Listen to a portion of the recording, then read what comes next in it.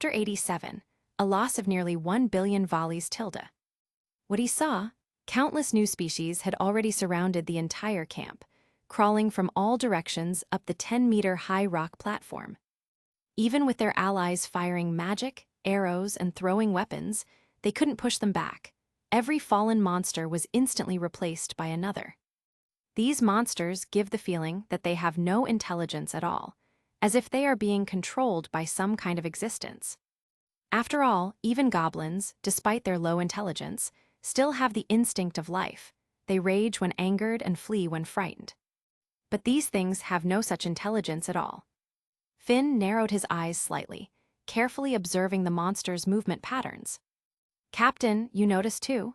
These strange new-type monsters seem like tentacles controlled by some kind of existence, completely without their own will." The blond youth, whose face was slightly pale and breathing heavily, carried a huge supporter's backpack, held a magic staff, and stood by the palom, whispering. No matter how you think about it, there's no way there could be a tamer profession on the 50th floor, right? That cold joke isn't funny at all." Fran's mouth twitched. Should he say, as expected of the braver Finn, such sharp instincts? These things weren't tamed beasts, but their leader was far more terrifying than any beast tamer. Looking at the new type species that almost filled his field of vision, deep exhaustion filled Fran's eyes. Continuous battles and magic use had already left his body and mind utterly exhausted, especially his mind. Since entering the 50th floor, he had used short chant magic more than 20 times, along with 2 wide-area annihilation spells. The resulting mental strain. By now, the fact that he hadn't collapsed from mental fatigue was already thanks to Loki's blessing. If it had been any other mage. Even my magic power and mental strength aren't enough, should I say, as expected of the deep floors. Seeing that Fran's condition wasn't great, Finn asked with a light smile. "How about it, can you still hold on? After all, this is the deep floors, and you're taking on most of the team's rear guard pressure.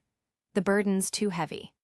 Fran's Goliath cloak trembled slightly, his head lowered, lips pressed together, golden eyes revealing hesitation deep inside.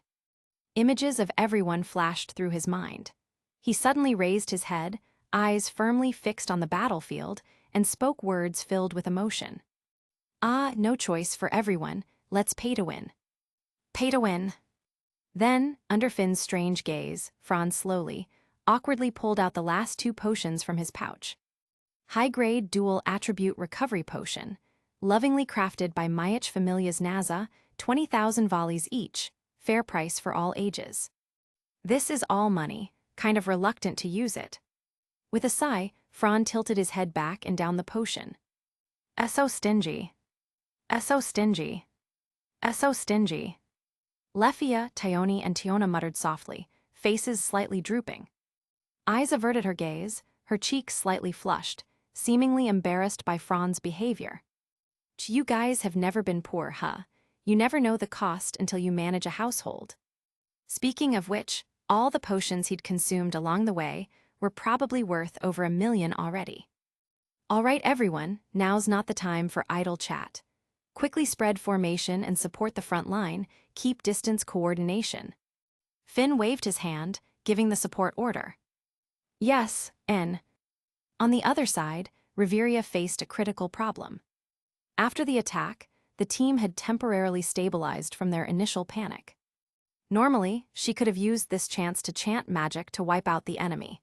But at this moment, she was the only high-ranking member with leadership and command ability. If she didn't step forward to coordinate and give orders, forget chanting magic, the front line would quickly be broken by the difficult new-type monsters, and then the entire army would be wiped out. Command to maintain the line and protect the camp, or chant magic and cause total annihilation. That wasn't even a real choice. Although the situation was still grim, Reveria knew well. The main mission of the companions guarding the camp wasn't to annihilate, but to delay the enemy and buy time. Once Finn and the others returned to support, the situation would immediately reverse. Midfield archers ready, fire arrows. Alicia, as a messenger, looked equally tense as she conveyed orders. "But Lady Reveria, these are the last batch of arrows, and our supplies are almost completely used up." Reveria bit her lip and issued a firm command, eyes resolute. Supplies don't matter now, fire. Yes. With a strained expression, Alicia clenched her teeth and ran quickly. The order was transmitted in no time. Then, several elven archers sprinted to the edge of the rock ledge, aimed downward, and fired arrows from above. Get down there, disgusting things. Thwip, thwip, thwip, thwip, thwip. Thanks to the elves' powerful archery skills, combined with the monsters' densely packed groups and generally over 3-meter-tall bodies, these gleaming arrows easily struck their targets, causing chaos in their ranks. But the results were not ideal. Just like what Tiona experienced earlier, as soon as arrows hit the monsters' bodies, their foul-smelling corrosive fluids dissolved the foreign objects, breaking the shafts. Damage output minimal. However, because of the arrow's strong impact force, monsters were knocked off the cliff, dragging along nearby companions as well. This at least slightly slowed the enemy's advance, but it was merely a stopgap measure. Not just the archers, one order after another was issued, and everyone grabbed their spare weapons, frantically repelling the monsters. Spare equipment and supplies were visibly consumed and destroyed, leaving the camp a complete mess. The terrifying new-type monsters left the adventurers utterly helpless. A quiet sense of despair began to rise, spreading across the entire battle line. A bead of cold sweat slid down Reveria's forehead as she anxiously waited for her companions to return. Hiya! A shout came from the forest, and then a slender figure descended from the sky, her heel shattering a massive boulder. With a boom, like a landslide, rocks rolled down, burying all the monsters beneath. This astonishing scene reflected in everyone's eyes. The atmosphere of despair was easily pierced by the returning comrades. It's Miss Tiona. That means. Miss Tiona is back too. And Mr. Beta as well. Seeing the executives return, the expedition team's morale skyrocketed at an incredible speed. No weapons, fighting all clumsy. Tiona pouted, standing before the horde of monsters, visibly annoyed. Idiot Amazon, stop complaining and go help Eyes already. Beta shouted in frustration, jumping back and forth among the monsters with overwhelming agility. Eyes, she charged out alone. Indeed, enchanting her weapon with wind magic, she was barely able to fight these new-type monsters in close combat. She moved like the wind, cutting through dense monster packs, slicing their massive bodies apart, then repeating the same process. Against her wind-like speed, these heavy, puppet-like new types had absolutely no way to deal with Eyes. Unfortunately, her solo kill speed was like a drop in the ocean compared to the seemingly endless swarm. Reveria. Finn, the others have returned as planned. Seeing the main force back, Reveria's anxious face lit up with relief, her heart easing. Forget the camp damage for now. We'll cover you, start chanting magic with your elven mage unit. All right, Lefia, you too. Why, yes. Compared to Fran, the mobile artillery, Lefia consumed far less and still had plenty of stamina left. Besides, looking at the large number of wounded being brought to the camp center, the young man knew he no longer needed to make a move, because he had more important work. With the return of the main force, the retreating battle line was turned around in one stroke. The previously orderly monster advance instantly fell into chaos. Hey, there's weapons over there, right? Toss them down already. The companions on the cliff heard Tiona's shouting. Miss Tiona, there are but not many, please use them sparingly. Apparently, even within the familia, Tiona's nickname as a destroyer was well known. Less talking, hurry up. A little embarrassed, Tiona raised her voice to order. Okay. Her companions wiped the cold sweat from their foreheads and tossed spare great swords down. All right. With a whoosh, the weapon landed right in front of Tiona. Picking up a weapon disproportionate to her size, the Amazoness swung it a few times and shook her head in disappointment. Too light, well, it'll do for now. Then, as if nobody else existed, Tiona weaved through the monster horde, beginning her performance.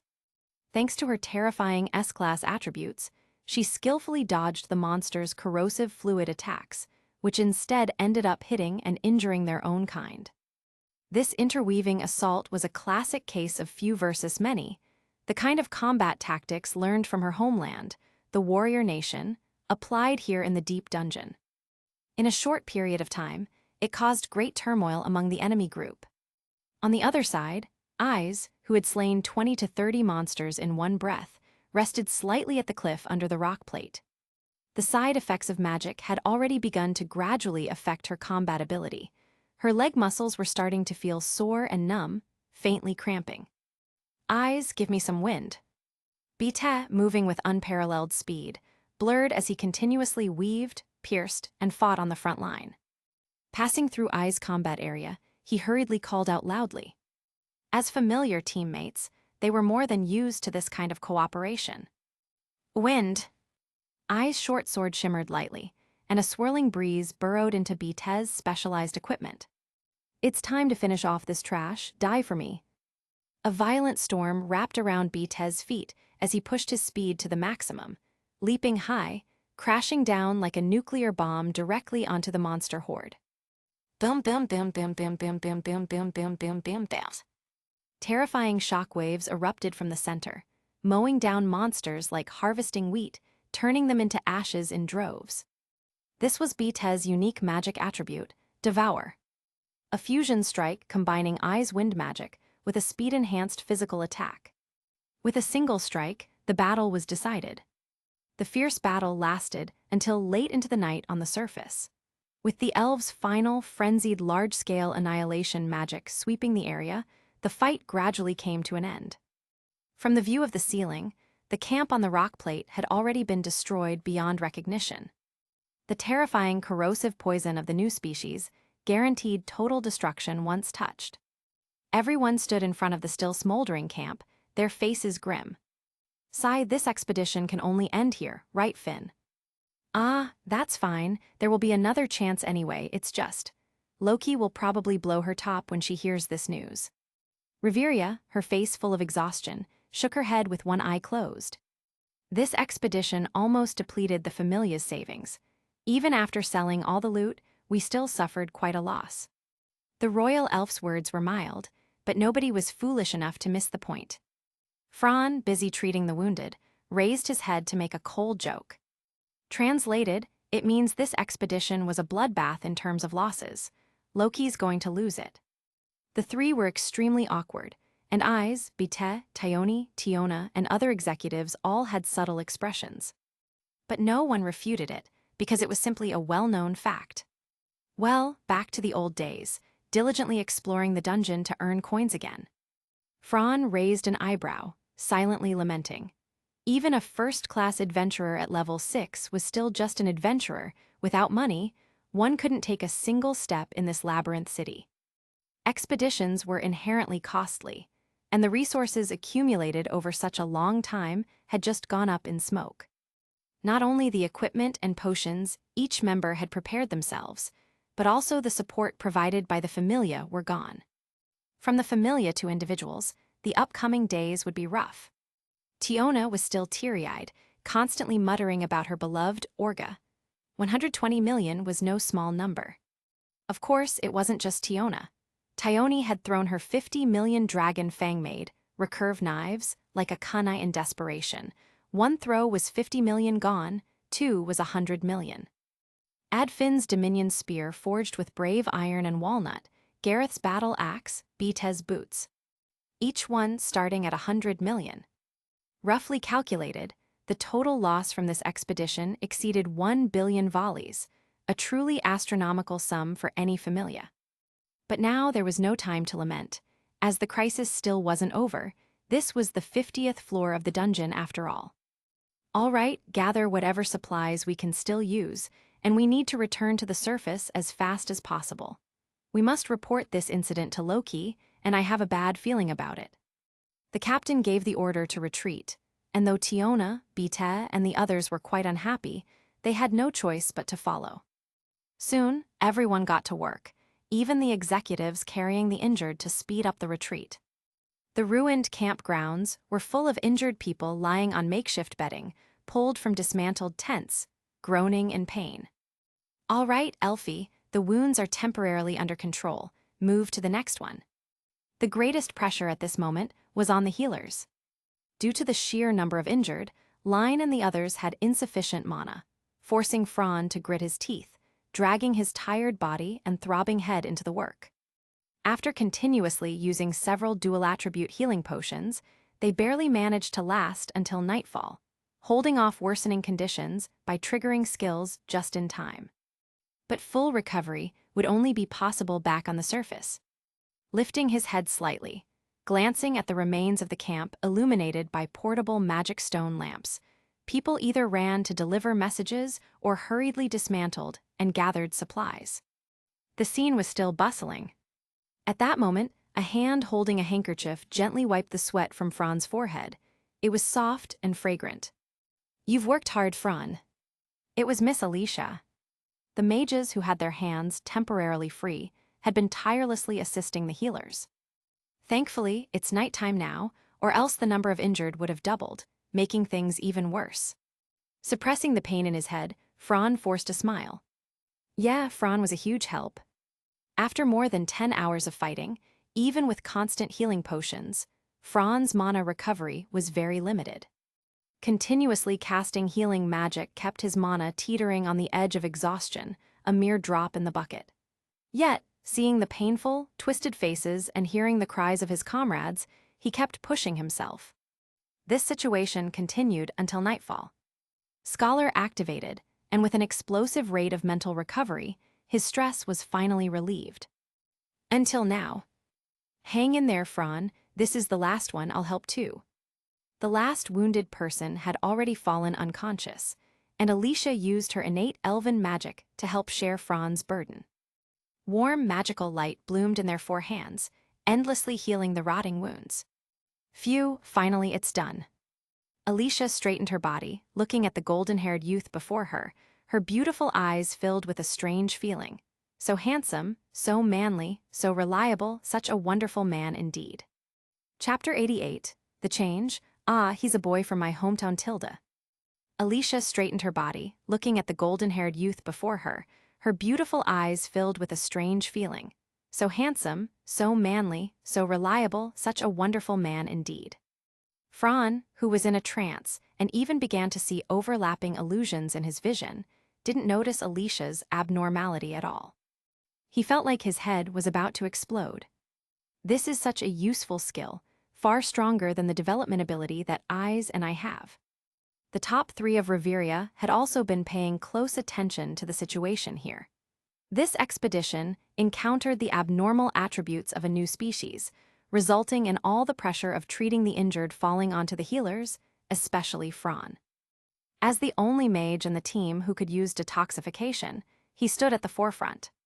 Continuous battles had long left him mentally and physically exhausted, and even after returning to camp, he had to keep using magic at extremely high intensity. His mental strength had already been completely drained. But even so, relying on his own will and the expectations of his companions, Fran managed to hold on until nightfall. The skill, reader, once again proved invaluable at a critical moment. No wonder Reveria looked at Fran with eyes full of envy. Don't praise me like that, it makes me a bit embarrassed. Ha ha ha, that kind of mentality won't do. With your talent, you'll reach our level sooner or later, so you need to train more. The dwarven warrior, because of his short stature, barely managed to pat Fran's shoulder, laughing heartily. Fran gave a helpless, bitter smile and accepted it. There's still some time before we sort out the supplies, so take a rest while you can, Fran. That's an order. The young man's face was pale, dark circles heavy under his eyes, and the golden irises with their blue rings had lost all their brightness.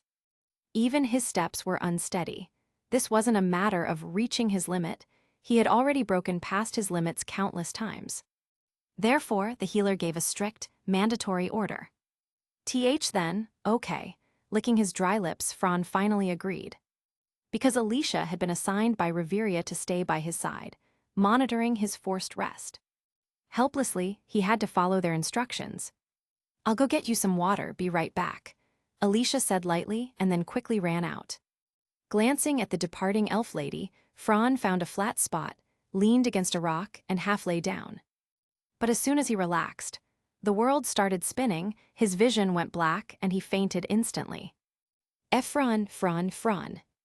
The moment he lost consciousness, he vaguely heard the sound of a cup shattering and Alicia's anxious cries.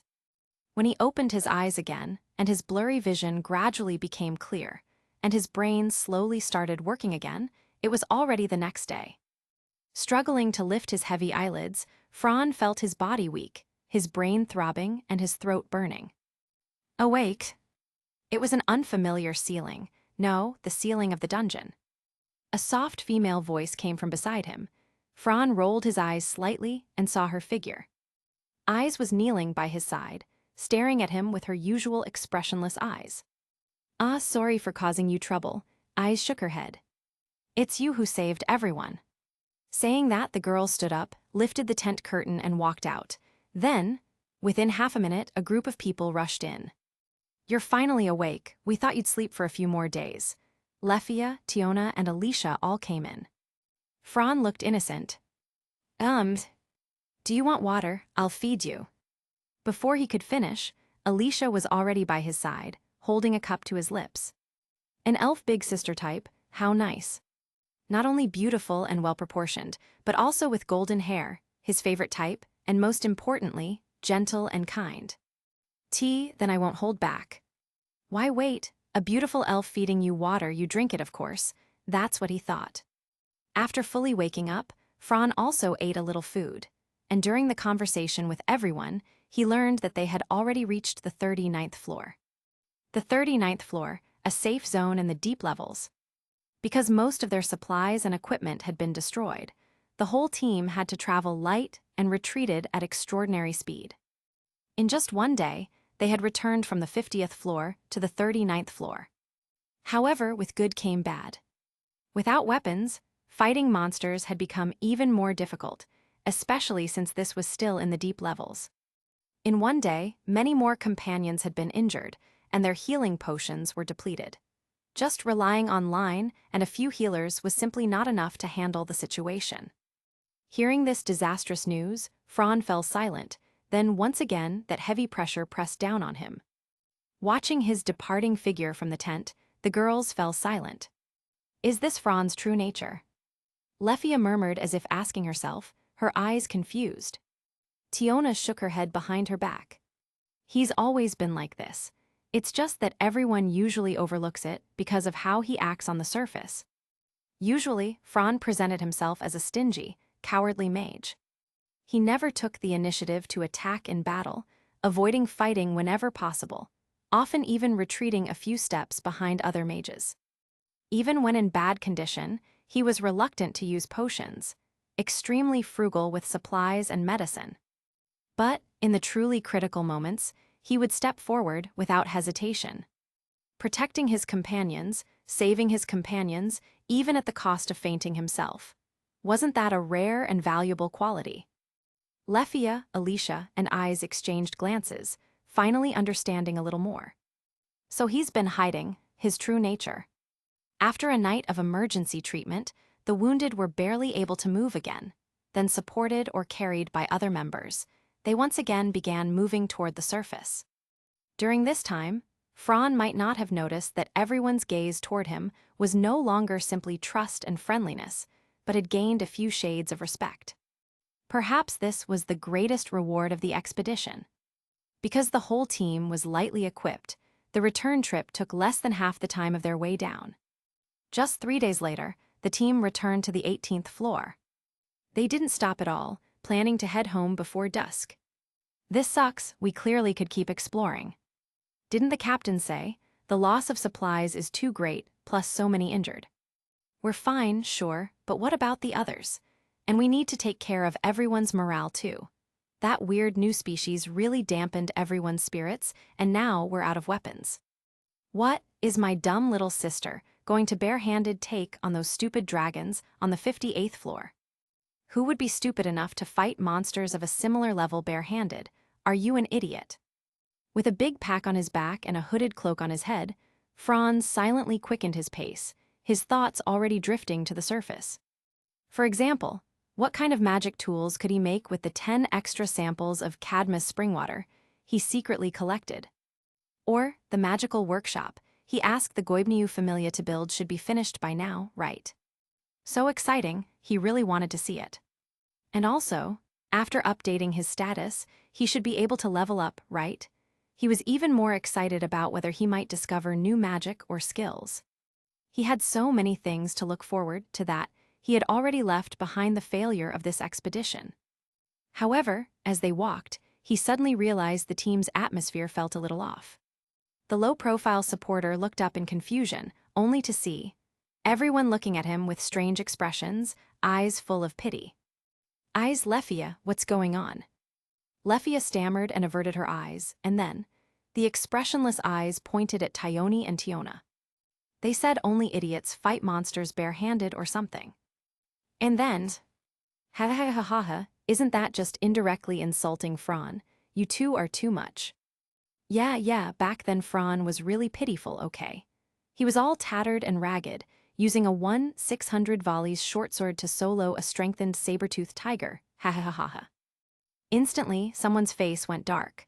What was considered a great feat by others was, for him, just shameful. Exploring the dungeon unprepared went completely against his goal of staying alive and developing steadily. Plop. Thanks to this Fran incident, the gloomy mood lifted, and everyone was in better spirits, but of course, the dungeon wouldn't let them have it easy and had to throw in one last surprise before they left. Minotaur. Monster party. Captain, what do we do? Just deal with it quickly. Been waiting for you to say that. And then, the brutal high-level adventurers launched a merciless battle against the LV, 2 Minotaur warriors. Graya. Roar. Ruwar. And then, the Minotaurs ran away. This familiar scene flashed through Fran's mind like lightning. This is... He stared at the Minotaur running up the slope toward the upper floors, eyes wide open. Isn't this that famous scene? He quickly glanced at eyes, his eyes narrowing. 5th floor. Alia. Several people chasing from behind exchanged glances, splitting at the fork, while Fran stayed right behind eyes, not with Bite, charging forward into the wide passage. Up ahead, an adventurer is in danger. I see them already.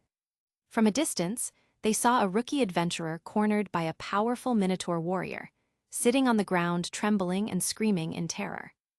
Fran narrowed his eyes and, without hesitation, began chanting his magic incantation. Meet your end, Ragnarok. Fireball. And then, a black flame thunder fireball instantly jumped through space, and with a boom reduced the monster to ashes. With the monster destroyed, Eyes stopped in her tracks and saw Fran smile at her before walking over. Yo, pretty rough there, Cranel. Who are you? Looking at the mysterious hooded man standing next to the golden-haired swordswoman, the terrified 14-year-old boy stammered in confusion. Sorry, I like to keep a low profile. Wearing a cloak makes me feel safe. Shrugging, Fran raised his hand and took off his hood, revealing dazzling golden hair and golden eyes. Standing next to the female swordswoman, they looked like a couple. Why you're big brothers. Waza, I almost died there.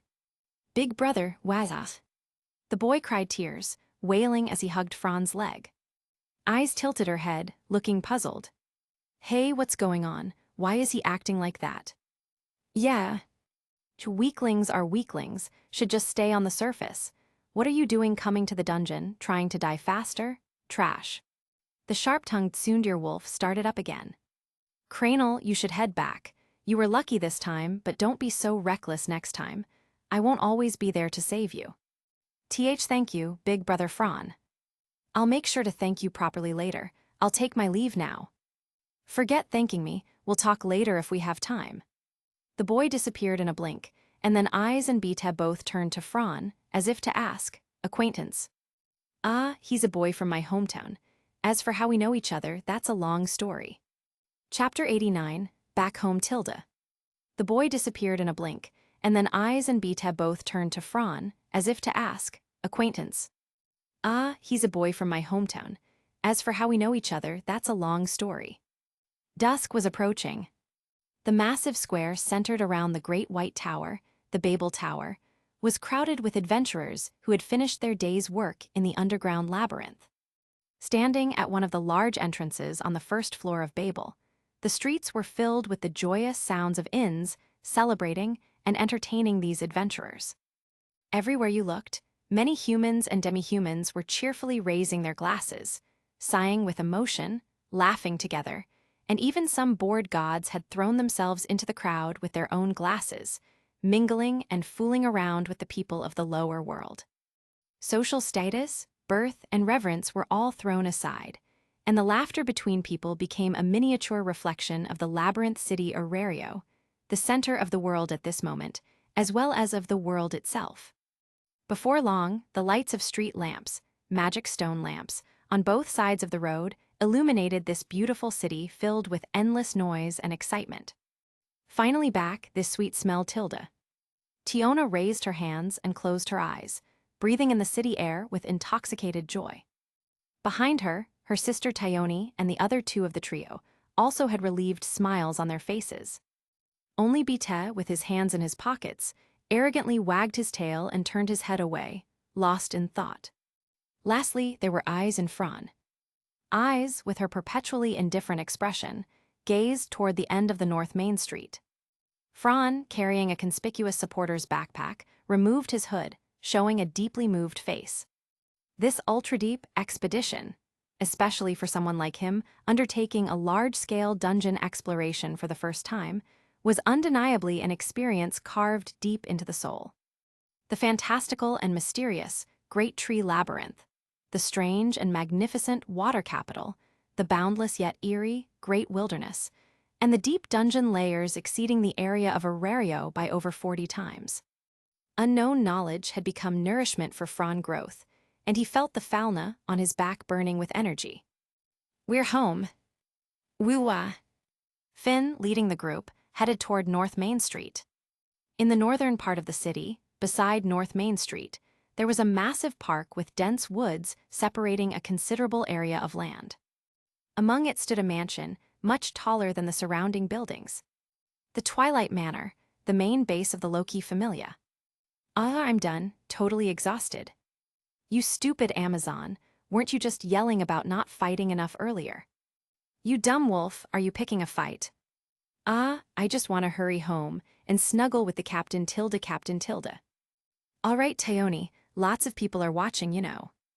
Eyes, I'm really glad we all made it back safely." "Lefia, yeah, we did."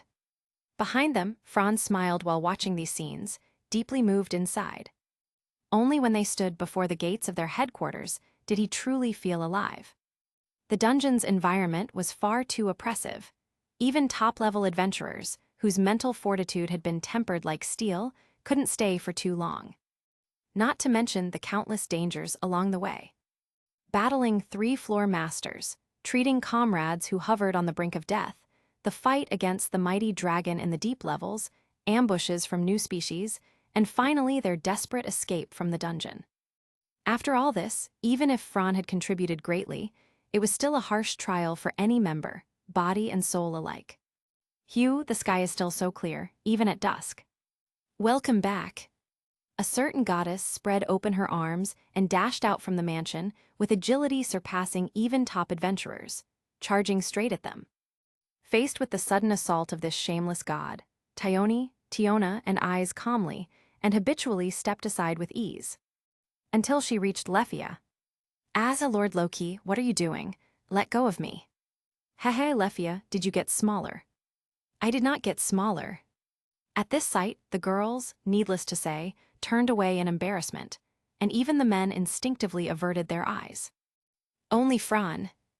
His eyes deep, he studied with a look of curiosity and mystery, even feeling the urge to pull out the notebook he always carried at his waist to seriously record and analyze.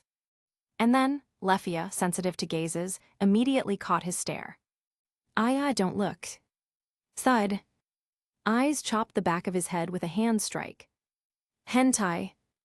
Pervert. So that's the kind of person you are." "Fran, I'm clearly a gentleman. Why am I being called a pervert?" But really, Lephia's figure is actually pretty nice. Stop it. The elven girl let out a wail of shame. Everyone welcome back. The farce ended, and Loki looked at her children with a cheerful smile and shouted with joy. Ah, we're back, Loki. Sorry, Loki, we're too tired, please excuse us. As the leader, Finn briefly communicated with Loki, and then was the first to enter the courtyard. Got it. Oh, don't forget about tomorrow night's celebration party. Loki teased Lephia with a grin while answering perfunctorily, then opened her divine eyes and carefully examined Franz standing nearby. The youth's equipment, cloak, gloves, short boots, belt, and leg pouches were all worn out as if aged. The backpack behind him was equally covered in dust. Even more shocking was the diagonally strapped aquamarine staff, given by Reveria, which was now battered and tattered, showing just how arduous this expedition had been. But in contrast, Franz's golden eyes were particularly bright. You brat, don't tell me you. Under eyes and Lephia's gaze, he gave a silent smile, his lips curling into a wide grin. Ah, that short answer confirmed Loki's guess. Tusk, tusk, tusk, not bad at all. Congrats, but you still rank behind eyes, okay. Upon hearing this, the youth shrugged indifferently. Well, I don't mind at all. After saying that, he turned and went home. By the way, the magical workshop you asked the Goibniu Familia to modify has been completed. It's just beneath the residence. Thanks, Loki. Hurry and check it out, hehe. It has that magical castle vibe. After saying goodbye to the exhausted group, he returned to his small cabin first, removed his slightly damaged weapons and equipment, then collapsed on the bed and lay there with his eyes closed, feeling comforted both physically and mentally. Ah, nothing beats your own room. I don't want to move. They say the blanket is the best place for a person, full of belonging and security. Fran was no exception.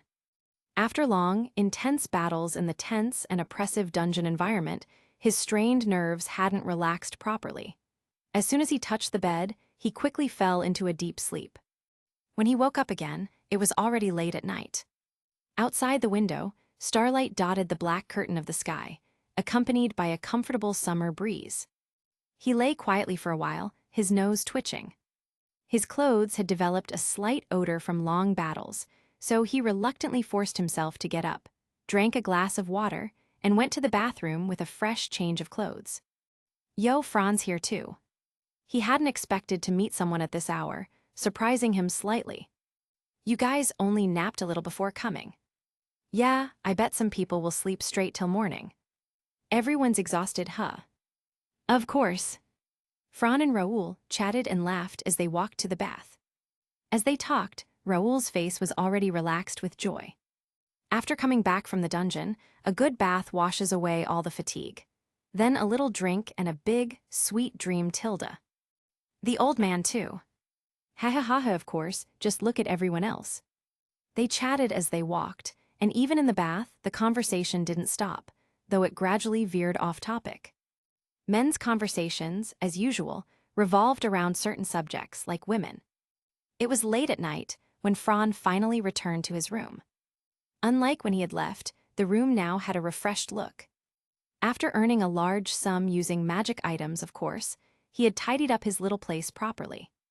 All the tables, chairs, and the bed were brand new custom-made items, crafted from high-quality wood sourced from the dungeon and refined by skilled artisans before finally being placed here.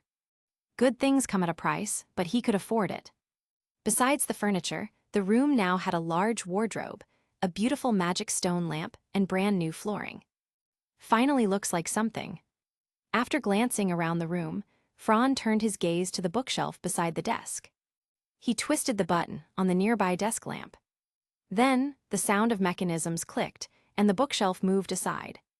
The stone wall revealed a spiral staircase, dimly lit by small magic stone lamps on both sides. Nice atmosphere. A item maker should have this kind of style. Fran raised an eyebrow, smiling, and descended. The spiral staircase was similar to the Babel Tower's big hole, leading straight down. At the bottom, there was a wooden door. Pushing it open, he entered the world of a magician.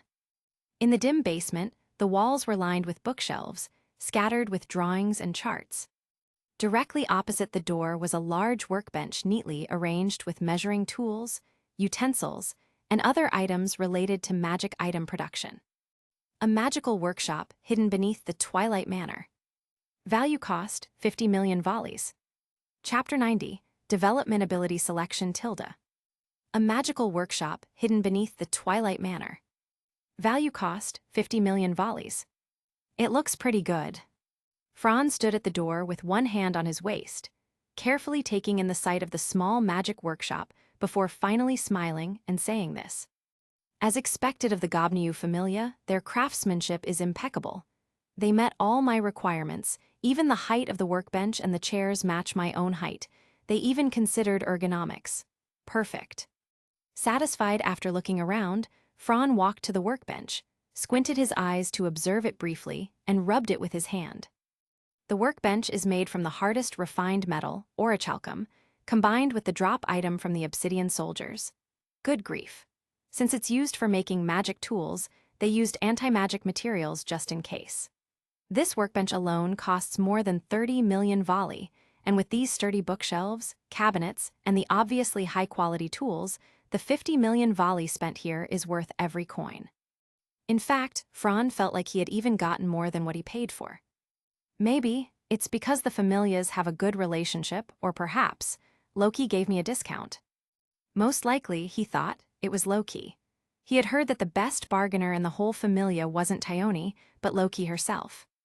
Back in the day, one of Mama Reveria's top 5 staves, a top-class staff, had been bargained down by Loki in the magic nation Altina to 340 million volley using her silver tongue. If it had been sold at its original price, being one of the lower world's top 5 weapons, it wouldn't even be measurable with gold coins. If one insisted on a number, it would definitely exceed 500 million. Yep, you're not mistaken. The bear staff cost 340 million, and with 9 top-tier magic crystals set on its head, hee. That price is touching. Otherwise, why would Franz, a wealthy adventurer worth over 200 million, still be so stingy? Wasn't he saving up to make himself a top-tier staff? Mages are indeed powerful, one of the most special groups among adventurers, but how could a mage grow strong without spending money? To learn magical knowledge, you need to buy expensive grimoires, rare ritual materials, magic crystals for meditation, and costly equipment. For most adventurers, a weapon worth a few thousand to tens of thousands of volley is enough to form a party and explore the dungeon to earn money. But for mages, their initial cost is astronomical. At minimum, they need to be able to use magic, form a party, because beginner mages can hardly fight solo, and prepare their starting mage equipment. Of course, while the cost is high, mages are undeniably one of the strongest professions in the late game. Even average C rank or D rank mana-upgraded mages can defeat enemies one level higher using their magic. Not to mention mages like Reveria and Lefia, who possess amplification skills and exceptional magic. Crossing 2 levels is their normal combat strength. Standing in the workshop, Franz gradually pulled himself out of his scattered thoughts. He sighed, then returned to his room, carefully placing 10 sets of Cadmus spring, black rhino hide, black rhino horn, and crystal sugar collected on the 18th floor onto a storage shelf. After checking that there was nothing valuable left in his backpack, he returned to his room. Laughter, sadness, surprise, joy, various emotions mingled noisily together. Screams of sorrow, cheers of joy, fear of despair, and the hope of dawn. He watched all this with indifferent eyes, as though outside of it all. "Ah!" Franz shouted in fear and abruptly sat up from the bed. Cold sweat covered his forehead, and he gulped down the fresh morning air. The massive, majestic city walls were etched with mottled scars, showing off their glory in the slowly rising morning sun. Along the roads, shops and taverns were opening one after another, hanging signs marked with open. Bustling crowds of people began to appear on the streets, and as time passed, it became livelier and livelier. Even in alleys beside the main street, street vendors, whether working themselves or hiring others, had begun their busy work. Adventurers dressed in their preferred gear and armed with weapons formed small groups, starting their new day of adventures, hoping for wealth, fame, and glory. Pulling open the curtains, Franz stood at the window and gazed at this fantastical city, his thoughts gradually clearing. A nightmare? Damn, that was intense. Smiling bitterly, he rubbed his forehead, closed one eye, and grinned at his reflection in the mirror. Get dressed, wash up, eat. Speaking of which, I finally understand how busy post-expedition cleanup is. Grumbling softly while getting dressed, the young man tidied himself and headed for the cafeteria. Morning, Fran, you look lively. Just like every day, his companions were already there eating breakfast. After a month of eating badly and sleeping badly in the dungeon, finally getting a proper night's sleep feels amazing. Of course I'm full of energy. Hee, by the way, Fran, did you go update your status? At that, everyone turned to look at him. Not yet, I'll go after breakfast. Tiona leaned closer, blinking. Tell me secretly after updating, are you gonna be LV4? I won't tell anyone. Fran glanced at the group pretending to eavesdrop, his expression darkening, lips twitching. His good morning mood was instantly ruined. Damn it, at this distance, whisper. Everyone here is a high-level adventurer, okay? How is this any different from shouting in my ear? Do you think I'm stupid? After hesitating for a moment, he reluctantly gave a vague answer. I'm not entirely sure, but probably. Tiona's eyes lit up, and she jumped up with her arms wide open. Wow, Fran's gonna be LV4, everyone. Although he had long known it would come to this, sitting in the corner eating, Fran still felt the weight of countless eyes upon him, making him deeply uncomfortable. But staring at the long-awaited food on his tray, he no longer found it appetizing. The first day back to everyday life, the noisy days began anew. Loki's room. As expected, you've reached the LV3 bottleneck, and your experience for leveling up is full. Want to take a look at your final stats before advancing? Sure. Name, Fran Argon. Level, LV3. Abilities, Strength, G288 right arrow SSS 1999, Endurance, G288 right arrow SSS 1999, Dexterity, G288 right arrow SSS 1999, Agility, G288 right arrow SSS 1999, Magic, G288 right arrow SSS 1999. Development abilities, Mystery H, Smithing G, Magic Eye, Treatment Eye. Sitting in the chair, Fran held his status sheet tightly, his eyes locked on the lines of data that represented his growth. He remained silent for a long time before finally sighing. Have I finally reached this step as well? He pursed his lips and lowered his gaze. It just doesn't feel real, like a dream. It's as if only yesterday I was still that rookie adventurer fighting the saber-toothed tiger with a 1,600 volleys short sword. Seeing her child looking so emotional, Loki sneaked up from behind with a grin and patted his shoulder. Yep, even though I knew you'd get here quickly, it still feels like it happened in a blink. You gods experience time differently than we mortals do, even down here. That's true, I really envy you mortals, always able to change. The essence of a god is unchanging and eternal, after all. Let's not talk about that, it's just depressing. Since you've hit your bottleneck, let's advance your level already. Thank you. Heh, what's there to thank? As your goddess, this is my job. With a few adjustments to the blessing on his back, the number representing his level jumped from 3 to 4. The complex falna on his back shone with a faint glow, hinting at the potential for further hidden growth. With the status updated, some new options appeared in Loki's divine eyes, abilities only available after leveling up. Let's see. This time all your development ability options are combat-related. Fran nodded silently, unsurprised by the outcome. After all, this round of ability growth and knowledge gained from leveling was focused entirely on combat experience. With such intense, continuous expedition battles, of course it wouldn't trigger any support-oriented abilities. Loki smiled and read aloud the available choices for him to consider. Let's see, there are quite a few. Abnormal resistance, vitality, mind recovery, escape, pugilist, and swordsman. Abnormal resistance was self-explanatory. After an expedition, not triggering it would be stranger.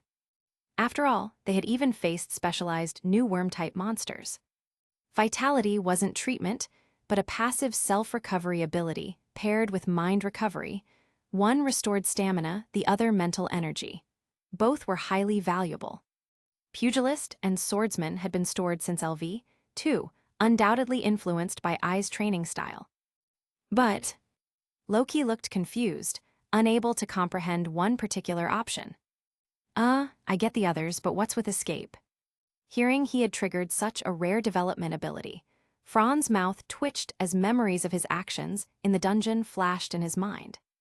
For example, when encountering monsters, his first move was always to step back a few paces, constantly hiding behind Lefia and Eyes to provide support, being chased back to the 50th floor by the new species. Individually, none of these seemed odd, but taken together. This ability's pretty rare, right? Let me check. Escape increases speed while fleeing. This ability only manifests after LV4 or higher. Though considered a rare ability, it is also referred to as a dishonorable ability, as its manifestation implies repeated, unmatched instances of fleeing. After hearing the description, Fran's eyes suddenly lit up. Can I interpret it as increased speed when breaking away from targets, like that? Yeah, that's basically it. Fran was shocked. This was practically a kiting technique. For a mage, the greatest threat was close-range combat. Even for a versatile warrior like him, avoiding direct fights when possible was preferable. With his already higher-than-normal stats, adding this ability would essentially create a mage as swift as the wind.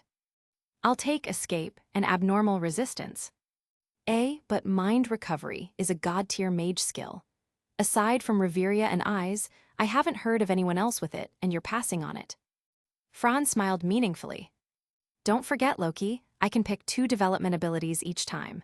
I'm only LV4 right now, I can still choose it later. Well, I'm just giving advice, the choice is yours. If that's what you want, I'll confirm it. All right. Following Fran's decision, Loki selected abnormal resistance and escape for him. Thus, Fran's development ability screen became one of the most luxurious in all of Orario. Mystery, smithing, magic conduction, healing, abnormal resistance, escape. Chapter 91, leveled up LV4 tilde.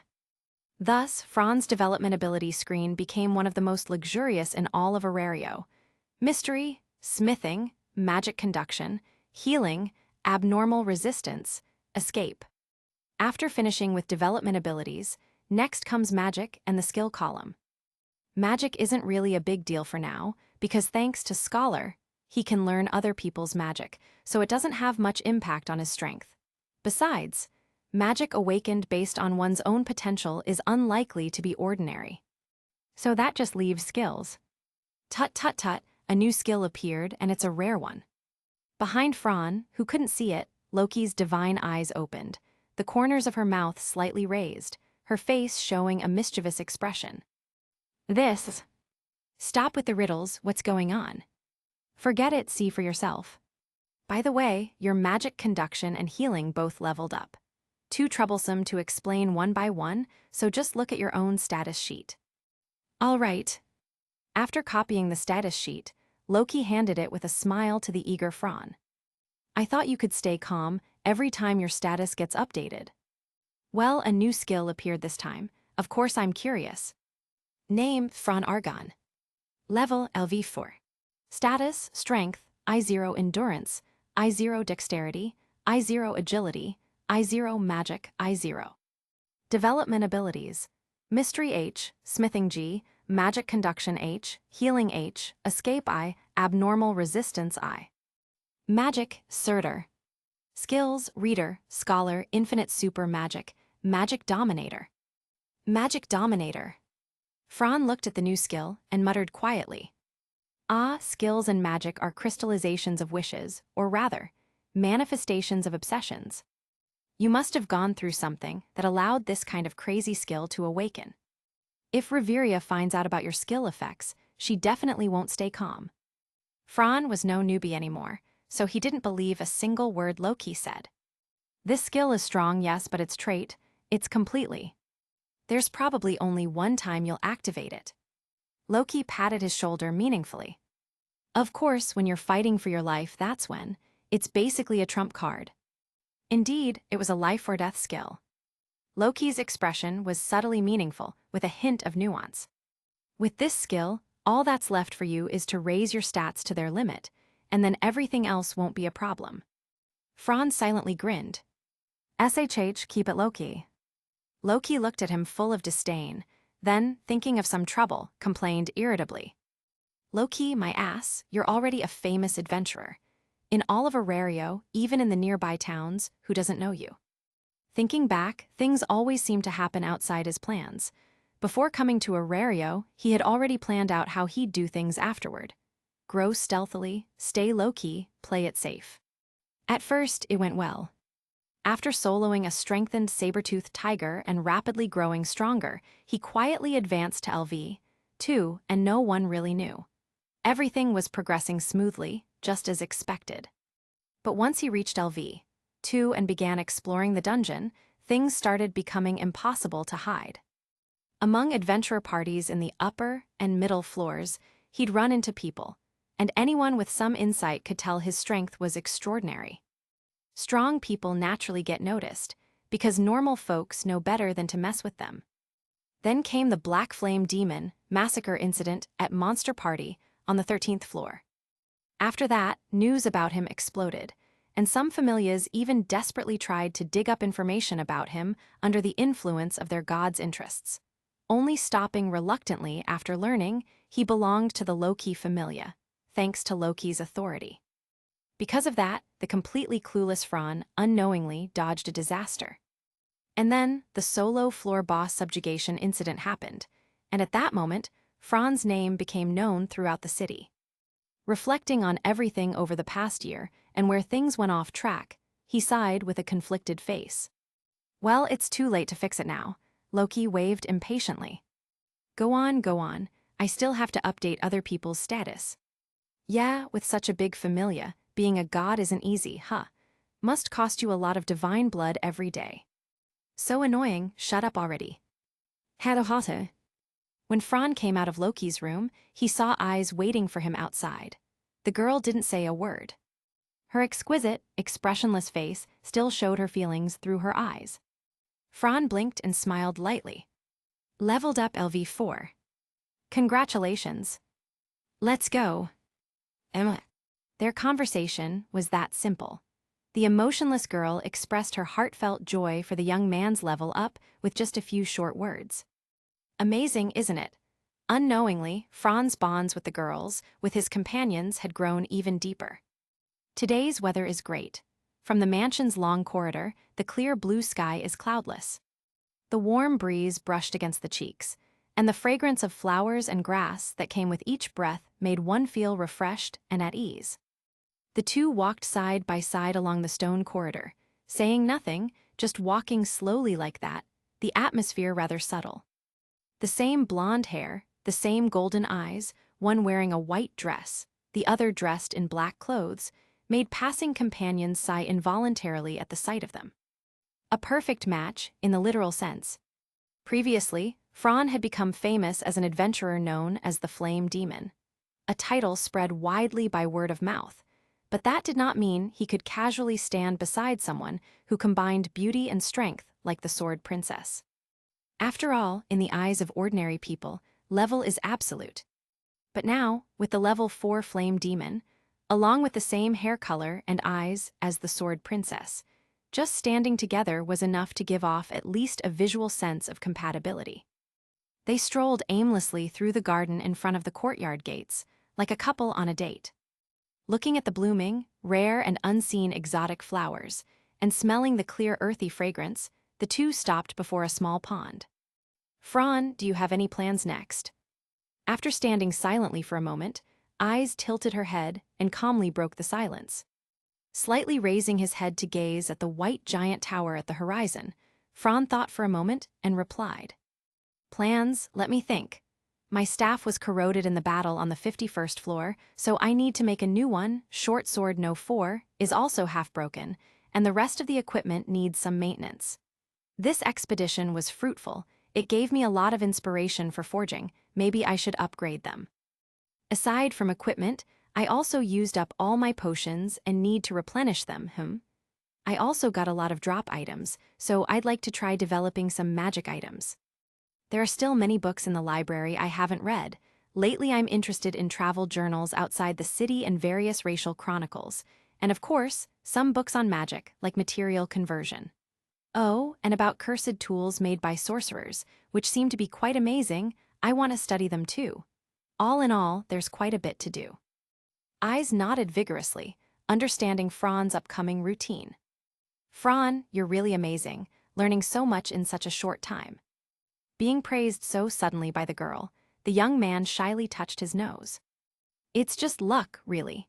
I never think of myself as superior to others, and compared to real scholars, I still have a lot to learn. Saying that, he suddenly remembered something. By the way, isn't everyone going to deal with the expedition loot next? Eyes tilted her face, showing an extremely cute expression. The Cadmus hide you picked up needs to be sold, and there are magic stones, and my sword also needs maintenance. With the topic going this far, if Fran didn't take the initiative to invite her, it would seem ungentlemanly. I see, then I'll go with you guys. I also want to rest a bit before starting work after coming back from the dungeon. You can't always be too tense, you know. Sometimes it's good to stroll around, taste some snacks. Emma. Very smoothly, the girl accepted his invitation. When the two came from the inner courtyard to the garden, Finn and the others were already gathered there. You're here, then let's set off. Okay, Captain Tilde. Just as the words fell, Thyone instantly dashed over, making Fran's eyelids twitch. Speaking of which, he had long heard about Amazonas warriors' traits: wild, persistent, openly chasing the ones they love, often starting with shocking words like, "Let's have children together." As for romance, that doesn't exist. For an Amazonas, a man stronger than them, especially one who defeats them with overwhelming strength, would instantly ignite their love, making them cling relentlessly to that man. Tiona was fine though, innocent in personality and nothing like a typical Amazonas. As for the others, Fran stayed far away. Speaking of Orario's super famous pleasure quarter, it's not that he didn't want to go, he just didn't want to run into the Ishtar Familia. That would be a disaster. Reveria, Gareth, and I will take the magic stones to the guild headquarters for exchanging it. How about you all? You should have plans, right? We're going to sell the Cadmus hide for a good price first. Then I need to forge a new big double-edged sword Tilde poor Orga. It died just like that, boo-hoo-hoo.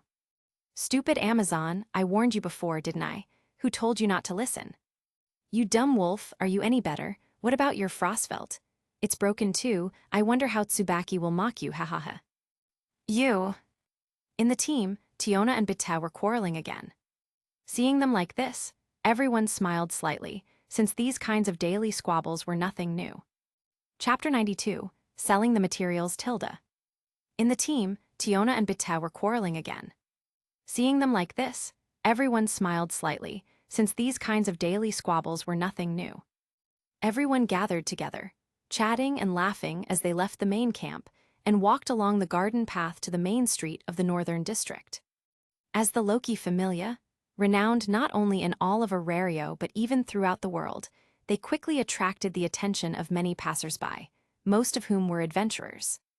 Look, it's the Loki Familia. I heard they just came back from an expedition. Are they going to handle the spoils now? Probably, but there's even bigger news. I heard the guild's bulletin board already registered Flame Demon as level 4. You're kidding, right? LV4 already. Who knows, but that Flame Demon is a real monster. Rumor has it, he's unbeatable at his level. Unbeatable? Yeah, that's what people from Rivera Town are saying. Those guys from the Dungeon City. Yeah, and the rumor is 90% accurate. There was even a bounty list for him on the black market, though who knows which idiot posted it. It hasn't been seen recently anyway. And really, no one would dare take it unless they have a death wish, tusk. Just remember, never provoke that guy. You think I need you to tell me? Forget being unbeatable at the same level, he's with the Loki Familia. Who would dare mess with them? You'd be surprised. There actually are people stupid enough to try. I heard the Apollo Familia secretly made a lot of moves before, but Let me tell you quietly. What? SHH, keep your voice down. This is sensitive information. Stop stalling, just spit it out already. The sneaky little Palom adventurer glanced around to make sure everyone was focused on the low-key familia in the middle of the street, then whispered. I heard at the last Danatus, Lord Apollo tried to reach for Flame Demon, but before he could even leave the 30th floor Temple of Babel, a furious Loki kicked his third leg off. Hiss. This shocking bit of gossip made even level 4 adventurers shiver and feel a chill down their spines. Let's go, let's go. From top to bottom, no one in the low-key familia is easy to deal with. No wonder poor boars got bullied so badly. Leaving aside the gossip, most adventurers on the street stared wide-eyed at the low-key familia's spoils. Look at that hide. One well-equipped beastman youth, apparently a level 2 adventurer, gasped in disbelief, pointing at the large trophy. Ah, that must be it. So strong, and their luck is insane too. What is that? Another passerby asked curiously. Judging from your gear, you're level 2, right? Then it's normal you don't know. Remember this, it's called Cadmus's hide, a drop item from the 51st floor's Cadmus. It's a super rare item. The Cadmus is roughly upper level 6 in strength, and even if you successfully subjugate it, there's a high chance it won't drop this thing. That's why it's so valuable, got it, rookie.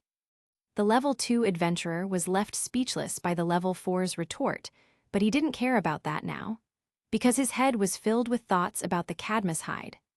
Although the onlookers pointed and whispered, everyone except for Franz seemed long accustomed to this kind of attention. Let's split up here. Oh, and Raoul, our familia's finances are really tight right now, with quite a bit of debt too. So after we convert the funds, make sure not to do anything shady, got it? When Raoul, who had been walking with Fran, Anakitty, and Eyes, heard his name mentioned by the captain, his face turned bright red. What, Captain? That one time I lost my head, okay? I swear it won't happen again. Fran mischievously hooked an arm around his neck, smiling wickedly. Raoul senpai, the red light district's atmosphere and flavor still haven't changed, huh? Yeah, last. Hey, Fran, you jerk. What? It's normal for guys, everyone understands. Look, even the captain wants to restore our familia's glory with a harem. Totally understandable. Ow, what's with those skin-piercing stares? Then he met Lefia, Eyes, and Anakitty's cold gazes. Sorry, that was just a joke, really a misunderstanding. Mr. Fran is a pervert. As expected, men are all the same. Lefia and Anakitty's disgusted looks made him feel terrible. And with Eyes' silent but obvious attitude, he was completely crushed. All right, everyone, let's split up here. Be careful not to let anyone snatch the loot on the road. Don't joke like that, Captain. With so many high-level adventurers here, only a suicidal thief would try. Thyone clenched her fist with a cold smile, making her stance perfectly clear. But Anakitty seemed to have heard some rumor. I heard there's been a thief in the city recently who lures immoral adventurers into offerings.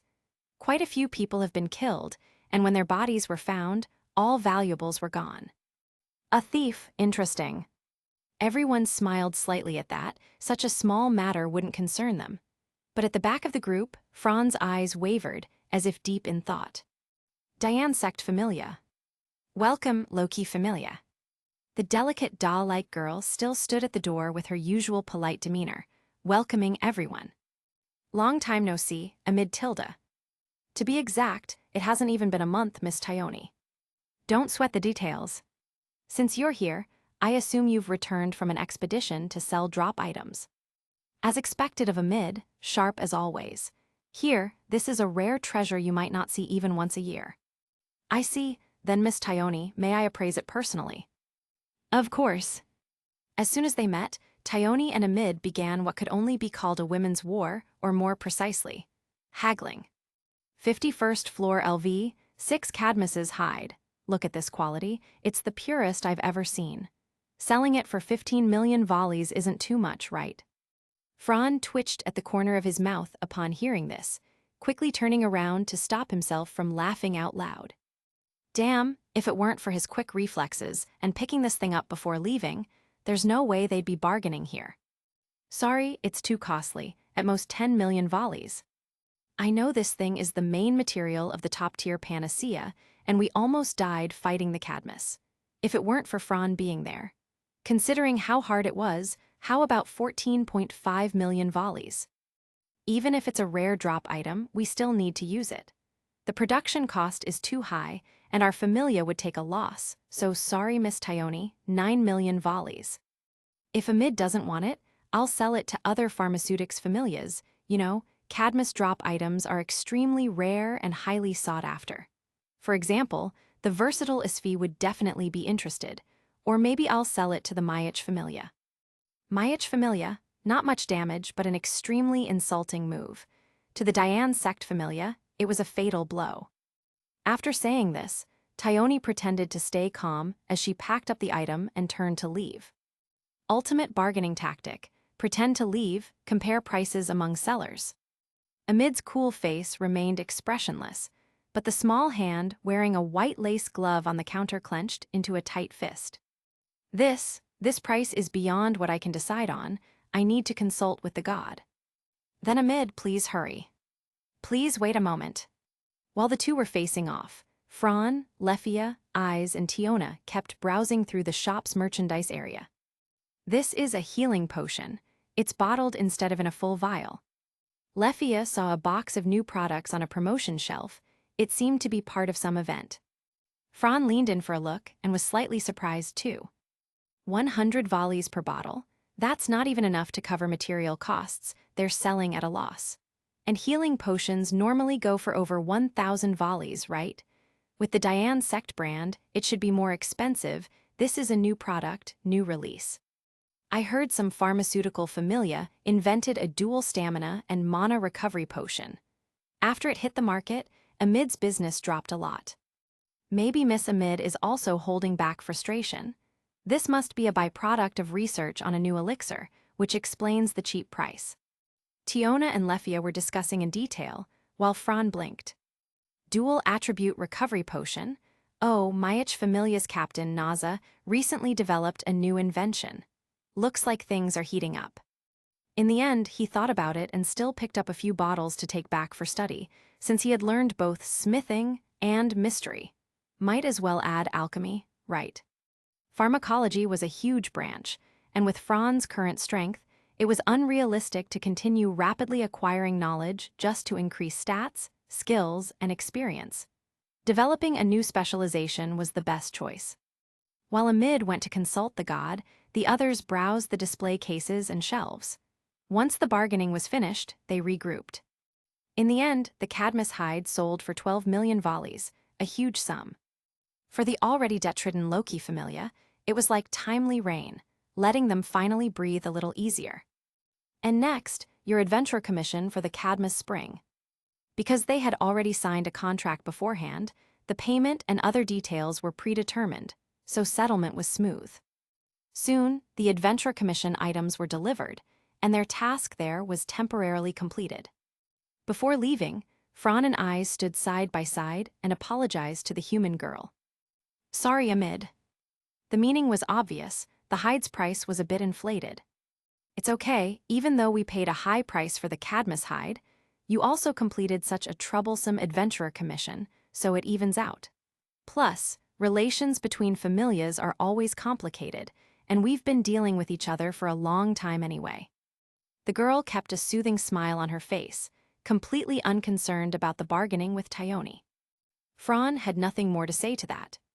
All right, since you put it that way. Then we'll be leaving now. Okay, see you next time. Fran, Eyes, and Amid waved goodbye at the clinic entrance. Then the group walked through the bustling, crowded Adventurer Street, discussing their next stop. Another huge debt to bear. My Orga, I'm so frustrated. Thinking about their next destination, Tiona grew more and more upset, whining pitifully.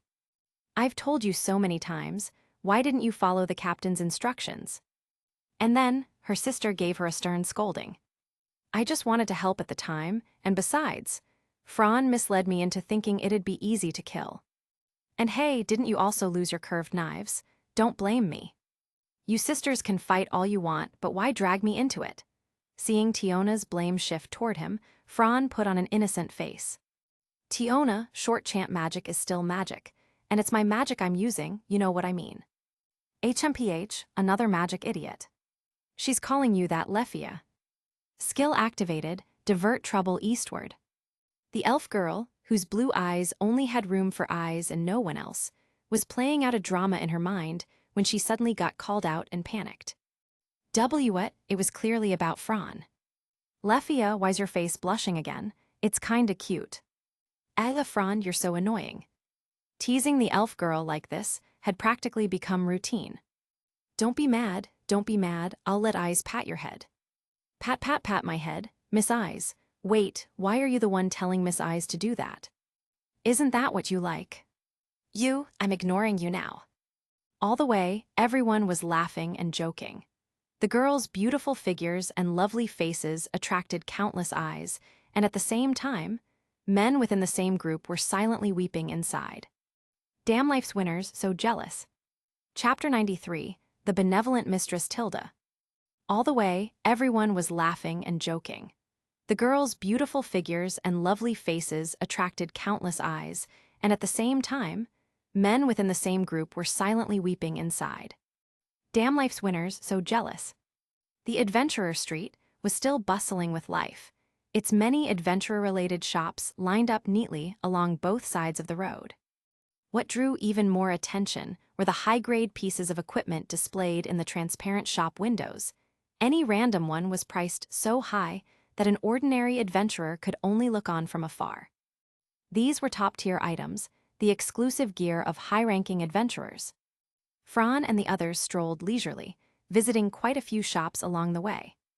Although their little group outwardly looked like nothing more than boys and girls, not a single adventurer, shopkeeper, or merchant who passed by dared to underestimate the 4 women and 1 man. As cadres and main force members of the Loki Familia, their portraits were known far and wide throughout all of Orario. Any Familia members registered with the guild had their information semi-public, and since the Loki Familia was one of the strongest in the city, they were the focus of everyone's attention. In fact, knowing the names and faces of famous high-ranking adventurers was probably the bare minimum for anyone in the city. It's them. The Loki Familia's Jormungand, Crusher, Thousand Elf, Flame Demon, and the Sword Princess. The guild's already updated the records. Flame Demon is now level 4. The Loki Familias got even stronger, huh? Of course. Well, they are Orario's backbone after all, so the stronger the better. By the way, I heard from some merchants who just came to the city that the situation with the Craftsmen's Guild over in the West District is tense. Ah, I heard that too. The Kingdom of Rakia is preparing for war again, buying up supplies and food like crazy lately. No idea who they're planning to fight this time. With Fran and the others' keen hearing, they easily caught all the hushed whispers around them. Tione and Tiona teased the young man. Tisk, just after reaching level 4 and you're already the talk of the town, huh, Flame Demon. His face darkened, glaring murderously at the teasing sisters. Stop bringing up that embarrassing nickname, it makes my scalp crawl. Ha, finally someone shares my pain. Come on, Tiona, Fran's Flame Demon actually sounds pretty good. As for your crusher, maybe let's just forget about it. Nanny, isn't your Jormungand even more Chunabio? My foolish little sister, are you looking for a fight? Who's afraid of who?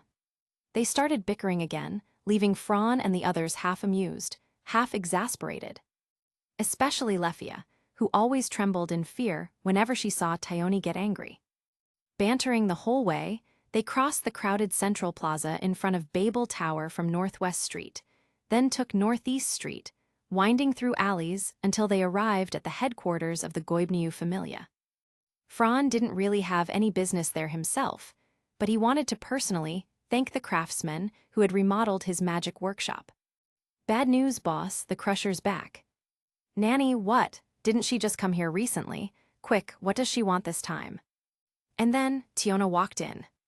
Make another great double blade, and a second-generation one at that, Tilda. The high-level blacksmiths of the Goibniu Familia were all dumbfounded, staring wide-eyed at her. What happened to the last one? With a finger to her lips and a playful smile, Tiona replied, "It got melted by a monster, Tgthegood." "Nanny!" The blacksmith's collective scream nearly blew the roof off. Fran, watching from the side, could only feel pity for them. Forging super hard metal like adamantine into such a massive, dense weapon was no small feat. He knew from experience as a smith himself that it was grueling work, probably requiring several hammers to be worn out before it was done.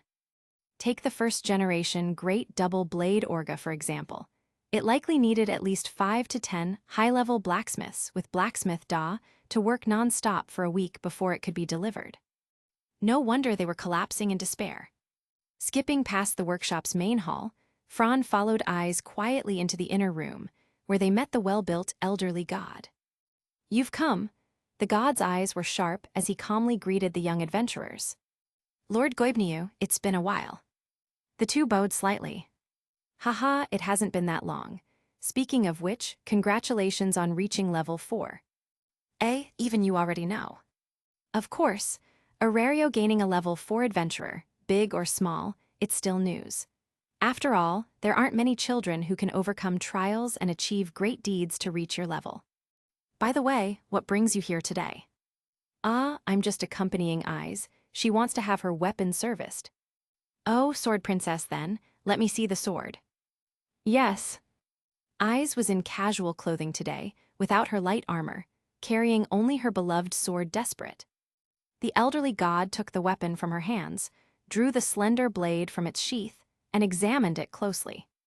The more he looked, the more his brows furrowed, until he seemed to recall something inside.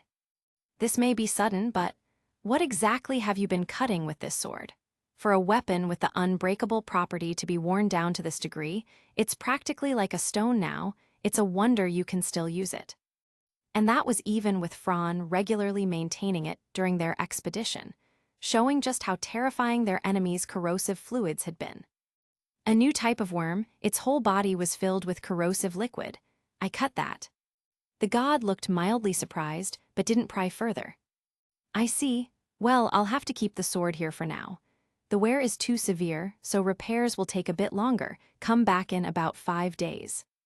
And here, though this sword doesn't have the unbreakable property, it's sharper than yours. Use it for now." A new sword, Fran's brow twitched. Let's not forget, the low-key familia's reputation in Orario's forging circles was complicated. Everyone knew that every time they went on an expedition, they carried a mountain of spare weapons and returned with none left. From the top 3 to the main members, it was the same. Forget Ai's wind magic. Tiona's great double blade was wrecked. Tione threw 50 million volleys curved knives like kunai and shuriken. Batek kicked bugs with a 98 million special weapon until it became scrap. Finn's spear and Gareth's spear and axe were both destroyed by worms, and even Reveria's supreme staff Magnus Avi's took a beating. Counting the cost of remaking everything, it totaled over 600 million volleys, not including the unbreakable weapons they now had to prepare for the new monster species. Their gear consumption rate was unmatched. They were the true destroyers of equipment. Fran's own main and secondary weapons had been ruined as well. As for Ai's new sword, Fran could only wish it might last her a while, measured in days. Once the equipment matters were settled, Fran bowed in thanks to the craftsmen before leaving.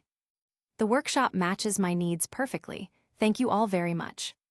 "Ha, we've done a lot of remodeling before, but this was our first time on a magic workshop, so we actually learned a lot. In a way, we gained more than you, no need to thank us. But hey, if you ever get another job like this, make sure to call us." "No problem, leave it to me. You're already our friend. For the sake of gold." For the sake of gold. After Tiona placed the order for Orga's 2nd generation version, she teased Fran at the door. "You've gotten pretty chummy with those blacksmiths." "Well, we are colleagues after all." For the sake of gold. Very much your style." Tione called out to everyone. "All right, Loki's holding a banquet tonight. Let's head back." "Where at?" "Her favorite tavern, the Benevolent Mistress." Let's go, we're drinking big tonight. I've had enough of dungeon food. This time I'm eating tons of meat." The trip back followed roughly the same route and didn't take long, though the constant stares they got along the way made Fran a bit uncomfortable. This is just a day in the life of a famous adventurer. We're used to it. Fran gave a wry smile and shook his head. It was nothing like what he had imagined. He hated being under the spotlight. Then, as if remembering something, he pulled a pair of black-rimmed glasses from his pouch, put them on, and smoothed down his hair. His whole aura changed instantly. That's better, Lefia blinked. Glasses, you can still be nearsighted after receiving a blessing. Fran's mouth twitched as he explained. It's a disguise, Lefia. I'm planning to turn these glasses into a magic item. They'll be a secret weapon. Really? Mum, do you think Perseus is nearsighted? Her glasses must also be some kind of magic tool. After all, she's a holder of mystery, just like me. Item makers really are mysterious. Chatting as they went, they soon arrived at their destination. On the west side street, Loki, Finn, Reveria, Gareth, Raoul, Anakitty, and Alicia were already there. It seemed only their group was missing. Here we are, the benevolent mistress. Everyone's here, let's go. With an excited shout, Loki charged inside first.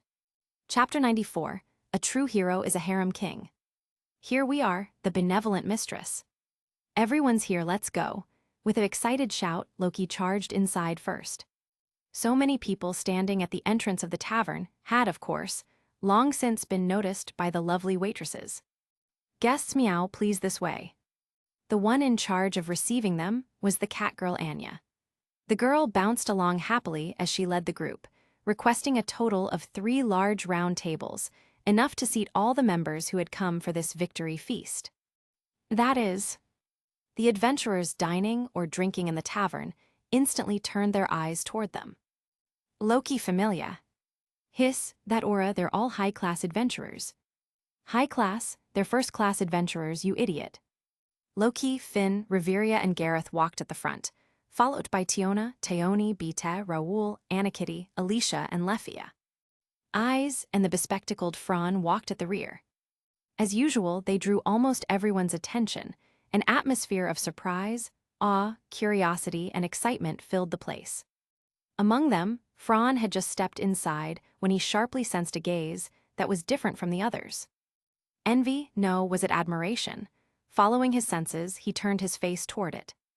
It was a white-haired, red-eyed boy sitting at a side corner of the bar, and beside him was the tavern's poster girl, a gray-haired, gray-eyed human girl, Sir Fleva, or Freya's disguise. As if sensing it, Sir and Fran inexplicably locked eyes, her gaze ringing a silent alarm in his mind. It's brother Fran. I didn't expect that big brother would actually be part of the Loki familia. What Sir Freya didn't expect was that the boy she had taken an interest in actually had a connection with that flame demon, Fran. No, judging by his happy expression, it seemed, the two were old acquaintances.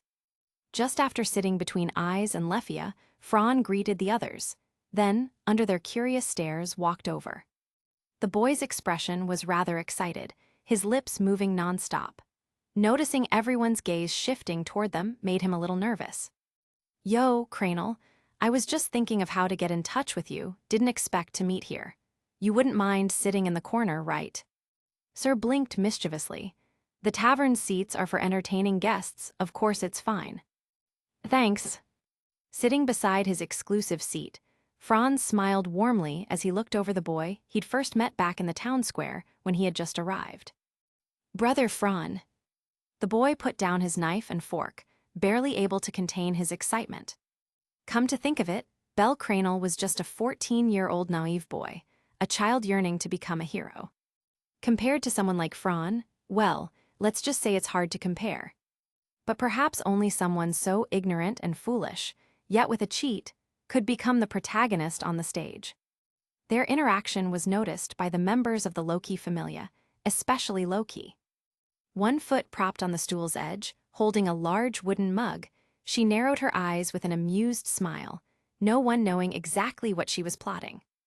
Oh, Mr. Fran and Belle know each other. Curious, Sir clasped her hands behind her back, leaning forward slightly to reveal her super cute little face, her gaze darting between the two as if trying to find some clue. What could be said? worthy indeed of being the goddess who ruled beauty. Every movement carried a certain rhythm. If Fran didn't have the scholar skill to nullify mental pollution, and charm probably counted as such, he might have become the goddess's captive with just one glance. Yes, Brother Fran is from my village. Fran rested an arm on the bar, sitting sideways with a smile, then casually began telling the others, staff included, about the past. We used to live in a village at the end of the continent, about a 10-day journey from Orario. A peaceful life let the villagers wear simple smiles every day, but that day, disaster struck. Monsters appeared from who knows where and attacked the village. Fran's voice grew heavy, and everyone could imagine what happened next.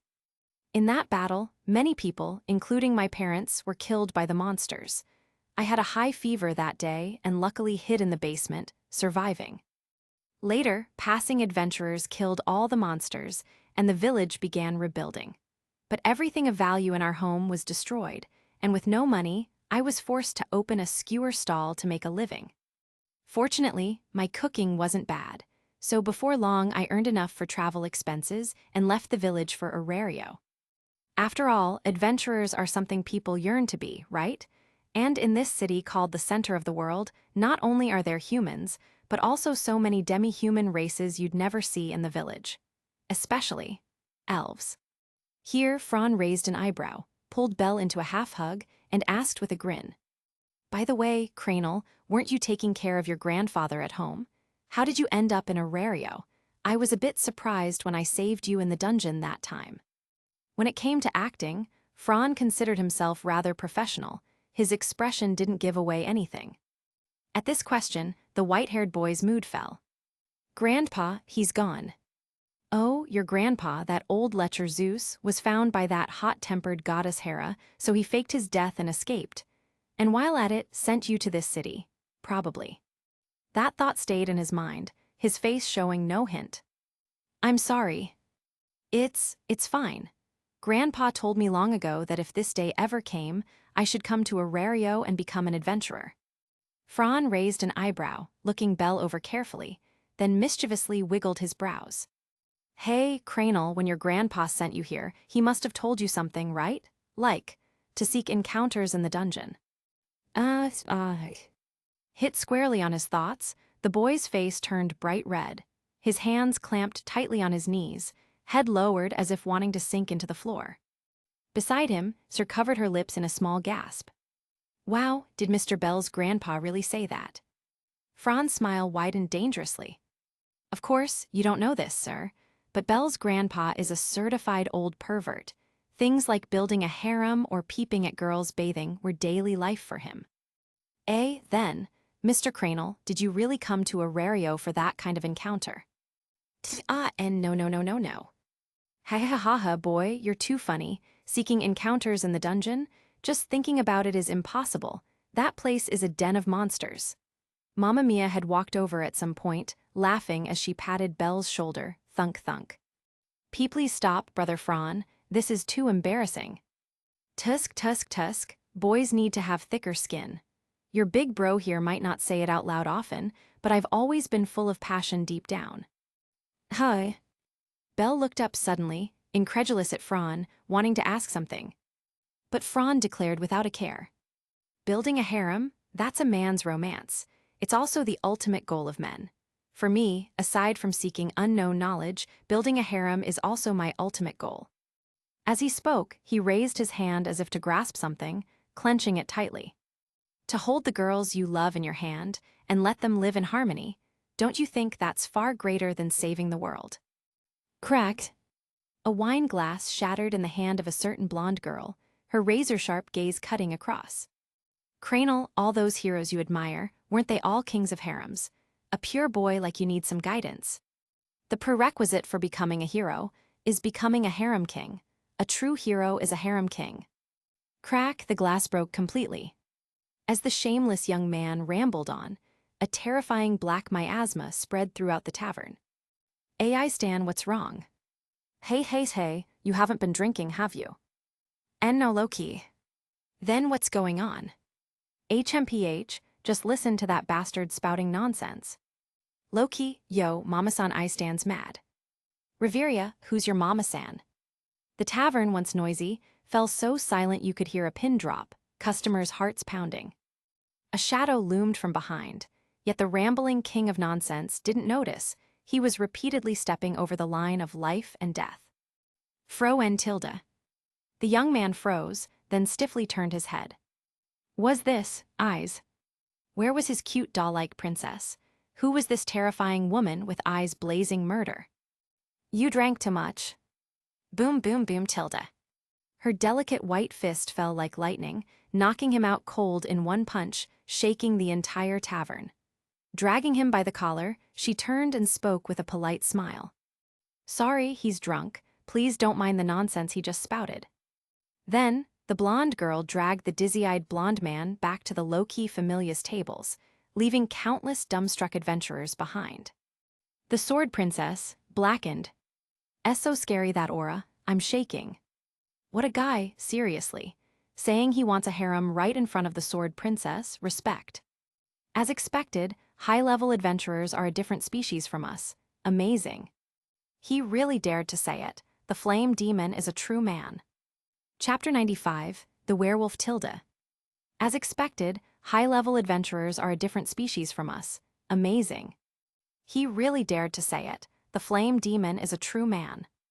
Because someone got carried away and let their tongue slip, accidentally blurting out all their true thoughts, they ended up being knocked unconscious by an angry blonde swordswoman at the lively banquet and tossed under the table.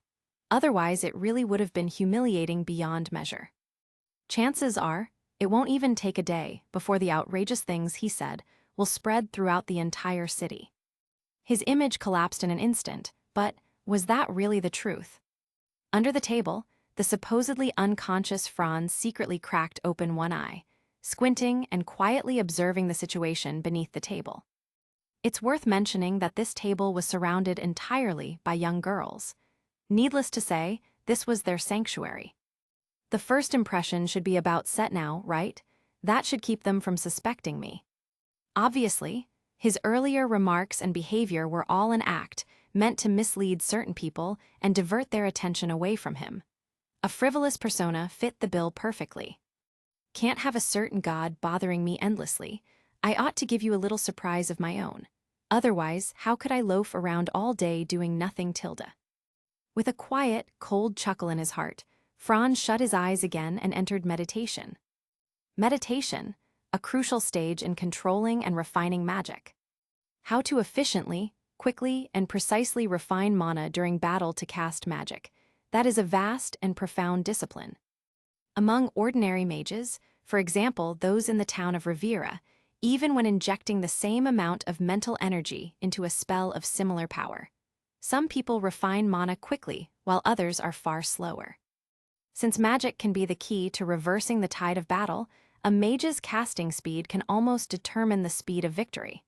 The more critical the situation, the more obvious this becomes. And the cause of this gap, naturally, the inheritance of knowledge and technique. As the mainstay mage of the low-key familia, taught personally by the city's strongest mage, Riveria, Franz acquired experience and skills were truly priceless. By nature, Franz was already stronger than most mages of the same level. Coupled with the rare knowledge he absorbed from the familia's library, he eventually forged his current prowess. This is the importance of choosing the right familia. Even after returning from the expedition, Franz did not slow his pace in the peaceful days, acquiring unknown knowledge, meditating, and battling. Even at level 4, his growth never slackened, steadily climbing over time. The strong get stronger, greater strength brings more capital, and with that capital he could exchange for even more knowledge. That was Franz's path to power. Everyone welcome back. No problem, as long as there's booze, Tilda. There's always enough booze, meow. At the tavern entrance, the low-key familia was preparing to return to their home base. And as for a certain someone, he was being carried by an irritated-looking Beta. Hey, how long are you gonna keep pretending to be out? You actually want me to carry you back to the infirmary? As expected of you, Beta, your senses are way too sharp. Cut it out with that disgusting crap. You're making my fur stand on end, bastard. Lagging a little behind the main group, Beta clicked his tongue, dropped Fran to the ground, and the young man nimbly flipped up, grinning playfully. By now, he was no longer the newcomer who had just joined the familia. Naturally, he had blended into this big family. He got along well with everyone, especially the girls, though of course, that didn't mean he was exempt from being on the receiving end of Tgthe's intimidation. Speaking of which, despite Tgthe's sharp tongue and tsundere nature, the reason he became this way lay in a life story that could almost fill a whole volume of a depressing hero's tale. Tgthe was the son of the werewolf tribe leader from the northern plains. Though the tribe had never received the blessing of the gods, their strength was still formidable. As a beastman raised on the plains, Tgthe had been taught from birth to believe in the law of the jungle. His handsome looks, great talent, and strength made him a young warrior admired by all in the tribe. This life should have accompanied him forever, but on his 12th birthday, the tribe was attacked by a monster from one of the world's 3 great unknown regions, the Dragon's Valley. No one survived except Tgthe. His father, mother, and sister all died to the monster's claws. Worse still, his childhood sweetheart perished before his eyes. Only because he was unconscious at the time did he narrowly escape. After that, Tgthe changed. He hated his own weakness, his own helplessness, and the self that couldn't protect anyone. He began pursuing absolute strength and came to Orario. To ensure he would never again have everything stolen from him by the strong, he joined his first familia, the Vidar familia. The blessing of a god, great power, it was like finding a new home. But the good times didn't last. The Vidar familia, being a typical exploration familia, sustained itself by delving into the dungeon. During these battles, Tgthe's talent began to shine. He quickly rose to level 2 and earned his first title, Grey Wolf. Life improved and hope returned. He buried his pain deep inside, began bonding with his comrades, and even opened his heart. These days nearly made him forget his hatred, until, at 16, he became a level 3 adventurer.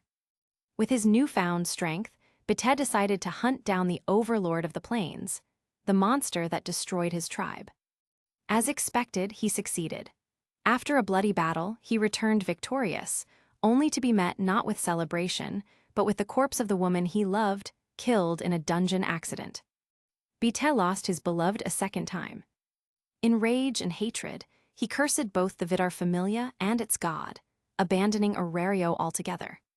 From then on, Tgthe developed an intense disdain for the small fries who were weak, garbage in his eyes.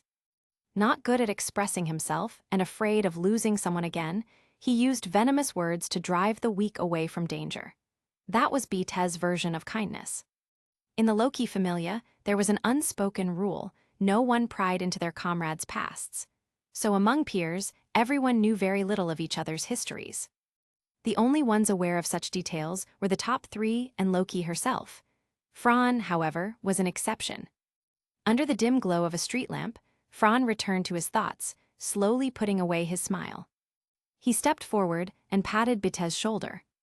"Huh, what are you doing?" Tgthe, hands in his pockets, bared his teeth irritably. "Tgthe, you're really kind, even if you're not good at showing it." "You bastard, what nonsense are you spouting?" "Oh yeah, that's it, that's the feeling, ha. Trust me, Tgthe, your happy ending is already on the way."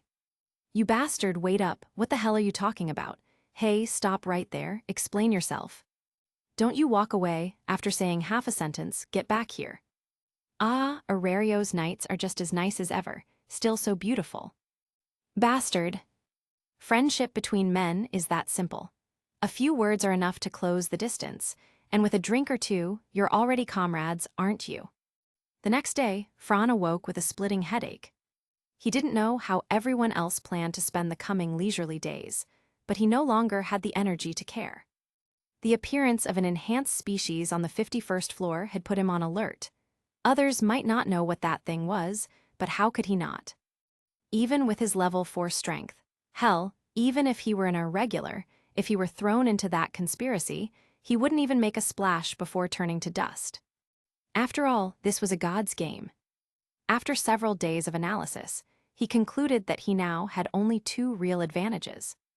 First, the enemy thought they were hidden in the dark, while he was exposed in the light, the one being manipulated. But in truth, he was the most deeply hidden cheater of all. You think I'm on the first floor and you're on the second. No, Fran is actually in the stratosphere. Second, he was such a small fry in their eyes that he wasn't even worth considering a combat unit. If he suddenly exploded into action, he could catch them completely off guard. To make it even safer, he had put on a little show the night before for the enemies in the shadows. With these 2 points, there was plenty of room to maneuver. Southern district of the city, South Main Street, Orario's bustling marketplace. In the densely packed southern quarter stood an inconspicuous mansion with stone walls overgrown with grapevines. Inside the courtyard, in a house built entirely of massive stone blocks, a figure stood on the veranda, gazing over the beautiful city. No sound, no words, no movement, no thoughts. A gentlemanly exterior, yet carrying the alluring scent of wine. In the clear, jade-like eyes of the god, there was at times emptiness, at times madness, at times tenderness and elegance. Who exactly am I? What do I want? Why am I here? Chaotic memories and thoughts battered his consciousness, leaving him lost. But as a certain prompting surged from a corner of his mind, his gaze gradually regained focus. The god's lips curved into a gentle smile. He had found himself again. From the creeping darkness, a figure in a dark red cloak silently emerged from the shadow of the wall and stood beside the god. The low-key familia has returned from their expedition. Oh, and the situation. Messy, but the members are unharmed. I see, and the one I told you to watch who rose to level 4. After a brief silence, the cloaked figure gave a rather poor assessment. Just a low-class clown. That's good, helihehe. Chapter 96, Their Daily Lives Part 2 tilde. Just a low-class clown. That's good, helihehe. After returning from the expedition, everyone once again became busy with the follow-up work. After 2 consecutive failed expeditions, coupled with the enormous threat of strange new types of monsters, all members of the familia began consciously training themselves, working to improve their strength. Those who could usually be seen around, like Raoul, Anakitty, and Elfie, were now nowhere to be found. Of course, the ones with the most extreme behavior were the executives. By the very next day, they had already put their suppressing bracers back on after changing the magic stones inside. Fran, as usual, came to the cafeteria for a meal, and soon noticed this small detail that left him dumbfounded.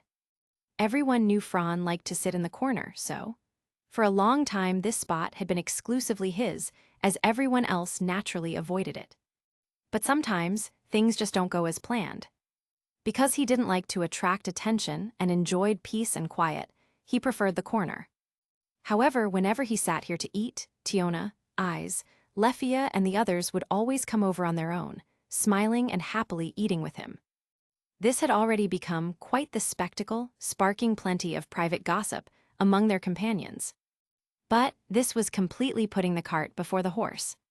As soon as he sat down with his food, he was speechless to see Eyes sitting beside him, still wearing her suppressing bracers, chewing her food slowly. I mean, you guys really don't have to push yourselves this hard, right? Even eating with those things on, you sure it won't mess up your digestion? No problem, already used to it. Eyes said her astonishing words with her usual expressionless face. Eating calmly under several times normal gravity, she's actually gotten used to it. Tiona cheerfully swung her arms as if showing off. That's right, you don't know the feeling of taking off the bracers and then fighting, that amazing, liberating feeling. Ah, I think I'll reach my stat limit soon, and then I'll look for a chance to achieve a great deed and level up. Fran raised his eyebrows in surprise. You already have S-rank stats. HMPH, don't underestimate me, Fran. I'll have you know my strength, endurance, and agility have long been S. Only dexterity left. He cursed inwardly and froze in shock. The change had come too quickly. Good grief, as expected of you, Tiona. That potential really is boundless. Just a little boost and you've reached this level. Then, Tione, could it be that you also? The so-called refined lady, eating breakfast, gave a cold laugh. My simple little sister is almost all S-rank. As her elder sister, of course I have to be stronger. But Tiona was not happy. She could admit she was a bit simple and sometimes a little ditzy, but you can't just say that out loud. Hey, did you just call me simple? What's that supposed to mean? Exactly what it sounds like. You've always been a bit of a ditz. I challenge you to a duel. Bring it on, who's afraid of who? And then, the two sisters started bickering again. Fran looked at this almost daily scene, half amused, half exasperated. What about Eyes?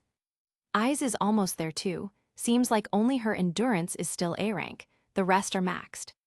As for dexterity, agility, and magic, they were probably already S rank. Those were her specialties. After sublimation with all S ranks, you'll be even stronger at level 6, right? Of course, we can't just sit back and watch you catch up from behind. You've already reached level 4 in the blink of an eye. If we don't work hard, you'll catch up in no time. We can't let that happen. Seeing the little angel raise her fist in determination, he found it amusing. Too bad, your wish won't come true. By the way, are you going out today?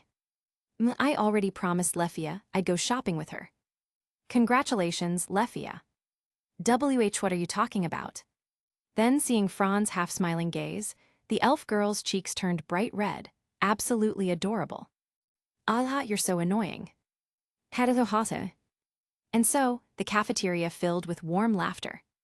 Breakfast ended amid the cheerful atmosphere, and after parting ways with everyone in the courtyard, Fran returned alone to his room and headed straight into the magic workshop, beneath the main base. Under the dim light, Fran stood at the workbench, resting his chin on his hand in deep thought. With my current identity, secretly doing things is obviously impossible. The low-key familia label is too eye-catching. Those people will definitely keep a close watch on every move of a high-profile familia in the city.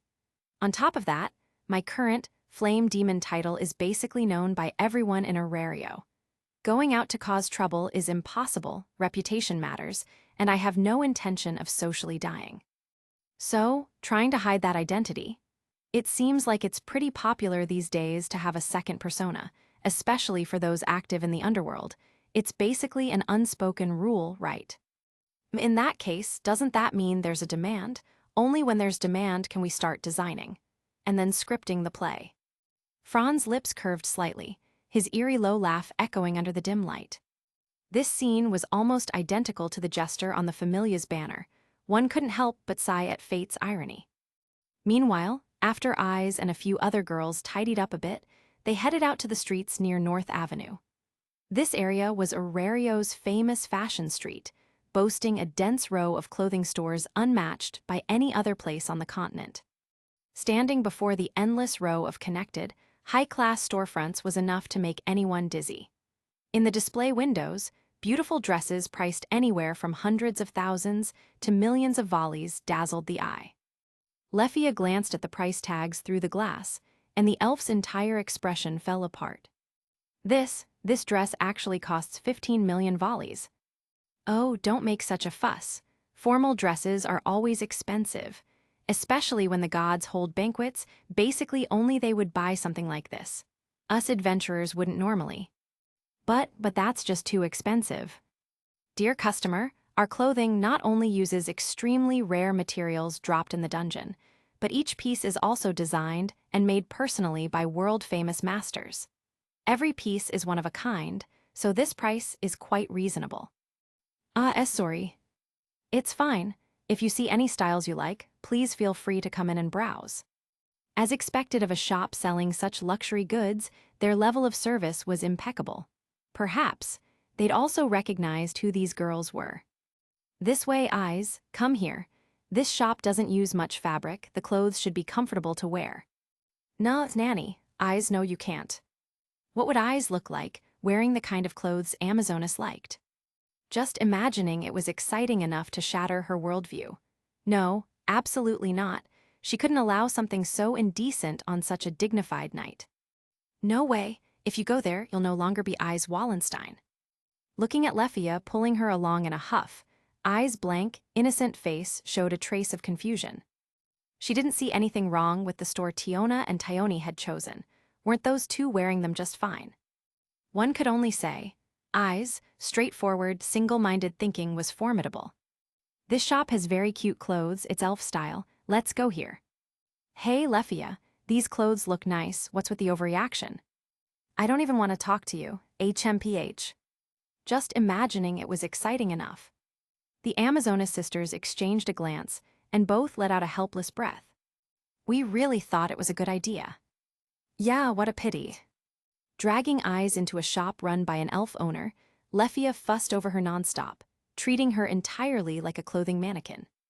Her small face flushed with excitement, she never tired of it. No matter what Eyes wore, it looked perfect, making Leffia both thrilled and conflicted. I want to buy all of them. Leffia, be reasonable. Eyes stopped the elf girl's extravagant spree. After all, life wasn't easy for them at the moment. Fine, then I'll pick this one. Boss, please wrap this up for me, thank you. Of course, dear customer. While the girls were noisily picking out clothes inside the shop, others weren't idle either. In the meeting room of the three leaders, Finn, Reveria, and Gareth sat together, drinking wine and chatting. Speaking of which, Fran has already reached level 4. Yeah, it feels like it happened in the blink of an eye. Ha, for us long-lived races, it really is just the blink of an eye. He's only been in the Familia for, what, a year at most, and he's already covered a distance that took us more than 10 years of hard work. Yeah, that kid's talent is truly a monster. Ah, that's the only way to describe him. Reveria, has he been studying magic under you recently?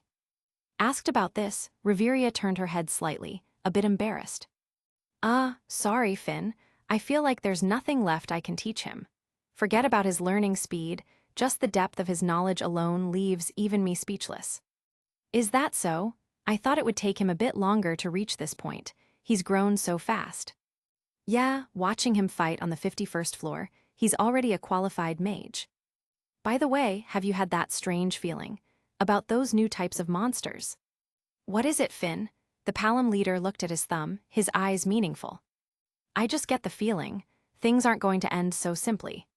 Chapter 97, Loki, where's that little runt? What is it, Finn? The Palom leader looked at his thumb, his eyes meaningful. I just get the feeling, things aren't going to end so simply.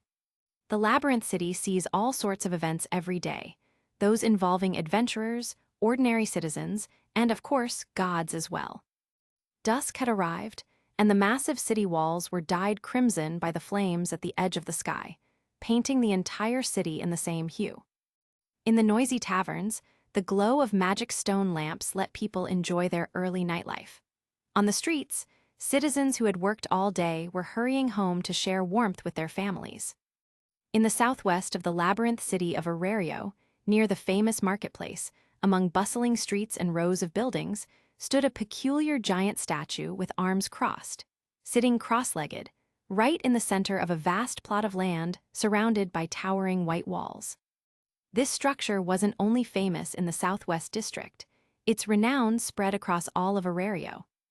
Its presence was so overwhelming that even those who didn't want to remember it would have its exaggerated shape seared deep into their minds after a single glance. As for the name of this building, it had quite a straightforward one: I am Ganesha. As the name suggests, the district was the territory of the Ganesha Familia. The total height of this god statue's base was about 30 meters, truly a giant. As for how much it cost to construct this extravagant base, rumor had it that the Ganesha Familia, having accumulated volleys over many years as city guards and organizers of official events, had nearly gone bankrupt just from building it. That alone was enough to imagine how terrifyingly high the cost must have been. The Ganesha Familia was led by the god Ganesha, also known as the Lord of the Masses. He always wore an elephant mask, and whether or not the occasion called for it, one could hear his catchphrase, I am Ganesha. His personality was a bit eccentric, but the Ganesha Familia was without a doubt one of the most powerful familias in Orario. If there were a ranking, it could easily claim third place in the city. Even the Freya Familia and the Loki Familia had to show them some caution.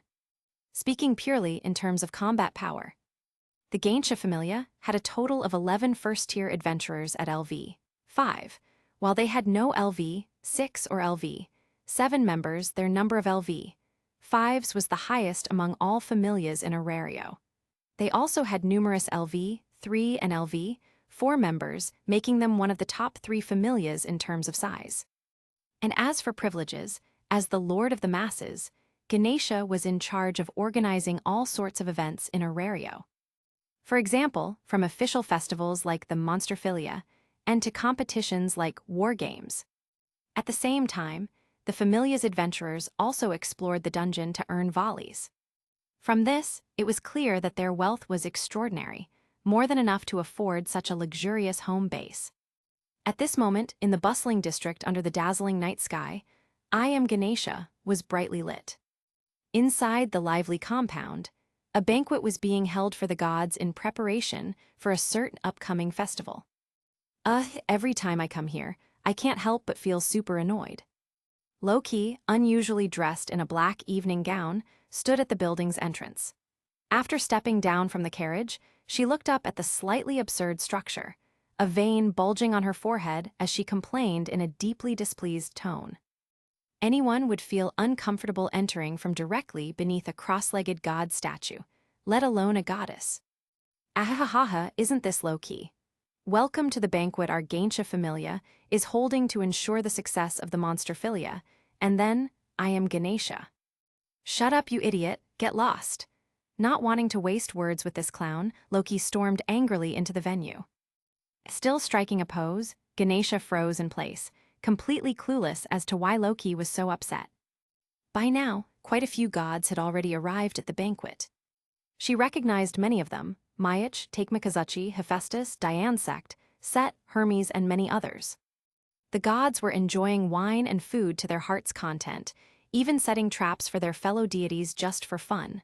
The only rule was, everything was for entertainment. The more fun, the better, no limits. The willfulness of the gods was on full display here. Loki walked into the banquet hall with an ungraceful stride. Narrowing her divine eyes, she casually scanned the fellow deities from the heavens. For some reason, she felt irritated. Her heels clicked sharply against the floor as she wandered around the hall, looking here and there. It wasn't just her familia's power that gave her influence. Loki herself was enough to draw attention. Her behavior made many of her fellow gods curious, as she looked like she was searching for someone. Yo, Loki's here. Well, Loki, darling, you actually wore a dress today. Haven't seen that in ages. Yeah, too bad. She's the goddess of regret, flatness, after all. Hey, don't you dare badmouth darling Loki. What's the big deal?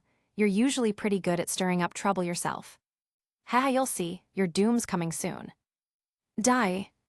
Before that god could react, a large shoe sole came flying toward his handsome face. Smack. Oh wow. His friend beside him shook his head in pity, as if he had already foreseen this outcome. Told you so, but you wouldn't listen. Pitiful, truly pitiful. Loki, her face dark, stood in the center scanning the crowd like a facial recognition machine, committing to memory the faces of the gods who had called her the goddess of flatness or made comments about her wearing a dress. She mentally wrote them all down in a little notebook. Good, very good, I've memorized all your faces. Once this banquet's over, you're all dead meat. Waves of black miasma took the shape of giant beasts, drifting ominously over the banquet hall. The sound of throats gulping echoed without end, and a few guilty ones trembled so much their knees nearly gave out. So scary. Why do I feel this eerie chill? Could it be I've been cursed by someone bored god from the heavens? Idiot. All this time, and you still haven't learned your lesson.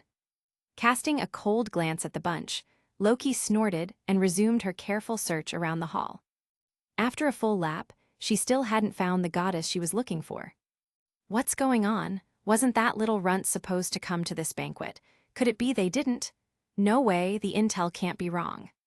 Loki, looking annoyed, went up to the second floor, holding a glass of expensive wine as she squinted her divine eyes and surveyed the scene. Well, if it isn't Loki, how have you been? From not far away came 2 familiar gods. Hearing the greeting, Loki turned, leaning back against the railing. Smiling, she returned the greeting to the newcomers. Yo, Demeter, Dionysus. These were 2 deities. The one holding a glass of wine and smiling gently was a goddess whose perfect figure was completely opposite to Loki's.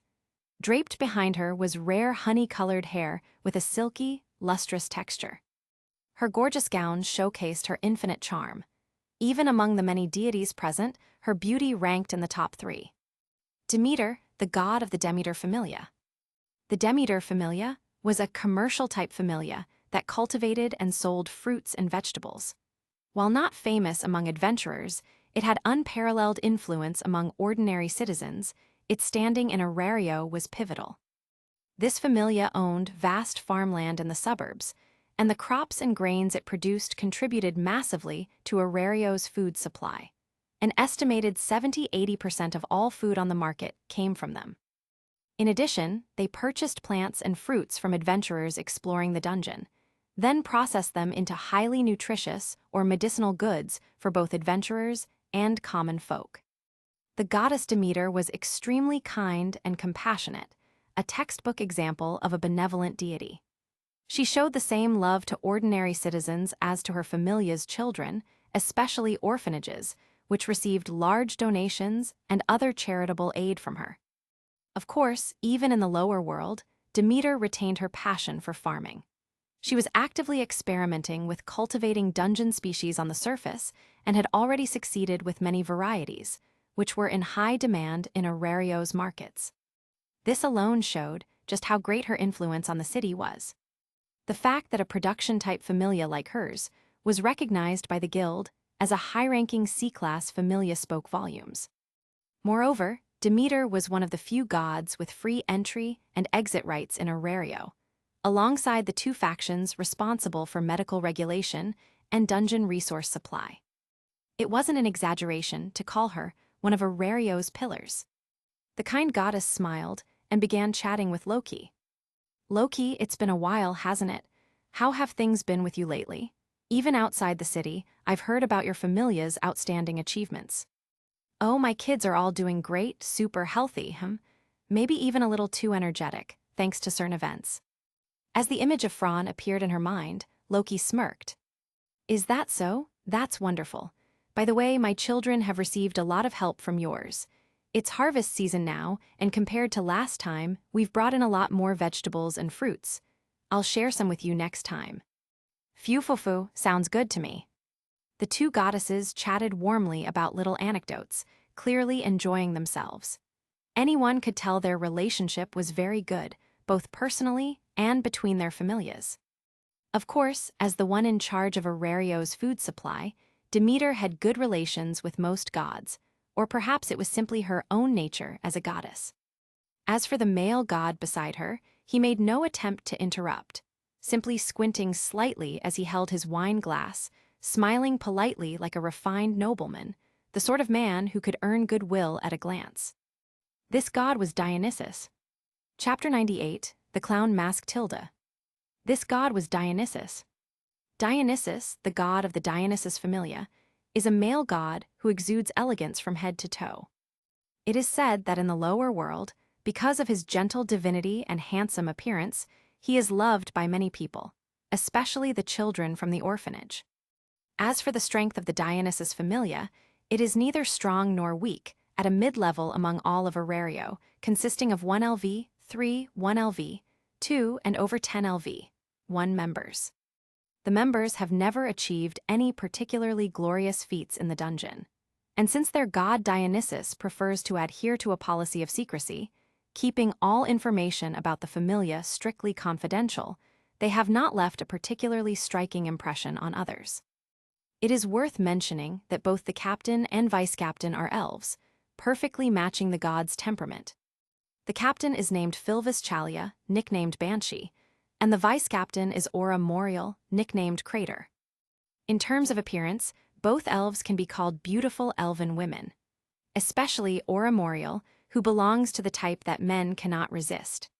By the way, Dionysus, how are the children in your familia doing lately? The male god raised his wine glass to Loki in greeting, then shook his head with a wry smile. "We're nothing like your familia, our strength is quite average. Although they've been working hard to catch up, well, you know how it is.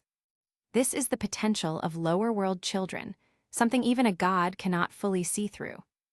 The level of potential essentially determines the upper limit one can achieve in the future. And as for excellent children possessing the hero's vessel, they are truly rare. Speaking of which, your expedition has already ended, hasn't it? How was the harvest this time? You're not thinking of sharing with us, are you? Loki sipped her wine, narrowed her divine eyes, and looked at the equally squinting male god with a displeased tone. You won't say anything about yourself, but you still have the nerve to ask others. This wine at the divine banquet is really quite good. Demeter smiled, her eyes showing pride. This is wine made from grapes cultivated by our familia.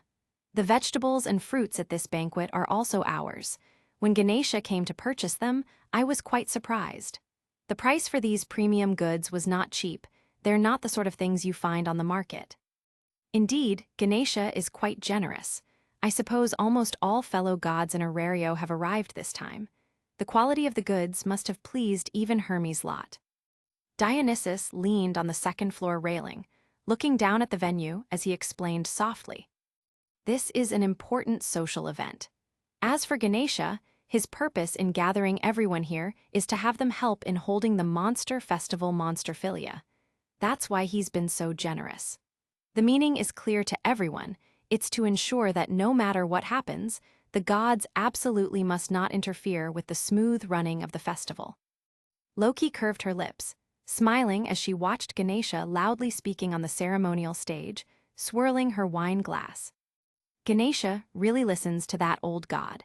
Those two are so close they might as well share a pair of pants. Loki revealed information unknown to most gods. Demeter said nothing, but Dionysus' smile suggested that he was aware as well. By the way, Demeter, Dionysus, will you be attending the festival tomorrow? It's always lively this time of year. It would be wonderful to take the children to enjoy it. As for me, it's harvest season, so I still need to take the children to the fields outside the city. There's so much work recently that I'm already overwhelmed, very busy indeed. The goddess sighed, looking quite unwilling. The male god, however, smiled gracefully and spoke in his usual roundabout manner. I have some matters to take care of tomorrow, sorry Loki. By the way, since you're asking, could it be? HMPH, of course I'll be going with eyes tomorrow. Seeing Loki's mischievous grin, Demeter covered her red lips in surprise, her divine eyes narrowing in amusement. Similarly, the male god teased her with interest. Loki, you're not planning to cause trouble, are you? In heaven, your record is far from clean. Your pranks are notorious. People often complain that your territory is in chaos every day. Loki was instantly displeased. Hey, Dionysus, what do you mean, making it sound like I only do bad things? Can't help it, that's just how everyone sees you. It's a fixed impression, you know? After all, the things you've done have left too deep an impression on the gods. That label's not coming off. To those damn gods, so annoying. Grinding her teeth, Loki turned her head away, about to speak some harsh words of revenge. But when she saw a petite twin-tailed goddess enter the venue, she instantly revealed an evil and fierce grin. Finally, the little runt has arrived. See you later, Demeter, Dionysus. With that, Loki dashed off like a sprinter. Is Loki. Isn't that Hestia? So Loki was looking for her. Come to think of it, those two really get along. Demeter looked at the squinting, smiling male god. His perfectly smiling face cooled. Dionysus, what are you plotting again? Every time you make that face, nothing good ever comes of it. Who knows? The male god still smiled, but it made the goddess' heart sink. The divine banquet was lively and noisy, but in the Loki familia's home base, things were much quieter.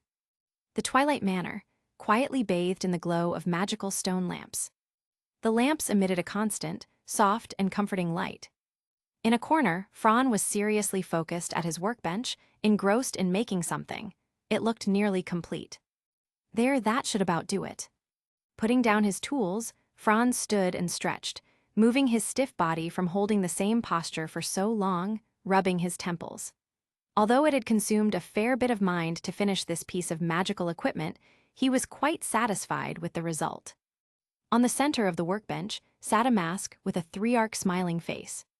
The eyes and mouth were simple curves, with no nose. The mask was primarily black, the three arcs were red. Just sitting there, it gave off a mysterious air. Clown mask grants invisibility and conceals the wearer's presence and scent. Made using drop materials from the deep levels of the dungeon, along with mithril and secret crystal from gem beasts, it was given an almost miraculous effect. Maker Fron Argon. It wasn't some world-shaking special effect, but for invisibility alone, only 2 others in the city could craft it. Adding scent and presence concealment greatly increased its value. Overall, not bad. Admiring his work, Fron felt a deep sense of accomplishment. Perhaps this was the joy of a blacksmith and magician. Next, I'll need a matching cloak. Black is best. Those guys are deadly with sealing and curses. One careless move and it's game over. I need to be cautious, and more cautious. He moved a bit more, then took a sip of water, a trace of wariness in his eyes. Curses, different from magic, cannot be dodged and almost never miss. Their effects are varied and extremely dangerous. For example, a weakening curse that can drop a LV. 6 is abilities to LV. 4, a sealing curse that blocks magic, illusion curses that cause hallucinations, binding curses that restrict movement, effects that are bizarre, terrifying, and hard to counter. Unlike straightforward magic, curses lack direct killing power, but their effects can be just as dangerous, and their unpredictability makes them even more troublesome in combat against people. Facing a curse user without information and rushing in recklessly usually ends in being taken down instantly. Information and equipment are crucial here. Fighting people is a completely different concept from fighting monsters, with a much higher level of difficulty. Especially when the enemy's methods have no bottom line, it becomes an unavoidable disaster. Judging by the time tomorrow's the monster furia, better hurry and get ready. Fron murmured quietly, then, dragging his tired body, returned to work. Darkness writhed, and an evil shadow was slowly creeping over the entire labyrinth city, though none yet knew. With the approach of the monster furia, the streets were filled with a festive atmosphere. People bustled noisily, discussing the programs for tomorrow's Colosseum events. Adventurers set aside their work to raise their glasses for the short holiday. Shopkeepers seized the day of celebration to launch various promotions for big profits, and the gods looked forward to the unknown of tomorrow. The city, lit by countless magic stone lamps, was quietly brewing its own undercurrent. Eyes, see you tomorrow. We promised to go to the monster furia together. Emma. On the girls' dormitory floor, Thyone and Tiona said goodbye to Eyes and Lefia, reminding their friends of the promise for tomorrow. Lefia here. Miss Eyes. Thank you for the clothes you gave me, I really like them. EA, the elf girl blushed bright red. That's, I'm glad you like them. I'll wear them tomorrow. That's great, well good night Miss Eyes. Good night. Just then, Fron, having finished his last task, came down the stairs from the 4th floor and happened to see this scene. His eyes met Eyes's at the stairway entrance. Without speaking, he blinked and moved his lips slightly. As if telepathically, his words reached the girl's heart without a sound. Good night. Chapter 99, Soma Familia Tilda. As if telepathically, his words reached the girl's heart without a sound. Good night. Day and night changed, and the morning light crossing the towering walls pours into the bustling city that is gradually coming back to life. Compared to usual, the streets are even noisier today. Shopkeepers have set up all kinds of promotional signs in front of their doors, and adventurers who are rarely seen during the day are now frequently appearing in the streets and alleys. Street vendors have already set up stalls in the square around the Colosseum, with a dazzling variety of snacks that make people's mouths water. The tantalizing aroma drifting over from afar is enough to make one drool. With just one glance, there's a high chance you'd feel full from the sight alone. At this moment, in the courtyard of the Loki Familia's main base, several girls, Thyone, Tiona, Lefia, and others, have already had breakfast and are happily chatting together, seemingly preparing to go shopping. But things rarely go as planned, like a strange loop. Now fully sober, Loki came down from the 2nd floor with a beaming smile, and the words she spoke immediately stunned the carefully dressed elven girl. I Stan, you're coming with me today. Such a blunt interception instantly brought displeasure to the girls' faces. What the Loki? We already agreed to go to the monster Furia together. How could you do this? Heh, sorry, Lefia. Stan has to come out with me today. I'm meeting another god and I need a reliable escort. But. No buts, Lefia. Some things can't really be explained, but the important part is it's necessary. As she spoke, Loki placed her hands on Ai's shoulders and pushed her toward the door. On her calm face, Ai's showed a trace of apology. Lefia, sorry, I'll go with you another day, okay? Boo-hoo-hoo. The elven girl whimpered, twisting her body in frustration, looking like she could melt into a puddle. Heh, Stan will go with you another day. I'm borrowing her today. Why you bully? Tyone and Tiona exchanged glances.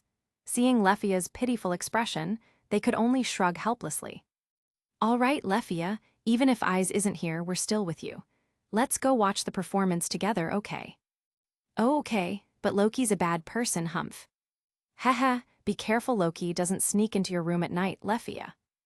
On the upper floor of the grand mansion, in the sky corridor, Fran leaned against the railing, resting his chin on one hand as he watched the little scene below with a smile.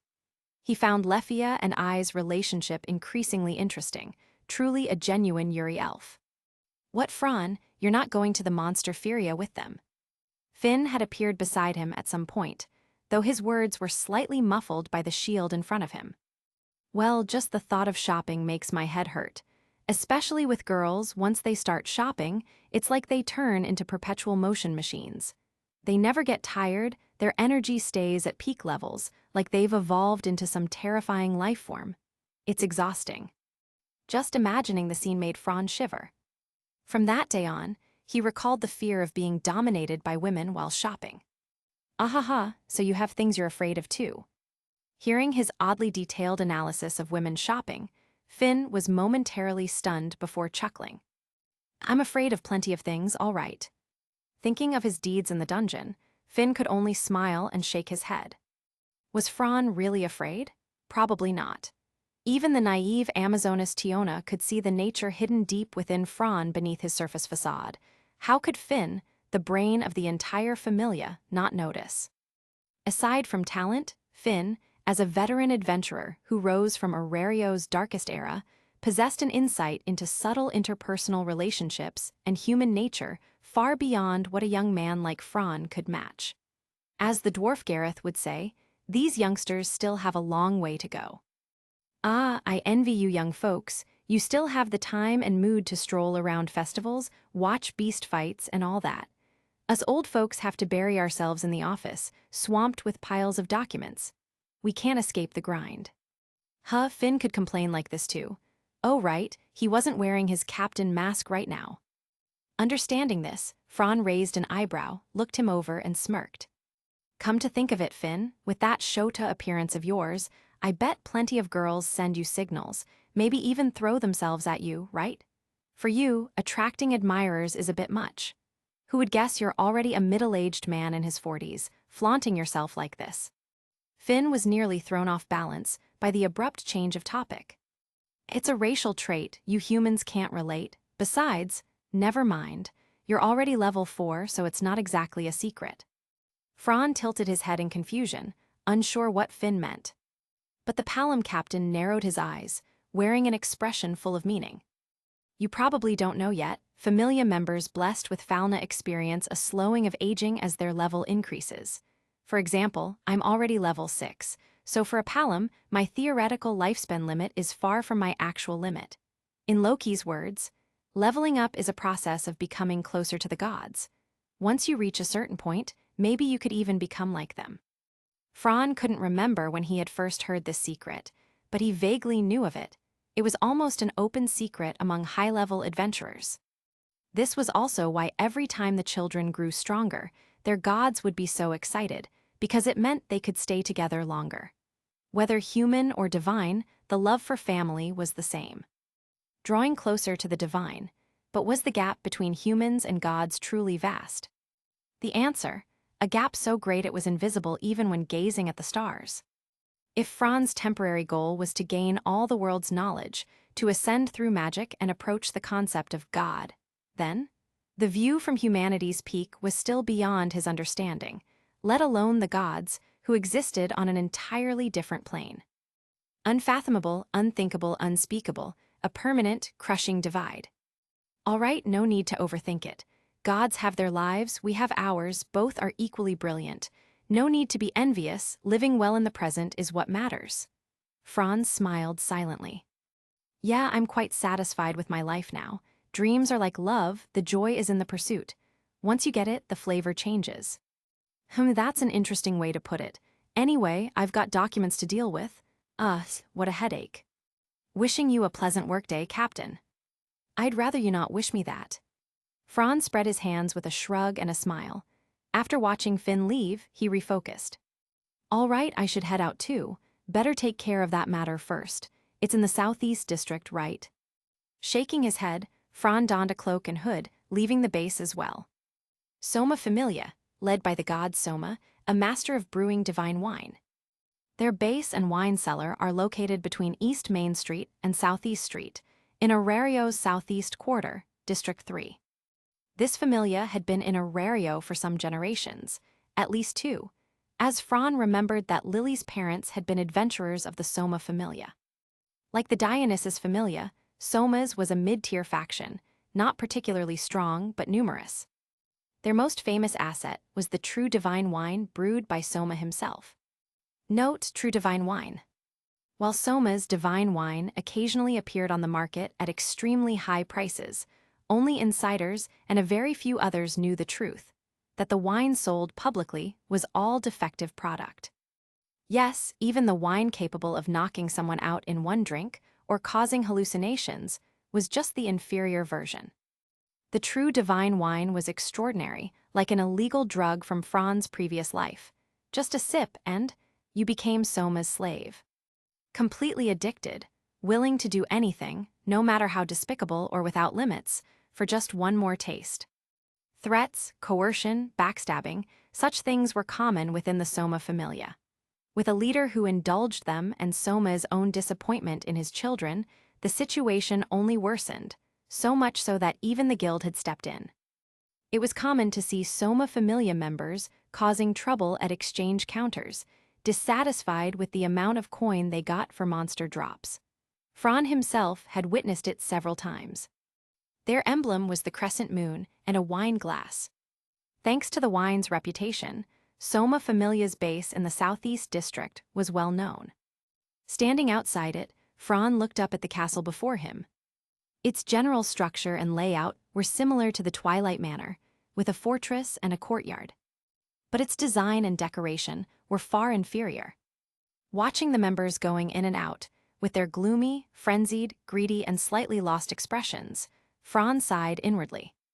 Planning the development direction of a familia should be one of a god's most important responsibilities.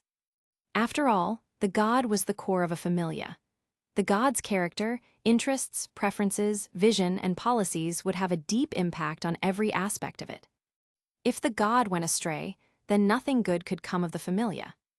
Chapter 100, A Fair Transaction tilde. If the god went astray, then nothing good could come of the familia. Recalling what that beast-human guild staff member said to him on his first day in Orario. Choosing a main god really is a matter of luck. As for Fran, joining the Loki familia was purely an accident. No, it should be said that Loki's luck had always been pretty good, and coupled with Fran's looks and unique temperament, he was able to enter the Loki familia. According to his later investigation, the top-ranking familia in Orario no longer recruited adventurers. Of course, there were exceptions, such as special talents, for example, healers, item makers, those popular, highly sought-after professions, or those with strong racial talents. Like the elves, no god would ever refuse an elf adventurer. For Fran, a plain human with a racial talent ranking at the very bottom, to join the Loki familia, it was a bit of coincidence, a bit of luck, and maybe Loki just clicked with him. In short, all coincidence. Of course, there's another thing. The saying that familia members are, in some ways, somewhat similar to their gods, that's really true tilde. Looking at the large door in front of him, Fran put on his mask, pulled up his hood, and slowly walked over. "Hello, is this the headquarters of the Soma Familia?" When he spoke again, his voice had become a bit hoarse, tinged with comicality, contradictory and awkward. "Ah, what do you want?" The adventurer at the door didn't even bother to look at him directly, as if completely immersed in his own world, with an expression that clearly said, "What a bother."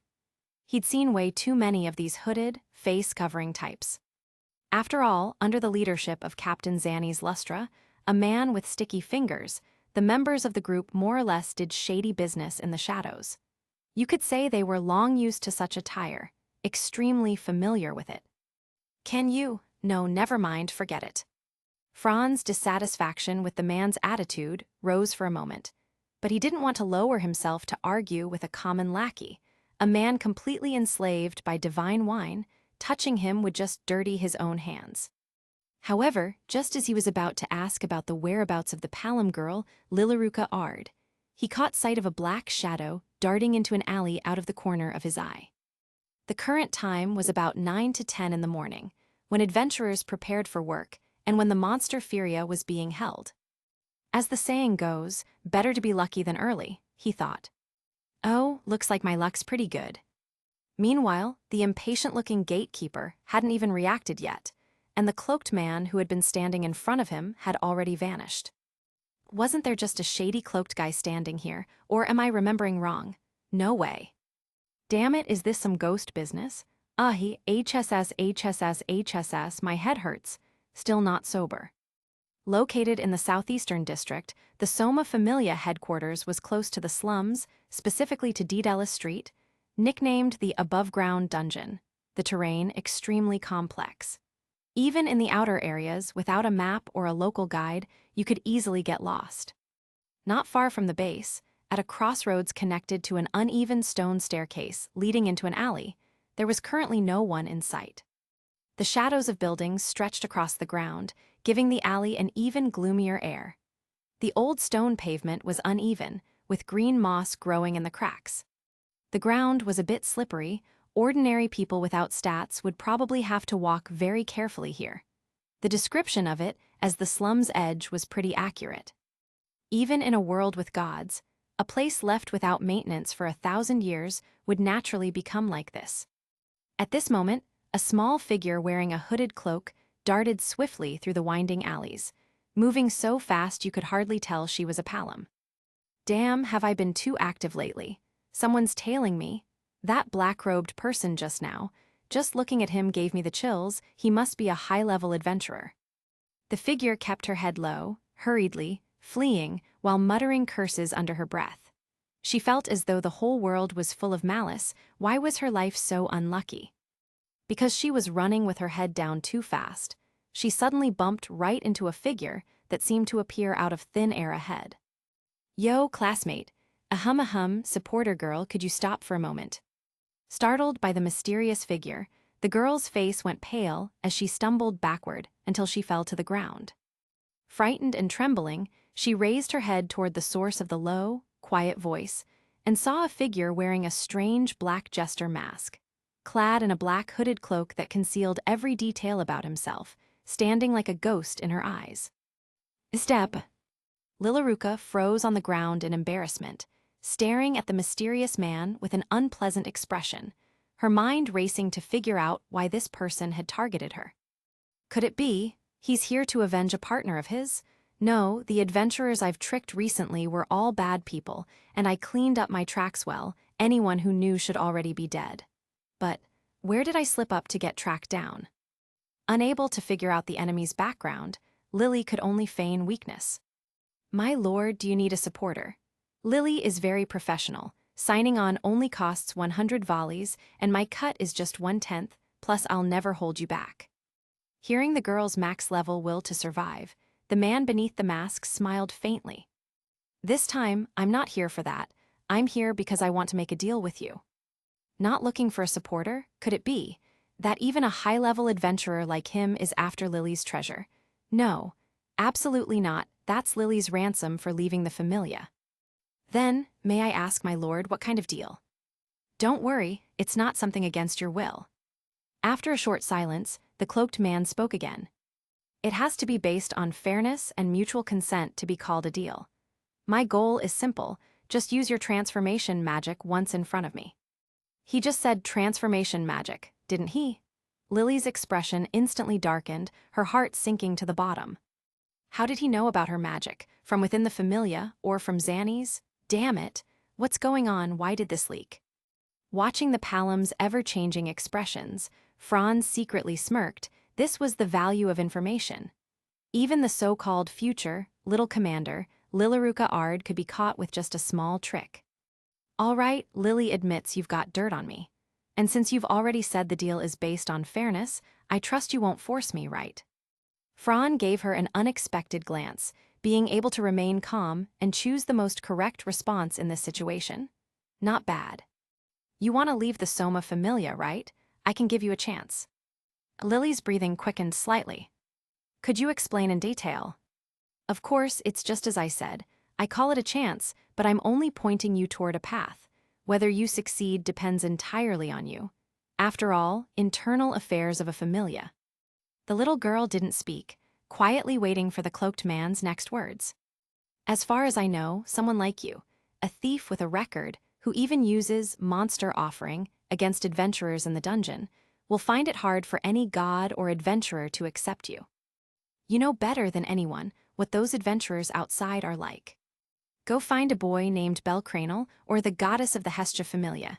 They will help you. The Palam girl was slightly confused. What did he mean? To find that boy Belcranel from the Hestia Familia. Once you make contact, you'll understand. I can't say more. Now show me your magic. Magic Cinderella. Transformation magic. Transformation image changes according to the imagined form during chanting. Fails if the image is too vague. Mimicking is recommended. Franz's ultimate goal, this magic.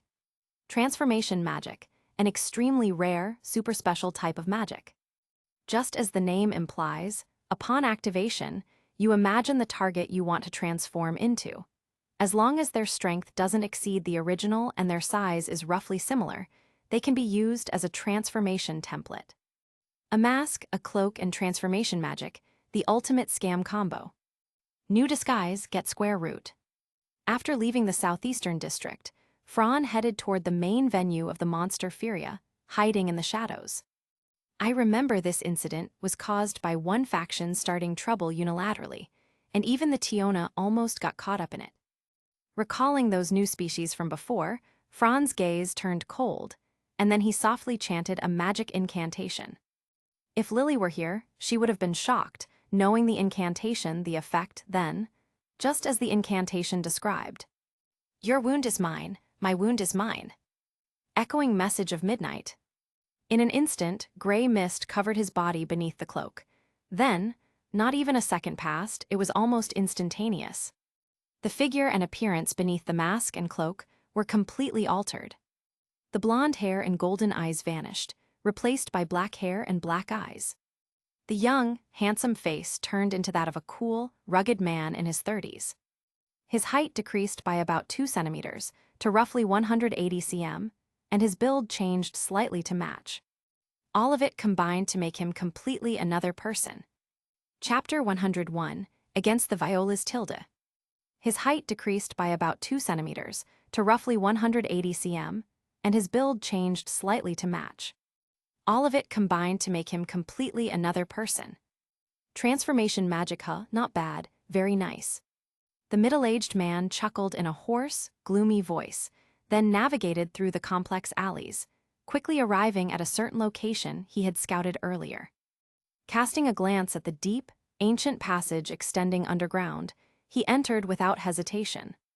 This was the nearest sewer entrance to Dedela Street. In the labyrinth city of Orario, the term labyrinth to most people would naturally refer to the dungeon, because it was simply too famous. However, only the locals or adventurers living in the city knew it had another meaning. The city's underground sewer system, comparable to a real labyrinth. Thanks to the blessings brought by the dungeon, magic stone products had spread throughout the world.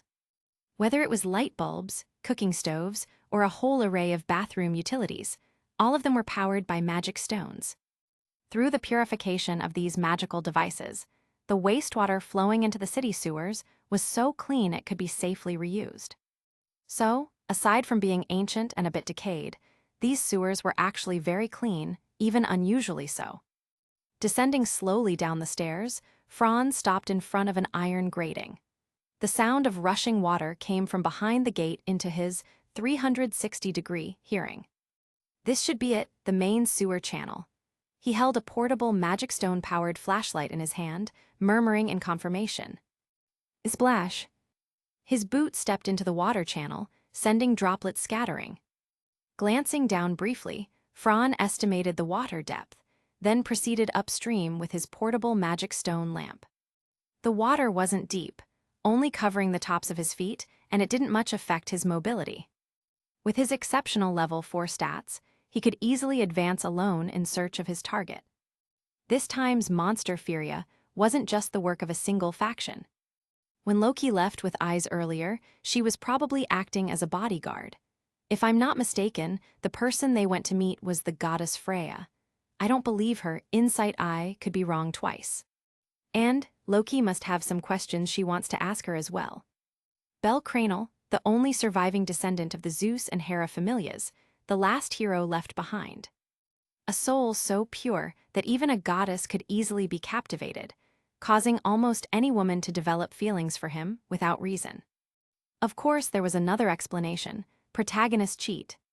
Wants to build a harem, but ends up being a pure love idiot. Franz found this thought baffling and rather irritating. Whatever, the whirlpool surrounding Cranel has nothing to do with me. Right now, I need to deal with the pests targeting Eyes. Bang! His boot stepped onto the door of a water reservoir passage, and his advance stopped. Beneath his hood, his mask tilted slightly upward as he squinted under the dim glow of the magic stone lamp. Hiss! In the darkness, strange and eerie scraping noises came from both sides, growing denser and denser. Combined with the surroundings, the secretive, the unknown, the creeping darkness and shadows, it felt as if he were wrapped in fear itself. Faintly, massive snake-like black shapes glided in the water's reflection, slowly encircling Franz. The sound of rushing water made the whole scene even more terrifying. The dim light, the shifting shadows, and the constant scraping noises. Suddenly, boom, boom, boom, boom, boom, boom. The walls of the reservoir were violently shattered, the roar echoing through the entire sewer. From the collapsed ceiling, rotting debris rained down, carrying a foul stench from ahead. He saw them, long, slender bodies with smooth skin and head, or rather, front ends, lacking eyes or any other organs. The slightly bulging tips looked like sunflower seeds. Their whole bodies were a pale yellow-green, evoking a deeply unpleasant, almost nauseating feeling. Faceless snakes, no, that's not right. The monsters swayed their bodies, towering over 10 meters high, densely packed before Franz. Tentacles spread from their bodies, sealing his escape. Their ferocity was enough to make any ordinary person faint from fear. Raising his magic stone lamp, he studied the new monsters closely. Even with scattered memories, seeing them firsthand was incomparable. Flowers, 10-meter-tall man-eating flowers. Even in the dungeon, this is my first time seeing such a thing. And the color, the design, they're clearly in the same series as the new variant species. Factory-made for sure. Coldly smirking in his heart, Franz decided to strike first, raising his hand toward the enemy. O light, rush forth. Tear through the darkness, executor, I am the light elf. Incarnation of light, king of radiance. On the plaza outside the Colosseum, the Monster Furia's main venue, crowds bustled about and voices filled the air. Food vendors prepared delicious dishes to entice passers-by. From the massive building, waves of cheers occasionally erupted, adding to the festival's lively atmosphere. After an emergency meeting with the goddess Freya, Eyes and Loki had nothing pressing to do, so they wandered casually among the food stalls, buying this and that. By the time they emerged, Loki had a handful of assorted skewers, eating as she commented on which ones tasted best. Today, Eyes wasn't wearing her usual tight-fitting adventure gear, but a far more casual and warm outfit. A white backless crop top, a violet pleated skirt, paired with white stockings, completely shedding her adventurer's image, looking every bit the noble lady from a wealthy family. Her golden hair swayed messily behind her, adding a touch of natural beauty. The Sword Princess, Eyes Wallenstein, princess of the Loki familia, her goddess-level beauty drew constant stares wherever she went. Rumble. Suddenly, a quake-like vibration traveled through the ground into their bodies, making both Loki and Eyes stop instinctively. An earthquake. Loki took a bite of her skewer, squinting suspiciously. Eyes didn't answer, just shook her head calmly to indicate she didn't know either. Before their doubt could settle, the shaking subsided. Somewhat curious, as a deity, Loki seemed to sense something, her eyes narrowing in thought. Rumble. Loki and Eyes exchanged glances, eyebrows raised slightly. "Ah, it's bad. Monsters have escaped." "What?" The sudden shout interrupted them. As panicked civilians fled in all directions, Loki frowned. The earthquake mystery was still unsolved, and now monsters had broken free from the Ganesha Familia's prison, rampaging through the city. That lovesick goddess stunt, she really will do anything for a kid she fancies. Thinking for a moment, Loki tilted her head. Eyes. Got it. Boom. With her stats activated, powerful strength filled her body. Eyes' legs, clad in white stockings, pushed lightly, launching her up to a tall rooftop. Loki watched her go, murmuring to herself, "That earlier tremor, it's not quite like what that lovesick goddess said. What's going on?" Her divine intuition, and the sense of familiarity from her own actions, made Loki feel that this monster Furia was shrouded in a bizarre conspiracy. Halihaha, interesting. Meanwhile, deep in the city sewers, a fierce battle was underway. The Viola's skin was extremely tough. Even Tyone and Tiona's punches couldn't leave a mark, so Fran never even considered melee combat. He started straight away with short chant magic. Light burst. Boom, boom, boom, boom, boom. A massive white beam pierced through the densely packed enemy formation, boring straight through. Anything touched by the beam disintegrated instantly into ash. Even the distant ceiling was blasted apart. Unlike other monsters, these left no corpses. These specially created variants turned to ash immediately upon death, leaving behind unusual magic stones. Fran's black cloak flapped from his high-speed movements. With agility and dexterity, he weaved through enemy attacks, growing more accustomed to his upgraded body. His motions became smoother and more natural. Even when grazed by attacks, his armor, made from the black Goliath's hide, easily absorbed the blows. Light burst. Pushing off his toes, he leapt lightly, dodging another lash of tentacles, and with a flash of a white magic circle, unleashed a brilliant white death upon his foes. Bang, bang, bang, bang. As expected, the monsters all exploded into ash. In less than 10 minutes, the reservoir once packed with man-eating flowers was completely cleared, the darkness returning to silence. Drip, drip, splash. The sound of running water quickly masked the noise of battle, the dim light and darkness returning to their eerie quiet. Having slain the monsters, Fran felt no joy. Standing in the reservoir's center, his masked expression was faintly grave. Then, without turning his head, he spoke lightly. "What, you've been watching for so long and still won't come out?" In the dark space, only he remained, eerie and ominous. After a moment, footsteps echoed from the side. Chapter 102, Small Changes Tilda. In the dark space, only he remained, eerie and ominous. After a moment, footsteps echoed from the side. Wrestle, wrestle, wrestle. A scalp-tingling sound came from behind a massive load-bearing pillar, making the face beneath Fran's mask furrow into a frown. Then a humanoid creature, dressed almost exactly like him, gradually emerged from the darkness. A black hooded cloak, also wearing a mask, except theirs was purple with patterns. At the mysterious figure's appearance, Fran narrowed his eyes, carefully scrutinizing the other party. Even if the other person wore a cloak, some things simply couldn't be hidden, like their build. The figure looked very thin. If they were a man, they would be far too skinny. That left only the possibility of being a woman. About 160 cm tall, and a female. That's right, this should be it. Fragments of memory deep in his mind, when compared to the person in front of him, gave Fran about an 80 to 90% certainty about their identity. "Who are you?" taking the initiative, since they were both wearing cloaks and masks. Clearly they were both hiding their true identities, might as well strike first. The other party seemed unsure how to start speaking, but Fran beat them to it. "Who I am doesn't matter. How did you find this place? What do you know?" The voice was hoarse, like sand scraping across glass, unpleasant to hear. "Huh, what's with this I've got you cornered tone? Shouldn't my strength clearly be superior right now? Wait, it seems the other person can instantly dispel magic and boost their power." At that thought, thin lines of sweat broke out on Fran's forehead, his scalp tingling a little. He'd forgot the most important thing, damn it. He really hadn't expected to run into such a major opponent here. "We've both hidden our identities. We're evenly matched, it's the same for both of us.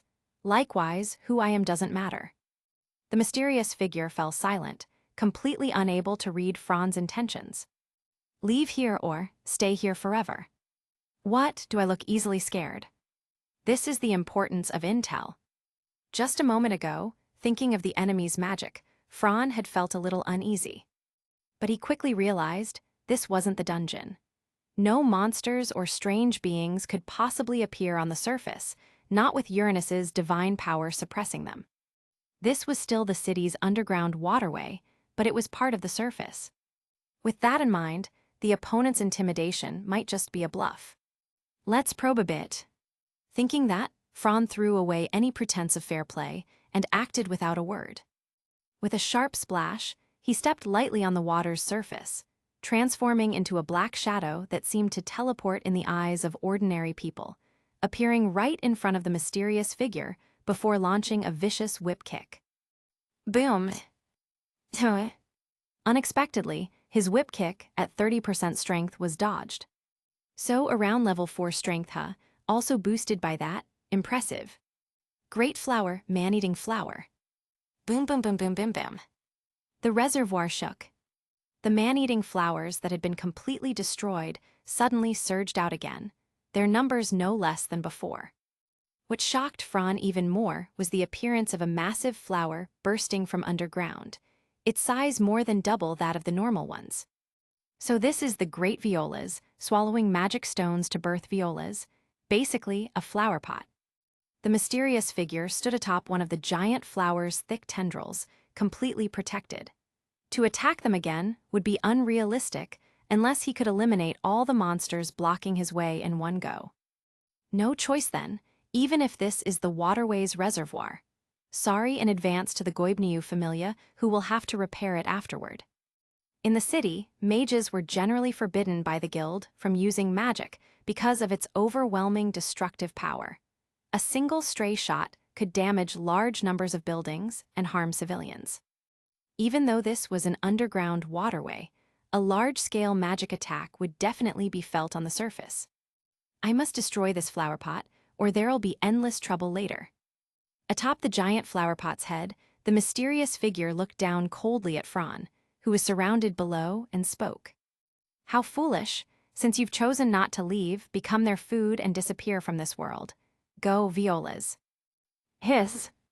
The monster's flower buds, serpent-like faces, opened.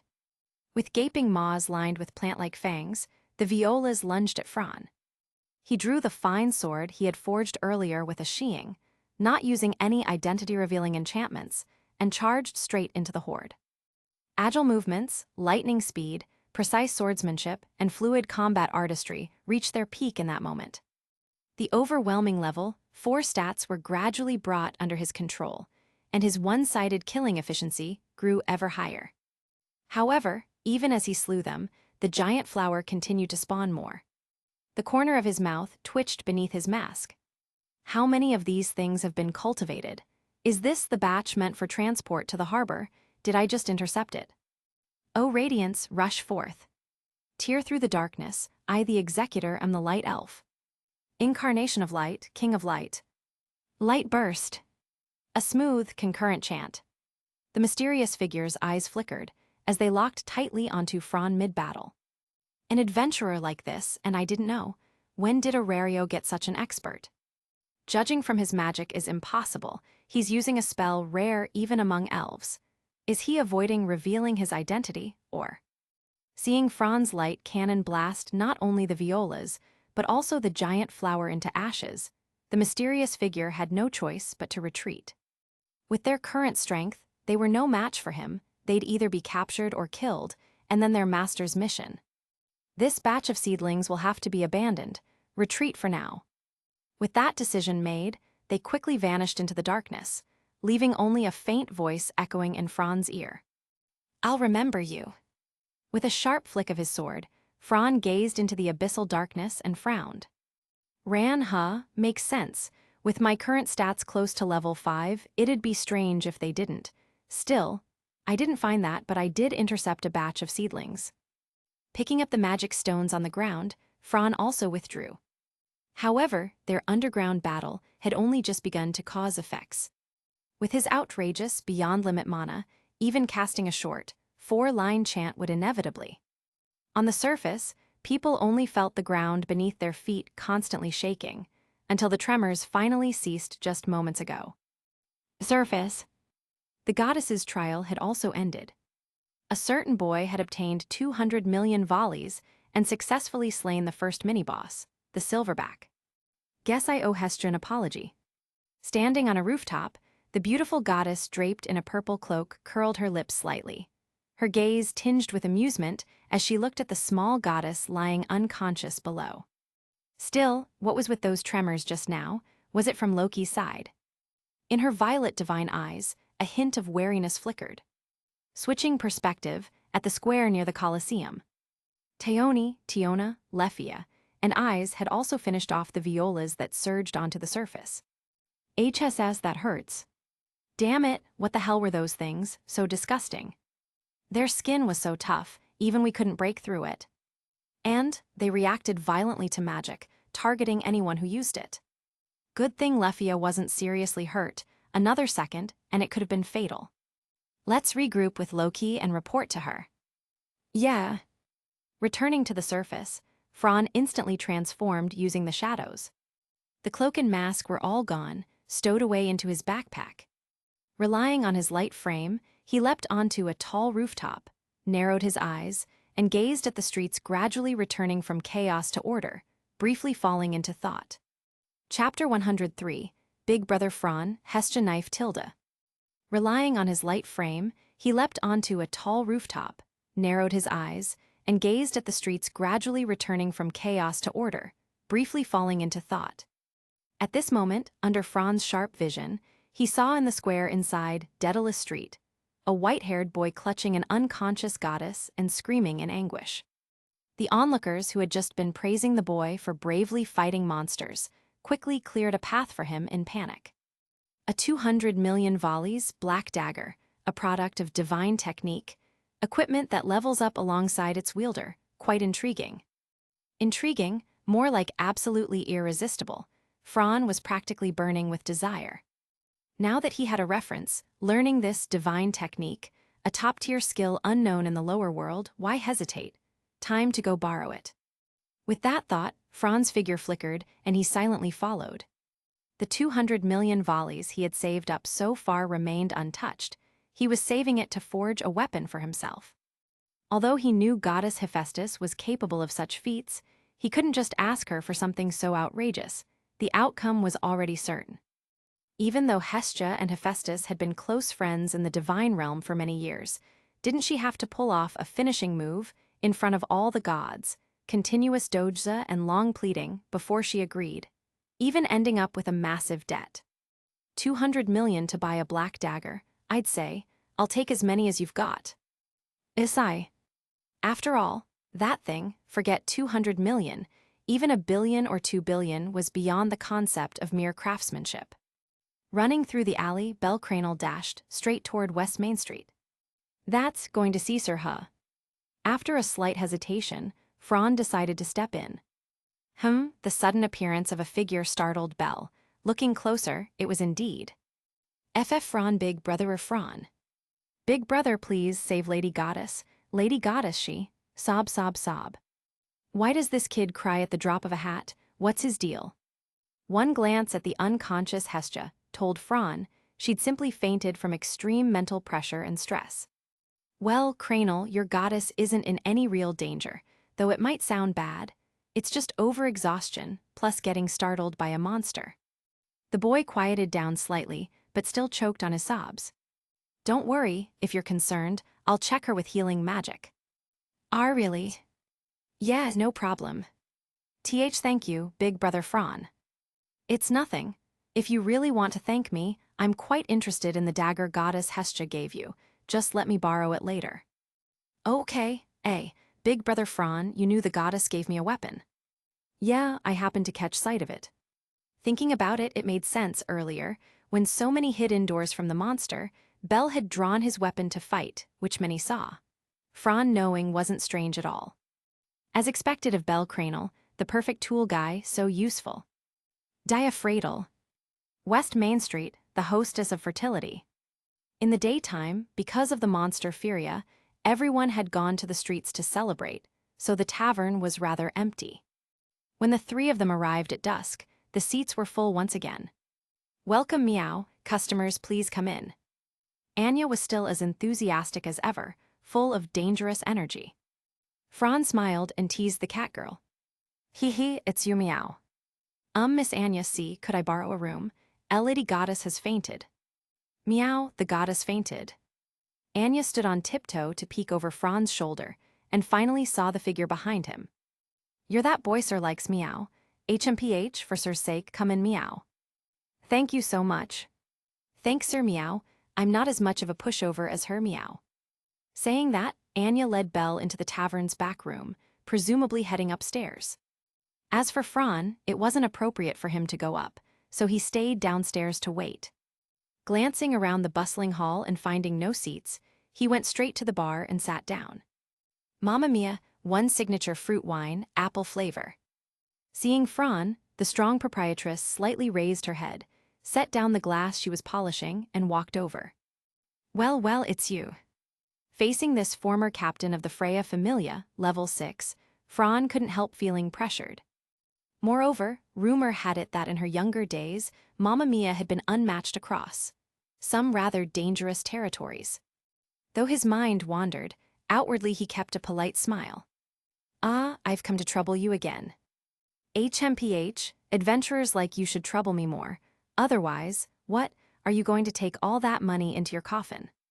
As expected of Mamma Mia, her words hit hard. Thud, the signature fruit wine arrived, served in a big wooden mug. Fran liked these sweet alcoholic drinks, he hated ale. Gulp, gulp, his throat moved as he downed over half the mug in one go. Satisfying. With the girls helping, Mamma Mia leisurely polished glasses behind the counter, giving him a sidelong glance and chuckling. A big man like you drinking the girls' favorite fruit wine, how dull. Was that a provocation? Then, nope, not taking the bait. Business is good today as always. Your management is truly impressive. A compliment, this kid could ignore provocation, cunning. Thinking so, Mamma Mia smiled and accepted the praise, then simply left without further conversation. Fran was bewildered, he hadn't even asked anything yet, and she was gone. Yes, he just wanted to warm things up, close the distance, and then get some intel from this well-connected big shot. Unfortunately, as the only surviving adventurer from the previous generation of the Freya Familia during the Dark Age, Mamma Mia couldn't be fooled by such rookie tricks. Mr. Argon, is your throat uncomfortable? Even though fruit wine isn't strong, you should drink less. Rio. The elf Ryu Lion. Fran turned in surprise. As always, her expression was cool, but her eyes wandered slightly, avoiding direct contact. Was she a tiny bit shy? It had only been a few days, yet she was still so stunning. Mr. Argon, under elven law, what you're doing is illegal. Well, compared to the directness of Amazonas, elves must start with something like holding hands, right? He spread his hands and teased her with a smile.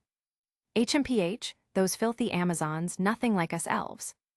Oh, I thought elves only naturally clashed with dwarves, but you don't get along with Amazons either. Hee, Fran, you're not allowed to bully Ryu, okay? Otherwise, we won't let you off. At some point, Sir had popped out, leaning toward Fran's face with her hands behind her back, smiling softly. Perfect role play in a smaller package, truly worthy of her reputation. Not wanting to spar verbally with a goddess again, Fran shifted his gaze to the boy beside her. So, is it over? Why aren't you still in the room taking care of Goddess Hestia? The boy blushed and bowed deeply. The goddess woke up once, but she seemed very tired. After drinking some water, she fell asleep again. I just came down to thank you, big brother Fran. The boy's body and expression were tense, almost overly formal. I told you it was no trouble. Besides, didn't you agree to let me see your new weapon? Oh right, here you go, big brother Fran. Without hesitation, the boy offered his weapon with both hands, leaving Ryu and Sir baffled. Why show the weapon? Thanks. Fran eagerly accepted the dagger, then, as his eyes scanned it. This is... Ryu's usually calm face shifted slightly, her sky-colored eyes flickering. Sacred Script. Chapter 104, Divine Craftsmanship Tilde. Ryu's usually calm face shifted slightly, her sky-colored eyes flickering. Sacred Script. Sacred Script, a type of hieroglyphs used by the gods. When the ancient era ended and the divine era began, the gods descended to the lower world, bringing this script with them.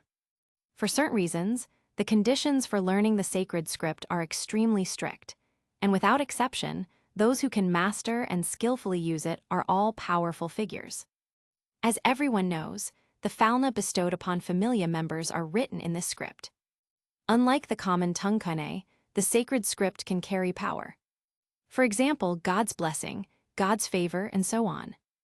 On this small black dagger, blessings are engraved in the divine script. Among the people of the lower world, it's not that no one can read the divine script, it's just very rare. For example, Reveria can read it, and eyes can understand a little, and then, one or two others perhaps. Unknown knowledge can bring an increase in abilities. Faced with such a vast and mysterious language system as the sacred script, how could Fran possibly pass it up? Taking advantage of the chance to learn magic from Reveria, he also had her teach him. This is my first time seeing a weapon engraved with sacred script. Ryu also leaned slightly closer to Fran, carefully examining the exquisite dagger. However, she was somewhat puzzled. Why engrave sacred script on a weapon? Does it have some special meaning? As if seeing her doubt, Fran gently stroked the dagger's blade and patiently explained. Ryu, don't underestimate this weapon. It's no secret anyway. Part of our low-key familia members' basic abilities has been made public by the guild, so you know I have both the blacksmith and mystery development abilities, right? I think I've heard that, Sir smiled and nodded. That's right. In all of Orario, there are only 5 adventurers who possess mystery among the many LV, 2 adventurers with development abilities. F5s. Bell, overhearing, was so shocked his red eyes widened. In all of Orario, there were countless LV, 2 adventurers with development abilities, but only 5 possessed mystery. This showed just how extraordinary this ability was. It's nothing to fuss over. Compared to those few, I've had mystery for the shortest time, and my level is the lowest. They're the real big shots. Mr. Argon, you're too modest. You're the only one who has both blacksmith and mystery. Being sincerely praised by Ryu made Fran feel a little embarrassed, especially with Sir nearby. Let's stop talking about me. Ryu, you're curious about the text on it, right? Yes, if the sacred script on a weapon isn't locked, it means anyone can view it, correct? Fran gave a smiling glance at Belle's confused face and nodded. This here is the blessing of the creator. The content is as follows. Holding the black dagger in front of him so everyone could see, Fran pointed to the script with his finger, translating word for word. Hestia's blade. Blade surface inscription. The truest of silver and brilliance of mithril shapes thy body.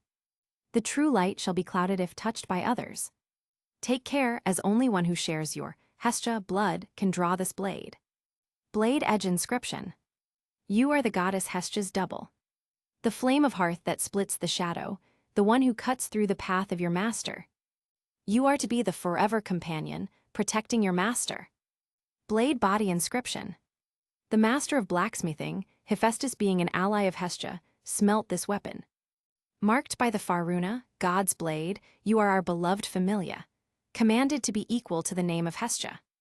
Share your strength and give glory to the ones who share your blood.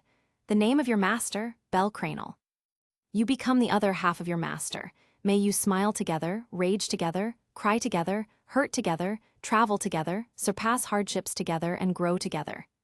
Excelia be your food, sharpen your edge, reach new height together. Silence. Leaving Sir's reaction aside, Ryu's pale eyes were filled with deep shock. A god-forged weapon, this was actually a divine weapon. Don't think that just because gods descend to the mortal world, they would casually forge weapons. And even if they did, they would never use divine craftsmanship. Divine craftsmanship represents a level of skill that has surpassed the mortal peak, reaching the realm of the gods. It is an entirely different level of existence, a completely unique essence. And this black dagger was forged using that craft. This weapon has been given a god's blessing. Simply put, it will grow stronger alongside its master. And, without the blessing of the goddess Hestia, it cannot be used. For example, in my hands, it's not even as good as a 50 volleys fruit knife. As he spoke, Fran even tried cutting his own finger with the dagger. Ryu, sir, and Bel saw that not only did it fail to draw blood, it didn't even make a mark on the skin. Looking at this miracle-like weapon, their eyes reflected astonishment. A self-recognizing and growing weapon, truly an eye-opener. Fran had fully revealed the dagger's background, not noticing at all that Bel beside him was completely stunned, jaw dropped in disbelief.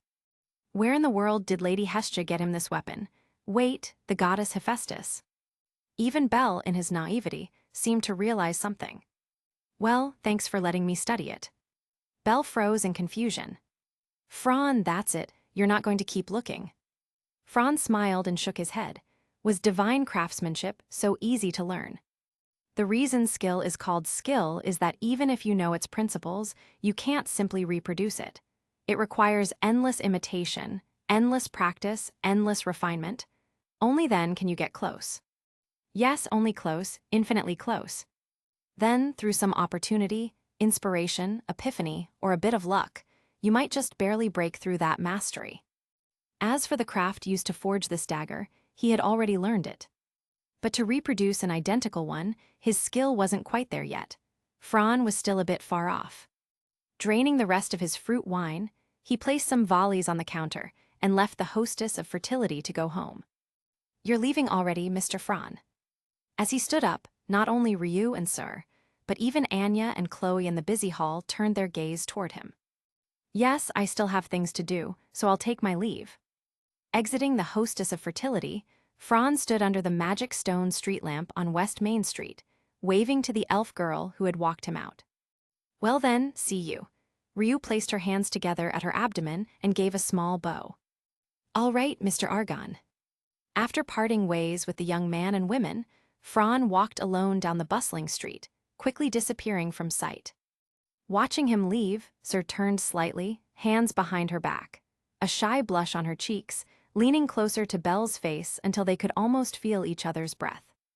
Today, the way you fought the monster really captivated me. Ryu stood to the side, eyes straight ahead, acting as if she were invisible. As for Belle, his whole face turned bright red instantly. She's flirting with me, is this my destined encounter? The boy froze solid. Meanwhile, in the northern district, Fran could guess with his toes what would happen between Belle and Sur after he left. For Freya, who holds dominion over beauty, seducing a pure-hearted love idiot is as easy as crooking her finger. Belle wouldn't stand a chance. On top of that, come to think of it, back in the dungeon when Eyes didn't save Belle and they had no real connection, how did he level up so fast? Did he awaken some other skill? A soul that pure must have some kind of cheat, right? After thinking for a while and getting nowhere, he simply set it aside. Whether Belle had a cheat or not was irrelevant to him. As long as his own cheat was better, there was no problem. Today's harvest was great. Especially mastering the forging technique for the black dagger, it's given me plenty of new ideas. While I'm upgrading my gear, I should refine my craft and level up again. And I'll have Loki update my status. Lastly, it's about time I start making a new staff. I'll have to find time to gather the materials. The darkness lurking in Orario was already starting to stir. Even with Franz LV, 4 power, exceptional enough to rival LV, 5, he was still just a slightly bigger grasshopper. If he encountered it, a near-death escape wouldn't be the outcome he wanted. With his tangled thoughts and a bit of wine in his system, he felt a slight headache. Especially with everything lately turning into a chaotic mess, the pressure on him was immense. But the environment wouldn't change for his sake. What he could do was still the same old saying. The best preparation you can make is the preparation to do your best. That's what it means to be an adventurer. The cool night breeze cleared his head a little. Looking up at the starry sky with a smile, he kept walking forward. As long as I'm here, everything will be all right, I swear it. The young man's oath echoed in the sky. The stars seemed to shine in response. Chapter 105, Eyes Tilde. As long as I'm here, everything will be all right, I swear it. The young man's oath echoed in the sky. The stars seemed to shine in response. Twilight Manor, home of the low-key familia. The monster Furia was already lively enough, and now with the big mess caused by the appearance of violas and monsters escaping. As one of Orario's top familias, the low-key familia had an obligation to be concerned about it. Maintaining Orario's peace and stability wasn't just the low-key familia's duty. The Freya familia and Ganesha familia shared that responsibility as well, because the label on them all was that they belonged to this city of Orario and were the strongest of the city. At the captain's office atop the tall tower, it was late at night, yet still brightly lit. Captain Finn, Vice-Captains Reveria and Gareth, and their god Loki were all gathered there. Seeing their goddess sitting on the sofa pouring herself a drink, Finn rested his chin on his hands, wearing a slightly dangerous smile. Loki, did something happen at the monster Furia? Not only did you come home so late today, you didn't even eat dinner here, and your mood doesn't seem very good either. Loki had worked alongside Finn for decades. They knew each other far too well, even just from a glance. When Finn was 10, his parents were killed by monsters. From then on, he swore to change the plight of the Palom race and become a hero. It was also then that he abandoned his original name and began his adventures under the name Finn Damney. At 14, in a small town, he encountered the goddess who had just descended from the heavens and thus began leading his own familia. Now, at 42, 28 years had passed. They had spent more time together than with their own families and with the bonds of the familia. That subtle sense for each other was only natural. Taking a small sip of red wine, Loki opened her divine eyes. A few days ago, I went to meet that love-struck goddess. Apparently, she took a liking to a certain kid. Just because of that, she secretly released the monsters Ganesha's bunch had captured, causing quite a mess in the city. Hearing this, Reveria picked up a letter from the guild she had just received, looking slightly puzzled. Chaos from monsters escaping? But the guild's report says there were 0 casualties. Sounds like the incident was resolved without much harm. That's not really the point, there's something else. Loki put down her glass and sighed. Thyone and the others also went to the venue and were attacked by monsters, but the difference is, Lefia took a bit of a hit. Finn, Reveria, and Gareth exchanged glances, slightly stunned. Lefia was still immature in their eyes, but even so, she was level 3. Forget silverbacks, even a level 2 minotaur from the 17th floor could be taken down with her staff. What kind of monster could injure Lefia? They didn't believe for a second that Ganesha's monsters for the show had been level 3. Loki furrowed her brows and looked up at the 3 of them. It was a new, never-seen-before variant. A new variant. Finn leaned back, changed posture, and licked his thumb. Ding, ding, ding. Under everyone's gaze, he picked up a small bell from the desk and shook it. What's that? Well. Then the sound of hurried footsteps came closer, and with a bang, the office door flew open. Captain Tilde, did you need me for something, Tilda? Reveria's. Gareth's. Loki. Looking from Finn to the large bell on his desk, then to Thyone with her love-struck look, Gareth couldn't help but give a heartfelt remark. Sure is useful. Reveria and Loki nodded in sincere agreement, convinced from the bottom of their hearts. Thyone, Could you give me a detailed account of the new type of monster you fought today? At that, Thyone put away her fangirl smile and became serious. All right. When Fran returned to the base, the night was already deep. He didn't see anyone in the courtyard, though the magic stone lamps in the central garden were still lit. It seemed there had been activity not too long ago. Guess everyone's tired after a busy day. Thinking of everyone's daytime schedule and the appearance of the violas, Fran shook his head. Back in his room, he tidied up a little before heading down to the underground workshop, ready to fully digest the knowledge he had gained from that dagger and make it his own.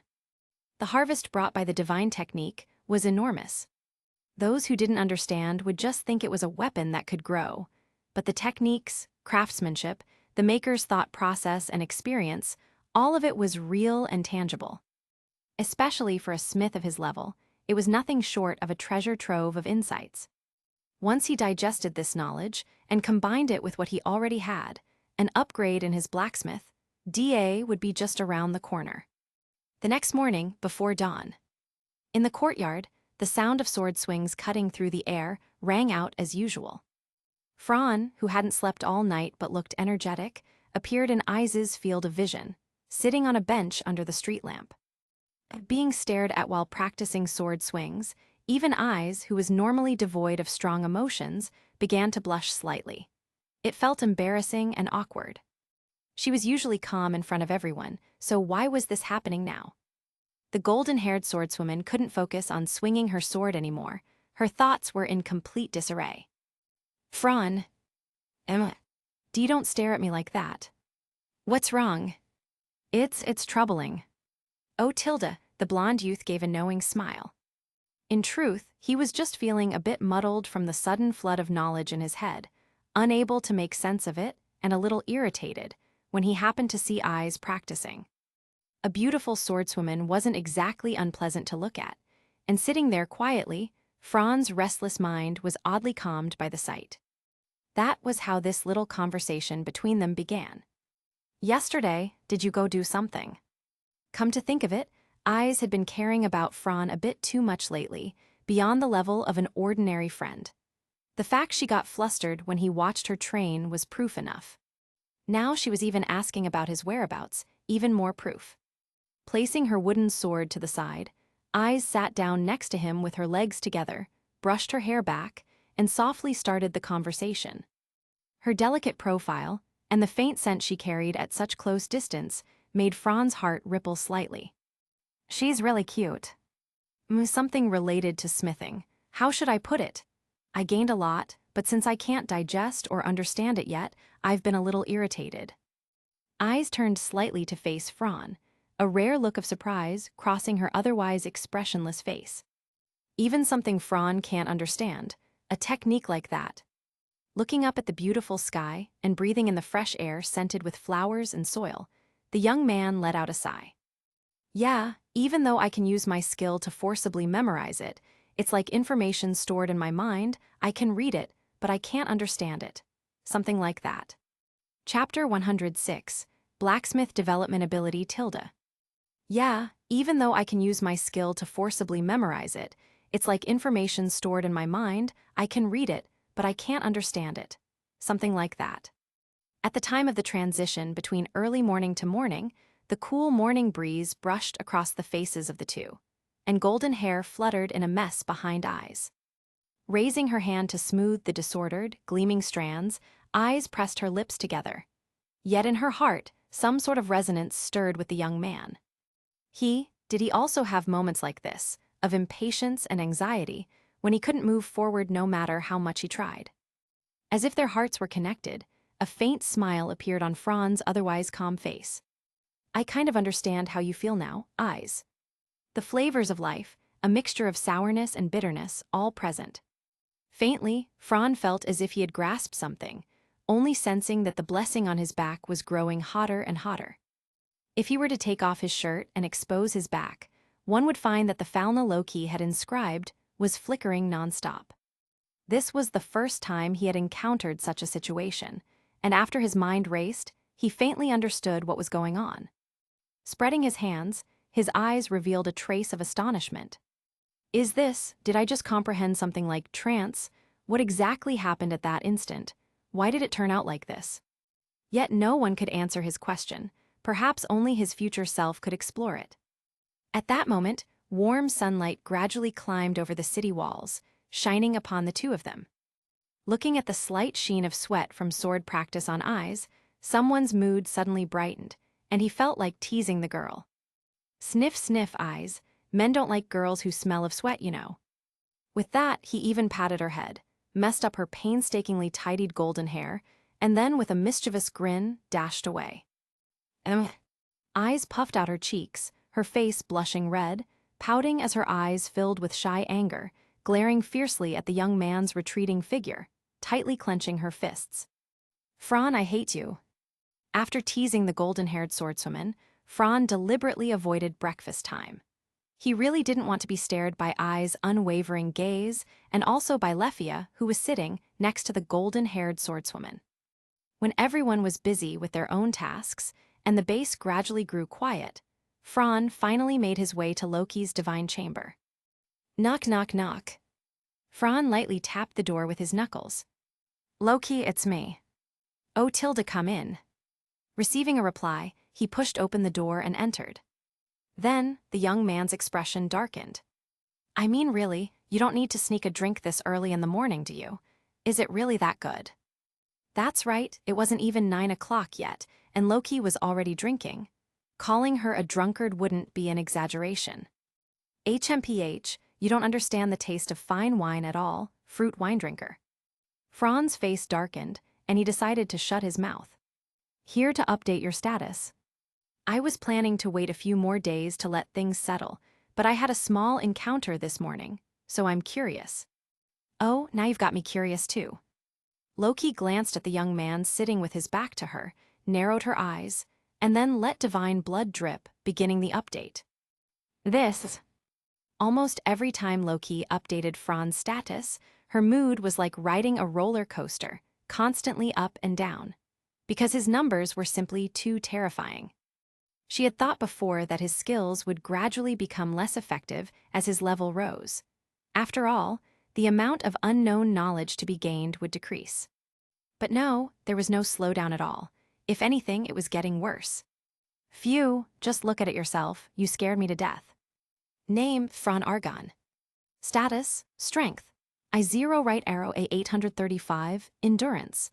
I0 right arrow A835, Dexterity. I0 right arrow A835, Agility. I0 right arrow A835, Magic. I0 right arrow A835. Development abilities. Mystery G Blacksmith E Magic Conductance, G Healing H Escape, Abnormal Resistance. His ability growth wasn't as outrageous as before, entirely within expectations, since he had only just reached LV4 a few days ago, and besides burying himself in the library and workshop, he hadn't experienced much fierce combat. Though compared to others, it was still absurdly terrifying. But what truly made Loki cry out in surprise were the development abilities. Mystery H right arrow G, Magic Conductance H right arrow G, each had risen a rank. But the most astonishing was Blacksmith, which jumped from G straight to E, even skipping a whole tier. Upgrading development abilities was far harder than raising attributes. For example, Eyes joined the Familia at age 7 and began using a sword, gaining the development ability Swordsman. Now, at 16 years old, Orario's #1 swordswoman at LV5 upper class, her swordsman development ability was still only rank I. That's right, after 8 years of sword use and slaying countless monsters, her development ability hadn't budged a rank, showing how difficult it was. But Fran, just by suddenly comprehending some truths, taking a small step forward on his life's path, his development abilities exploded with terrifying growth. Even just grasping a little, Blacksmith bizarrely rose 2 whole tiers. Divine Technique really is too hardcore. The harder and more unreachable something was, the more Fran desired it. Perhaps that was his true nature. With this tenacity, even outside the dungeon, he hungrily absorbed knowledge in his daily life, constantly enriching his foundation. From when he began studying blacksmith at LV2 until now, it had been more than a year, and finally, the fruits of his efforts had arrived. The knowledge he had accumulated and tempered was now being absorbed, intertwined, and integrated through the path of divine technique, yielding abundant harvest. It wasn't an overnight improvement, but like aged wine, an explosive bloom after long dormancy. Congratulations, kid. You must have realized something, taken a big step forward in that field. The goddess instantly saw through Fran's change, smiling sincerely in joy for her child. It finally bore fruit. It's been worth the long effort. You've seen your path, haven't you? Impressive little Fran. He didn't reply, just gave a shy smile. This side of him made Loki, in a daze, feel as though she was seeing again that boy who had first joined her familia. In just over a year, he achieved what would take others 10, even dozens of years. What a remarkable child. I'm off, Loki. Emma. Oh, right, I went to the city's underground waterway yesterday. I found something rather troublesome. Hehe, is that so? Ah, you and Tyone must have run into them too, those faceless flowers. I ran into a whole bunch in the reservoir. At this, Franz stood at the door, tilting his head slightly, watching the goddess's blank expression from the corner of his eye. Interesting, those rats hiding in the shadows have crawled out again, phew phew phew phew phew phew phew. Your true nature is showing, Loki. Oh, cough cough, slip of the tongue. Shrugging his shoulders, Fran left and closed the door. Alone in the room, Loki sipped her red wine, scarlet divine eyes gazing out the window, lips curling into a wicked smile. Orario is growing more and more chaotic. Interesting, far too interesting. But if any fool dares to lay a hand on my children, then don't blame me for being merciless. At that moment, the divine will of this evil god spread through the chamber, inspiring awe. Too bad no one was there to witness it. Chapter 107, Tower of Babel Tilda. At that moment, the divine will of this evil god spread through the chamber, inspiring awe. Too bad no one was there to witness it. Since that morning when he found his own path, Fran began to make rapid progress. Every morning, when he woke up, went to the courtyard to train with eyes for an hour, then washed up and enjoyed a joyful breakfast with his companions. After that, he would head to the forge workshop in the Northeast District, using leftover materials to create equipment, honing his rapidly improving skills. For lunch, he would casually buy some snacks from street vendors to fill his stomach, then return to the base's magic workshop to develop and manufacture magic tools. In the evening, he would go to the tavern for a drink, his days becoming more and more comfortable and carefree. Sometimes, he would run into Welf, who complained about his equipment being displayed in a corner, or encounter goddess Hestia and take Mikazuchi working at the Jagamaru-kun stall, or chat with the elf from the hostess of fertility about daily life. To outsiders, his days might look monotonous, but for Fran, they were filled with joy. Not only was he earning money, he was also learning knowledge and skills while strengthening his abilities. This wasn't just a buy one, get one free. It was more like hitting 3 birds with 1 stone. The Tower of Babel facilities contained not only the Magic Stone Exchange, but also a bustling commercial district. Each floor's shop sold items centered around adventurers, weapons, equipment, tools, and potions. The signboard of Hephaestus naturally occupied a place in the luxurious high-end equipment area. No, it was the centerpiece, the king of the floor. An entire floor was dedicated to the Hephaestus Familia's stores. After his skills had advanced, Fran was no longer content with making and selling novice gear. He had moved past that stage of practice. Carrying the rectangular long case meant for blacksmiths, he arrived on the 8th floor of Babel Tower. The treatment of an experienced smith versus that of an ordinary smith. It's like sky and earth. Ordinary smiths could only place their works in tiny, convenience store, like shops for equipment and weapons, often shoved into a corner, where their creations might sit unnoticed for months or years. But experienced smiths, just look at the shop decorations and at the price tags in the display cases. Even Fran couldn't help but sigh in admiration. To obtain blacksmith DA as a smith, that's when you finally make it. Everyone's struggle isn't easy. Think about it, in Orario, among so many adventurers, more than half were still LV. 1. Reaching LV. 2 was already a mark of genius. And then, to obtain blacksmith DA at LV, 2 such people were even rarer. Basically, only the Hephaestus and Goibniu familias monopolized this field. With such harsh conditions, weapons and equipment forged by experienced smiths naturally skyrocketed in price.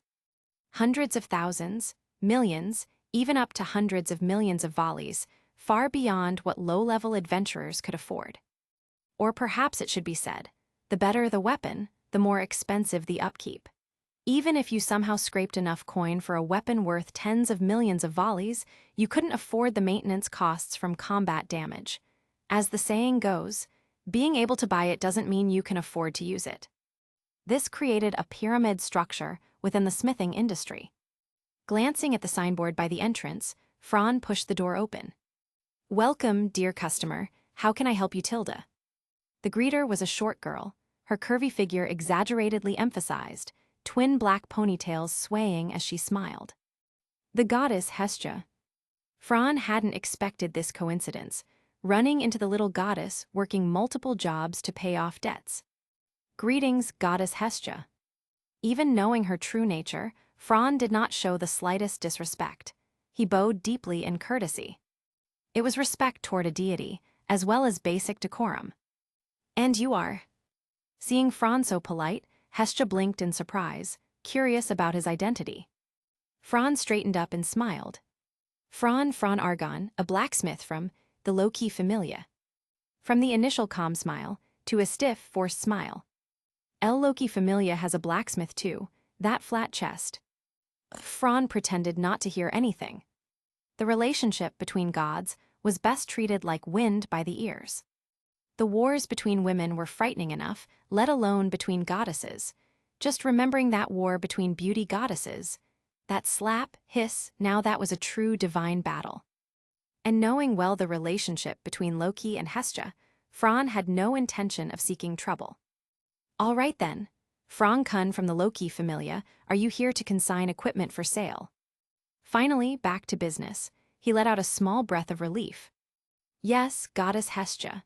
You know our familia has absolutely no footing in commerce, but I have some confidence in the weapons I forge, so I came here to consign them." "I see, Fran Kun. Then please take out the equipment you wish to consign. I'll call an appraiser to examine them." "Then I'll trouble you for that." When the little goddess jogged off to the back of the shop, twin ponytails bouncing, Fran let his gaze wander over the display cases. 30 million volleys, a second-tier single-handed sword. 55 million volleys, a second-tier shield. 25 million volleys, a second-tier short sword. At each glance, Fran's eyebrows twitched involuntarily. Not to mention material costs. Even if processing fees only accounted for a third, the numbers were astronomical. Still, while Smith seemed to earn a lot, their expenses were equally massive. Most of their profits were reinvested into buying more materials, continuing the cycle. In any field, one had to keep advancing against the current. To stop was to fall behind, especially for a profession like smithing, which devoured proficiency. Just as Fran turned his gaze to another display case by the window, he spotted a figure outside, beyond the glass. "Brother Fran." Belle and Ina too. At the entrance, the white-haired boy stumbled as he introduced Fran to Miss Ina. "This is Fro." "I already know, Belkun. He's Fran Argon, an adventurer of the Loki Familia, LV4, nicknamed the Flame Demon. He's quite a renowned adventurer in Orario, you know." Before Belle could finish, Ina had already recited Fran's information. "Flame Demon, Brother Fran is the Flame Demon, the one who, at LV2, soloed the LV5 floor boss, the one who annihilated the monster party all by himself." That nickname was way too Chunabiu. Awkwardly rubbing his nose, Fran raised his hand to stop Belle's shouting. Belle, don't bring up that title anymore, all right." But I think it's really cool. Flame Demon, wow, so awesome. If I can get a title one day, I'll definitely ask Goddess to get me one like Flame Dragon Knight." 14 years old truly was peak Chunabio age. "Him's Belle. Him a goddess. Him half-elf woman." Chapter 108, Experience Smith Tilda. Half-elf woman. Hestia was emanating a dark miasma, and the two ponytails had already turned into machetes. Hello, goddess Hestia. I'm Belle's guild advisor, not what you think I am. Is that so, Tilda? Hestia carefully looked up and down, with scrutinizing eyes. You really dare to say that, half-elf? Dressing up so prettily, you must have ulterior motives toward my Belle, right? Belle. This was just absurd. If he had such a vinegar jar at home, thinking about the days ahead, Franz shivered uncontrollably. How could you still dream of being a harem king? Wouldn't it be better to just self-destruct? HMPH, here to accompany Belle to buy equipment, I see. Very good, half-elf. You mustn't abuse your public role for private gain. How could I possibly? By the way, Franz, why are you here too? Are you also here to buy equipment? As if remembering something, Belle asked politely. Not only him, Ina also looked over. Flame Demon Franz Argon, the fastest rising adventurer in history, the future ace of the low-key familia. Rumor has it that even as a LV2 he could solo a mutated LV5 floor boss. He was already ridiculously strong back then, and now more than half a year has passed, he has reached LV4 and is likely even more unfathomable. His true strength is estimated to be at LV5 or even higher. Just as Ina suspected, Franz's true strength was not LV4 but between the upper tier of LV5 and pseudo LV6. If he used magic, his attack power could even reach upper LV6. Of course, these power levels were only for ordinary adventurers. Monsters with abnormal skills and high stats weren't included. I'm not here to buy equipment but rather to sell it. Look. Franz's lips curled as he pointed to several sets of equipment laid on the counter. Katana, Sakura Cutter IV, the fourth in the series, forged with refined metal adamantine, using special techniques to reduce weight without losing sharpness. Second-tier armament. Full armor, Gladiator IV, also the fourth in the series, crafted from Dungeon 51st floor drop material, black rhino hide, mixed with refined metal white crown stone. Though it looks like a full knight's armor, it weighs only 2/3 of similar gear. Strong defense without hindering speed. Second-tier armament. Light armor, Megos Armor IV, like the other two, the fourth generation, made with special metals Valor Iron and black rhino hide. Though its defense isn't as strong as full knight armor, it doesn't hinder speed and even has the special enchantment Courage, which reduces the impact of negative emotions. A special second-tier armament, worth more than the previous two. Every time Franz introduced a piece, Belle's body shivered. As for his expression, words like dumbfounded or stupefied weren't enough to describe it. HMPH, Goddess Hestia folded her arms and turned her head, extremely displeased. That Loki's child is actually this excellent. Ugh, it makes me so angry. Sir, I'm the appraiser of this shop. Do you find the prices of these 3 items acceptable? Taking the document handed over by the middle-aged appraiser, Franz glanced at it. Sakura Cutter IV, 45 million volleys. Gladiator IV, 40 million volleys. Mongoose Armor IV, 59 million volleys. The price was exactly what Franz expected. After all, even without the finished product markup, just the material cost for each piece exceeded 20 million volleys. Within the second-tier armaments, this is mid-range pricing. Acceptable. Then let's sign the contract. Consignment here, 5% handling fee, no problem. Of course, let's follow your rules. Our Loki Familia and your Hephaestus Familia are allies, trustworthy indeed. All right, then please sign here. The contract signing went smoothly, without any obstacles. In less than 5 minutes, Franz had accomplished what he came for. Then, Goddess Hestia, Belle Miss Ina, I'll be taking my leave. HMPH, you're welcome to come again. Though unwilling, the goddess still abided by proper manners. Goodbye, big brother Franz. Goodbye. Once he entered Babel Tower's elevator and completely left. Belle immediately became overwhelmed with excitement, circling around Franz's equipment displays, eyes full of envy. All right, Belle, these pieces aren't suitable for you yet. Not to mention the purchase price, even the maintenance costs are astronomical. I know. But wow, I never thought Big Brother Franz is actually a top master smith.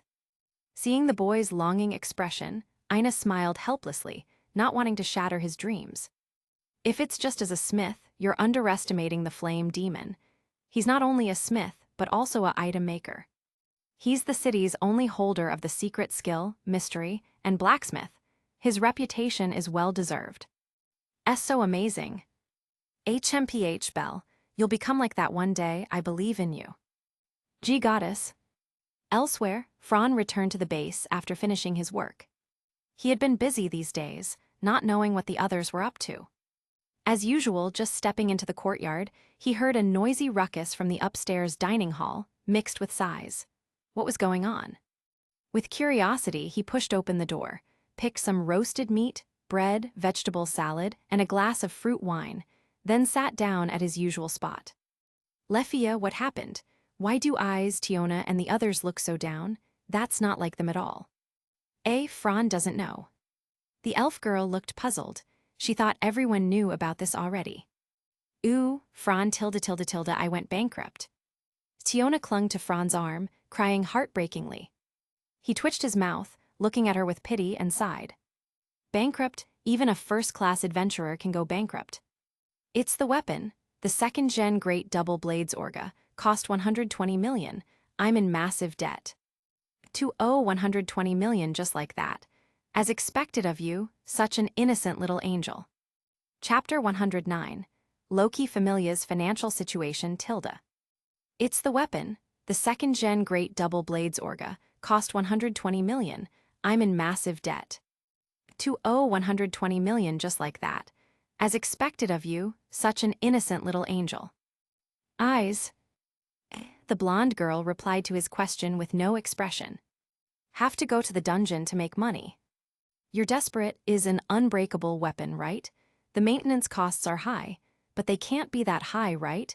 At most 5 million should be enough. Lefia timely whispered a reminder. The sword lent to Miss Eyes as a temporary replacement during maintenance was broken last week.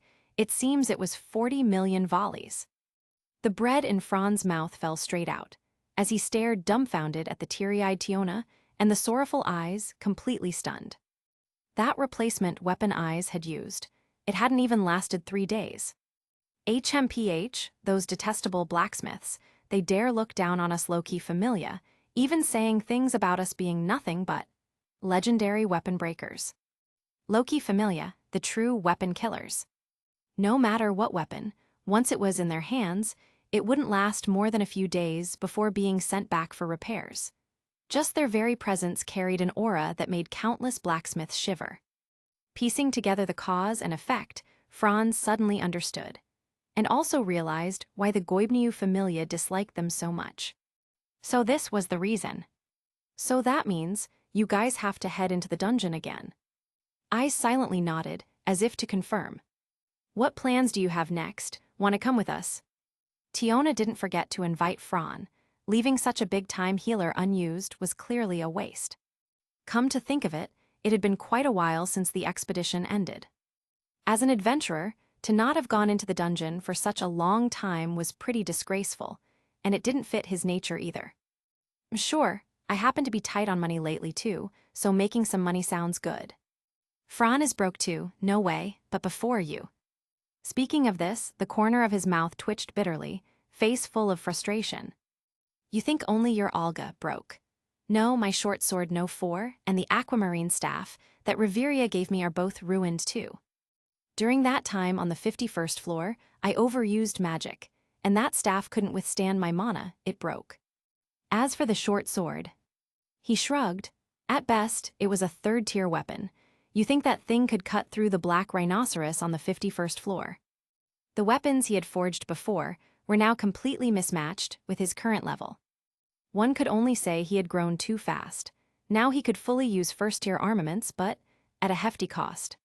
Because of this, his savings had been drained, and he was just barely scraping by now. Well, if the equipment I sent out today sells, I could make a profit, but who knows when that'll happen.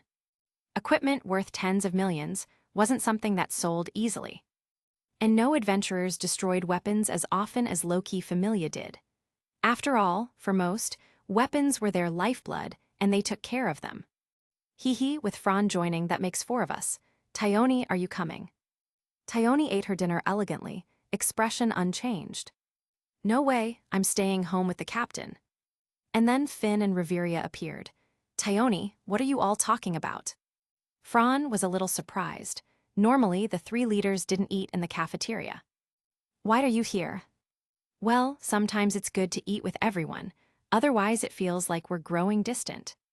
Captain Tilda. Finn, we're going to the dungeon tomorrow. You and Riveria want to come. Going to the dungeon. Hearing this proposal, Finn showed a bit of interest. Of course, the main reason was that the Familia was nearly bankrupt. 2 failed expeditions in a row, though they recouped some costs, the profits were slim. With a whole Familia's expenses, plus the astronomical guild management fees for top-class Familias, it was overwhelming.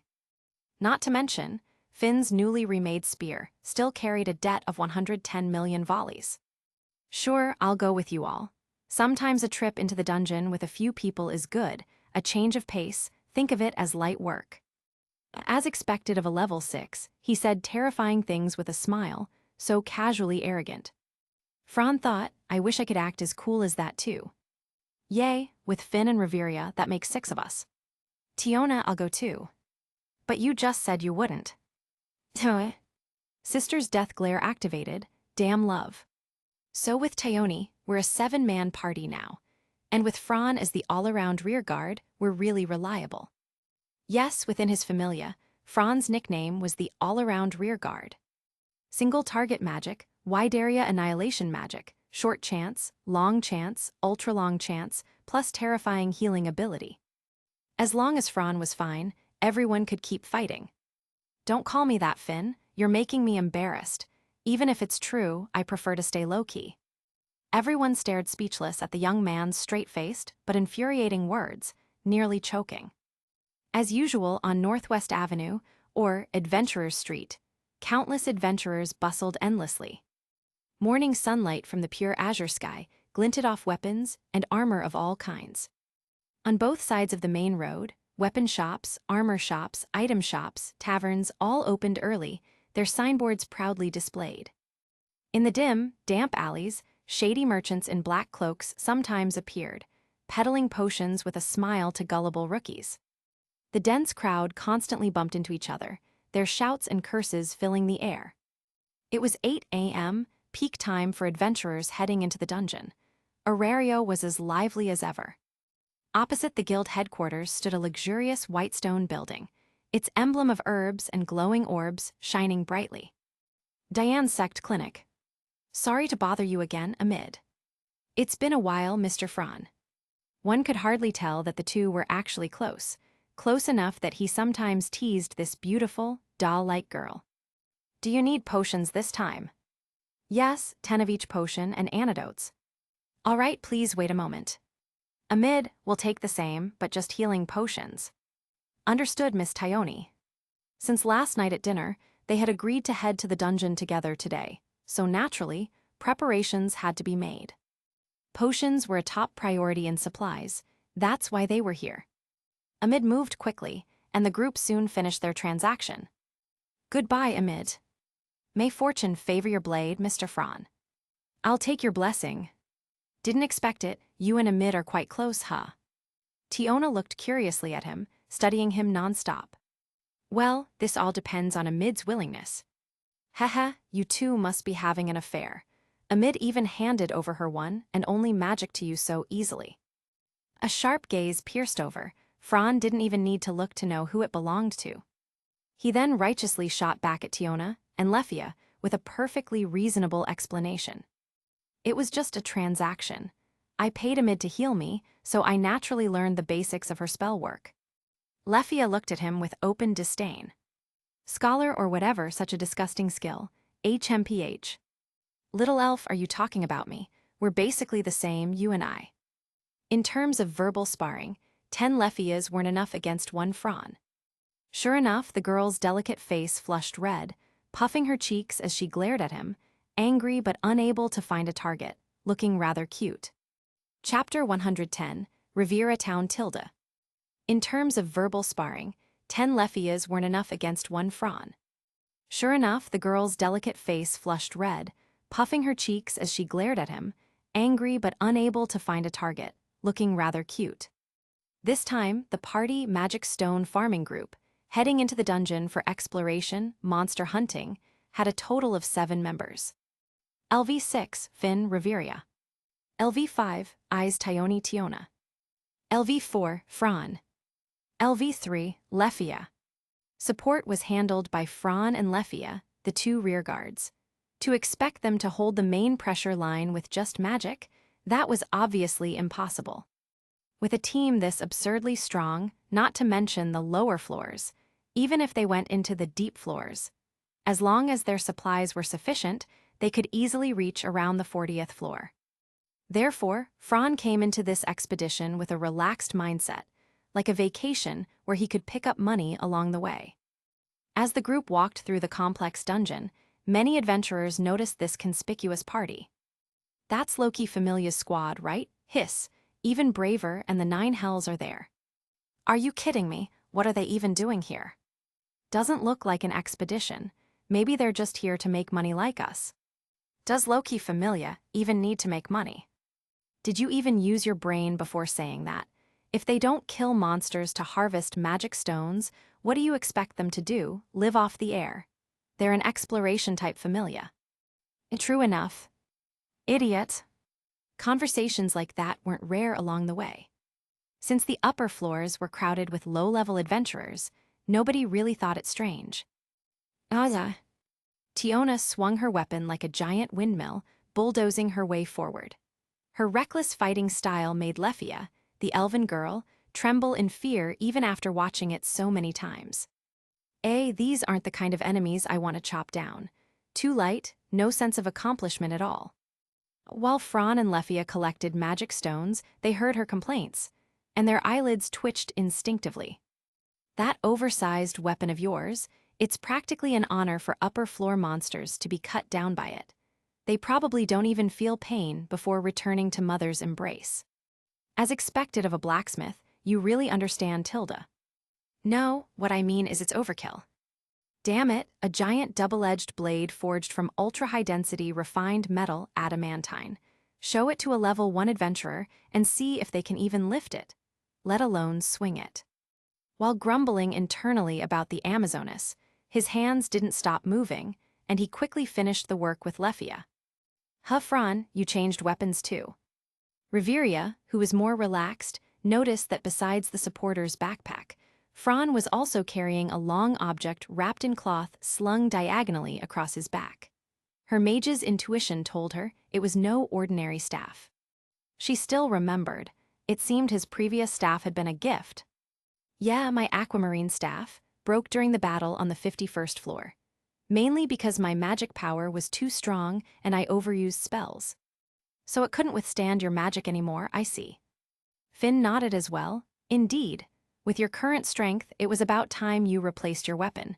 It's no real loss. So this staff, did you forge it yourself?" Perhaps out of pride both as an item maker and a blacksmith, he felt a desire to show it off. Casually, he removed the cloth from his back, revealing the staff in its true form. It was a wooden staff taller than Fran's height, 185 cm, measuring 195 cm in total, standing just above his head when upright. The shaft, entirely wooden, curved into a concave shape at the grip, enhancing both handling and aesthetics. Above the concave section, the wood twisted upward in a spiral, like a hollow braid, all the way to the head of the staff. The tip ended in a sharp point with double-arched ornamental patterns. Inside the hollow head, bound within the twisted wood, was a massive spherical amethyst magic crystal, shimmering brilliantly. The entire staff was carved from a single piece of wood. Its surface was engraved with sacred symbols, giving it both a mysterious and beautiful aura. I named it Scholar Argon. Since it's a staff made for my exclusive use, crafted with my own hands, of course it carries my name. Reveria and Lefia were astonished as they sensed the subtle magical waves emanating from the staff. Their gazes toward Fran shifted. Heavens, this is a staff on par with the finest first-class weapons. Its striking appearance, mysterious runes, and the powerful yet obscure flow of magic within the crystal completely dominated the atmosphere. Leffia gasped, covering her mouth, her eyes wide with shock. Even Riveria stole glances repeatedly. Not only a master smith, but also a high item maker. Your talent is truly breathtaking. You're only seeing the finished product. You don't know how many times I failed, how many materials I wasted. Showing off always comes with a price, especially when crafting a top-tier weapon that's essentially third-tier divine grade. Just for this, the material cost alone was 230 million volleys.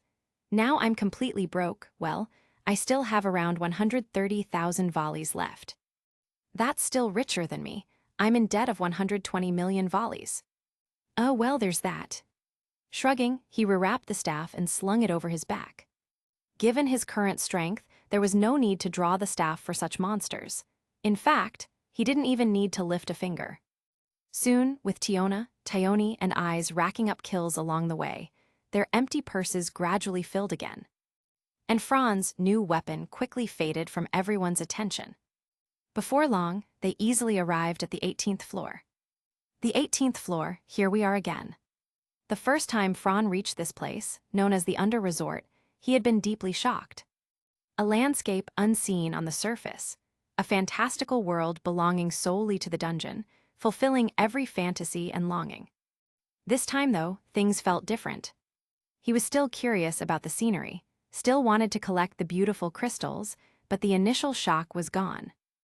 Moreover, there's no oppressive feeling from the dungeon anymore. Maybe it's because I'm stronger now, like how they say, money gives a man courage. He thought about it for a while but found no answer. Laughing and chatting with the others, he followed them into the adventurer's town, Riviera. Riviera Town, notice board number 334. Glancing at the sign on the town's gate, Franz smiled wryly. Rebuilt 334 times, impressive. Speaking of which, we didn't see the floor boss Goliath on the 17th floor. I wanted to defeat it and harvest the magic stone. That would have been a fortune. Finn, walking in the middle, chuckled. I've heard the adventurers in Riviera regularly clear out Goliath. Their excuse is that it blocks passageways. Seems about right. Hearing this, Fran was stunned. HMPH, those shameless bastards run a high-priced black market here, blinded by profit. Well, at least they provide convenience for adventurers. So what about tonight, Captain? We only brought simple camping gear, not even tents. Let's stay in town for once. It feels refreshing. I remember the last time I lodged here. That must have been ages ago. Careful, Captain, you almost revealed your age. Chapter 111, Murder. Let's stay in town for once. It feels refreshing. I remember the last time I lodged here. That must have been ages ago. Careful, Captain, you almost revealed your age. Scholar Argon. Introduction. Created by Fran Argon, the first work in the staff series. The former armament aquamarine staff was destroyed during the battle on the 51st floor because it could not withstand its own magic power and the continuous overuse of magic. After improving his skills, he imitated the divine technique and refined both craftsmanship and materials to create this exclusive weapon. The materials used were the sacred tree's branches and refined metals mithril, adamantite, along with a top-grade magic crystal, all handcrafted. After processing, it greatly enhanced the refining speed and endurance of magic power, while also being usable as a melee weapon. The group walked into the small town, following the still relatively wide road deeper inside. Although the town looked shabby and wasn't very big, it had all the essential facilities. The services adventurers needed were basically all here, such as taverns, inns, casinos, weapon shops, equipment shops, item shops, and even jewelry shops. Since Finn had spoken up saying it was his treat, Fran and the others didn't mind and casually followed along with Finn and Riveria. Don't you all feel like something is off with the atmosphere on the streets? Riviera usually isn't like this, right? There's not even a single street vendor. Riveria stopped walking, her sharp gaze scanning the surroundings as she spoke cautiously. Fran followed silently behind the group, instinctively sensing something unusual happening in the area. Come to think of it, ever since we entered the town, we've barely seen anyone. That's not how things usually are. Finn rubbed his chin, narrowing his eyes as he analyzed the situation. Along the way, the number of adventurers who had passed by them could be counted on one hand. Once Riveria pointed it out, everyone else realized it too. Not to mention, they had already been walking for quite a while and were close to the town square. Riviera Town didn't just run a black market, it also dealt in expensive luxury goods, with liquor being the main one, so adventurers didn't need to return to the surface to purchase leisure items. Whether it was large familias like Loki Familia, or small to medium ones, Riviera's existence was indispensable. It was the essential supply point for adventurers staying long-term in the dungeon. All things considered, it made no sense for Riviera Town to be this empty. Which meant the answer was obvious. Finn and Riveria exchanged glances and spoke in unison. Something happened. Thyone spread her hands and asked Finn, "Captain, what do we do now?" "Well, since we don't know anything yet, let's just pick a shop and ask around. First we need to gather some intel, then we'll know what happened." Finn quickly gave orders, and under his lead with his spear in hand, Fran and the others followed him off the street. Luckily, the businesses inside the shops didn't seem affected. Operations were continuing. "Excuse me, may we ask something?"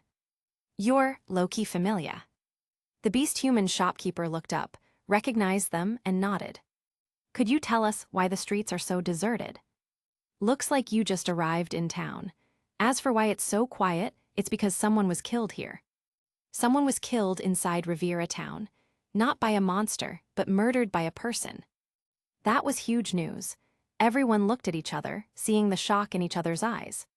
After all, the unspoken rule among adventurers in the dungeon was to not interfere with each other, and sometimes even lend a hand in danger if possible. But murder, taking the initiative to kill, was something only maniacs from dark factions would do. Yet, weren't the dark faction, Evelis supposedly wiped out completely in the incident 5 years ago? Countless thoughts flashed through Finn's and Riveria's minds at once. They say it was discovered just recently, not even half an hour ago. The town is small and everyone's in the business, so pretty much everyone knows already. Fran's mouth twitched as he forced a laugh. "You mean, everyone in town went to gawk at the scene?" "Yeah, that's right," the tent owner said indifferently. "Hey, that expression of yours doesn't match your words at all. Everyone's. Someone died, and yet people were still cheerfully going to gawk at it, as expected. No matter where you go, humans' nosy curiosity never changes." Riveria sighed, lowered her gaze slightly toward the small captain. "Let's go take a look too, Finn." "No other choice, we still need to stay here tonight." After replying, Finn led everyone according to the intel they just obtained and quickly found the scene. The main part of the town was located on the slope of the island facing the lake, so there were many sloped and stepped paths. Fran and the others climbed up the crude wooden stairs made of logs, and before long, near the central square, they found a group of adventurers gathered at a junction. A path extended toward the wall's edge, leading to the entrance of a hidden cavern. Everyone knew the dungeon repaired its damaged areas automatically, so this cave had to be man-made, built against the 18th floor's wall. The location was secluded, in a corner of the town, good for an inn's quiet environment, but also a good place for a murderer to strike. Fran pulled down his hood, glanced at the tilted signboard. "Billy's Inn." What the hell, just the name gave him déjà vu. These adventurers really dared to stay here. He sure wouldn't. Because of the ridiculous name, he couldn't help but grow curious about the innkeeper. "So many people, we can't even get inside. This inn must be the one where the murder happened. No choice then, you guys wait here, I'll go check inside." Seeing the crowd, Finn realized getting information that way was impossible. He'd have to go himself. Using his small race's size and his great agility, he slipped through the cracks in the crowd, perfectly embodying the idiom, seizing the chance. "Captain, hey, wait up." Thyone, seeing herself cut off from Finn by a wall of bodies, snapped. "Can you guys move aside? Otherwise, I won't mind smashing your heads into the ground until they're pulp." "Shove, wait, Loki Familia. It's the Jormungand." Damn, her eyes turned black, and that black smoke around her body, what the hell? Idiot, you want her to kick you to death. Sorry, my bad, I was wrong. A rapid string of apologies, those arrogant adventurers turned meek in an instant. Fran couldn't help glancing at them repeatedly. Nice, brother, knowing when to advance and retreat is a real skill. And just like a plague spreading, wherever Thyone walked, people scattered, clearing the path for her. Didn't expect Loki Familia to show up here, and even the Nine Hell is with them. I think I also saw the Braver go inside earlier.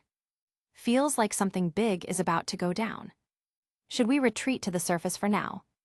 Yeah, let's do that. Chapter 112, Examining the Situation. Yeah, let's do that. Among adventurers, there has never been a lack of clever people. Catching sight of the few figures sneaking away, Fran couldn't help but sigh sincerely. With Thyone leading the way, the group easily arrived at the inn's entrance. The atmosphere here was heavy. You could tell just by looking at the two adventurers standing guard at the door. Anyone able to make it to Riviera was at least a level 2 upper-class adventurer. Even if they weren't a big shot in Orario, they were definitely an elite. Seeing the strict control, Riviera stepped forward and exchanged a few words with the guards, then easily led everyone inside. The face of the Loki Familia still carried weight, and besides, Finn had probably already arranged things beforehand. As a result, they smoothly reached the crime scene. Inside Billy's Inn, which used caves as rooms and passageways, the surrounding walls were clearly man-made, neatly cut, squared off. Warm-toned magic stone lamps embedded in the walls created a cozy atmosphere. The passages were wide enough for Fran, Eyes, Tiona, Lefia, and Riviera to walk side by side without crowding, and the ceiling was tall, completely lacking the oppressive, claustrophobic feeling typical of dungeon caves. This place must be considered fairly high-end in Riviera, right? All the shops we passed along the way were either shabby wooden huts or tents. This district's at least built of stone. As they walked, Fran turned to Eyes and asked, Riviera and Finn should know this place well. I haven't been here before either. I know, this place really is pretty high-end. I think Bors mentioned it before. Tiona helped Eyes answer. Bors, Fran thought for a moment. It did seem there was such a person. Bors, a level 3 second-tier adventurer, the ruffian boss of Riviera, the adventurer's town, essentially the leader of this little settlement. Are you guys close with him? Tiona put a finger to her lips, tilted her head innocently in thought. He's been intimidated by Bete, Gareth, and Finn before. Anyway, he's always wary of us, kind of like dealing with dangerous animals. That relationship didn't sound good at all. HMPH, that man's just greedy for money. Even if you want to ask about something, he'll rub his fingers together first. Lefia huffed angrily, looked like she'd been extorted before. You young ones shouldn't underestimate them. Bors has been operating in Riviera for nearly 20 years. To sit firmly as leader for that long means he's no simple man. Riviera quietly warned them. That bastard. SHH, we're here. Rounding a corner, they saw the door to a chamber ahead standing open. 3 panicked adventurers rushed out, their eyes wide with terror as if they had seen something horrifying. Exchanging glances, the group immediately stepped inside. The ghastly crime scene froze their gazes in an instant.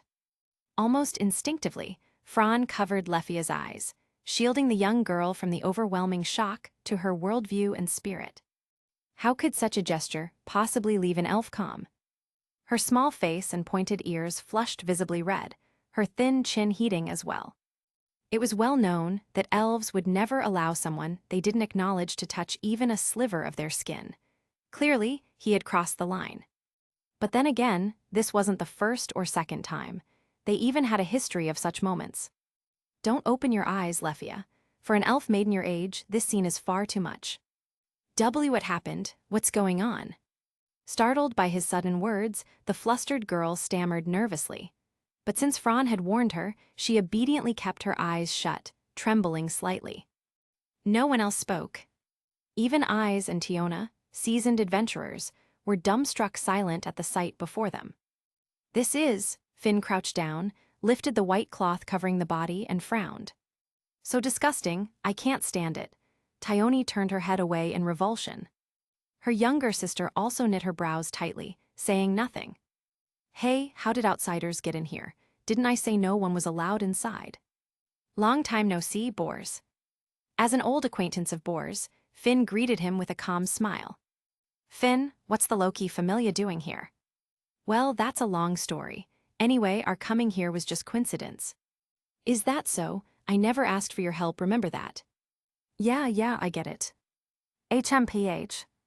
Bors elder, before them stood the bald, one-eyed man with a black eye patch, glaring unhappily at the Loki familia gathered in the room. When his gaze fell on the blond youth standing at the end, the single eye beneath his patch flickered subtly, before quickly shifting away. But who was present here? Aside from Lefia, nearly buried in Fran's chest, everyone else was at least level 4, perfectly capable of catching such a small reaction. Oh, you recognize him? Let me introduce you. Fran Argon, level 4, our Loki familia's new recruit. Who hasn't heard the name Flame Demon? You've made quite a scene already, hard not to recognize you. Damn Loki familia, not a single good one among them. I'd love to smash Finn's smug face in with one punch, cough cough. No one knew Bors's inner thoughts were so complicated, far more turbulent than his expression showed. Look at you, Finn, all pleased with yourself. You power-drunk brutes always swaggering about, it's disgusting. You Loki familia and you Freya familia too. Wasn't he describing himself, just a mere level 3? Seeing this bastard actually dare speak to Finn so arrogantly, a certain battle junkie's instincts flared violently. Glowering at Bors, Tyone's fists cracked audibly, her shoulders shaking as a menacing black aura seeped off her body. Tyone, calm down. Reveria soothed her gently. This wasn't the time for recklessness. All right, Bors, we're old friends. Cut the nonsense. What exactly happened here? After confirming the corpse, Finn rose and asked evenly. Bors glanced between the Loki familia and the body once more, then his expression hardened. The dead man here, they say he was with a cloaked woman, an adventurer in full armor. Chapter 113, Familiar Tilda. A full-body armor, like a knight's armor with a helmet. Tusk. Just by looking you can tell it's high-grade stuff. And then, as you all can see, right now the face is gone, no one knows his identity. But well, the only thing certain is, the cloaked woman who came with him is missing. So? The culprit is already confirmed, that's just how it is. Right, Billy. Before this, only that man and woman came to my place. Billy, a young beastman, looked to be a werewolf judging by his race. Hearing Bors ask him, he nodded repeatedly like pounding garlic, though his words came out jumbled. As for why they said this scene wasn't suitable for Lefia, and that it was mentally polluting. The reason is, the poor guy on the ground had his face skin gone, literally gone, it was a faceless corpse. So until now, whether Billy or Bors, neither could confirm the victim's identity. Can you explain in detail, you there? It's like this. The two of them came last night. One wore a cloak, the other full armor and a helmet. Couldn't see their faces, but from their voices and builds it was obvious one male, one female. Especially that woman, her figure, cough, cough, very good. And since I run in, that kind of thing is too common. Plus, with my beastman sense of smell, I was certain. At the side, Bors nodded too. Ah, yesterday I also saw them from a distance on the street. Really great, she's a fine woman. Though her face was hidden by the cloak, relying on my years of rich experience, I can tell you with certainty, no mistake, even if she were on Pleasure Street. Before the conversation could go further, several women's icy stares locked on the two men, the oppressive aura instantly shutting them up. That's all, no other information. Finn frowned deeply, thumb pressing under his chin as he analyzed. Let me think. Oh, right. That man was rich or had just made a lot of money. His equipment was brand new, and he rented out my whole inn. I don't have soundproofing here, even the doors are like this, so basically you can hear everything. Even watching wouldn't be impossible, Tilda. Eyes was fine, naturally airheaded. Tyone and Tiona, being Amazoness, didn't even know what the word shame meant. Reveria had already closed her eyes, pretending not to hear anything. But Lefia, though still young, clearly understood the deeper meaning in Billy's words. The girl twisted her body, burrowed hard into Fran's arms, so embarrassed she could die. Riviera's prices are more than 10 times the surface, so that man was either truly wealthy or had just made a fortune. Fran felt something was off. Couldn't say what exactly, but something was strange. Looking at the innkeeper, who though speaking lightly still showed lingering fear on his face, Fran raised an eyebrow. Ulecher, knowing she was a fine woman, didn't think too. Tiona knew what kind of people they were. She looked at Billy with disdain, asking coldly, "Forget it, what's the point? I couldn't personally join in anyway. So kindly, I just hung a full sign for those two and went drinking at the tavern. The tavern's owner can confirm it." "I see, then the woman's trail is cut off. As for this victim, his belongings and equipment are still here, right? We should be able to find some clues to his identity from them. If not, we'll have to use unlock medicine." Bors agreed with Finn's view. Then, in front of everyone, they laid out the corpse's belongings. Only, Fran looked at one part of the armor. At first it seemed familiar, then puzzling, then thoughtful, then his eyes widened, and finally he sucked in a sharp breath. "What is it, Fran?" Eyes always spared some attention for the youth. She was the first to notice Fran's expression change. But before he could speak, Bors was already rummaging through the corpse's gear. Map, waterskin, shortsword, potions, magic stones, looks like they were searched. That woman's actions seemed like she was looking for something. These pieces of equipment hiss, second-tier armament parts. That's good stuff. If it were a full set, no less than 40 to 50 million. Bors greedily flipped through the gauntlet, just about to say something, when his eyes widened. "Let me see him forged by Fran Argon. Why does this blacksmith's name sound so familiar? Fran, you wouldn't happen to be." Everyone's. Then, all eyes turned to the youth with the strange expression. Looking at the all-too-familiar armor, Fran, under everyone's stares, looked embarrassed and instinctively rubbed his nose. Yes, I'm that blacksmith Fran Argon." "Bors. Billy. This good stuff was made by you." Bors was beside himself with excitement. Clearly brand new, the armor had barely a scratch, and it was second-tier armament. Free 40 or 50 million, who wouldn't be happy? The Gladiator series, 4th generation. I just consigned it at Hephaestus's shop in Babel Tower not long ago. Honestly, I didn't expect it to sell this quickly, since I haven't even asked yet. Never thought I'd see it here, and its owner is already. Thinking of this, Fran sighed. Not a good omen. "I see, so Fran forged it. Too bad, by the time we return to the surface to confirm the buyer's identity, the culprit will likely have escaped." But Finn denied Riveria's words. No, judging from her abnormal behavior, she was searching for something. So, that item must still be in the town. There's no way she left. "Gee, you big familia types always prattle on, so troublesome. Just use this." Bors, the brute, didn't care for rules and pulled out a black market specialty from Riviera. Unlock Falna. Unlock Falna, huh? Desecrating the dead is a grave taboo, but given the situation. Riviera closed her eyes, choosing not to see. Then, before the watching crowd, a drop of unlock medicine was poured on the victim's back. "Hey, you over there, high elf, you can read divine script, right?" "I'll do it." Knowing Riviera was unwilling, Fran stepped forward. "You can read it too." "What, do I look like some uneducated brute?" And no, of course not. Bors was shut down by Fran and immediately shrank back. With just a glance, Fran read the man's name and familia. He even remembered seeing him once. Gaintia familia, Hashana Dorlia, level 4. As Fran spoke, the low-key familia group didn't react much, only slightly surprised. But Bors and Billy both jumped up in shock, shouting impossible. Chapter 114, Hunt for the Culprit. But Bors and Billy both jumped up in shock, shouting impossible. "What did you say?" "A level 4, second-rank adventurer." Hey, don't joke with me like that. A level 4 being killed without a noise. The thought that a murderer strong enough to rival a first-rank adventurer might still be hiding in the town alone made the two of them feel a faint chill of terror. In an instant, Bors and Billy both broke into a cold sweat, staring in horror at the corpse on the ground.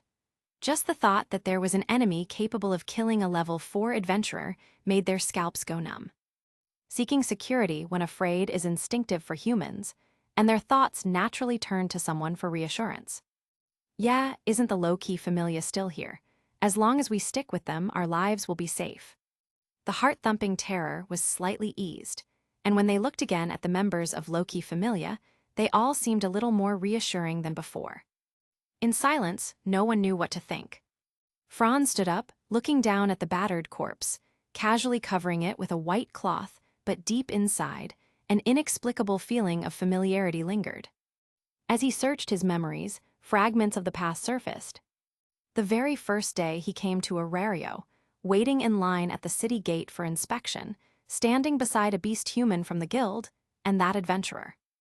It's him.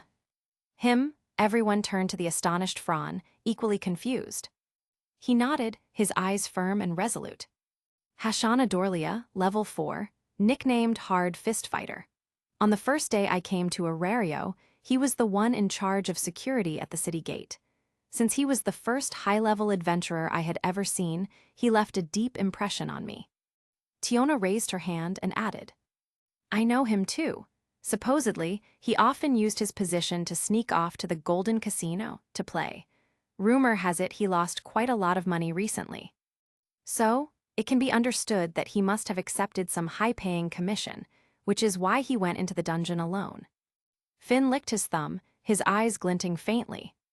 Did he kill someone in order to find something? Riveria also pondered deeply.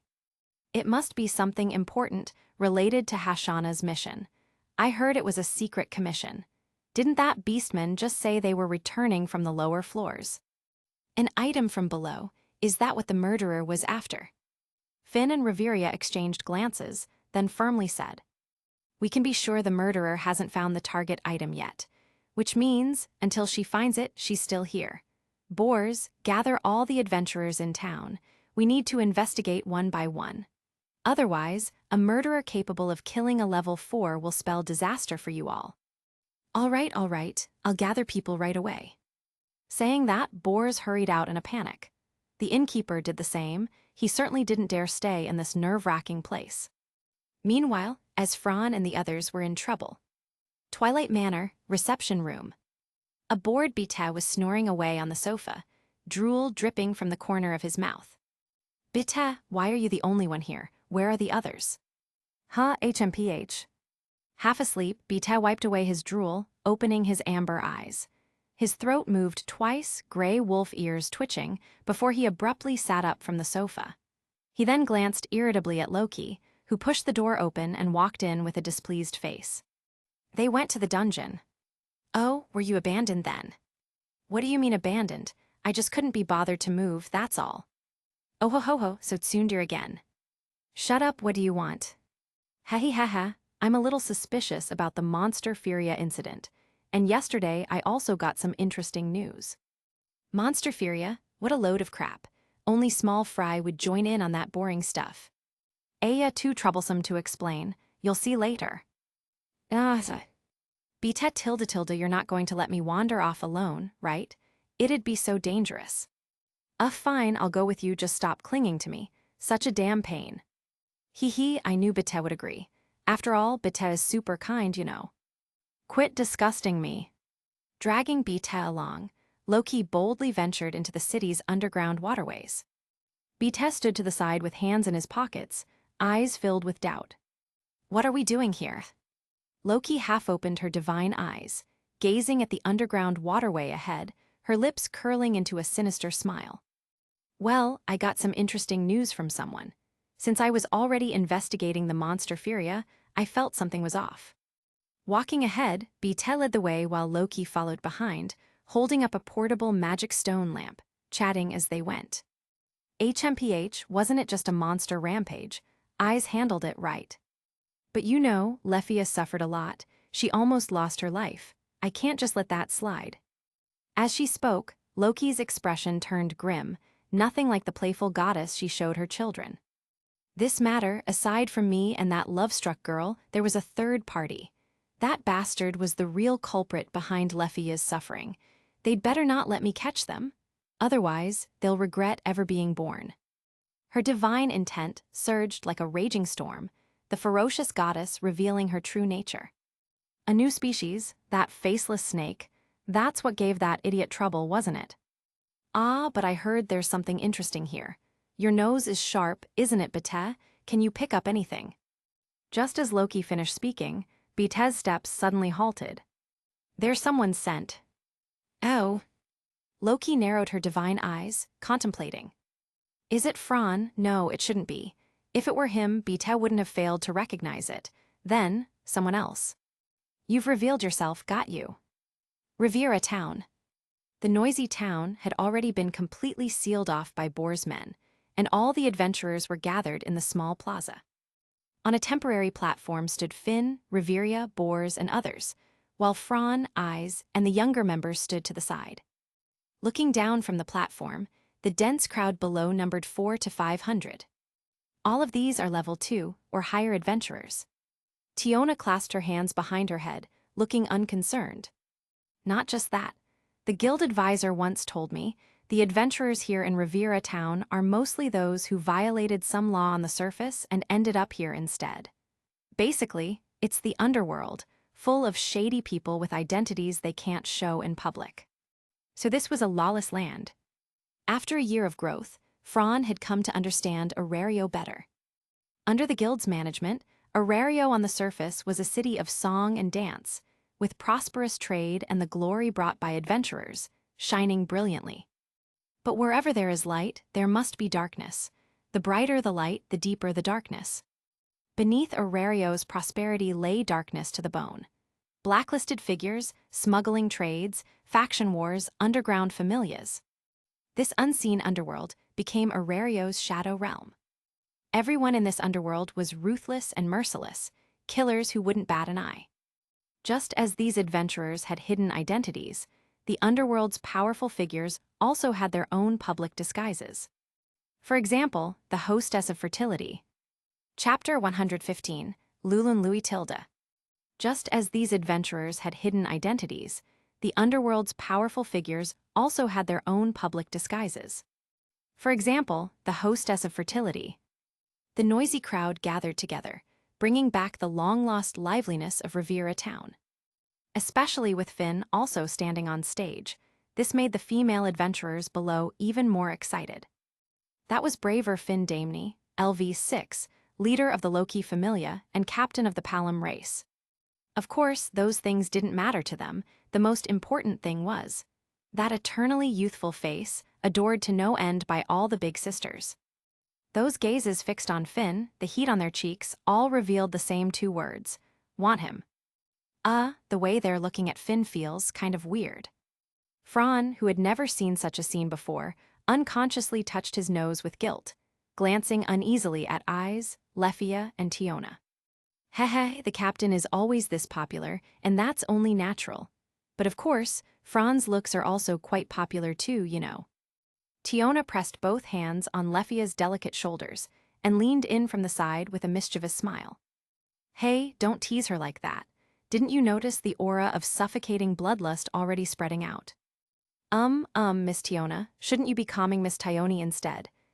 She looks terrifying. Lefia was already trembling, watching as Tione lowered her head, her body quivering uncontrollably, wisps of black miasma spilling out. She looked ready to explode at any moment. HMPH, prepare yourself, Lefia. When it comes to the captain, this elder sister of yours becomes completely unreasonable. Watching the situation below, Finn pressed his lips together, unable to hide his concern. They gathered this quickly, impressive efficiency.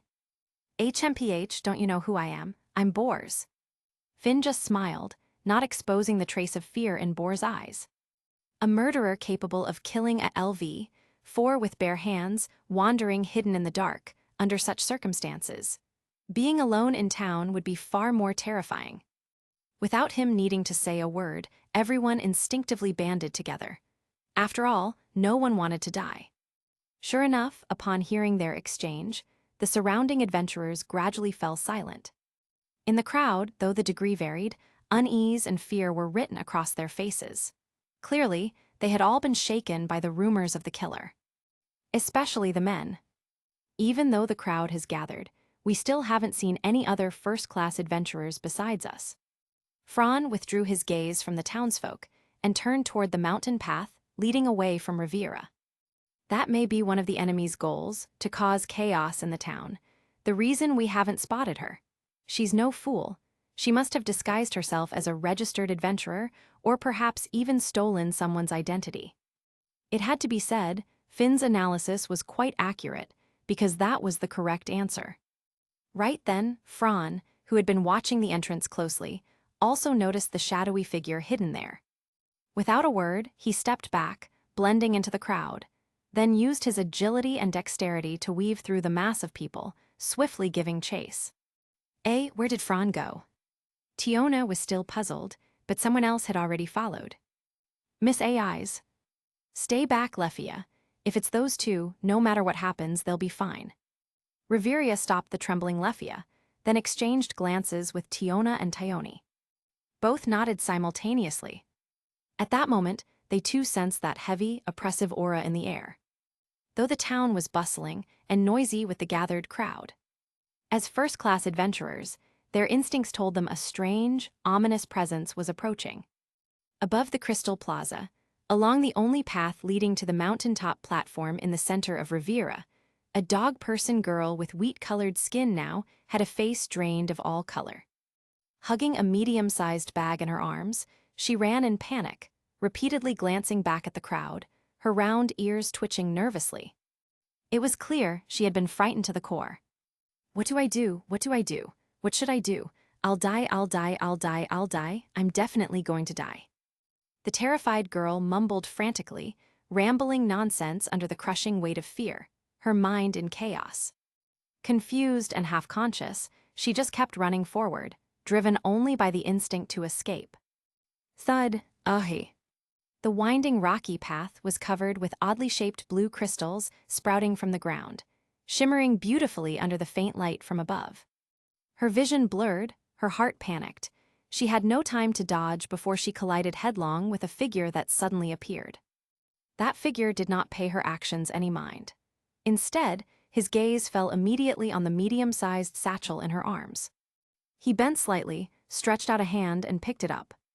So this is it then, the item Hashana entrusted to you. Knowing full well its origin and its danger, Franz spoke, cutting off any chance of escape. You're the flame demon. If you can, just call me Fran or Mr. Argon. That title is too much. Will you come with me to meet Finn or keep running? Or will you wait to be captured by the murderer and tortured? He gave her no room, leaving only hard choices. No, no, please, I'll die, I'll die. Fran, another figure swiftly arrived, golden hair disheveled and fluttering as she landed. Sword Princess. Why you two? What is this? Eyes glanced briefly at the dog girl, then locked her gaze on the bag in Fran's hands, her expression firm and grave. This should be the belonging of the deceased Hashana, the very thing the murderer is after. Eyes nodded, then looked at the trembling girl. What about her? Fran shrugged. I already gave her the choice. Please no, don't take me back. If I go back this time, I'll definitely. The girl's panicked expression and fearful eyes did not escape Ai's notice. Then, let's find a quiet place. Please explain everything in detail. Is that okay, Fran? She looks terrified. So kind as always. Fran sighed lightly, then nodded. The three of them turned a corner ahead, reaching a spacious area filled with crystals. A warehouse ground for the town, broad and empty since everyone was gathered at the plaza. After a brief glance, Eyes and Fran led the girl into a corner stacked with crates, then turned to face her. Here's fine. All right. In the dim space, only the sound of their breathing echoed. The gloomy environment naturally spread unease. Click, a portable magic stone lamp flared to life in Fran's hand, taken from his bag. Now can you speak? The girl shrank back timidly, nodded, and forced herself to speak. My name is Lulun Louis. Chapter 116, Hermes Familia's Secret Tilda. Now can you speak? The girl shrank back timidly, nodded, and forced herself to speak. My name is Lulun Louis. My name is Lulun Louis. Fran continued to remain silent, leaving Eyes to communicate. Can you tell me your level and which familia you belong to? This is very important. The girl raised her head to glance at the two, hesitated for a moment, and then finally spoke. Third tier LV2, member of Hermes Familia. Although she appeared to have regained some composure on the surface, Franz still noticed the shadow of fear lingering deep within her eyes. Hermes Familia, the one that can freely enter and leave Orario, responsible for transporting goods, never staying in one place for more than a month. Franz recited the information about that familia, and the girl nodded to confirm. Hermes Familia, led by the god Hermes, also known as Hermes. They handled the transport of special cargo, with their base of operations in the labyrinth city Orario. They were one of the few familias that possessed official authorization to move freely in and out of the city. Not only that, this familia excelled in information gathering, and was often involved in situations pressing upon the guild and others. Franz knew that Hermes was smooth-talking, able to chat with anyone, and usually avoided responsibility. But at his core, he was just a hedonistic trickster. From the fact that he had ordered his members to conceal their true levels, it was clear that although their familia was officially recorded as F rank, in reality, their strength was far greater. For that reason, this girl before them had lied. She wasn't LV2, she was LV3. After all, Franz was very familiar with this trick, having used the same one himself. The Hermes Familia's captain, Perseus, Isfi al-Andromeda, was actually LV4, though reported only as LV2. But Franz did not expose her, he simply chose to observe coldly. After all, in front of him, whether LV2 or LV3 made little difference. Why did you run away? What are you panicking about? What are you afraid of? Do you know what the cargo of this commission is? At this moment, eyes showed the demeanor of a high-ranking familia officer. Her thoughts were clear, cutting straight to the key point. Franz had never seen this side of her outside of battle. Is there something you can't say? Or was Hashana's luggage something you stole? No, I didn't steal it. I accepted a secret commission. Franz and eyes exchanged a glance, they understood. No wonder she was hesitant, it was a secret commission. What was the commission? As you see, to deliver the luggage received in this town to the client on the surface. Franz nodded, confirming she was telling the truth. In Hashana's luggage were 2 parchment scrolls. One was a map, and the other was the secret commission letter. Just an errand job, nothing complicated. So why did you panic? Did you see something that scared you? No, it was because the payment was simply too much. But another question arose. How did Lulun know Hashana was the one to hand over the goods? Before accepting the commission, the two sides should not have met, and the client would not have allowed them to know each other. Can you explain how you knew who to hand the goods to? To our knowledge, this should have been between strangers. Lulun glanced at Franz and replied honestly. Because the client told me to meet the one carrying the goods at the designated tavern. The characteristic was brand new full body armor. That was the contact. Brand new full body armor. So that was the reason. Franz's expensive equipment wasn't bought by Hashana. The armor's main purpose wasn't protection. It was an identifier. Realizing this, he felt a bit amused. The gear he painstakingly crafted had ended up as a mission marker. Ridiculous. Eyes understood as well. After meeting, they exchanged the password, quickly handed over the goods, and parted ways. Even the killer hadn't noticed. That was why the only victim was Hashana. No wonder Lulun was so terrified, because the killer now had her trail. Franz looked at Eyes, lost in thought, and Lulun, still trembling in fear. He thought to himself, although I know what this thing is, and who the client is, I didn't expect such caution. Splitting the task among multiple people, and not even hiring from the same familia. One person to collect the item, another to deliver it. Even if tracked, as long as the handover was in the crowded Riviera town, the enemy would struggle to pinpoint the target. This must have been obtained from the 30th floor. The recent rumors of a monster riot there, it must have been because of this. With Hashana's strength, it's impossible he could have taken it from them. So, the real ones responsible were them. With the intelligence he already had, combined with what Lulun revealed, Franz pieced together the truth like assembling a puzzle. client, receiver, courier, executor. Among these four roles, only the client and the executor knew each other. The middle links were split apart. Mysterious, cautious, generous, truly cunning, fool. And then, Eyes noticed a flaw. Miss Lulun should be a third-tier adventurer, LV, 2, correct, and you said you accepted the commission alone. But, traveling alone back and forth to the 18th floor, that's too dangerous, isn't it? Her implication was clear. You must have companions, you're not telling the whole truth. But the reality was different from what she expected. You're LV3, aren't you? Not only you, your entire Hermes familia conceals their true levels from the guild. Fran's single statement not only exposed Lulun's true level, but also revealed the familia's biggest secret. In that instant, Lulun was dumbfounded, her expression frozen in shock, eyes wide. Concealing levels, the entire familia. You, how do you know that? Fran just smiled without answering. There was no need. Eyes studied Lulun carefully and seemed to understand. You accepted this commission not only because of the high pay, but also because the other party had information about your familia's concealed levels, right? That's why you couldn't refuse. And then, the canine-eared girl nodded rapidly, looking aggrieved like a child. Chapter 117. Chapter 117, Jewel Fetus Tilda. And then, the canine-eared girl nodded rapidly, looking aggrieved like a child. Originally, I wanted to return to the surface as soon as I got the item, but before I even left the town, that guy was killed. Fran gave a playful smile. Just made a fortune, then ran into a fine woman, relaxing a little is only natural. The icy gaze pierced through Fran's body, making him shiver uncontrollably. Ahem, Eyes, your eyes are kind of wrong.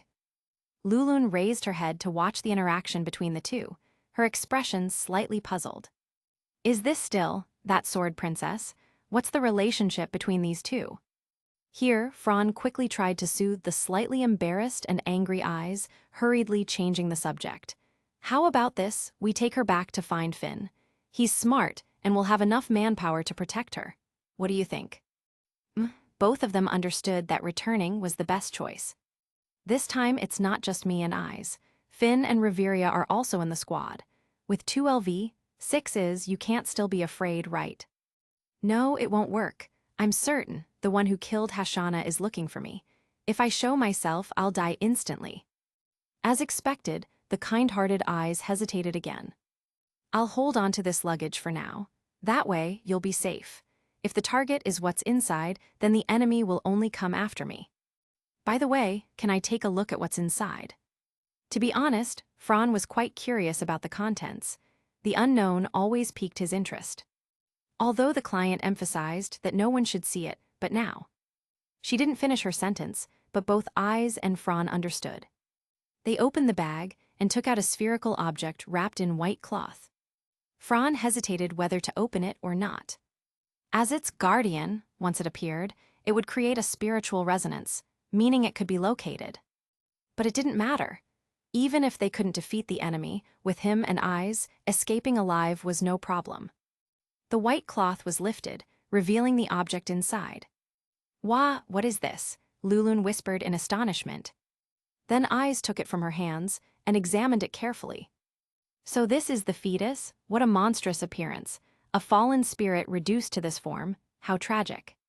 Fran furrowed his brows, staring intently at the fetal jewel. It was a green orb, like a crystal ball, encased in a transparent membrane, floating in a liquid that made people feel inexplicably repulsed. At that moment, it suddenly opened its eyes. The oversized eyeball, completely disproportionate to its curled-up body, locked directly onto the golden-haired swordswoman. This feeling. Eyes' heart thumped faster and faster. A strange resonance welled up from deep within her blood, shaking her spirit. She locked eyes with the monstrous fetal creature's huge orb. What is this? Suddenly, from the depths of her mind, violent resonance blasted into her eardrums. Eyes' consciousness wavered, her muscles convulsing, cramps, nausea, dizziness, disorientation, all kinds of negative effects assaulted her at once. In that instant, the girl known as Sword Princess went limp, loosened her grip, and collapsed backward. Fran had expected this. Quick-eyed and quick-handed, he caught the suffering girl, holding her close and soothing her continuously. "You all right, eyes?" "So uncomfortable." The girl panted heavily, her head dizzy and muddled. Is this resonance from her spirit bloodline, the spiritual wavelength of the corrupted spirit, polluted her spirit? While comforting the girl, Fran pondered deeply. Meanwhile, Lulun had long been scared stiff, trembling nonstop. Once eyes seemed to recover a little, Fran bent down, picked up the orb from the ground, and covered it back with the white cloth. This time, the thing's aura was completely suppressed. Under the faint glow of the portable magic stone lamp, silence fell over the dim warehouse, broken only by the few people's ragged breathing. In the shadows on the street wall, where the whole body could be concealed, a pair of pupils gazed downward from above. In the direction directly ahead lay the cluttered corner of the warehouse, stacked with all sorts of goods. And the scene of eyes collapsing was completely reflected in those eyes. The hidden figure's gaze lingered on each of the three, finally settling on the golden-haired girl. "Strong looks troublesome, damn what a mess, and I have to come clean it up, such a pain." "So what now?" "Oh," she collapsed, "hey." With narrowed eyes, it took out a reed flute. "Come out." A clear, sharp tune rang out, echoing over the town like some kind of signal. Franz suddenly turned his head, his expression darkening, eyes fixed in that direction. What's wrong all of a sudden?" Startled by Franz's action, the canine girl stammered. The young man adjusted the girl in his arms, squinting toward the massive rock walls of the 18th floor, muttering softly, "Something's happened." Boom, boom, boom, boom. At first, Lulun and Eyes didn't understand what Fran meant by "something happened." But in the next second, a thunderous quake, the sound of distant collapses, followed by cries of despair and the roars of countless monsters, came rushing from all directions. A monster invasion? Impossible. This is the 18th floor safe zone. The scene before her shattered Lulun's long-held beliefs. Almost endlessly, man-eating violas burst out from the ground, walls, and springs, revealing their towering forms, destroying everything they sensed, people and objects alike. Houses were crushed, flammable goods ignited, flames roared upward, and the panicking crowd fell into chaos without end. Almost instinctively, Eyes dashed out. Like the wind, she left behind the warehouse, crystals, rocks, everything. Through narrow alleys, she arrived at a wide, protruding high platform. Then, smoke rose in all directions, and the full view of the riotous Riviera town spread out before her eyes. In the twin crystal plaza, chaos and shouting collided violently.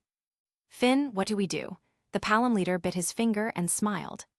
"What else? Of course, repel the monsters. I'm just a little puzzled is all." "Is that so? I also feel puzzled, but let's leave that for later." Tiona, protect Lefia while she chants and drive back the monsters." "Yeah, been waiting for you to say that, Riveria." The brutal double-bladed weapon Orga whistled through the air in Tiona's hands, her eyes sparkling with excitement. "Your skin is tough, huh? Heh, here I come." Chapter 118. The Strange Movements of the Viola's Tilda. The brutal double-bladed weapon Orga whistled through the air in Tiona's hands, her eyes sparkling with excitement. "Your skin is tough, huh? Heh, here I come." Town of Riviera, in order to resist the monsters, the Loki Familia began their battle. The man-eating flowers had tough skin. If one's level was insufficient, ability values not high enough, and weapons not sharp enough, it was simply impossible to cause them even the slightest harm. On the contrary, their terrifying tentacle lashes and the twisting of their enormous bodies brought huge trouble to the adventurers. The first encounter with this new plant-type species caught everyone completely off guard. Boom! The twin crystal plaza was destroyed by dense lashes, the shattered fragments of the surrounding buildings scattered everywhere. A monster rushed into the plaza, and the others used this as a breakthrough point, easily tearing apart the adventurers' hastily organized defensive line. "Eyes, help. Damn it, these guys are so hard, our weapons can't even cut them apart." Idiot dodged quickly, it's coming again. Curses and screams mixed together, weapons and shields flew in chaos. Defeat spread in a chain reaction almost instantly, forcing the adventurers to retreat step by step. On the other hand, the front line where Thyone and Tiona were holding stood firm as a mountain. The two protected Lefia as she chanted her spell, only moving within a set range. All the man-eating flower monsters entering their defensive perimeter were easily cut down in one stroke by their sharp weapons. See, I told you, it's all about the weapons. Tiona, don't get distracted. Don't forget the losses from before, these things react to magic, we must protect Lefia. Bless, I knew. Tiona made a face, hefted Urga, and charged forward, slaying a string of enemies in one sweep. This scene left the retreating adventurers dumbfounded. Crusher Tiona Hurut, Jormungand Thyone Hurut, they're holding the line. Let's go support them. Right. And as braver, Finn now had the duty and obligation to stand up and reorganize the battle line. Boars, given the situation, let everyone follow my command in battle, no problem, right? Why yes, no, hey, you guys should really focus more here, shouldn't you? While running, Boars couldn't help but complain. Reveria.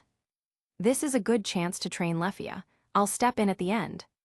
Finn leapt onto a rooftop, gazing down at the entire town and the rampaging man-eating flowers, nodding slightly.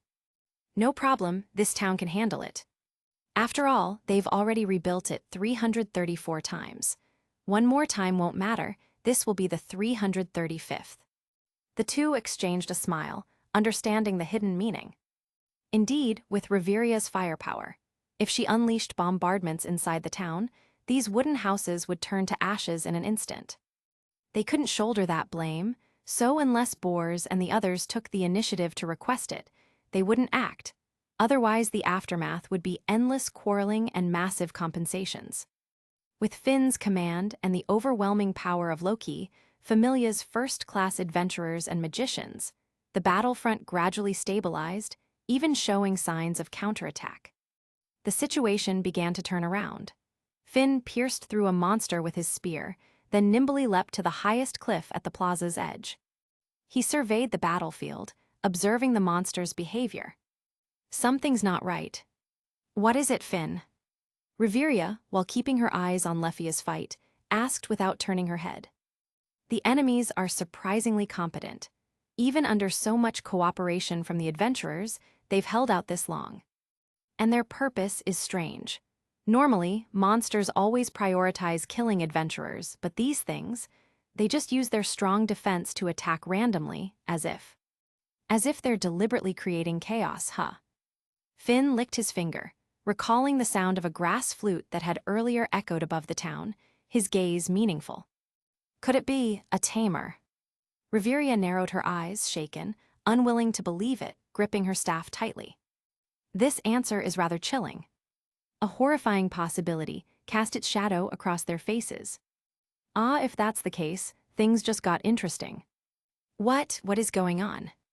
Everything happened too fast, from the monster's appearance, to the attack on Revera, to the adventurers' defeat. It was all in just a few short minutes. Following eyes, Fran and Lulun looked down at the scene in silence. Compared to the shocked and terrified Lulun, Fran was hyper-alert, all 5 senses on edge, with a 6th sense warning him that they had already been targeted. It felt as though unseen eyes were watching them. I'll go help too. Facing the approaching monsters, Ai's hand was already on her sword hilt. In the past, with her heart filled only with hatred for monsters, she would have rushed forward without a word. But now, the girl could acknowledge Fran's presence and communicate with him, proof she had truly grown. Leave her to me. After a moment's silence, he agreed to the girl's request. Immediately, she became the wind once more, charging forward. The two watched her departing figure, then Fran nodded at Lulun. Let's go, to the Crystal Street, it hasn't been attacked by monsters yet. Okay. Although the town was built on high ground, within the 18th floor's environment, countless intertwined crystal formations also grew. Crystal Street, a spectacle of Revera alongside twin Crystal Plaza, a beautiful illusionary road. Towering azure crystals lined the way, the street so intricate that countless intersections could be seen at a glance, densely packed residences enclosing the narrow passageways. On both sides, the crystal walls reflected their figures like mirrors. Indeed, mirror labyrinth suited it best. Boom, a violent tremor echoed from a certain direction. The two stopped, turning their heads. A pillar of crimson flame shot into the sky, dyeing the whole district in the colors of dusk. The crushing pressure rolled in, its glow painting their cheeks red. As the flames pierced the ceiling, monsters could be seen annihilated in droves. An eerie phenomenon unfolded. The spell created a forbidden zone, a vacuum area where all monsters turned to ash. That's, Lulun stammered, unable to confirm, her gaze seeking the youth's answer. It's Reveria's magic. Has she finally decided to make her move? Fran also looked up, that spell far too familiar, stronger even than when he himself used it. Nine hells. Hearing the cheers and shouts that followed the explosion, he confirmed Reveria's magic must have wiped out countless monsters in a single strike. Step. Hi. Chapter 119. Revis, the real mastermind Tilda. Step. Hi. Step, step, step, step. The sudden, heavy collision sound came from far to near, like a pebble dropped into the joyous atmosphere, rippling the calm. That kind of sound was like the hollow thump when walking in loose rain boots. Clang, short sword number 5, had already appeared in his hand. Franz sidestepped in front of Lulun, raised an arm to shield her behind him, his gaze sharp and cold, staring at the slowly approaching man. Oh, didn't expect your perception to be quite sharp, but judging from the details, you don't seem like a warrior. Warrior? What kind of age-old profession is that? Fran mocked inwardly, but kept all his attention focused on the opponent. What's wrong? Who is he? Lulun shuddered, trembling as she whispered timidly from behind Fran. Weren't you afraid of being caught by the killer? Well, now he's here. How does it feel? Wah, didn't they say the killer was a woman, but he's clearly a man. Step, the mysterious figure in full armor stopped 10 meters away from the two, then spoke slowly. Discovered my identity? No matter, I've already found what I came for. I'll just strip it off. Before Lulun could understand his words, the man made a move. He lifted his hand, fingers slightly curled, and with a light grasp, that thing was pulled out. In that instant, Lulun finally understood what he meant by strip it off. That's. Fran, however, wasn't shocked by the sight. His past life memories had contained scenes far more horrifying, though those were works of art, not the reality in front of him. Casting a glance at the torn human skin on the ground, he frowned. I read in a magic book once, if you tear the skin of a human and use it through some kind of flower's juice found in the dungeon. That's what this is, right? Oh. The beautiful woman revealed her true face, narrowing her emerald eyes at Fran, her calm tone laced with faint praise. You're not bad yourself, knowing such knowledge. As she spoke, she removed her disguise piece by piece. The armor fell to the ground one after another, leaving only her gauntlets and boots, fully exposing her true form. Fran had to admit, the red-haired woman's beauty and figure were top class, but knowing her identity, he felt no lust at all. The woman before him was monstrously strong. Over praise, I only know a little. So, let me confirm again, you're the real murderer who killed Hassan, aren't you? The red-haired woman's lips curved into a cold arc as she drew the great sword from her back. A stalling tactic, boring, handed over. Her intellect was evident, whether orchestrating chaos in Rivera Town by driving monsters or instantly seeing through Fran's stalling strategy, she acted decisively. Not easy to deal with. Staring intently at the red-haired woman, Fran's mind rang with alarms. Strong, very strong, incredibly strong. The sheer pressure of her presence alone surpassed that of a floor boss like Goliath. It was clear her strength was terrifyingly real. Not answering, I thought you were smart, but it seems not. Die. Boom, the ground shattered. The red-haired woman, Revis, blurred into motion, suddenly closing the distance to Fran, swinging her greatsword down in a killing strike. A brutal assault, a one-hit kill tactic, Fran's vigilance toward his foe's sword. Clang! The short sword parried the vertical slash precisely, the terrifying force transmitted through the blade, numbing his arm. Interesting, then how about this? Bang! A whipping kick, like a flash of crimson lightning, struck Franz square in the chest. Crash, like a bullet, he was blown away. Now then, hand it over. Looking down coldly at the trembling dog girl kneeling on the ground, Revis spoke, with icy contempt. Please, don't kill me. Too much nonsense. As she said this, she raised her hand, unleashing killing intent. Face your end, Ragnarok. Surtur. Revis's eyes flicked aside, startled, as a figure wreathed in black-red flame and thunder flashed by like a streak of black light. A lightning-fast charge, the blade, cloaked in destructive power, sliced toward her. At the critical moment, the woman tilted her head slightly, casually dodging the long-prepared counterattack.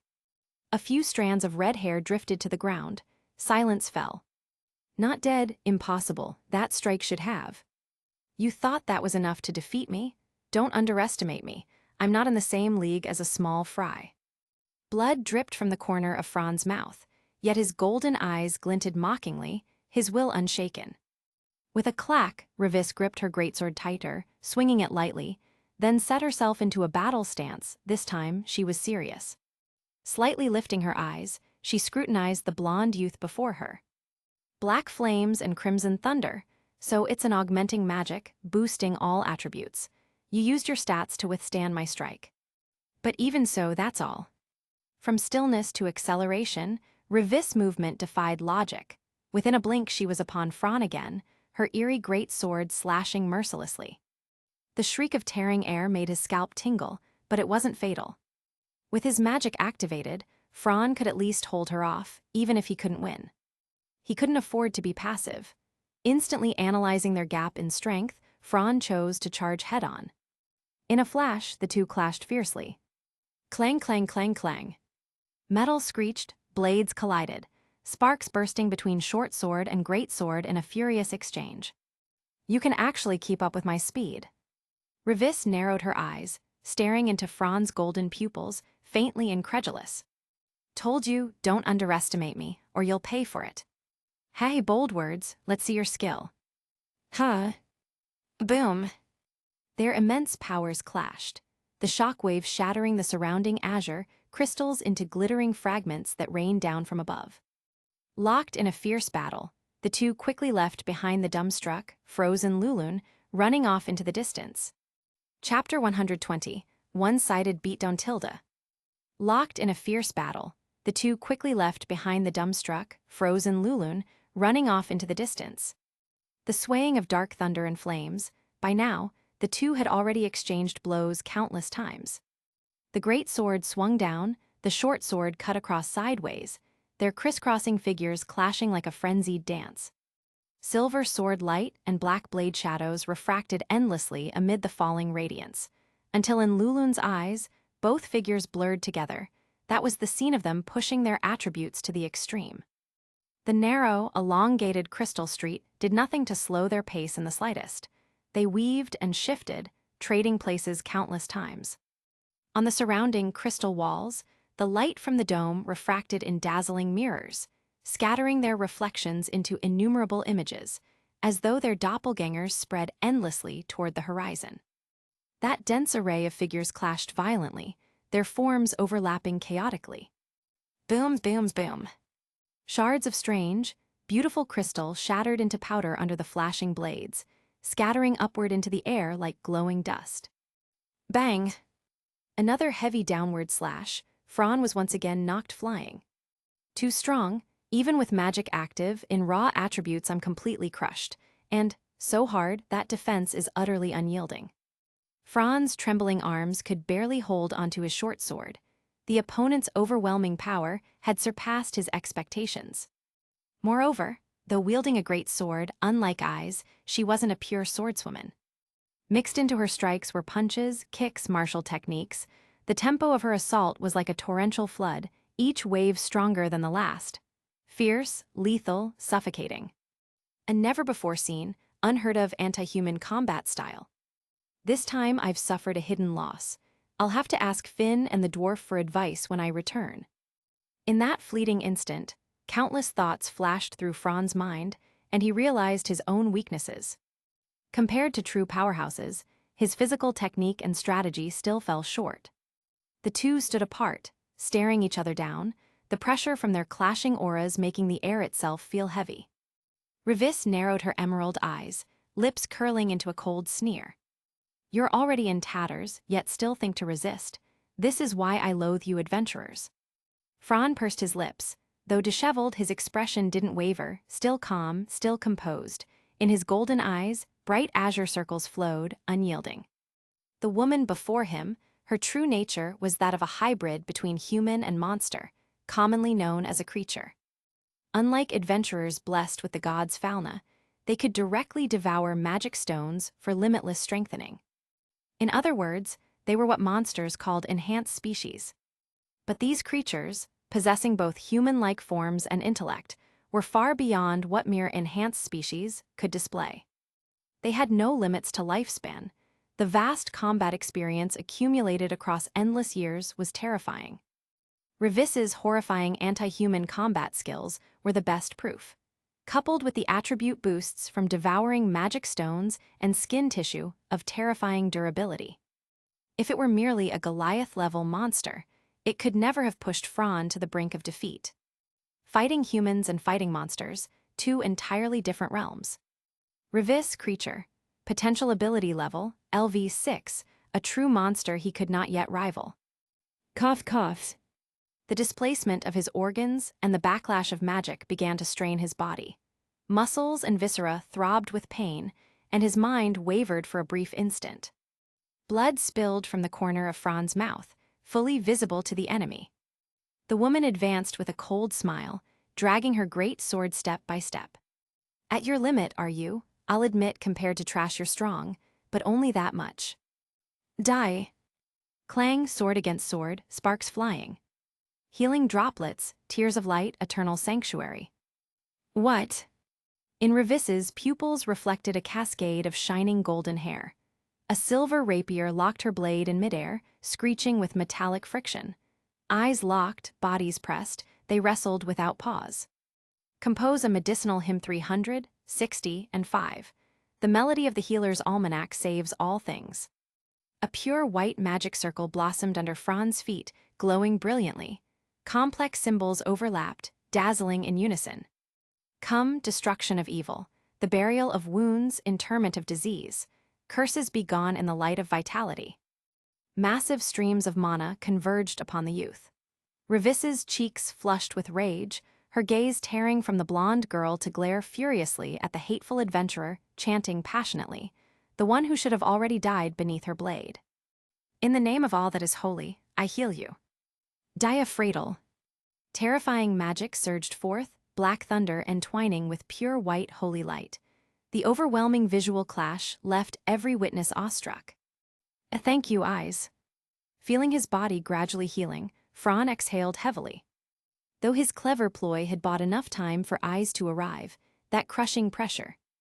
Be careful, Fran, I can feel it, she's strong. Dusting off his black cloak with mock bravado, Fran tossed his pack aside and took up the long object wrapped in white cloth from his back. Relax, eyes, you know how much I value my life. Their casual exchange utterly enraged the red-haired woman. To be toyed with by that man, humiliation welled up, tearing open emotions long buried in her ageless life, and they erupted at once. So it was comrades after all. Stalling for time was the plan, wasn't it? Correct, you've grown, I'm proud. Don't you dare belittle me. Clang, clang, clang, clang. Black great sword and silver rapier crossed in countless flashes, too fast for the naked eye. Such heavy strikes, Eyes' face was grim, pouring every ounce of focus into the fight. Rip, the white wrapping unraveled, revealing the item within, Fran's staff. Catching this mid-battle, Revis's narrowed eyes widened slightly, pupils contracting sharply. Shame and fury surged, making her whole body tremble. A mere mage, how dare you? Close combat skills, I dabble. Rapid surge, spear of thunder. The rhythmic chant rose alongside Fran's massive outpouring of magic. Revis felt dread clench her entire being. At such close range, chanting a spell, did he think he was untouchable? Out of my way, I'll cut down this mage first. With a thunderous blow, Eyes was forced back. The enemy's speed suddenly spiked even further, bringing her instantly before Fran. "Executor, my name is Lightning Spirit. Stop burdening me, adventurer." The great sword rose high overhead, splitting the wind. "Embodiment of lightning, king of thunder." Clang! But this time the strike was stopped. Short sword No. 5 blocked the great sword's path. "Impossible, parallel chanting." Revis's eyes bulged, unable to maintain her composure. "Awaken." Grand Thunder Barrage. Chapter 121, Parasitize Tilda. "Awaken." Grand Thunder Barrage. Boom, boom, boom, boom, boom. Lightning turned into a silver pillar of light, striking directly onto Revis at almost zero distance.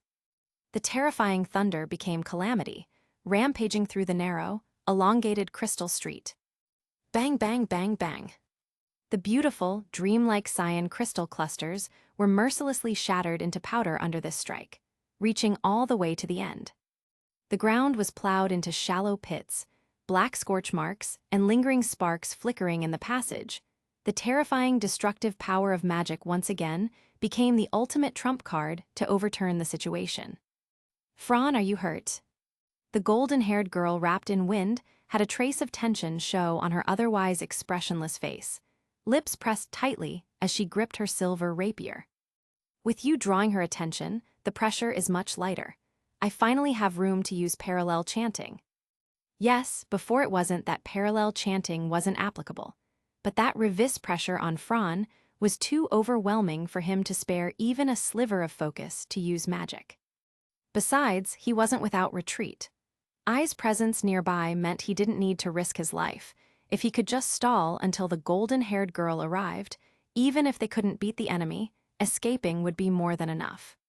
That's the way of adventurers. Fran showed this trait perfectly. If you can't win, just run. Why die for pride and suffer in vain? Now relaxed, he gasped for breath, and both turned their gaze toward the devastated end of the street, beneath the dungeon's enclosing walls. Amid the scattered crystal clusters, a tattered, blood-soaked figure slowly straightened, one hand braced against the ground, standing back up, and cast a complicated look at them. "This wind, I see, so you are Arya. To think it entrusted them to search so long without any results. What useless trash. I never thought I'd meet you here. Is this considered an extra harvest? Even if I lose that thing, just taking you back is enough." Despite her severe injuries, her face showed no concern. She wiped the blood from her lips, her cold eyes and smile locking on them. "Arya." Ai's intense fighting spirit instantly collapsed. Her golden eyes widened in shock as she stared at the red-haired woman opposite. The girl's heart wavered, her defenses pierced by a single sentence. "Come with me, Arya. She wants to see you." Ai's delicate, beautiful face was filled with panic, gripping her rapier tightly, voice trembling. "Where did you hear that name? Who are you? Why are you calling me Arya?" Fran planted his staff into the ground, lowering his short sword slightly, looking in astonishment at the girl beside him, shock in his heart. She really made Ai's shout like that. "Hazari." The woman laughed, her lips parting, about to speak, but at that moment a sudden sound burst forth. "Arya." An ear-piercing, sickening scream came from somewhere behind, instantly drawing all three of their gazes. "Luland." The canine girl of the Hermes Familia stared in terror at the green orb that had suddenly flown out of her pack by itself, completely clueless as to what was happening. This sight left Fran's face frozen in horror. Sure enough, the fetus inside the orb abruptly opened eyes as large as light bulbs, glaring viciously at the golden-haired swordswoman, its expression grotesque. It seemed to want to break free from the orb's seal, struggling desperately inside. Its tiny hands and deformed head quickly stretched out through the orb's membrane. "Arya." The deformed fetus floated in midair, and then, from some strange power within its tiny body, it suddenly flew at a speed beyond the naked eye. Whoosh! The orb tore through space, shooting straight toward Ai's face, as if to slam right into her. But Fran understood this wasn't just a collision. It was trying to parasitize Ai's. This orb fetus was in fact the embryonic avatar of a demi-spirit. It could choose its host to parasitize, merging into a dual monster form, inheriting the host's physical talents and abilities. More terrifying, it was a variant species, with a fundamental difference from other dungeon monsters. It could use magic. And not just any magic, but inherited spirit magic, directly from the corrupted spirit. Eyes had already been wary of the fetus's movements, dodging its attempt to capture her with incredible speed, stepping aside. Splat! Like a true infant, the fetus couldn't properly control its body. Its great inertia sent it crashing straight into the butt of a monstrous viola's writhing on the crystal wall. Its body stuck to it completely, as though imprinted, skin fused to skin. Immediately, the man-eating flower, Viola's began undergoing earth-shaking change, with the fetus at its core. Disgusting crimson veins pulsed and spread across the flower, its already shrieking voice rising sharper, higher, like a chant. The bud burst open, its grotesque maw growling in pain, and then, in the next instant, 3 surges of swelling energy erupted. The plant's tissue wove itself into armor, its form growing beyond human comprehension, evolving, its upper body, arms, and head gradually taking on the outline of a woman. This sight left Fran, eyes, and Lulun frozen in place, their pupils reflecting the evolving figure, a bone-chilling, world-shattering terror flooding their bodies. Damn it! The red-haired Revis cursed under her breath. This sudden development seemed to be beyond even her carefully laid plans. Everyone knew her goal was to retrieve the orb fetus, but now, the fetus had completed parasitism. That plan was ruined. Because what it parasitized wasn't a powerful monster, it was just a mass-produced Viola's. Parasitized, so disgusting, Lulun clutched her throat, bending over weakly, gagging. As that humanoid monster gradually evolved its form, eyes trembled in fear, powerless, her grip loosening. The silver rapier slipped from her hand and fell to the ground. Her spirit and blood resonated with that thing, waves of indescribable sensation relentlessly assaulting her mental defenses. She hugged her shoulders tightly, crouching down. A contamination of the spirit, from her bloodline itself. Eyes snap out of it. Ignoring the monster's screaming spiritual wave, Fran yanked the girl up by her arm, pulling her roughly to her feet. But what greeted him were her empty, lifeless eyes and tears streaming from their corners. Chapter 122, 5 seconds tilde. But what greeted him were her empty, lifeless eyes and tears streaming from their corners. The abnormal situation happening on Crystal Street was noticed by Finn and Reveria, who were leading the adventurers of Loki Familia against the monsters when the Violas, parasitized by the fetus, let out screams carrying waves like mental pollution. Not only the two of them, Tyone, Tiona, and Lefia also noticed it. But with the relentless siege of countless monsters, none of them had any hands free to go help over there. They could only worry in frustration. After slashing apart yet another reckless Viola's, Tiona blinked and looked at her sister. "What is that?" "An octopus." Tyone snorted, her dexterous twin curved blades whirling like slaughtering knives. Black flashes cleaved in arcs, linked in succession, tearing through enemies with speed, cutting them down with ease. Breathing steadily, she leapt back beside her sister, shielding Lefia. "Octopus, whatever it is, I've never seen something that disgusting." Just as the sisters said, it indeed looked like some kind of octopus monster. Beneath its body, like the gnarled roots of a great tree, the parasitized mass of roots twisted together. Those were the merged roots of the Violas. After parasitism, these things that once acted only on instinct suddenly seemed to move with a will of their own, writhing and twitching incessantly. And above, from the flower bud, the site of the parasitism, something had already finished evolving. It was the figure of a woman, but eerily without a face. Her flat visage had no features, yet her body shape revealed her as female. To describe it more clearly, a half-human, half-tentacle abomination, an octopus-like monster that could drain one's sanity just from a glance. On a rooftop not far away, Raoul and Finn, stationed as reinforcements, also sensed unease. The Palom warrior furrowed his brows, closing one eye to focus on the direction from which the piercing shrieks came, his heart heavy with a strange premonition. "I've got a bad feeling about this. It's been a long time since my thumb ached like this. Finn's face grew grim. Holding his spear with one hand, he surveyed the battlefield, mind racing. If I recall, Eyes and Fran ran off in that direction. Ah, so it must be that. They've run into trouble there. In any case, we should hurry and finish clearing these monsters, then rush over to help. Yeah. With one arm holding Eyes in his embrace, staring at the girl's dazed, lifeless face and her hollow, deadened eyes, Fran's rage burned uncontrollably. Always calm no matter the danger, his expression darkened for the first time. Your target, is this, isn't it? Incredible, what a monster, something so revolting. Lowering his head slightly, eyes hidden in shadow, he gently stroked Eyes' golden hair, softly trying to soothe her. Damn it, all that effort wasted. When he raised his head again, all trace of his usual smile was gone. His indifferent gaze was chilling as ice as he fixed his eyes on the red-haired woman, Revis, the freak.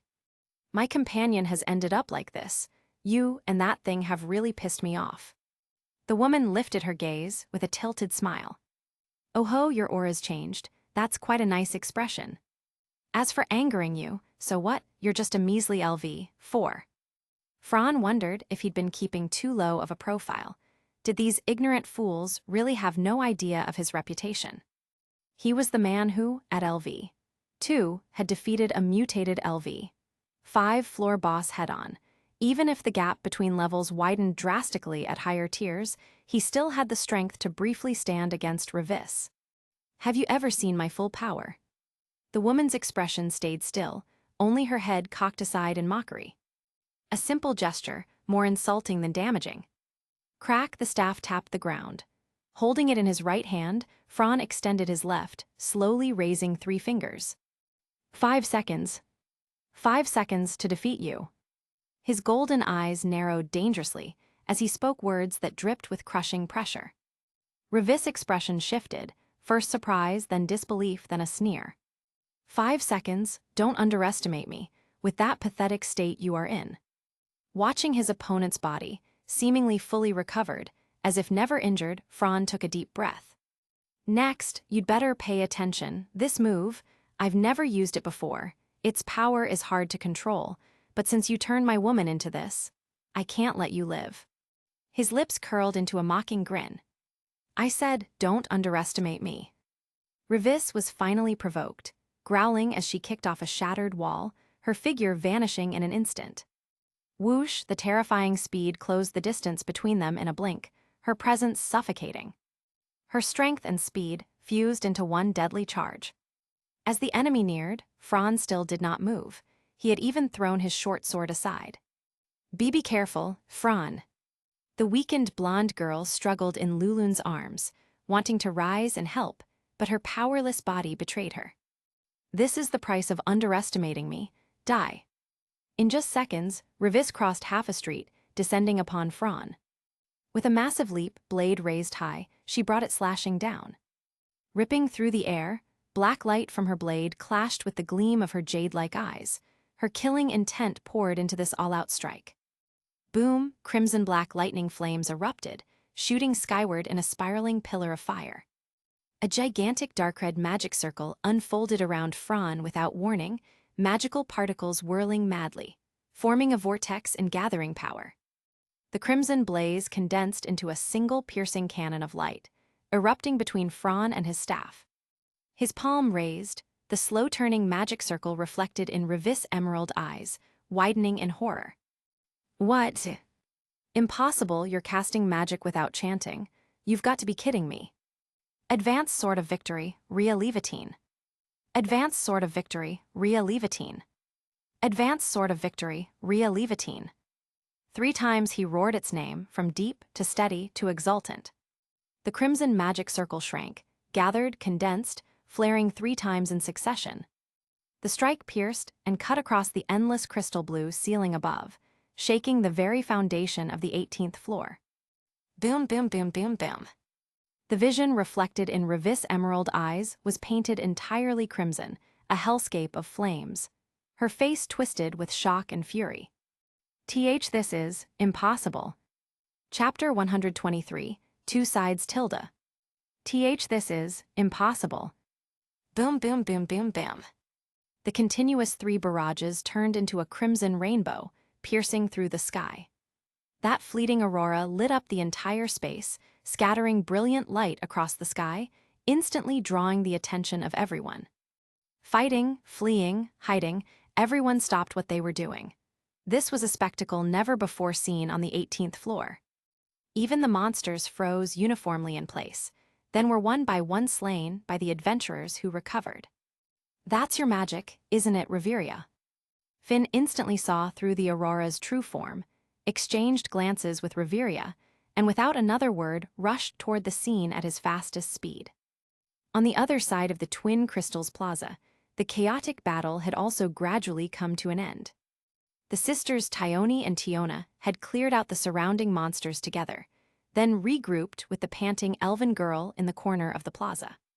No one's being attacked anymore, right? Our mission's over then. What a pain. Anyway, who knows what happened? Just now all those monsters froze like wooden stakes, totally blank, hahaha. Compared to her naive younger sister, Thyone noticed that something about the development felt strange, especially the abnormal behavior of the violas.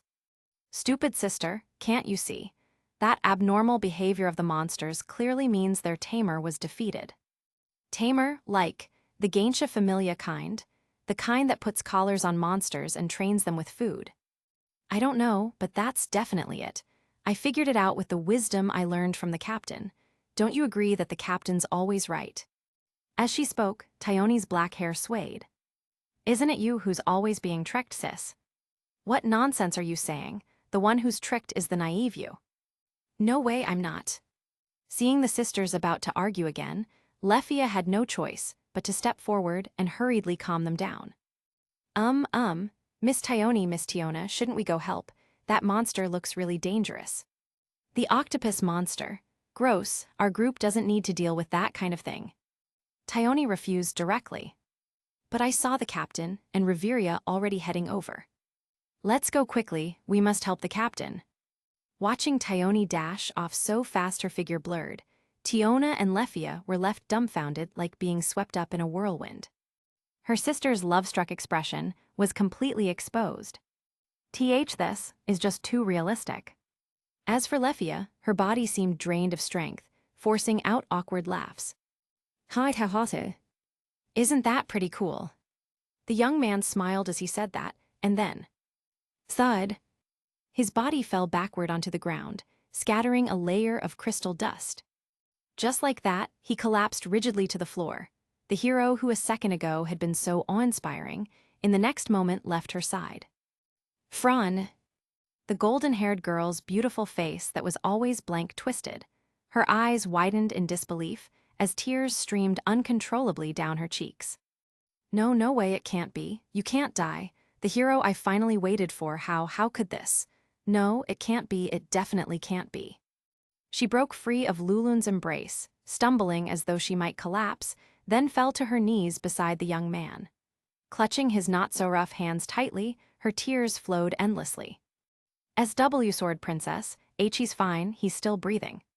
Seeing the situation spiraling out of control, the anxious supporter hastily reminded them, pointing out the faint signs of life. Right, the backpack, where's Fran's backpack? Weak breathing, his chest still rising and falling, he was still alive. With her senses slowly returning, her frenzied emotions calmed slightly. She then desperately began searching for the supporter's backpack that had been thrown aside earlier. Here it is. Terrified by Ai's frightening expression, Lulun stammered as she handed over the tightly strapped pack. Potion medicine, where is it? Fran's so cautious, he definitely brought elixirs. Rummaging through the pack, she finally found several vials in the right side pocket. Pop, she pulled out a stopper and poured the potion directly over his body, then grabbed another and held it to his lips. But his tightly shut, parched lips made it impossible for the potion to flow down his throat. In desperation, Eyes ignored everything else, tilted her head back and drank the precious elixir herself, then bent down, personally feeding it to Fran mouth to mouth. This scene, because of a mistake, painted such a beautifully tragic picture. Finn and Reveria turned at the crossroads of the Crystal Street. Almost at the same time, their bodies froze in place. Gazing at the ruined battlefield ahead, at the interaction between Eyes and Fran, they exchanged glances and saw shock in each other's eyes. This is truly an unexpected development. This is a path I had never even imagined. Seems like my thumb isn't working so well either. Finn licked his thumb, his expression a bit awkward. Riveria, however, revealed a gentle smile, her gratified gaze lingering back and forth between Eyes and Fran, growing more satisfied the longer she looked. Have they finally reached this step? These children have really worried me to no end. Luckily, they didn't disappoint me. I say, Riveria, shouldn't we be hurrying over to check on Fran's condition? Eyes is already so shaken, it's urgent, isn't it? Yet the elven royal only lifted the corners of her mouth, smiling as she watched Eyes feed medicine to Fran and shook her head. Wouldn't it be quite awkward if we showed up now? And besides, although I don't know exactly what happened between them, Fran isn't in serious danger. It's just a common mage's symptom, mind down. Overexerted magic power. Merely fainted, that's all. Look at that terrain over there, completely transformed by magic. They must have faced quite a formidable enemy. Finn narrowed his eyes, carefully imprinting every detail of the battlefield into his mind, quickly piecing together the cause and effect. Something doesn't quite add up. Did you notice? For an enemy that forced Fran to this point, Eyes is practically unscathed. But judging from her expression, that's not the case. The issue, could it be with Eyes? Riveria moved her gaze away from the two, looking instead at the half-human, half-octopus monster being relentlessly chased down by Thyone and Tiona. Perhaps the answer lies with that one. Let's wait a little longer. Gulp. From a distance, the two quietly kept watch over them, awaiting his awakening. As for that newly parasitized Viola's, sorry, as a variant species, it's still just an infant. Before devouring a magic stone in the face of two top-class LV, 5 adventurers, its fate is obvious. Its very birth was a joke. Hiya, sure enough, the enemy scrambled frantically up the wall of the 18th floor, shrieking hideously. Bastard, shut the hell up, you're noisy as hell. Thyone chased close behind, cursing loudly as she suddenly increased her speed. Her figure blurred from sheer velocity, then she stomped hard on the blue crystal surface, leaping high, crossing the very space called distance. With a sharp cry, she kicked the enemy square in the upper body. Arg arg. It panicked, it trembled in fear. The monster plummeted from midair, its despair weighing it down like a curse. Powerless, inertia overtook its body, despair descended. Watch this here. From above, Tiona descended like an invincible soldier, wielding the second-generation Orga. With a slicing sound, she cleaved the monster's entire body cleanly in half. Inside the split enormous body, the exposed orange magic stone shattered beneath her strike, crumbling into powder. Body and stone alike dissolved into dust, leaving nothing behind. Thyone grabbed Divine with one hand, her whole body hanging against the wall, muttering under her breath. I say, you even destroyed the magic stone. We still owe a huge debt, you know. Tiona landed on the rock with a playful bounce, pulling a face at her sister. Heh, I got too carried away cutting, forgot all about it, Blay. Honestly, I can't deal with you. Heh, as long as Finn and Riveria didn't see, it's fine. You're so naggy, Thyone. What, you dare call me naggy? You're the one who messed up, and you think I'll cover for you with the captain, my foolish sister. Why you? The battle had only just ended, yet the Amazonas sisters were already quarreling openly again. With the monsters attacking Riviera town vanquished, cheers of adventurers echoed across the town's sky. Weapons raised, armor cast aside, embracing each other, some cheered ecstatically, others wept bitterly. All kinds of emotions played out. After a life-and-death battle, having finally defeated the monsters, they celebrated their glory. This moment perfectly embodied what it means to be an adventurer. In stark contrast to the raucous celebration, a stillness pervaded the woods not far from the crystal street.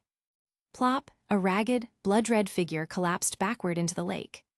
Dim light filtered down from the blue crystals, covering the cavern's ceiling, scattering broken rays of light across the rippling, beautiful lake. As though a stone had been tossed in, the the tranquil surface erupted into waves. And in that moment, a pair of icy emerald green eyes flashed, then vanished. Chapter 124, Fainted Once More Tilda. And in that moment, a pair of icy emerald green eyes flashed, then vanished. The 18th floor of the underground labyrinth, the town of Riviera quickly calmed down after the monster invasion incident. The adventurers who took refuge in this lawless land seemed already familiar with such situations. Before long, under Bohr's organization, reconstruction work began. The wooden board outside the town read, "The 335th Riviera Town." Billy's Inn. This remote inn happened to be one of the few buildings not damaged by the monster chaos. The Loki Familia, who resolved the incident, were all staying here temporarily to rest. Of course, for the innkeeper, it was a matter of saving a fortune on reconstruction costs. In his own words, "Thanks to your help, I saved a huge sum I'd have otherwise spent rebuilding the inn." But in truth, only he knew the real situation. Earlier, while examining corpses, he had been harshly threatened by Thyone, almost crushed in a very sensitive spot.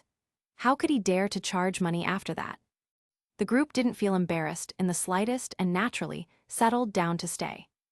Inside a certain room, the magic stone wall lamp emitted a warm glow, casting shadows on the walls. On a stool beside the bed, a girl sat with her hands tightly clasped on her knees, her heart filled with tangled emotions and anxiety. Phew, the mature elf withdrew her hand and sighed in relief. "So, how is it, Riveria?" Finally, seeing that checking done, the golden-haired girl leaned forward expectantly. "This isn't like you at all, Eyes." "Heh, Riveria, did something happen that we don't know about? I'm super curious." Tiona leaned on Eyes' back, poking her head out from her shoulder, giggling. And no, nothing happened at all. Even as she said this, the doll-like golden-haired girl's cheeks flushed bright red. The shy expression shattered the worldview they had built up about her over so long, leaving them all stunned. Eyes, why do you have that kind of expression? Whoa, this is the first time I've seen it." Don't say it, Tiona." "Heh, the sword princess is embarrassed." Stop it, I'm not talking to you anymore." Riveria smiled as she watched the children fool around, then reported the results. "Mind down, it seems he overused his magic and drained his mind. His muscles are a little torn, similar to the side effects from Eye's own magic. Other than that, there's no major problem. With some rest, he'll wake up." Phew, thank goodness. The long-held worry finally left, and the girl let out a cute sigh of relief. "Finn, well then, Eyes, explain a little. What exactly happened? For even Fran to suffer mind down, it's impossible to believe nothing happened." Finn's words focused everyone's attention. Their gazes shifted to the golden-haired girl, seated solemnly beside the unconscious Fran. After a short silence, Eyes spoke. "We met a strange woman. Ephron and I were tracking Hashana's contact to get intel when monsters appeared. I went to deal with them, and at some point Fran was fighting that woman. And then that orb." At this, they all looked toward the anxious dog girl in the corner, Lulun Louie. "You should explain in detail too." Sweating nervously under the stares of so many first-class adventurers, Lulun felt terrible. "It was like this. I was forced by a mysterious person to accept a secret request." Under Finn and the others' pressure, Lulun spilled everything, from the beginning to the process to the result. After finishing, the weight in her chest vanished, and she felt much lighter. Finn leaned against the wall, touching his chin as he thought. Monsters that attacked Riviera, the violas at the monster Feria, the mysterious red-haired woman, and the monster fetus inside the orb. Riveria closed her eye, her tone heavy. "I can't shake the feeling something terrible is about to happen." Thyone, standing by Finn, looked at him, then at Riveria and finally at Eyes, who was completely focused on Fran. That monster fetus in the orb, Eyes only touched it once, and it drained her energy like that. The girl silently nodded. "It was disgusting, painful, it resonated with my body. After I used magic, it just flew straight at me." Riveria opened her mouth, but noticing outsiders present, held back her words. Finn licked his thumb and shook his head. "The fetus, a mysterious entity that mutates monsters. The clues aren't enough. We don't know the enemy's goal. Once Fran wakes up, we'll ask him about that woman. Deep in his mind, a spasm of pain made Franz suck in a cold breath, and he suddenly sat upright. But the delayed second wave of pain twisted his face once more. Another unfamiliar ceiling. Where is this? As his consciousness cleared, he instinctively scanned his surroundings to determine his situation. This wasn't the first time, more like several times already. If there was one thing Fran excelled at, it was being carried home by others. Feels familiar, this is Billy's Inn. Finally realizing where he was, the young man's face twitched. So I didn't escape after all, ended up staying here. Tap, tap, tap. At that moment, light footsteps echoed through the stone corridor beyond the door. Recognizing the sound, the young man lowered his guard. Creak, the temporarily installed wooden door was pushed open by a girl. When she saw him clearly awake, the towel in her hand dropped to the ground, and she rushed forward in a single step, throwing her arms tightly around his torso, pressing her cheek against him. Thank goodness, you finally woke up. What's going on? What happened? Why did it turn into this? The faint fragrance from the girl made Fran's mind blur again. Thump, thump, thump. Hearing the commotion, the others also hurried over to the bed. He's awake, Fran. Oh, eyes. He just woke up, don't hug him too tightly. It would have been fine, but to do something so bold in front of everyone. In an instant, her face flushed scarlet, head lowered, not daring to meet anyone's eyes. All right, Fran's awake, that's good. You must be hungry, right? Want something to eat. The little angel's, Tiona, concern always had its own way, hitting right where it mattered. Of course, I'm starving already. Chapter 125, Level 6 Tilde. The little angel's, Tiona, concern always had its own way, hitting right where it mattered. Of course, I'm starving already. After Tiona brought the food, Fran discovered it wasn't the dry rations they had brought from the surface, but rather a delicacy unique to the dungeon. This is crystal candy. Beautiful, teardrop-shaped fruit that emitted a bluish-white glow, refreshing in taste. With curiosity in his eyes, he picked up the supposedly very expensive candy and examined it carefully. This must sell for a fortune on the surface, right? Tiona grinned proudly. Rich people are crazy about this stuff. Because it looks beautiful and tastes amazing, it's a must-have luxury dessert at banquets. Just a small piece costs 50,000 volleys. This is for us to eat, but if exported, it's packaged in expensive crystal bottles. Crystal candy was a rare fruit that only grew on the 18th floor.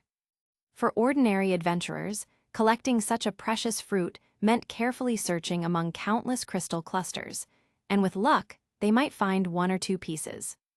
The chances were no higher than digging rare metals like adamantine or orichalcum from the dungeon walls. It was said that in Riviera, certain groups ran adventurer squads specializing in this trade on the 18th floor, and they were doing quite well. It could be concluded that this single commodity alone fed countless people. Fran didn't hesitate, picked up a piece and tasted it. Pretty sweet, really good. No wonder one piece costs tens of thousands of volleys. Though stingy in some areas, like balancing the cost and profit of dungeon expeditions, or in equipment and potion expenses, Fran was far more generous with food, clothing, shelter, and other comforts. Why become an adventurer in the first place? Wasn't it to gain knowledge and enjoy life? As he ate seriously, Fran's thoughts drifted, completely unaware of the change in the room's atmosphere. Eyes, now calmed down, sat quietly by his side, saying nothing, just staring intently at him as he ate. Slowly, an air of awkwardness filled the room. Coming back to himself, Fran caught this subtle feeling out of the corner of his eye. Eyes, don't stare at me like that, it's kind of awkward. Tiona. Yes, sorry. Fran paused, set down his spoon, and tilted his head. Why apologize?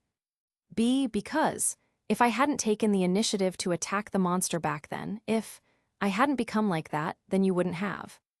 Stop, he raised his hand to cut off the troubled girl and sighed. That wasn't your fault, it was all the jewel fetus's doing.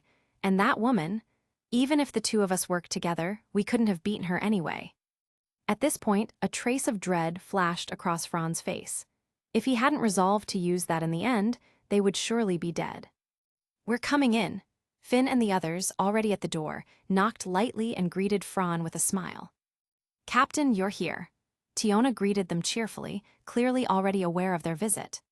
"Fran, how's your condition? Any serious problems?" "Don't worry, Finn, nothing serious. Just some lingering headaches and mental fatigue." "That's good, by the way. About that woman, what do you know?" As expected, Finn also found Revis suspicious. "That woman? In terms of strength, she's very powerful. I'd estimate she's at least level 6. The room fell into dead silence. Level 6, that level alone was terrifying. In all of Orario, they could be counted on 2 hands. The low-key familia's 3 leaders, the Freya familia's 2 elves and their vice-captain, former Captain Mia, 7 in total. And now, out of nowhere, appeared an unknown, nameless powerhouse. Unthinkable. Level 6, huh? Finn and Riveria frowned and shook their heads. "Even we've never heard of her, let alone you." "Anything else?" Fran nodded. "She's not just strong.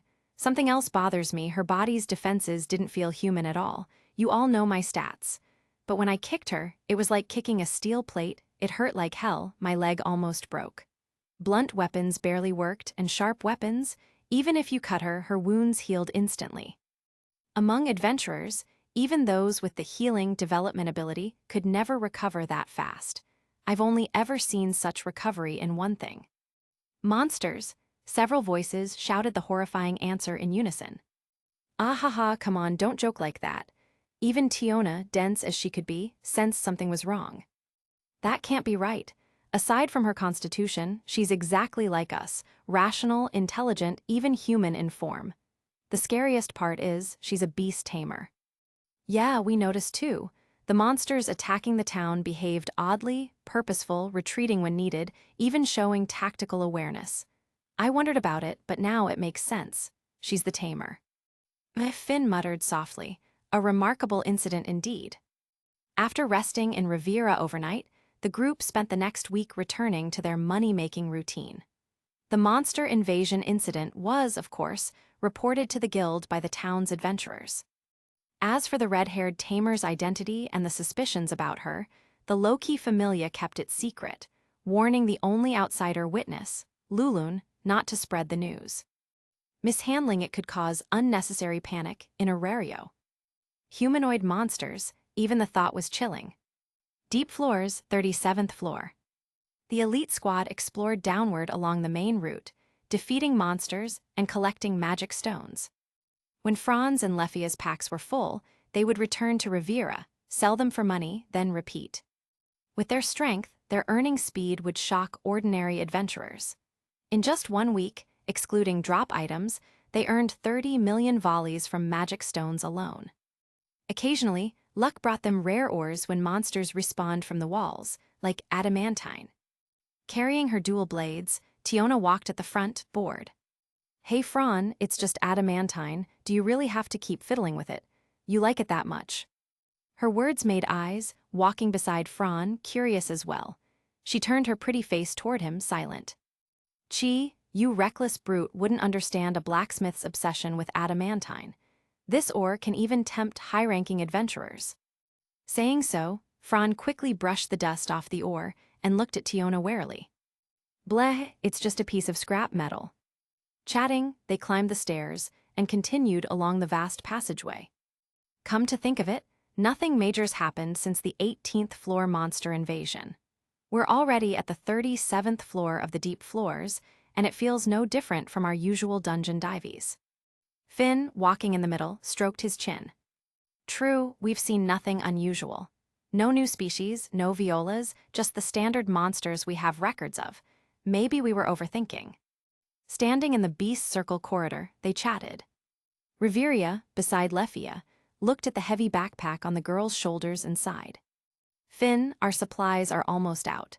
We've made good gains, but if we want to continue, we should return to Riviera, restock, and exchange the magic stones for money." Continuous expeditions, the Monster Furia incident, and now further dungeon exploration, even Fran was weary. He also needed time to digest the experience he had accumulated. The magic stones and drop items should fetch around 20 million, just a drop in the bucket. No choice, Everyone's in debt after our last expedition. The losses were too great. Fran rubbed his nose, recalling the 51st floor disaster, and grimaced. Their main members' weapons had melted away, each worth over 100 million. Calling it a bloodbath was an understatement.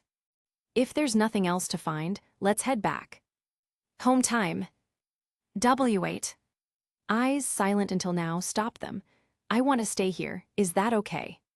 The others cried out in surprise, not knowing what she meant. Only Finn and Reveria seemed thoughtful. Come to think of it, it had already been 3 years since Eyes reached level 5. With Fran's magical tool support, had her abilities finally reached their limit. As veterans, they understood that restless feeling. She had already hit a bottleneck, but Fran's sudden rise in the familia only added fuel to the fire, giving everyone a sense of urgency.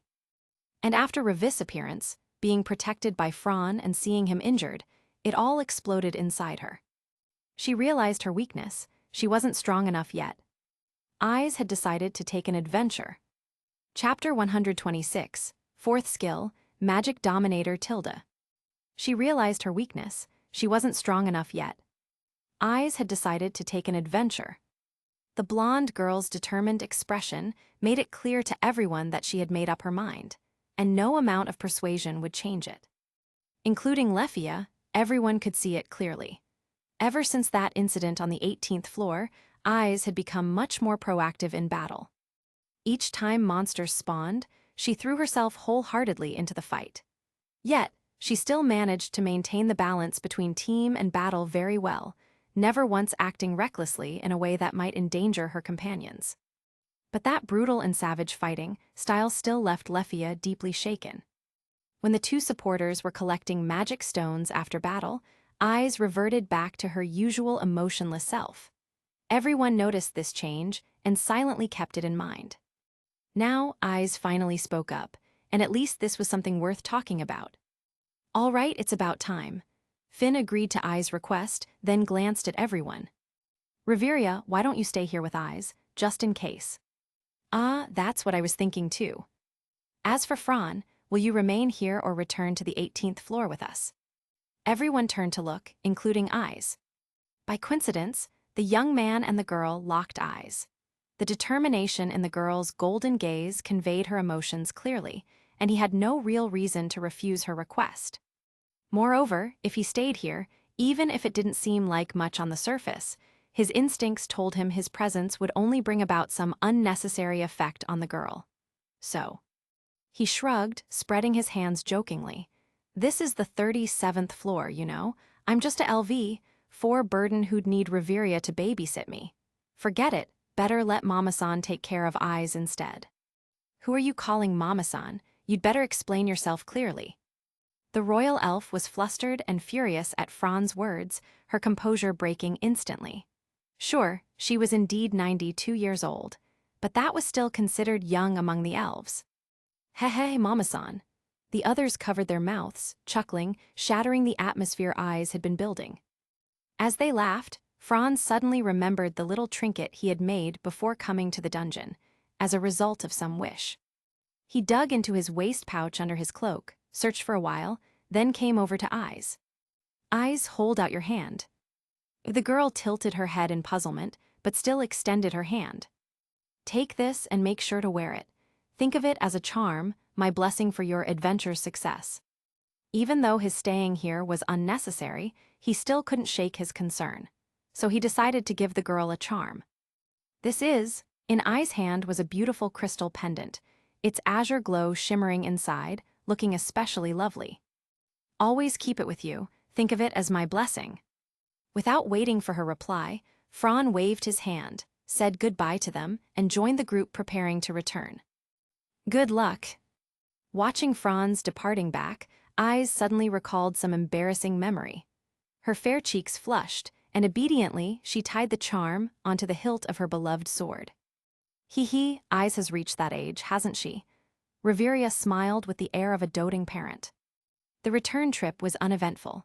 Tiona skipped circles around Fran with bubbling curiosity. Hey, Fran, what did you give Eyes? I'm super curious. A charm. A charm. Yeah, literally, a magic item. As someone who values survival, isn't it normal to prepare extra trump cards?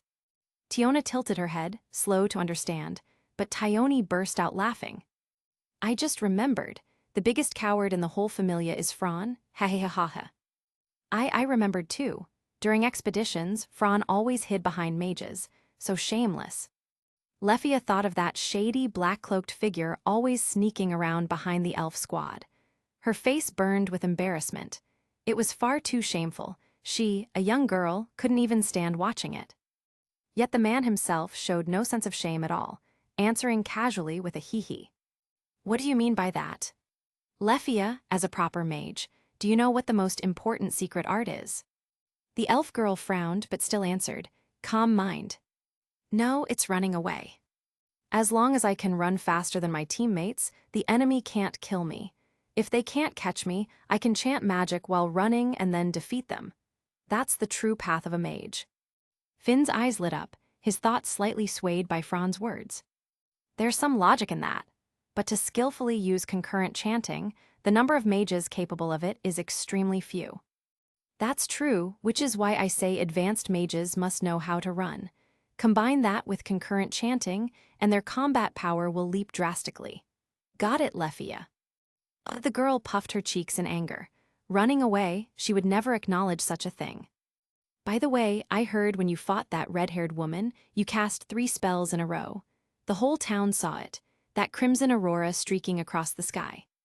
What was that, could it be? Your new skill? Tiona's curiosity sparked everyone's interest. Ah, that. Yes, it's a new skill I gained after reaching LV4. It's really powerful, but I can't use it carelessly. I see, so it's like my Chinthropi's truth, Thyone's berserk chaos, or great struggle, a last resort kind of skill. In other words, a trump card to be used in dire straits. Fran froze for a moment, then nodded. Finn's guess was correct, it was his final trump card. Skill, Magic Dominator. Instant magic casting. Attribute Enhancement X times. Magic Enhancement X times. After activation, consumes massive amounts of mental power, mind, and stamina. All attribute enhancement, all magic enhancement.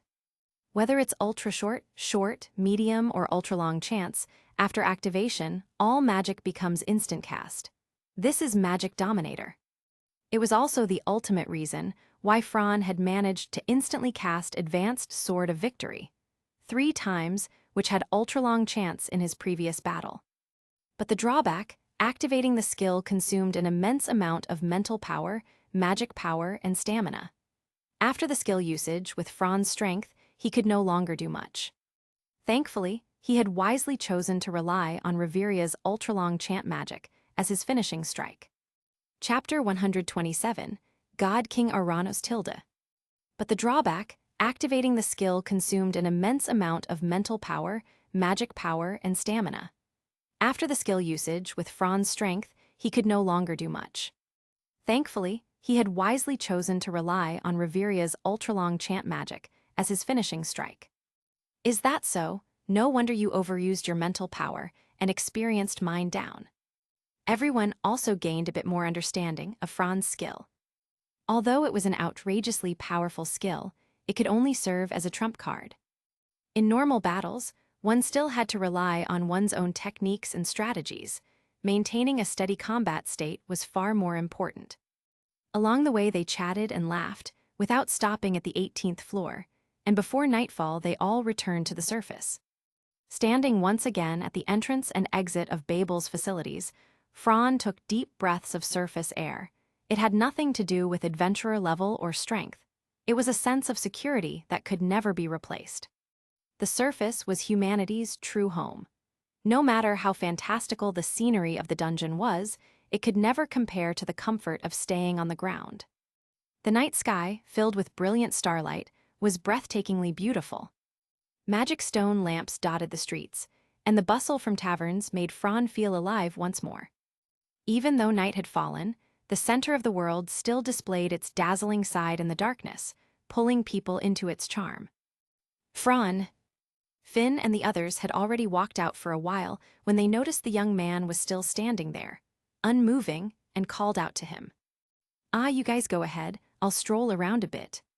Huh, planning to have a drink? Well, fine, then we'll head back to the base first.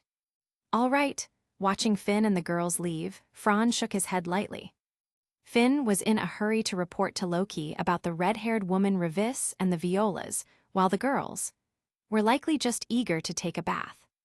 The Amazonas sisters were like that, not to mention Lefia, the elf girl with a touch of cleanliness obsession. I wonder how Eyes is doing.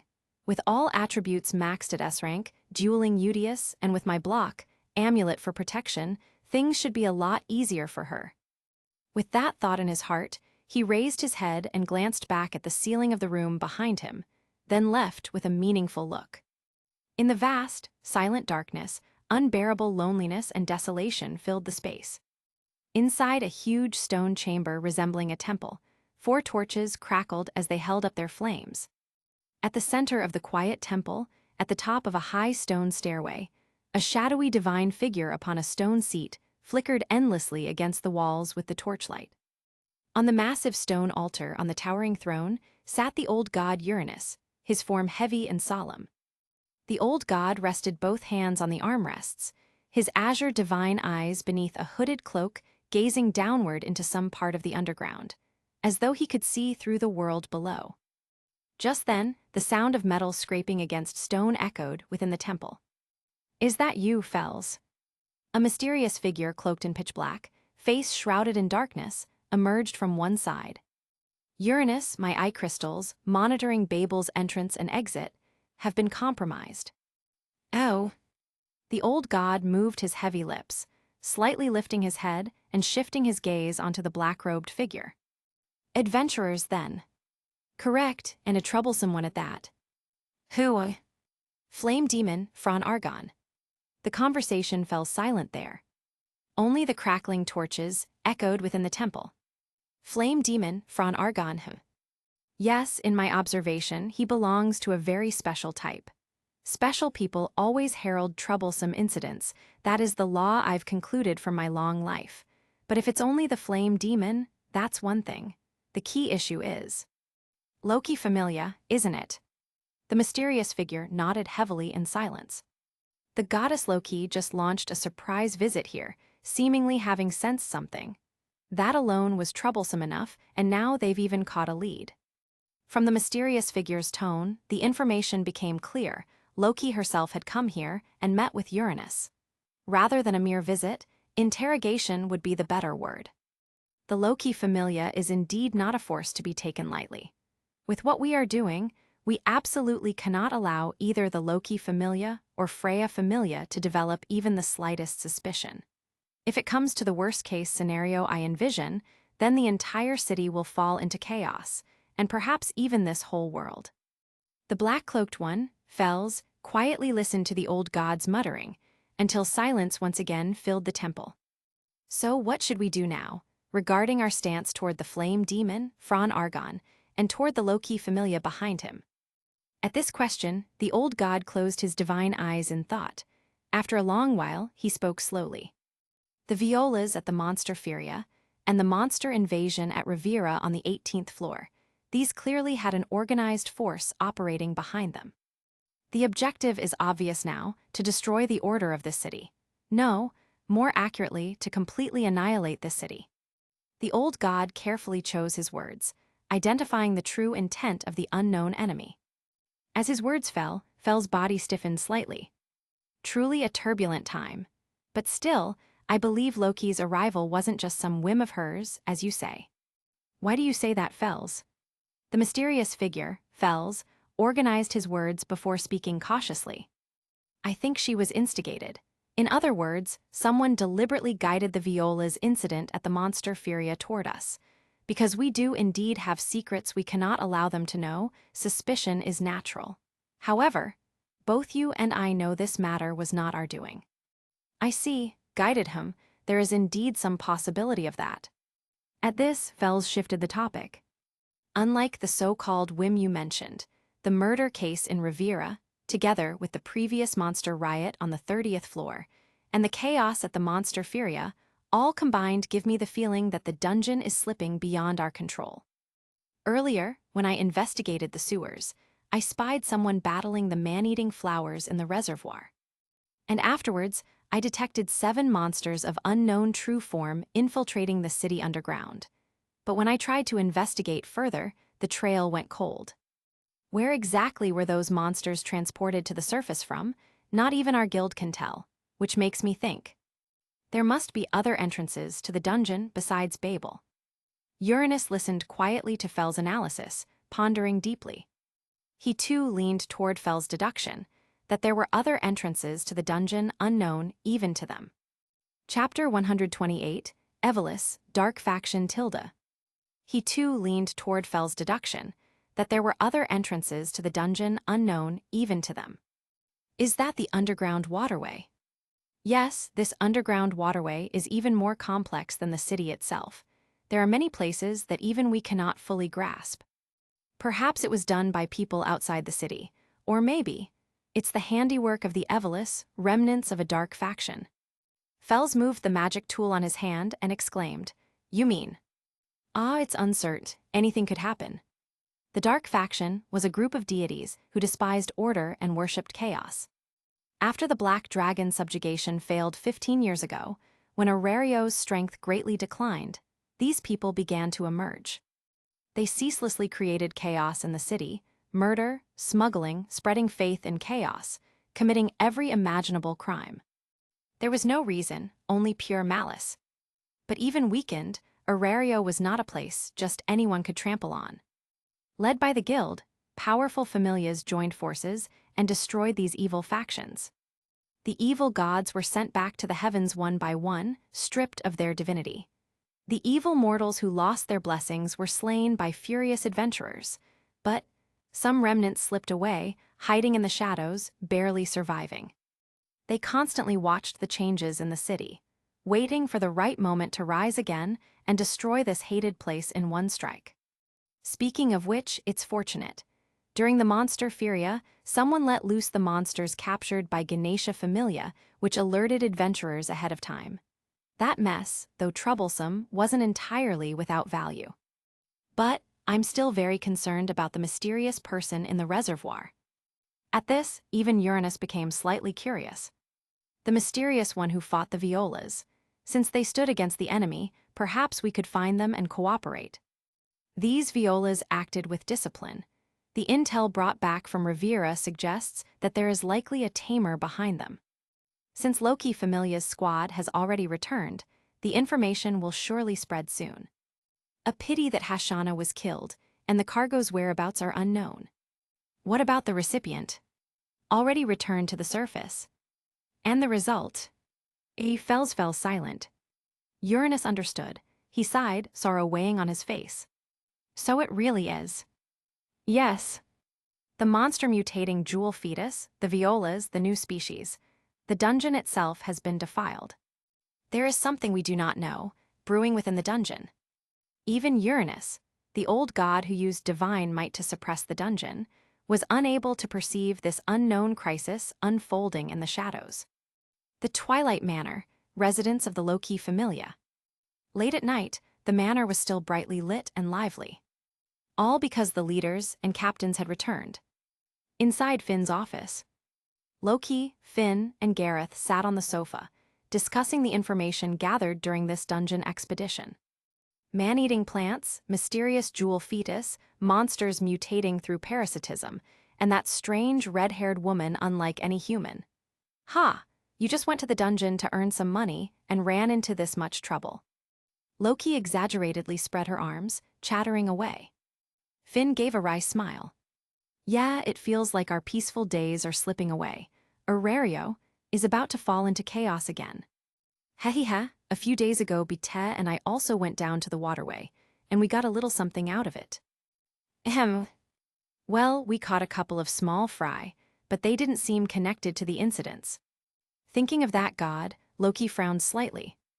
Then she relayed the information to Finn and the others, confirming the identity of their temporary ally. The god Dionysus, I do remember his familia. Finn crossed his hands under his nose, lost in thought. They're one of the city's mid-tier familias, but how are they involved with the Violas from the monster Furia? That was the real issue. Finn decided to cut straight to the point. Loki crossed her legs, swirled her iced wine, her eyes narrowing with a sly grin. Well, he claims he was also a victim of this incident. He's a victim too. Did some of his children die to those monsters? That's what he says. Because his children were killed, he went to investigate the waterways. And then, here, take a look at these 3 magic stones. The one on the left is from the children of Dionysus Familia when they died. The one in the middle is from the 50th floor you brought back. The one on the right was won by Lephia during the monster Furia. 3 abnormal magic stones lay neatly arranged on the table. Almost instantly, everyone in the room grew grim. Green magic stones, and all with that same eerie glow. Are they the same type, or perhaps part of the same series? Yes, whether it's those worms or the violas, they all belong to the same new series of monsters. Then, what exactly is their origin? The riot of violas on the 18th floor, the mysterious red-haired woman, the beast tamer, the chaos of the monster Furia, the discovery of the underground waterway provided by Fran, the clue of Dionysus Familia. When placed together, it faintly felt as if they were all connected. The key link was the mutated magic stones. Fran did not yet completely realize the dark undercurrents surging behind the entire incident. They were still far beyond his reach.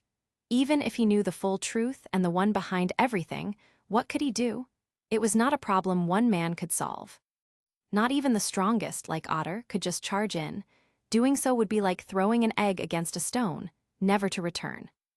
At this moment, Fran's goal was clear: to become stronger, to gain the power to protect his companions. In the central plaza, the white Babel Tower stood like a god, eternal and unshakable, piercing through the clouds, radiating unmatched authority. Beside the grand and luxurious fountain, Fran sat down quietly. Nighttime was not the hour for adventurers to enter the dungeon, so the plaza was nearly empty, with only a few adventurers passing by or common folk taking in the cool night air after drinking. Strolling leisurely to the fountain, Fran held honey wine bought from a tavern, drinking contentedly as the night breeze cooled him. Watching the street lamps flicker, listening to the minstrels and musicians' beautiful songs, his thoughts began to drift. These past days, I've been through a lot. Thinking so, he began to reflect on the gains and growth he had achieved during this time. Chapter 129, A Power-Up, One Step Closer to a True One-Man Army Tilde. These past days, I've been through a lot. Thinking so, he began to reflect on the gains and growth he had achieved during this time. First, after continuously experiencing 2 expeditions, the Monster Furia's riot, the Viola's invasion in Riviera, and the Revis incident, he has made great progress in battle.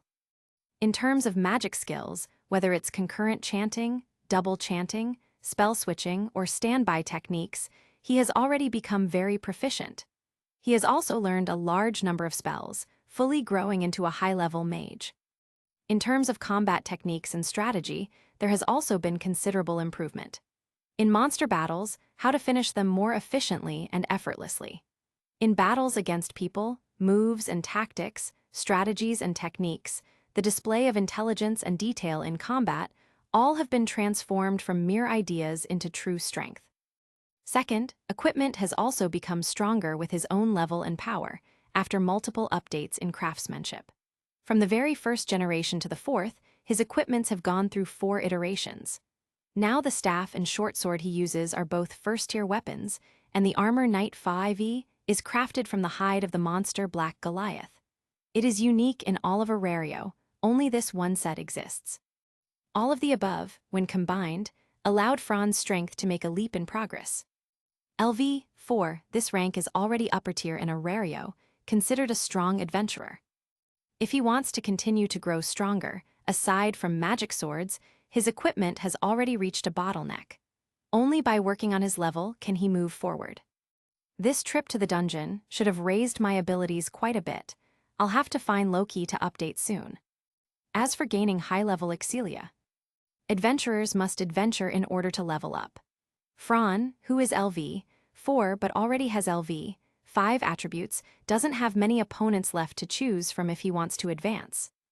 Eyes has already defeated Udius, and the next one won't appear until 3 months later. Taking a sip of honey wine, Fran carefully pondered over possible targets. Wait, seems like I've overlooked something. Calculating the time a little in his heart, Fran's eyes lit up. Belle has already been in Orario for over a month now. Ahem. Just as he was thinking, right in front of his field of vision, on the road from the wide central plaza to the towering gate of Babel Tower, a cheerful, running figure entered his sight.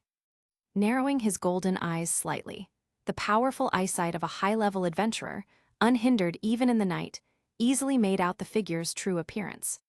White short hair under the moonlight, red eyes, and making silly giggling sounds nonstop at night, hopping about like a rabbit, it could only be Belle Crane. Fran frowned. The boy's direction was toward Babel, which meant the dungeon. So late and he's still going to the dungeon. Did something happen to provoke him? No, wait, his expression seems more like excitement. Blinking, Fran was puzzled. He decided to secretly follow to find out. Even if he couldn't recall exactly what would happen, his subconscious told him, this time, he might gain something remarkable. Draining the rest of his honey wine in one gulp, tossing the cup aside, Fran rose and quietly followed. Easily arriving at the first floor of the dungeon, the faint glow of phosphorescence made the environment dim. A familiar dungeon scene. Then, in his field of vision, facing a goblin bursting out from a wall, the boy supported his right wrist with his left hand, opened his palm, and aimed at the monster. Firebolt! Firebolt! Firebolt! Booms, booms, boom. No lengthy chant, no stirring incantation, just shouting that name directly triggered the magic. Ha ha ha ha ha, I can use magic too. Belle Crane looked at his palm with joy and then, wildly, endlessly used the magic. A series of roars echoed through the passage, illuminating the shadows of the cavern. Dozens of meters behind him, in the shadows of a corner, a figure cloaked in a black hood twitched at the face, eyes full of strangeness. Upon approaching, faint muttering could be heard. Wah, what's this? He just randomly got a quick cast spell for free. This, with the scholar skills amplification, wouldn't hitting people with my staff turn into constant fireball strikes? He pictured himself wielding his staff like a fire spear in melee and spamming fireballs at the opponent's face continuously. Or, as a rear guard, completely abandoning chanting, becoming a rapid-fire artillery piece. Just imagining it felt oddly exciting. But using magic for continuous attacks, that still looks kind of dumb. With my current stats, I wouldn't last long in battle anyway. Besides, if I spend the same mental energy, isn't chanting long spells for high-powered magic better? Rear guards don't get attacked much anyway. Still, it'd be a decent advantage against people. In the end, the issue was still his low attributes and level, limiting continuous spamming. To actually reach constant fireball strikes, he'd need higher-level stats. Casting one more glance at the boy in a frenzy, wasting magic in excitement, Fran sighed. Forget it, I'll head back. Having gotten a free quick-cast spell to use as a normal attack, and finding it uninteresting to keep watching, Fran prepared to go home. The night wind cleared his thoughts somewhat. Boom! Looking at the boy fainting due to mind down. Then he remembered, wasn't this the incident where the boy collapsed from mind down after first gaining magic? After so long, with only vague memories, Fran hadn't recalled clearly. Only when Belle fainted on the ground did he suddenly realize. The excitement of a child with a new toy. After all, he's still just a boy. He slowly walked over. As he walked, he seemed to reminisce about his own youth, sighing repeatedly. Pat, pat, pat. Squatting down, he stretched out his hand and lightly slapped the boy's face at times. Gentle, wake up, think again, there's more than one way to rouse someone. Even if Fran is kind, that privilege belongs only to pretty girls. After all, things like lap pillows from them are much sweeter. Yes, Fran is just that kind of cliched man. Crane'll wake up, come on. Honestly, slap, slap. Hurry up and get up, slap, slap, slap. Slap, slap, slap, slap. No response, completely unconscious, even though there was still a silly smile on his face, kind of. Fran was at a loss. Should he send him back to the Hestia Familia's home, or drag him all the way to the guild? Just then, from the lower floors, the sound of light footsteps came closer and closer. Chapter 130. This is a goddess. Fran was at a loss. Should he send him back to the Hestia Familia's home, or drag him all the way to the guild? Just then, from the lower floors, the sound of light footsteps came closer and closer. He turned his head, wanting to confirm the other party's identity through the deep darkness, but very soon, two familiar figures entered his sight. Fran, why are you here? At your speed, you should have been home long ago. How come you? As the pleasant voice came first, soon after, Riveria and Eyes, covered in filth, with their clothes and light armor all in tatters, appeared one after another from the floor passage. Fran helplessly jerked his chin toward the boy beside him, signaling Riveria for help. Following his gesture, Riveria's gaze shifted over, landing on the unconscious boy on the ground. Her emerald eyes filled with doubt. This boy is... But before Fran could explain, Eyes spoke first. I remember, he's from the same hometown as Fran. The blonde girl recalled the Minotaur incident on the 5th floor, replaying their brief conversation, and quickly recognized the white-haired boy's identity. How could he have fainted here? This is the dungeon. Even Riveria and Eyes too were surprised. To enter the dungeon alone and then faint, wasn't this just courting death? Too reckless, too foolish. Fran had no choice but to explain with a stiff smile. Originally we had already returned to the surface early. I thought the night air was quite nice, so I wanted to drink alone and enjoy the breeze, so I let Finn and the others head back first. Then at the plaza I saw this kid sneaking into the dungeon in the middle of the night instead of sleeping. Since I knew him and we have a decent relationship, I couldn't just watch him do something this reckless, so I followed him in. And as you can see, this happened. Riveria extended her hand under the boy's nose, checking his breath, then smiled faintly. Mind down, overusing magic until his mind is exhausted. Hech, isn't that your specialty, Fran? Fran turned his head away awkwardly, rubbing his nose. It was true. Since becoming a mage, how many times had he fainted from mind down? Not to mention the unspoken times, just the occasions when his comrades had to drag him home, already too many to count on one hand.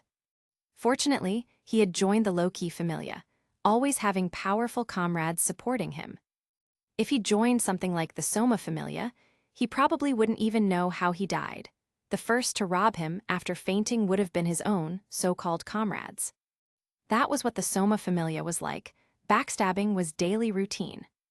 Anyway, I'll take him back. I've met his familia's god a few times, we're acquainted. Riveria stood, nodded, and reminded him. I see, understood, then we'll leave him to you. Since he said so, Riveria naturally wouldn't add more. But Eyes, with her airheaded expression, seemed like she wanted to speak but held back. Seeing her like that, Fran of course knew what she wanted to say.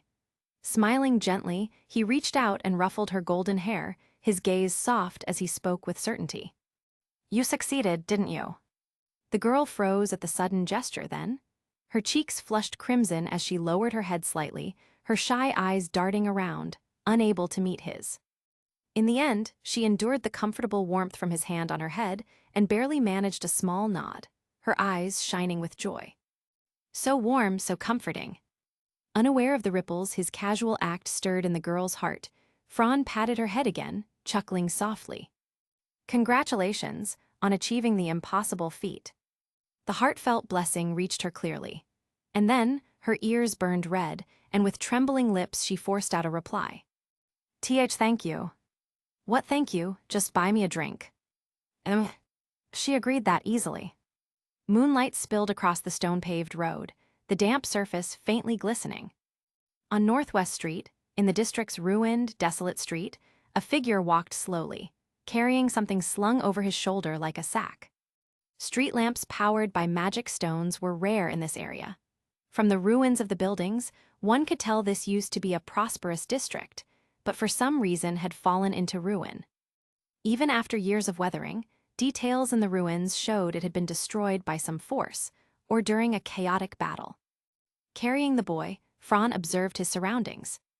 Northwest Avenue, 7th District reduced to ruins. If I recall, 5 years ago, the headquarters of the Estria Familia was near here. Which means, This place was destroyed during the Orario Dark Period's battles when the Evelus faction was annihilated. 5 years passed, yet the guild still hasn't rebuilt this area. Maybe they have other plans. So he thought, until a half-collapsed church appeared before him. Destination reached. The church's exterior was dilapidated, but within its basement was a hidden room. This was a gift from the goddess Hephaestus, given to her close friend, the goddess Hestia, as a final kindness after kicking her out. It now served as the headquarters of the Hestia Familia. For a lone, shut-in goddess with a tiny familia, even having a place to stay in Orario was already fortunate. He recalled how outrageous the inn prices had been when he first came to the city. Orario's housing market was beyond the reach of most. The center of the world, the labyrinth city Orario, was worth its weight in gold. Familia after familia, countless in number, all competing fiercely, far more brutal than even the greatest cities of his past life. So for a goddess who came down without a familia or skills, Hephaestus's gift was already more than generous. With that in mind, he politely knocked on the church door. Knock, knock, knock. Excuse me, is this the residence of the Hestia Familia? Is Lady Hestia in? A night breeze blew through. The slight drunkenness in his head quickly faded. Anyone there? After waiting a long while, there was no response. Only after 5 minutes of knocking came the sound of hurried footsteps inside. Who is it? As the voice arrived, the wooden door creaked open. In the dim moonlight, Franz saw who had opened it. Not the goddess Hestia as expected, but... You're that the Loki Familia's blacksmith from the shop, right? Fro something. Hearing this and seeing Hestia's confused expression, Franz nearly broke down. If not for his willpower as an adventurer, he might have collapsed right there. Forcing himself to stay calm, he introduced himself. Lady Hestia, it's Fran Argon. Ah, right, that's you. So what brings you here so late? But before she could finish, her eyes fell on the figure slung over his shoulder. This is, Belle, what happened? Wake up, Belle, you can't just leave me alone like this. Crying and panicking, she hurriedly pulled Belle from Franz's shoulder, holding him in her arms while bawling uncontrollably.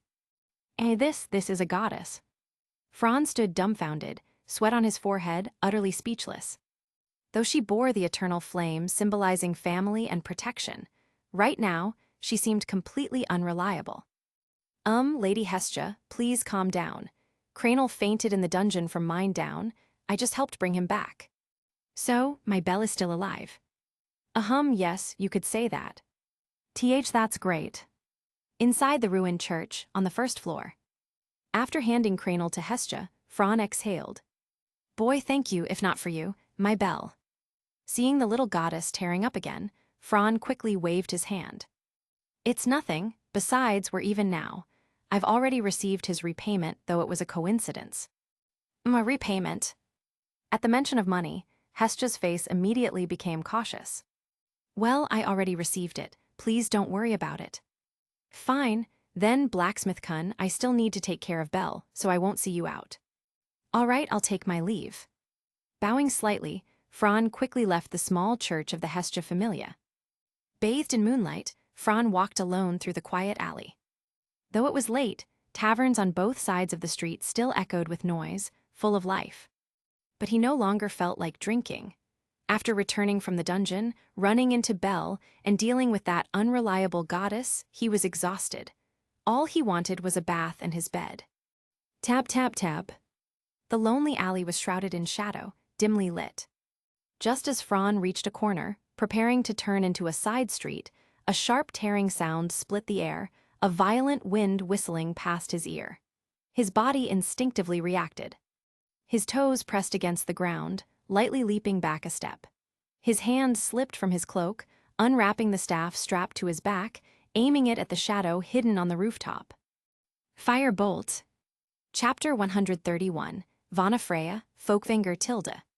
His toes pressed against the ground, lightly leaping back a step. His hand slipped from his cloak, unwrapping the staff strapped to his back, aiming it at the shadow hidden on the rooftop. Fire bolt.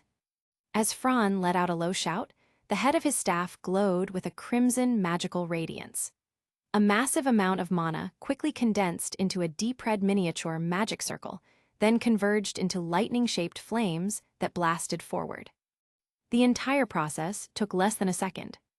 Boom, boom, boom, boom. The flames, in the form of lightning, pierced through everything in a straight line, leaving behind a scorched crater in the passage, then shot up into the sky, illuminating the surrounding darkness. At the same time, with a ding, a spear quivered as it embedded itself into the spot where he had just been standing. Hua. Fran narrowed his eyes warily. Under the cover of night, the scholar ability activated. Azure streams of light flowed in his pupils, searching for the enemy's figure. Yo, not bad. Your reflexes and caution are impressive. Guess I underestimated you a little. The voice was sharp, carrying the same kind of tone Batet often used, like a déjà vu full of arrogance. As the voice rang out, Fran instantly locked onto the enemy's location. Standing on the edge of the roof was a male cat-person adventurer. Even under the faint moonlight, his gray fur and sharp, aggressive gaze were clearly visible. Although his gear was unremarkable compared to other adventurers, aside from his handsome face, the moment Fran saw him, he immediately recognized his identity. His expression froze for an instant, his gaze flickering ever so slightly. Freya Familia, Vice Captain Alan Fromel. Nickname Vana Freya, level 6, the fastest man in Orario. His identity was revealed in an instant, yet the man on the other side didn't care in the slightest. Loki Familia, Fran Argon. Nickname Flame Demon, level 4, but I can't help but be curious. Your movements don't look like those of a mere level 4. Fran grinned. What's wrong? You guys really hate when others dig into your little secrets, huh? The truth behind Cranel is something you'd rather keep buried, right? In just a few short exchanges, the atmosphere between the two had already become tense, sword against sword, needle against needle. The Catman, Alan, looked down at Fran from above. His smile grew more dangerous. You seem to know quite a lot. Haven't you heard the saying? Secrets you shouldn't know are best left to rot inside your stomach. At that, Fran smirked, raising his brows provocatively. This counts as a secret. Come on, it's practically common knowledge. You're not afraid I'll kill you? Huh? Fran reacted as if he had just heard a joke, nearly bursting out laughing.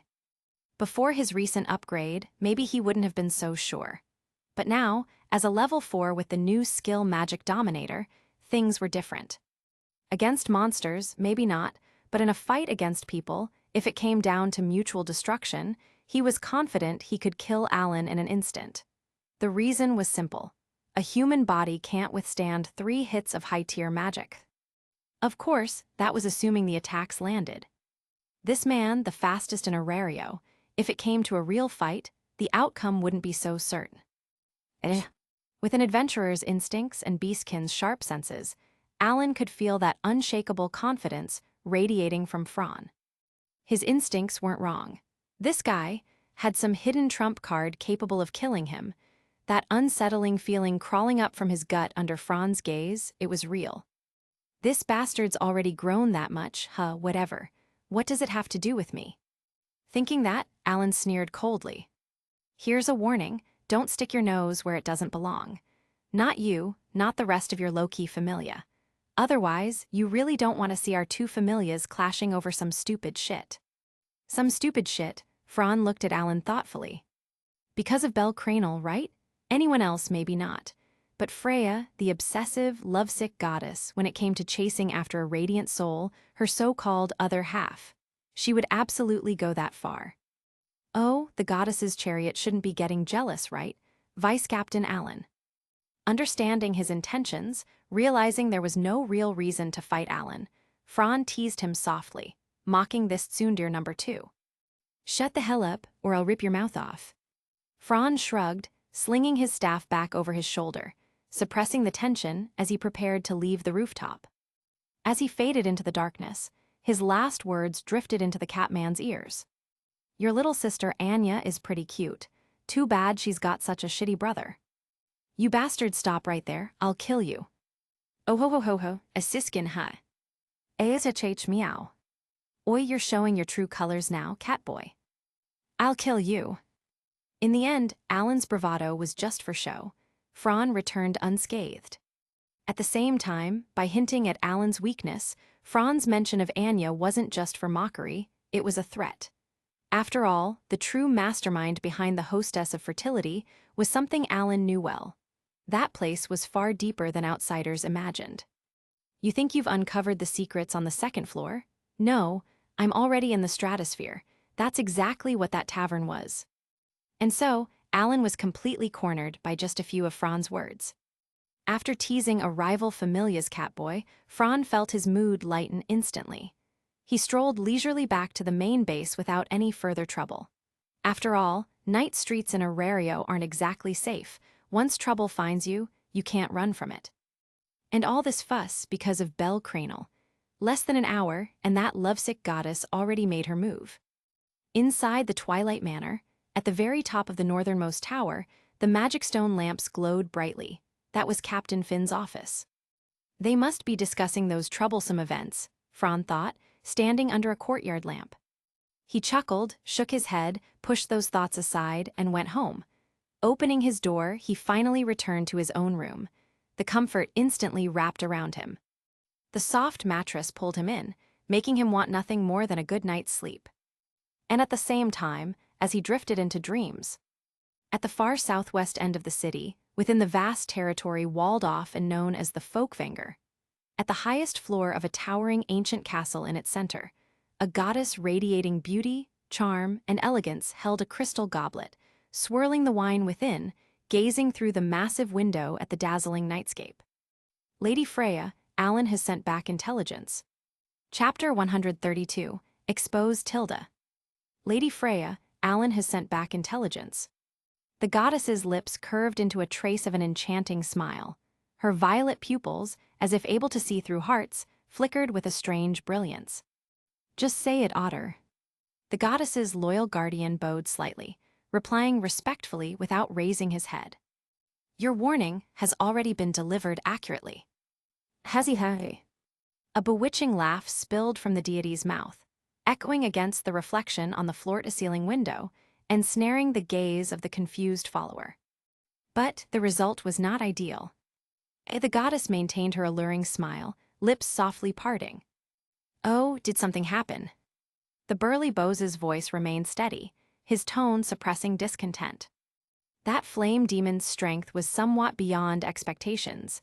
With Alan alone, it was not enough to suppress him. Furthermore, he spoke of hostess of fertility. Kaziahai. The goddess of beauty laughed joyfully, like a child who had just found a new toy. Loki's luck has always been good. I'm starting to look forward to this. The Twilight Manor, the residence of the Familia. Fran, dressed in casual clothes, leaned over the balcony of the open corridor, gazing at the sky shrouded in dark clouds. They drifted everywhere with the wind, wandering in the dim gray. The hot summer was nearly at its end. Autumn rain drizzled down from the sky, misty and scattered. The fine rain poured over this vast and bustling city, like a thin veil, hazy and dreamlike. Lost in thought, he stretched out his hand, feeling the raindrops fall onto his palm, like threads, like silk, like green mist, like fading smoke. He took deep breaths of the clear, sweet air, savoring the earthy fragrance exuded by the fantastic plants and flowers in the courtyard. Fran was immersed in this beautiful morning. Watching the rain. A clear voice sounded behind him, though Fran did not find it sudden. Ah, now that I think about it, I've already been in Orario for more than a year. Rain and snow here are really few and far between. As the farthest west of the continent, there is no winter here. Rain, however, is relatively common. Hearing Finn's words, Fran fell into thought. Not busy today, or did you finish everything last night? When I came back late at night, I saw your office still brightly lit. Though standing on the balcony to look outside must be a bit strenuous for him, Finn seemed completely unconcerned. I've already discussed matters with Loki. What did she say? The red-haired beast tamer incident, she agreed to cover it up. Also, she speculates that the violas that appeared at the monster Furia was transported to the surface through some channel by the enemy. But, well, we'll leave that for the guild to investigate. After all, whether it's the city or the Tower of Babel, both are under the guild's management. As for that strange orb, the enemy's goal was likely to bring it to the surface as well. A troublesome matter indeed. Troublesome, isn't it just? After exchanging only a few words, Finn yawned, then quickly took his leave, intending to go rest. It seemed he had been busy all night, only just finishing his work. Surely, being the captain of such a large familia was no easy task, unlike the younger cadre next to him, who seemed carefree every day. After idly admiring the autumn rain for a while longer, Fran turned back. Yo, good morning, Fran. Good morning, Tiona, Tioni, Lefia. Such a scene had already become routine, but it seemed someone was missing. Carrying his tray to his usual seat in the corner, Fran asked curiously, "Why don't I see eyes? Don't tell me she's skipping breakfast." Tiona, eating roasted meat in big bites, mumbled unclearly. "Nope, I think she was pretty badly injured when she came back. She's resting in her room. Riveria took her breakfast to her." "No way, Eyes isn't the type to be so delicate. And last night when I saw her, her injuries weren't that serious. What happened?" Puzzling over the matter of the girl, he was filled with doubts, so he quietly decided to check on her after eating. The third floor, southern wing of the manor, this was the girl's domain. All the female members of the familia had their rooms here, making it an absolute forbidden zone for male members. Fran had been here a few times by chance, but that was all. Since everyone was busy, the corridor was completely empty. "This one, right?" After hesitating and checking the nameplate, Fran raised his hand and knocked on the door. "Knock, knock, knock." "It's me, Fran." The room was silent for a long moment, until hurried footsteps were heard within. What was she doing? Fran was utterly confused. Having never had a friend who was a girl in his past life, how could he possibly understand the fluster of a girl harboring secret feelings, panicking when suddenly faced with a boy intruding into her room? The noises inside went on chaotically for several minutes before the door finally opened. With just one glance, Fran's eyes lit up. At this moment, Eyes was not wearing her swordswoman's attire, but instead a cute, elf-style home outfit said to be a gift from Lefia. A sleeveless white gauze top exposing her shoulders, paired with a violet pleated skirt and white overknee stockings, she was the very picture of a beautiful girl. What's more, her dazzling golden hair was rarely tied up slightly at the back, revealing her slender, snow-white neck. The girl lowered her head slightly, her cheeks and ears flushed red. She stammered nervously, gaze drifting, staring fixedly at the colorful slippers on the floor. "Please come in." Her reaction struck Fran as odd. What was this about? Wasn't she supposed to be exhausted? She didn't look unwell at all. "Then I'll intrude." Emma. Creak, the door closed. Then, from around the corner of the hallway, several small heads popped out one after another. "He went in." "Yeah, he went in." Didn't think Fran would be the first man to enter Eyes' room. "Stupid sister, of course it'd be Fran.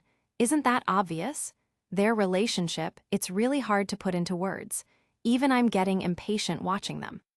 Who in the familia doesn't see it? It's just the two of them who keep being adorably oblivious every day." Lefia, why are you crying?" "Ooh, abandoned, Miss Eyes no longer belongs to me." The weeping elf girl, tears flowing endlessly, looking pitiful and delicate. Tioni and Tiona exchanged glances, both helpless and amused. Chapter 133, My Miss Eyes, My Eyes Tilda. Tioni and Tiona exchanged glances, both helpless and amused. Inside Eyes' room. The first impression Fran had upon entering was that it was tidy, so tidy that it didn't look like it had just been cleaned up. Then, what was the girl fussing about earlier with all that clanging? Blinking suspiciously, Fran decided to bury the question in his heart. He'd never had any girl as a friend, but that didn't mean he lacked emotional intelligence. Asking about that would only make the girl embarrassed. Please sit." Eyes' room was like a projection of her personality. Simple, monotonous, yet exquisite. A magic stone lamp, a neatly made bed, a wardrobe, and a large floor mat, that was basically all. Though the furniture was sparse, each piece was clearly a carefully chosen fine craftwork, and the little decorations placed about gave the space a comfortable feeling. In some details, one could see the girl's care. That sorry, there's no chair, sit here. Blushing, Eyes lowered her head and patted the spot beside her, wondering if she was being too forward. Riveria had said, girls should be more reserved. Though a bit awkward, Franz still instinctively sat down on the bed. The two sat shoulder to shoulder, turning their faces away from each other. But because the distance was so close, they could even feel each other's warm breath against their skin. Nervous, uneasy, expectant yet a little scared, mixed emotions boiled together into a strange, bittersweet soup. They just sat there.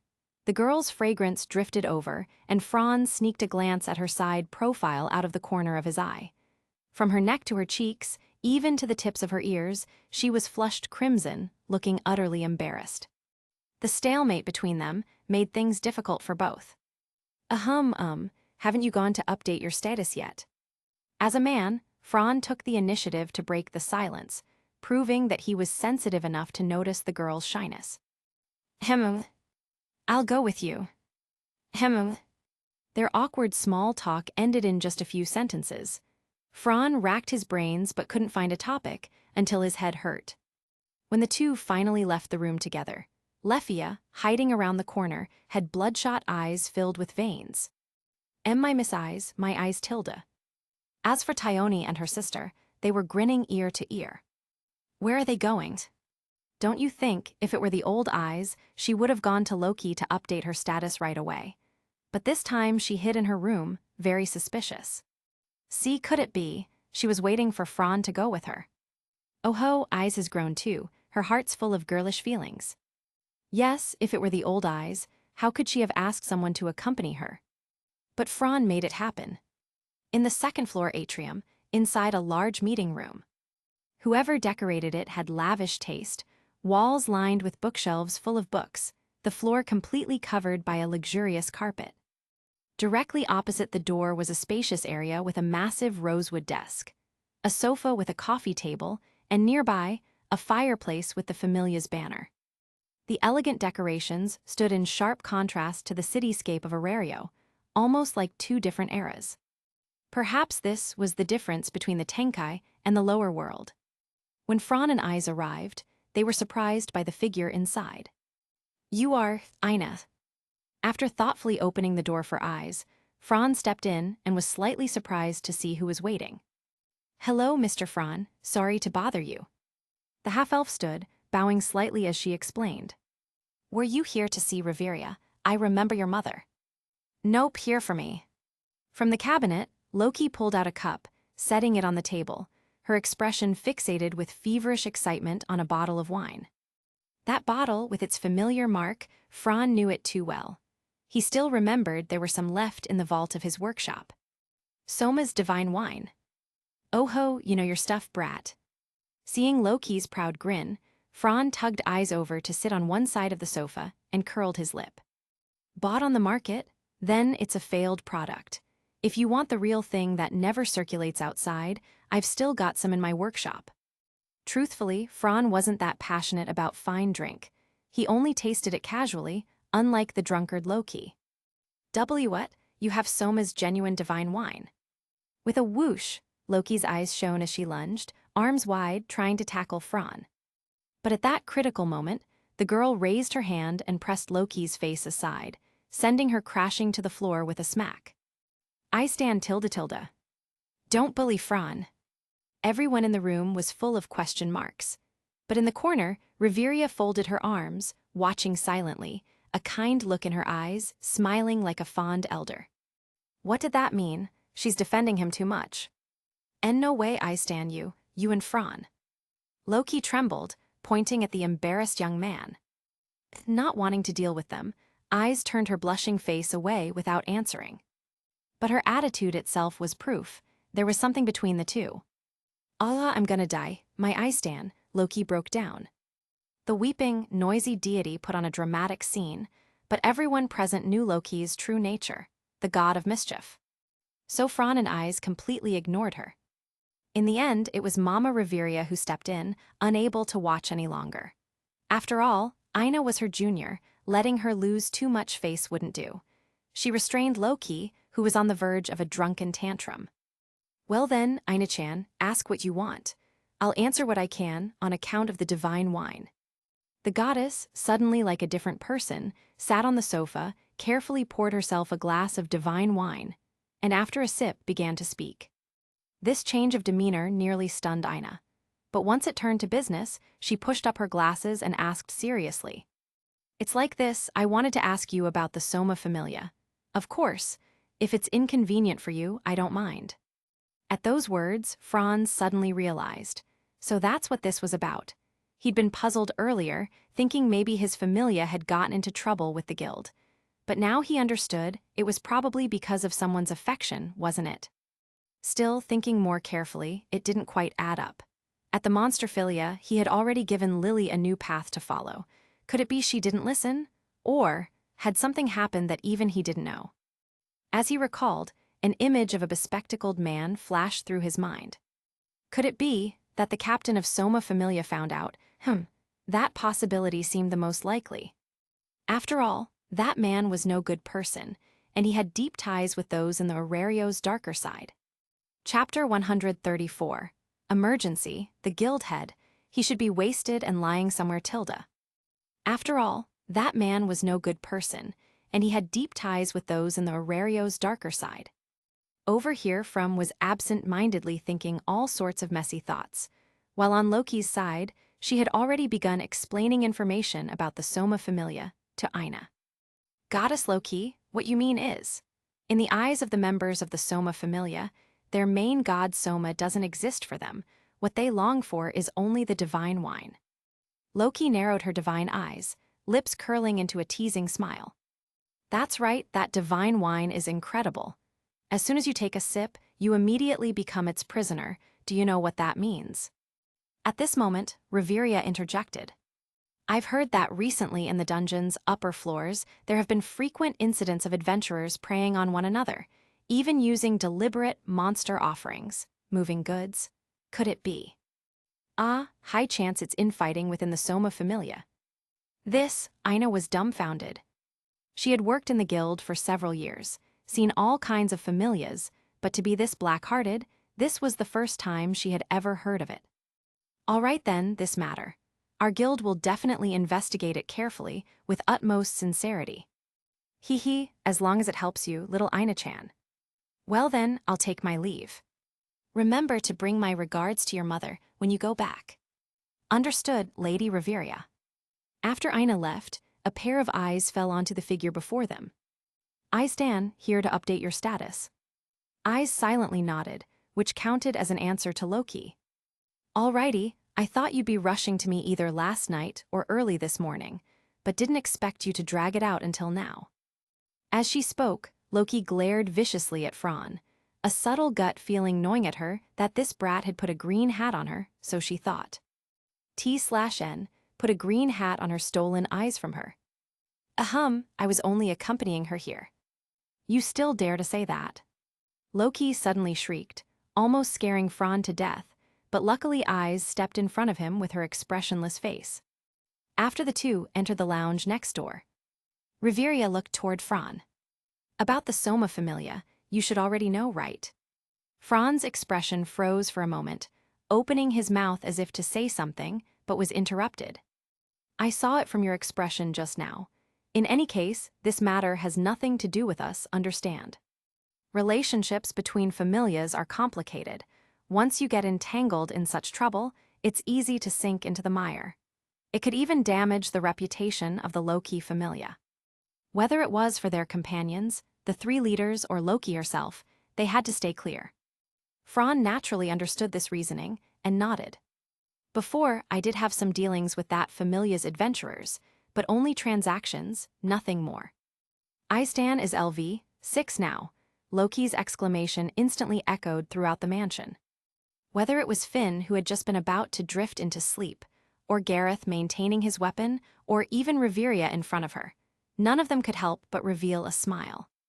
As for the fellow younger members, they were deeply stimulated.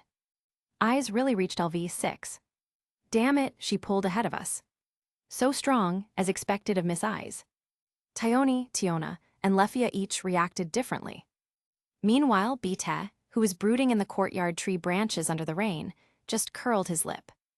While the low-key familia was celebrating the birth of a new LV6 and exclaiming in awe, another place was just as noisy, the headquarters of the Adventurers Guild.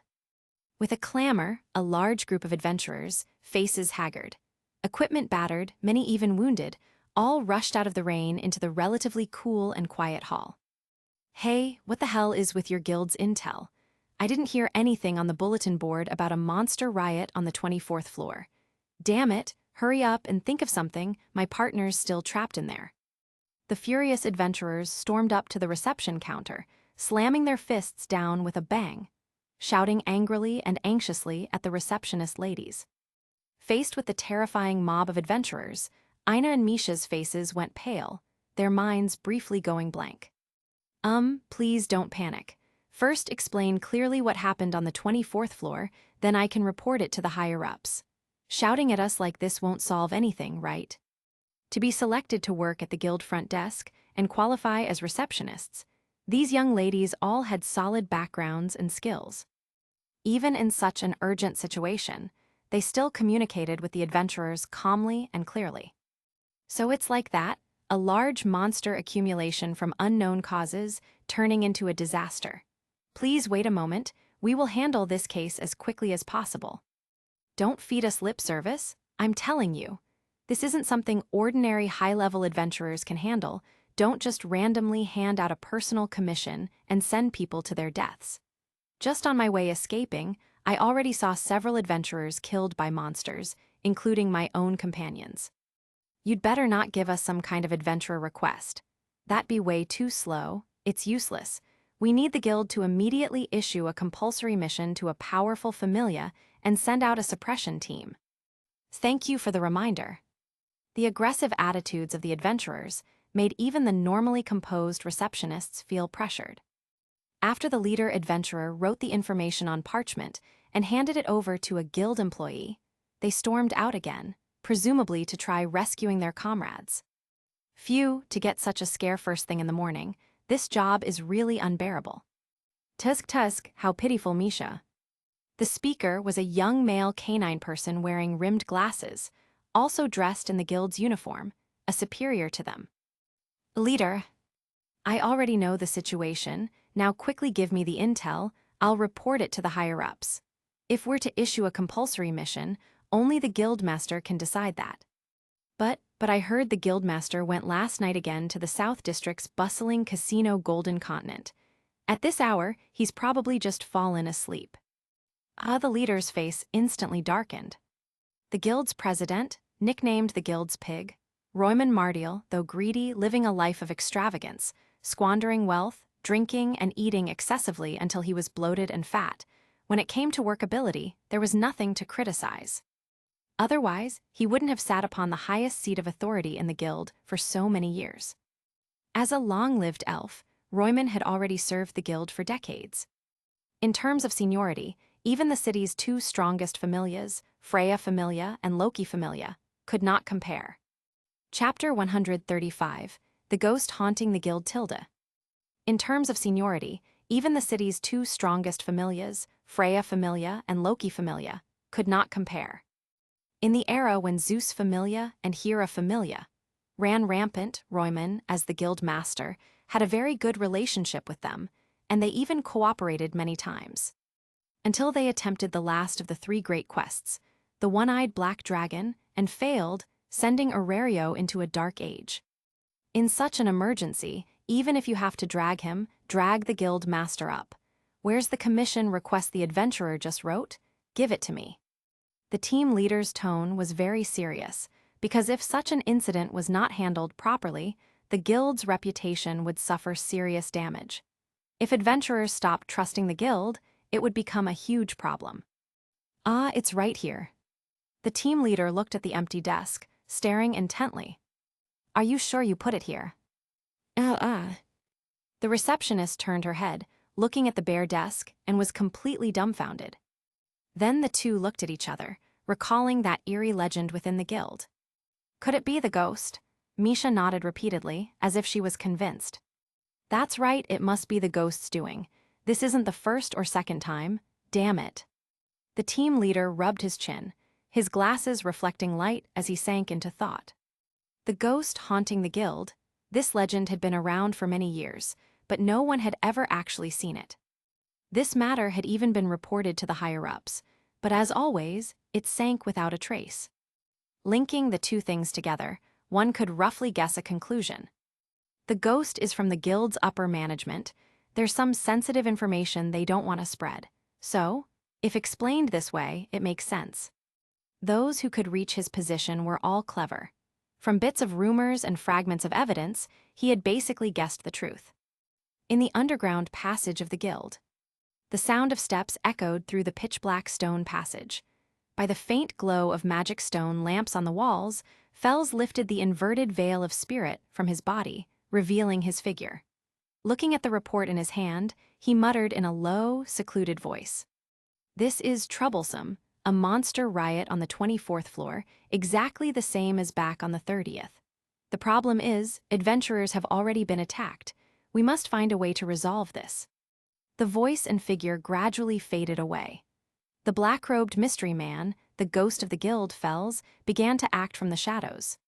"Congratulations, you've reached level 6. Franz smiled at the blonde girl in front of him, offering heartfelt blessings. Thank you." It was like a replay of when Fran himself had advanced to level 4, except the roles were reversed. "Do you have any plans next?" Eyes silently nodded. "Since I just leveled up, I need to readjust to my body." Such a sudden surge in power often left the body and mind out of sync. Fran knew that feeling well. Fran blinked, heading to the dungeon, I assume. Though she had changed, Eyes was still the same sword princess. "Honestly, I was going to suggest sparring at the home base, but since you're set on going to the dungeon, I'll go with you tomorrow." Emma. Because of Eyes' advancement, once the returning comrades heard the news, the mansion became lively that night. Nearly every member, from top to bottom, was discussing the sword princess, reaching a new level. Unlike Fran, who, despite his fast growth, was still only level 4, Eyes had become level 6. For people like Raoul, Cruz, Elfie, Alicia, Anki, and others, the shock was immense. Eyes' advancement was to level 6. That was already the level of a familia leader. Even if some attributes had hit their limits at level 6, fundamentally, she was still level 6. Now, the familia had gained another pillar of strength. How could anyone not be shaken?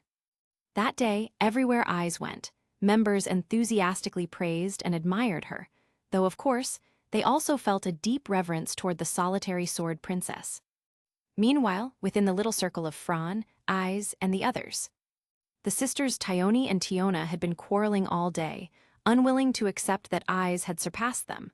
Lefia, still saddened, hid in a corner and didn't dare say a word.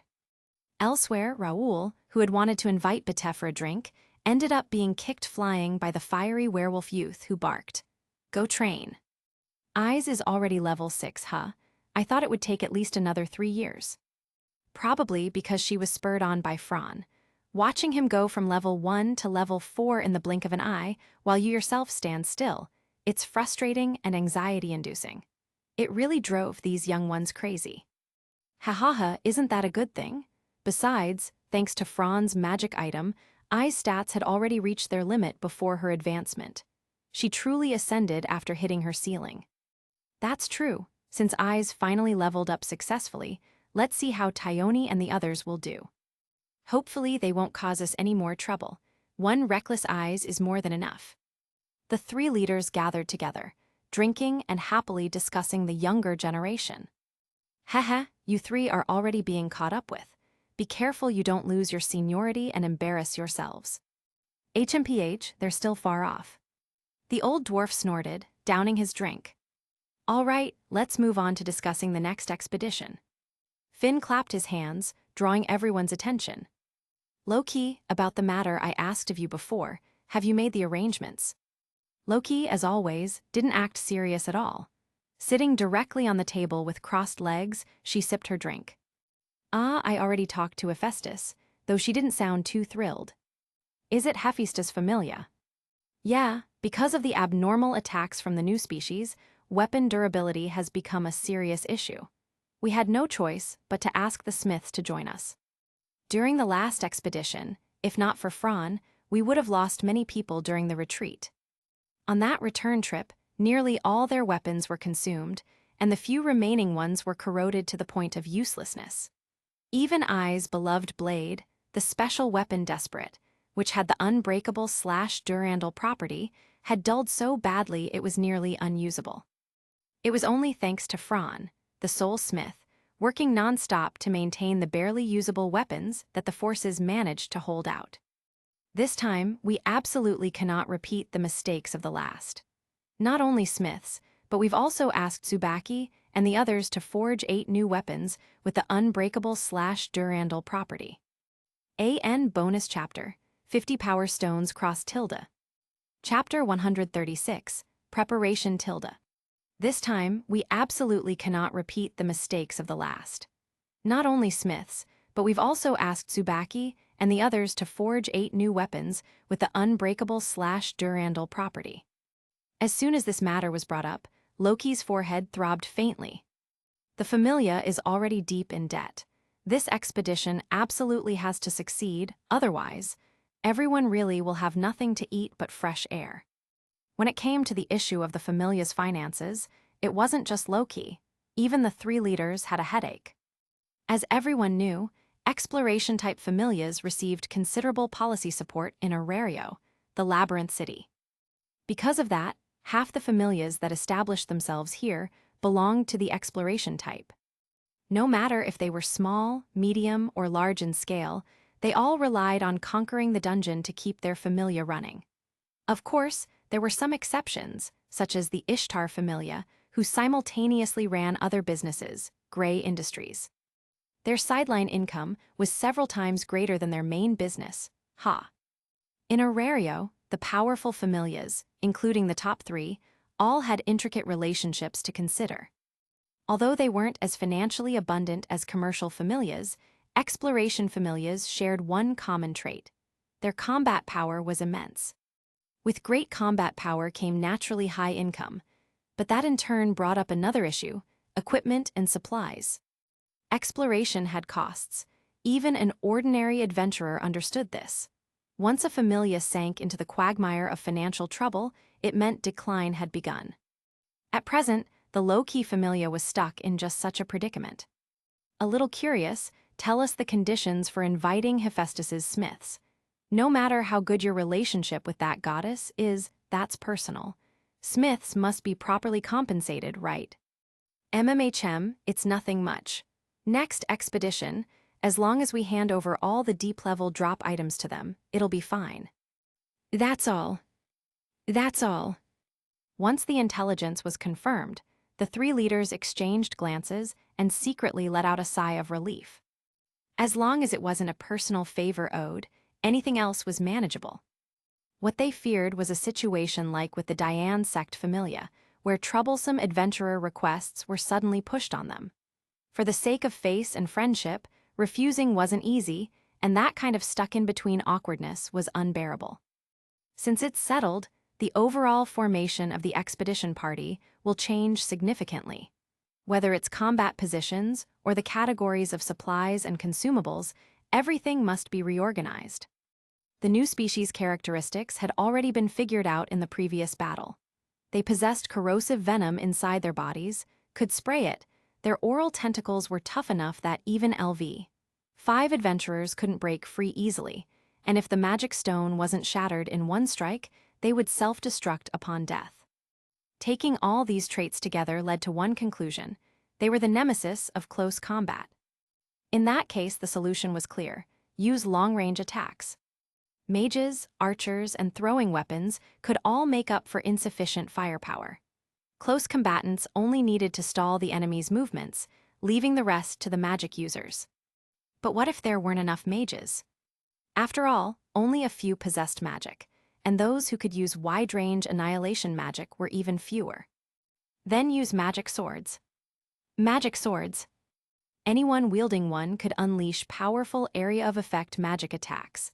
The finer the craftsmanship of the smith, the stronger the sword's might.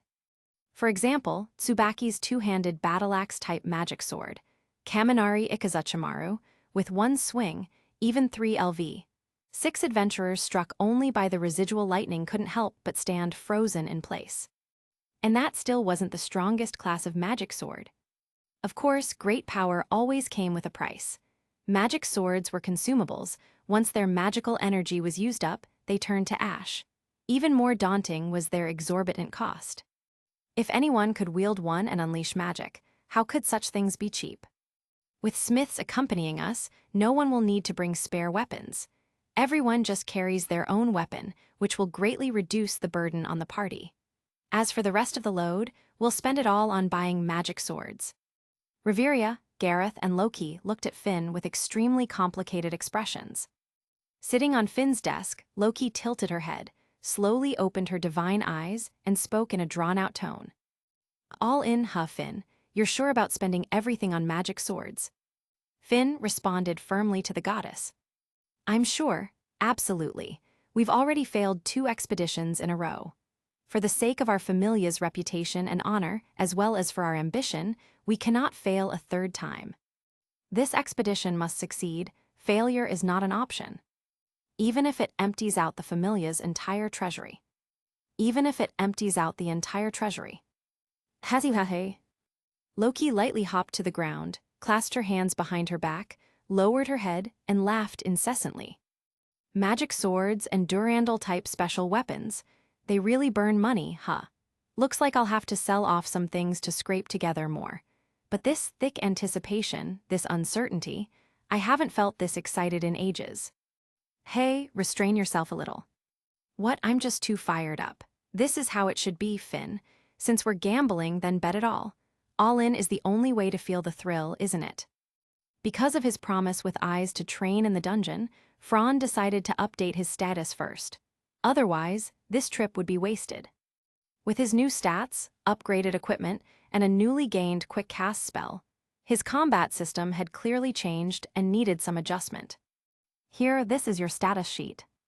Knowing Fran could read divine script, Loki didn't bother converting it, simply handed him the parchment as it was. Name, Fran Argon. Level, LV4. Stats, Strength. A835 right arrow SSS, 1466 Endurance. A835 right arrow SSS, 1466 Dexterity. A835 right arrow SSS, 1466 Agility. A835 right arrow SSS, 1466 Magic. A835 right arrow SSS, 1466. Development abilities. Mystery G, Smithing E, Magic Dominator G, Healing H, Escape I, Abnormal Resistance H. Your stats went up by over 600, not bad. I thought it'd only be around 500 at most. This really exceeded my expectations. Probably because of your fight with that red-haired beast tamer. Fran thought back, it was true. Revis had pressured him like no one ever had before. In that battle, he poured all his skills and strategies into one, but still fell short. There was no helping it. Who knew how long that woman had lived?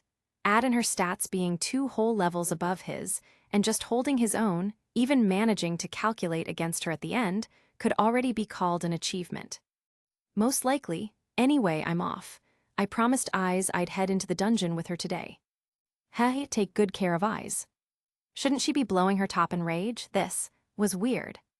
Even until he saw Eyes waiting for him in the courtyard, Fran still couldn't figure out why Loki suddenly changed her tune. If he couldn't figure it out, then forget it. After all, wasn't the swordswoman in front of him charming enough? Sorry for the wait. I updated my stats just now, hope you didn't mind. Chapter 137, Flame Demon and Sword Princess, huh. Sorry for the wait. I updated my stats just now, hope you didn't mind. The young girl shook her head, then looked curiously at the gentle smiling face before her. Have you gotten stronger again? Fran rubbed his nose. This question wasn't easy to answer. If he provoked Eyes again and she went wild, the blame would definitely fall on him. It's fine, I've grown just a tiny bit. Emma. The girl truly, innocently believed someone's well-intentioned lie. Let's go. Emma. The two set out together toward the dungeon, with Fran once again serving as Eyes' supporter. Leaving the mansion courtyard, passing through the park, they immediately drew countless gazes. Flame Demon and Sword Princess, huh? Pretty strange, normally you never see them head into the dungeon. But lately, the low-key Familia adventurers seem super active. Well, there must be all sorts of reasons. The two walked toward the central plaza as if no one else existed, while overhearing the whispers around them. So others have noticed too, that Raoul, Anakitty, and the rest have been frequently entering the dungeon. Yeah, everyone's become more proactive. Ever since Fran came, everyone's been a lot more motivated. This was an undeniable fact. Fran was like a snarling tiger, constantly baring its fangs at the ones running ahead, urging them forward. Yes, especially the senior members of the low-key Familia. This was the anxious mindset they had when facing Fran. Now that his level was on par with Anakitty and Raoul, how could they not feel pressured? Since they didn't plan on a long expedition, the two only prepared lunch rations. Eyes originally intended to just make do with simple dry rations. But Fran righteously rejected that idea, and instead bought several portions of Jagamaru-kun, Ai's favorite red bean cream flavor, extra beans, extra cream. In these details, it was clear Fran was always paying attention to the girl. And Ai's pretty face flushed red. Why do I feel this way only when facing Fran? This has never happened before. Sweet, sticky, very comfortable. In the central plaza of Babel Tower, walking one after the other, the golden-haired girl stared blankly at Fran's back.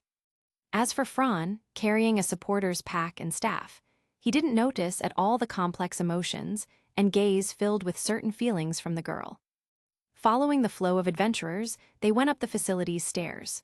Fran turned his head, intending to call Eyes. But in that instant, he saw figures that should not be here. Crimson short hair tied into a small ponytail at the back, simply dressed in tight leather armor and over-the-knee boots. Though she looked like she was just strolling the city, a weapon hung at her waist. This crimson-haired girl's expression was stern, her eyes constantly filled with vigilance, as if guarding some important person. In contrast, the other girl was different. Her expression was excited, speaking non-stop, her big eyes scanning the street, though mostly lingering on men. By chance, she spotted Fran and Eyes together when he turned his head. Though still at a distance, she instantly recognized the suspicious pair of Fran and Eyes. Sky-blue hair neatly tied down to her waist, wearing a hunter-like combat outfit and long boots. Her refined makeup, highlighted with a forehead ornament, carried a divine aura. She was a beautiful goddess, elegant and exquisite. In Fran's eyes, her beauty was no less than that of the beauty goddess Freya. Guided by her familia, the goddess's gaze fell upon them, meeting the golden-haired youth's eyes for an instant. The goddess, Artemis, has her familia return to Orario. Looking at the Artemis familia group, Fran muttered softly. Their gaze crossed for only a brief moment, then shifted away. Mr. Fran, Miss Wallenstein. At this moment, another unexpected female voice interrupted Fran's thoughts. He and Eyes turned slightly toward the sound and saw in front of Babel Tower's elevator doors a half-elf girl wearing a guild uniform. You are, Ina. In front of Babel Tower. Cranel's in trouble. The Soma Familia supporter has issues. Why, yes, according to our guild investigation, their familia's management is extremely chaotic. The higher-ups are preparing to intervene. Fran frowned tightly, reflecting on the incident he had orchestrated earlier. I even said that much, and yet that Lilaruka still acted. Is pure love really that unreliable? Sighing, Fran nodded. I beg you, I heard from Belle that your relationship isn't bad. Please, you must save him. Ah, don't worry. Regarding those Soma Familia adventurers who engaged in betrayal and backstabbing, Fran truly wanted to personally kill them. But why dirty his own hands when monsters could do the work? Why add unnecessary trouble? Dungeon, 6th floor. Us moving forward so leisurely like this, is there no problem? Eyes walked shoulder to shoulder with Fran, while faintly sensing the flow of monsters. Ah, no problem, die. No way he's going to die. Don't underestimate Cranel, he's strong. Fran wasn't worried about Belle's safety at all. A total cheat character, with a doting goddess backing him, if something happened, that'd be the real miracle. Besides, he wasn't some saint. His strength was for protecting family, lovers, friends, comrades, outsiders. It wasn't his job to be merciful.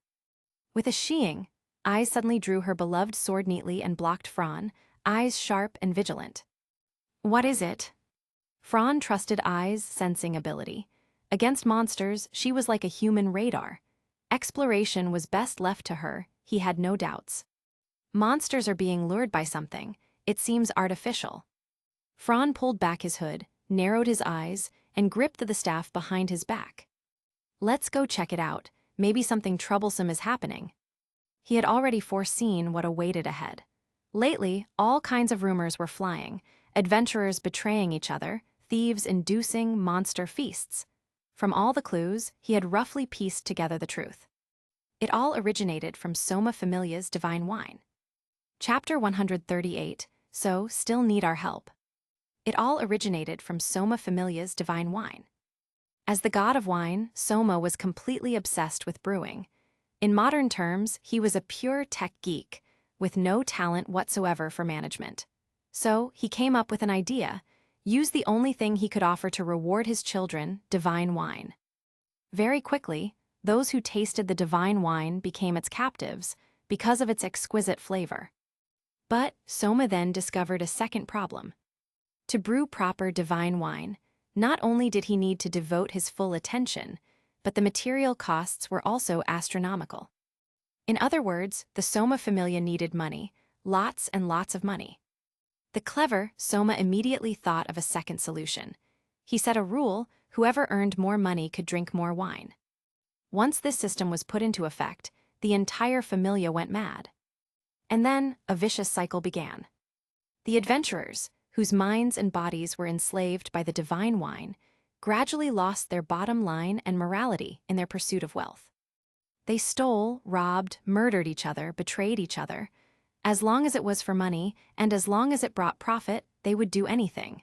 And this situation lasted for decades. When the first generation of Familia members had children, those children inherited not blessings, but corruption. Adding to that, it coincided with Orario's most chaotic and despair-filled age of darkness, which only worsened everything. By now, the people of the Soma Familia were rotten to the core. The supporter belonging to Bel Cranel, Lilaruka Ard, grew up in this darkest of environments. And so, someone who had crawled and struggled through such cruelty and survived to this day, how could she possibly obey the words of a cloaked clown-masked man she just met, who clearly didn't look like a good person? Reflecting on the cause and effect, Fran's lips curved bitterly. He had still thought too naively of human nature. Hell help me." A miserable, terrified scream echoed from ahead. The girl swordsman beside him instinctively wanted to rush forward to save them, but Fran grabbed her hand. "Fran." Eyes looked slightly anxious. If adventurers encountered trouble, companions would usually try to help. She first glanced at the hand gripping her wrist, then raised her head slightly, confused as if her eyes were asking, "Why stop me?" "Look." Fran, sensing the emotions the girl conveyed, pointed with his staff toward the corner ahead. Eyes instinctively followed his gesture with her gaze. And then she saw two burly adventurers clutching obvious loot that wasn't theirs, faces crazed with excitement, running frantically. Behind them, chasing in swarms, were killer ants, their sharp forklaw blades still dripping with fresh human blood.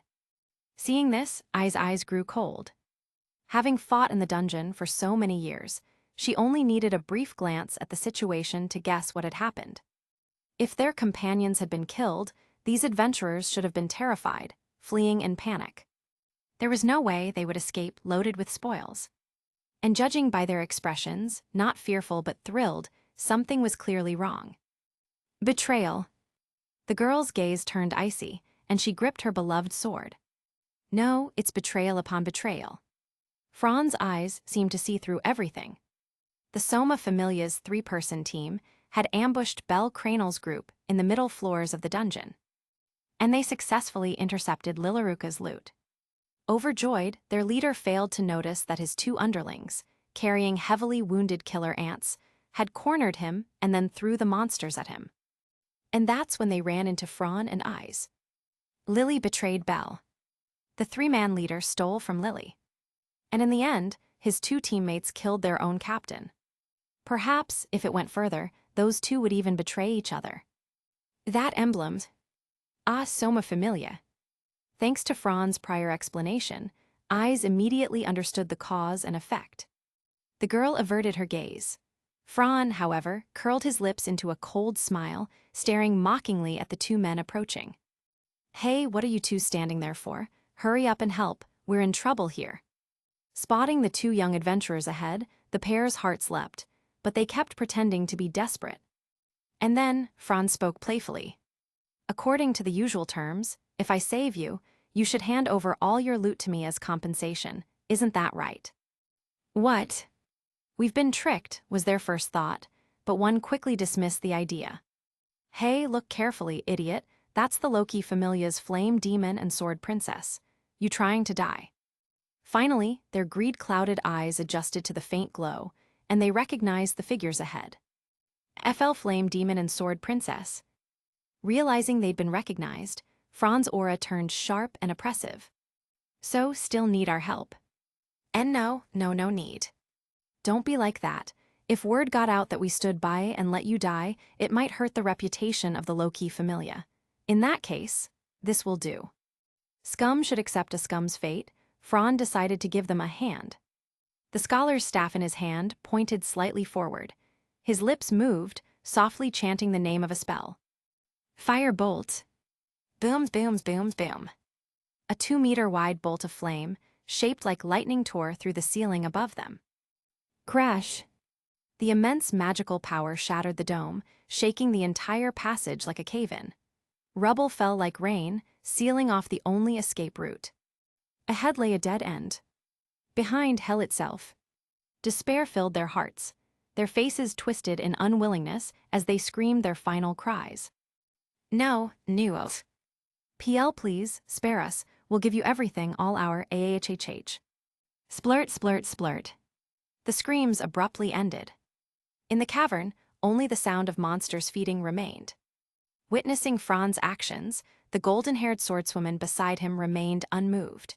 Even her golden eyes radiated nothing but cold. I suppose that counts as cleaning up Orario, right? I didn't kill them directly, just gave things a little push. Fran was quite satisfied with his method. He hadn't killed them himself, only guided the environment. The true killers were the monsters. Eyes, do you blame me? The girl shook her head and slid her sword back into its sheath. I think Fran did the right thing. People like them deserve death. And happy. For the first time, Fran felt as though he was seeing Eyes anew. He stared intently at her expressionless face, then suddenly smiled and reached out to ruffle her hair. Chapter 139. Why are you following us? He stared intently at her expressionless face, then suddenly smiled and reached out to ruffle her hair. I feel like I'm seeing a new side of you, Eyes. You are truly an adventurer. Don't mess up my hair, I don't like it. Haha. The girl puffed her cheeks and pouted, as if acting spoiled toward him. Such an Eyes was indescribably cute. The previous incident was nothing more than a small interlude for the two of them. Strength decides one's vision. In their eyes, the other side's tricks were ultimately just unpresentable petty means. Even so, the harvest from this trip to Fran was not small. He had come to know the real Eyes anew. The top-class adventurer, known as Sword Princess Eyes Wallenstein. Thinking back on the previous matter, Fran felt a faint realization. For adventurers used to facing life and death, people dying, really was an everyday occurrence. Before, aside from fighting monsters, he had always lived beneath the protection of his familia, away from the bloodshed in the Twilight Manor. Without his knowledge, no matter what puppets, demons, or monsters targeted him, they were all dealt with by the familia. Thus, he had never truly felt the cruel darkness, and could only sigh with emotion. Didn't he go to the dungeon with Welt and not with his familia members? The above para is pure nonsense according to me. Perhaps this kind of situation is the real world of adventurers. Fran, what are you thinking about? Nothing really. The girl answered absent-mindedly, and casually cut down the monster that had just fallen from above and leapt toward him.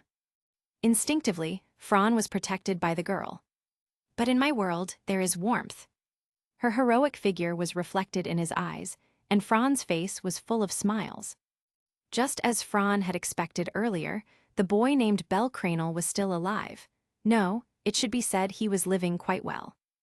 Even when he and Eyes encountered him on the 8th floor, the so-called pure love idiot was actually flirting with a girl. "Yo, did you find your destined encounter in the dungeon, young man?" Standing at the entrance of the passage, Fran looked teasingly at the small Palom girl being held in Belcranel's arms, his eyes full of amusement. "Belle, Lily, Eyes, BB big brother FFFFF Fran, why are you here? No, it's not like that at all. What encounter, it's not what you think it is."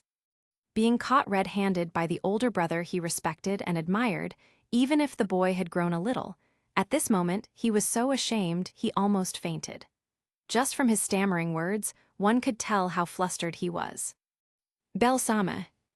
Lily, who had her whole heart tied to Belle, saw him crushed by a stranger's words and panicked completely. "HMPH, Belle Sama is only saving Lily, it's not as you imagine." "Oh, tilde. But little lady, that deep affection in your eyes can't deceive an adult like me." The Palom girl clearly hadn't expected this man to be so. Her mood must have been just like the elf girl Lephia's. Usually nothing showed, but at key moments, a high-level trash-talking skill could unleash unimaginable power. "Belle Sama, you must be careful in the future, this man." Lily, I really respect Big Brother Fran, and besides, he's already saved me twice." Lily's eyes widened in disbelief. This hateful man had actually saved her precious Belle Sama before. No, she wouldn't admit it, she couldn't accept it. "All right, Eyes, and I won't disturb you too. We're leaving." Big Brother Fran, you're leaving already?" "Yeah, running into you was just coincidence anyway." "Oh, right. Your advisor lady also asked us to come rescue you. I knew you were fine though, just happened to swat away 2 little bugs earlier." 2 little bugs? Belle didn't know what had just happened, but Lily sure did. In an instant, her wariness toward this blond, golden-eyed, rather handsome young man shot to the highest level. The killing intent from him was real. After that, the two of them kept slaying monsters along the way, slowly adapting to their new equipment and state of mind, until the 12th floor. This was the last floor of the upper levels, the insurmountable wall separating lower-class and upper-class adventurers. With a bang, a flash of swordlight cut an infant dragon in half, and Eyes sheathed her beloved blade. But this time she felt something was missing. Soon she realized Fran, unlike usual, hadn't rushed excitedly to collect the magic stone. Instead, he was staring fixedly into the mist. Adjusting his glasses, a magic item on the bridge of his nose, he curved his lips in a faint smile, eyes fixed on the foggy air, and said, "Come out, you've been following us for several floors now. Haven't you seen enough?" Fran. Eyes immediately unsheathed her sword again, her slender figure shielding Fran's tall body, warily scanning her surroundings. "How surprising to have noticed my tailing so soon. That's right, you're also a holder of mystery. It's only natural you'd detect some clues. And with the sword princess by your side, I was a bit careless." Suddenly, a black-robed figure appeared out of nowhere, only 5 meters in front of Eyes. The strange, mysterious person stood quietly in the mist. Eyes narrowed her golden eyes, carefully observing him. His whole body was wrapped in a black cloak. On his exposed hands were pitch-black gloves engraved with patterns. Just from looking, it was impossible to tell his gender or race, an extremely suspicious figure. At such close range, her senses hadn't detected him at all. How could this be? Moreover, this person's indescribable presence gave Eyes a bizarre feeling, making her ask herself uneasily, "Is this person really human?" Fran placed his hand on Eyes' shoulder, pulling her slightly into his embrace, making the girl blush deeply, utterly embarrassed, especially with a stranger watching. "Following us this long without making a move, and I don't feel any hostility. Just your appearance is strange, you don't look like a good person." Unlike Fran's teasing tone, Eyes kept her wary eyes fixed on the stranger, gripping her disparate tightly, its blade gleaming coldly. If the enemy made even the slightest hostile move, her sword would cut him down. Relax, Sword Princess. The flame demon is right, I have no ill intent. So, could you perhaps lower that dangerous weapon of yours? Eyes didn't know who this mysterious robed figure was, but Fran wasn't unfamiliar at all. In fact, within the fragments of his memories, this was one of the very few individuals who had left him with a deep impression. Chapter 140, Sage Fells Tilda. Eyes didn't know who this mysterious robed figure was, but Fran wasn't unfamiliar at all. In fact, within the fragments of his memories, this was one of the very few individuals who had left him with a deep impression. Sage/Fool Fells. The Guild's, or rather God King, Orano's personal retainer, an individual who has lived for 800 years. Fells hails from the great magic nation, and in the past pushed mystery to its limits. The one and only person in legend said to have created the Philosopher's Stone, that sage was him. Although the Philosopher's Stone was shattered by his patron god at the time, the dissatisfied Fells did not give up, but instead developed another secret method of undying immortality. However, the side effects were truly terrifying. The Philosopher's Stone came from the hands of the sage 800 years ago. By that calculation, Fells has already extended his life by another 300 years. The most experienced magician of the present age, a scholar who has driven mystery and magic to the extreme. As one of only 5 bearers of mystery in Orario, and the highest ranked among them, Fells possesses the ability to produce grimoires. Most of the grimoires that appear at auctions in the Labyrinth City are his work. From this alone, one can imagine just what a great treasure this sage is. To Fran, he is practically like an untapped gold mine, waiting to be developed. But to obtain something good from the hands of the sage is extremely difficult. First, the relationship between the Loki Familia and the Guild, other than superficial matters, the two sides are almost entirely non-interfering. Second, for some unknown reasons, the Guild conceals many secrets. Loki, having been misled by someone, shifted the blame for Lefia's injury onto the Guild. Normally, this would not be an issue. As long as Oranos clarified matters when speaking with Loki, it could be resolved. But the problem lies in this: Oranos himself has secrets that cannot be spoken of. And these secrets concern not only the stability of the Labyrinth City Orario, but also, on a larger scale, the entire world. On top of that, with a third party stirring up trouble from the shadows at this critical moment, both Loki and Oranos remain wary of each other. And the sage, Fells before them, is from Orano's side, making it even less likely for him to straightforwardly yield. But now, the opportunity had arrived. Eyes glanced at Fran with questioning eyes, and upon seeing his nod, lowered her silver rapier that had been pointing at the other, though. She did not return it to its sheath. Clearly, the girl still held considerable wariness toward him. First, allow me to introduce myself. I am called Fells, nothing more than a mere insignificant magician.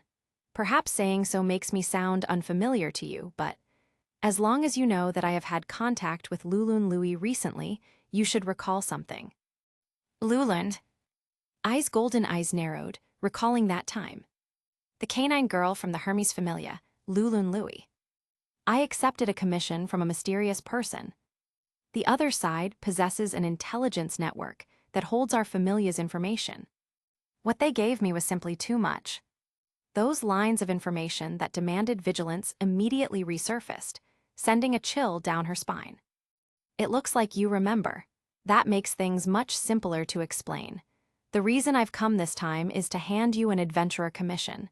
Don't be too quick to refuse. Won't you hear the contents and the payment first? Adventurer commission? Thinking again of Lulun's pitiful look at that time, Eyes instinctively wanted to refuse. But Fran instead spoke words that surprised her. A commission? Can we choose the reward ourselves, as long as it's equivalent to the difficulty of the task? Fran. Eyes felt she could not follow his line of thought. The other's goal was still unknown, and yet he was already discussing payment with him. The girl was bewildered. And so was Fells.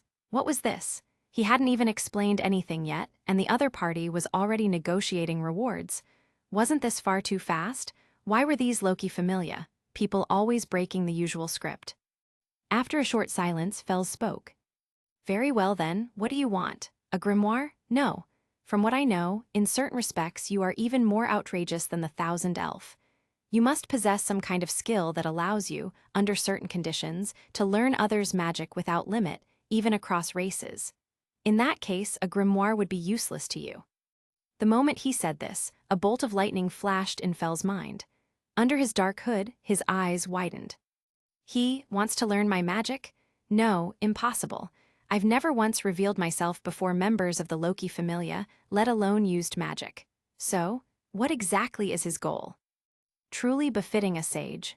With just a glance, combined with Fran's request, he immediately inferred the other's purpose. And he was right.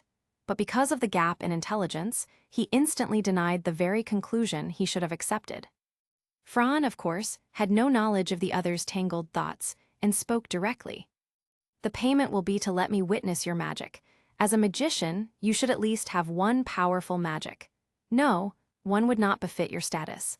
At the very least, you must have two magics. Fels fell silent once more. He now was certain beyond doubt, the other was after his magic. But this request caused him no real loss. And in order to resolve this troublesome matter, he needed the other's strength, so he had no reason to refuse. This reward is acceptable, quite reasonable, but don't you want to hear the details of the commission first? Fran nodded. Since the payment was agreed upon, naturally it was all smooth. Let me guess, it concerns the monster riot occurring at midnight on the 24th floor of the dungeon, doesn't it? Another silence. This back-to-back correct guesses punch from Fran left him utterly dumbfounded, even sinking into deep self-doubt. How do you know everything? Can't we just have a proper conversation? Can't you at least let me finish explaining? The sage was momentarily bewildered. Since when was the Loki familia's intelligence network so formidable? This time, he had intercepted the information only just in time himself. Could it be they had learned it from some adventurers' mouths? Unable to make sense of it, and pressed for time, he simply gave up on thinking further. Listen well, the abnormal monster riot on the 24th floor, I want you to investigate the cause. If you can suppress this riot, then all the better. Hearing the commission's contents, eyes shot a surprised look at Fran. It really was that matter. But she hadn't heard a word of it within the familia. Just how had Fran known? Of course, I won't send you to investigate blindly. I already have some clear leads. Chapter 141, Fels requests Tilda. Of course, I won't send you to investigate blindly. I already have some clear leads. Speaking of this, he paused, looked at the two of them, and then said in a solemn tone, the monster pantry on the 24th floor has had a problem. As long as you go there, you will definitely be able to investigate some results. When it comes to such formal matters, the clever mind hidden beneath I's natural airheadedness came into play. This person, according to Fran's words, has been tracking us ever since we entered the dungeon. Then the purpose is obvious, the target is us. But shouldn't this sort of thing fall under the jurisdiction of the Gaincha familia? Why was it entrusted to us? In the end, after much thought, Is could only come to one answer. That is, the other party wants to deliberately take the opportunity to make contact with us. But the information Fels revealed made Is throw all of that to the back of her mind. Because, in fact, this monster riot incident has a precedent. That is, not long ago, on the 30th floor, there was also a monster riot, almost exactly the same as this time. You should still remember the Hashana of the Gaincha familia, right? Is nodded, recalling that LV. Adventurer who was killed in Riviera Town by the red-haired female tamer. Last time, the place I sent him to was precisely the 30th floor.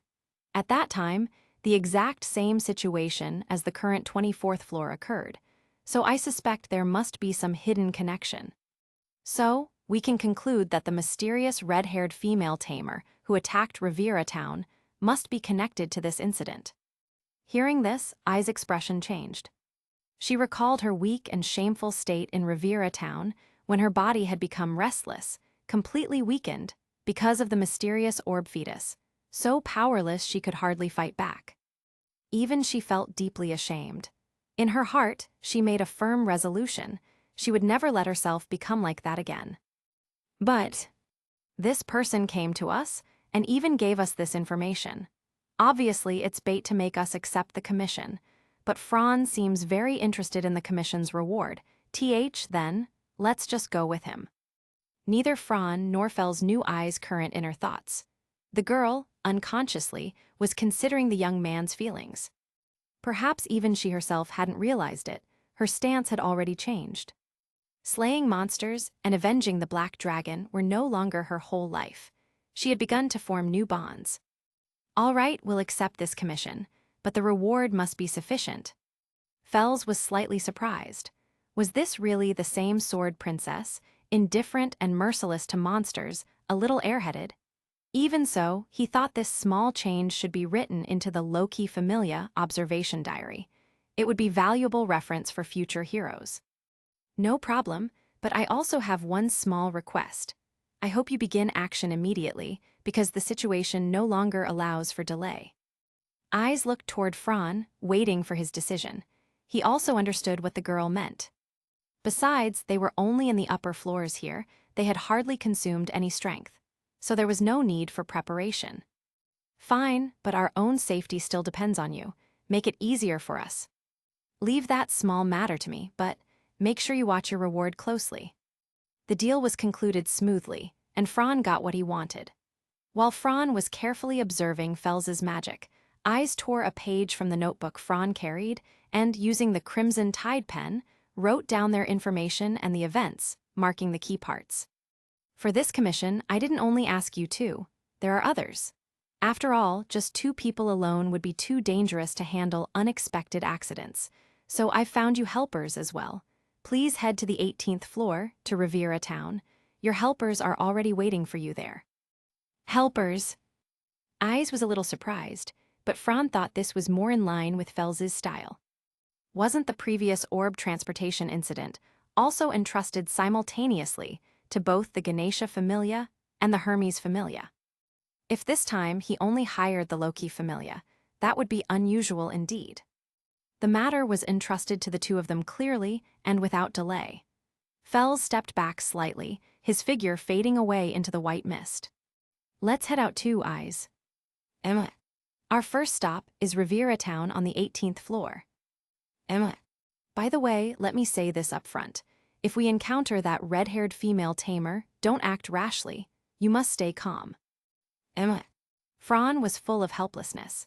Eyes' unchanged expression and one-word replies clearly showed she was treating his words like wind in her ears.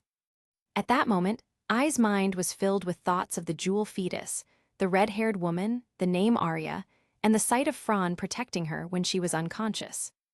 The girl's heart and body were now bound by determination. Absolutely, I won't let her off. Meanwhile, on the surface, in the guild headquarters, when the delicate hands of the clock, crafted with elven artistry, pointed to 10, the once busy hall for adventurers taking commissions had already passed its peak hour, leaving it quiet. The receptionists had become more relaxed. Only before the huge bulletin board in one corner, adventurers from various familias still gathered daily, waiting patiently, or whispering among themselves in 2s and 3s. Naturally, people who sold information were also present, trading intel with familiar or unfamiliar adventurers, whether seasoned or novice. As for the truth of that intel, even they themselves didn't know. But recently, the hottest topic was none other than the Loki Familia.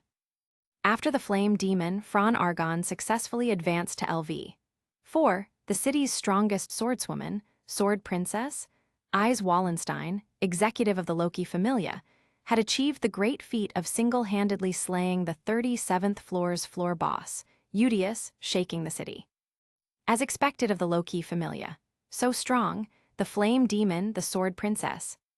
Guess how long until the flame demon levels up again? LV5, even though he only took a few months to get from LV3 to LV4, going from LV4 to LV5 is a whole different dimension of difficulty. I'd say at least a year.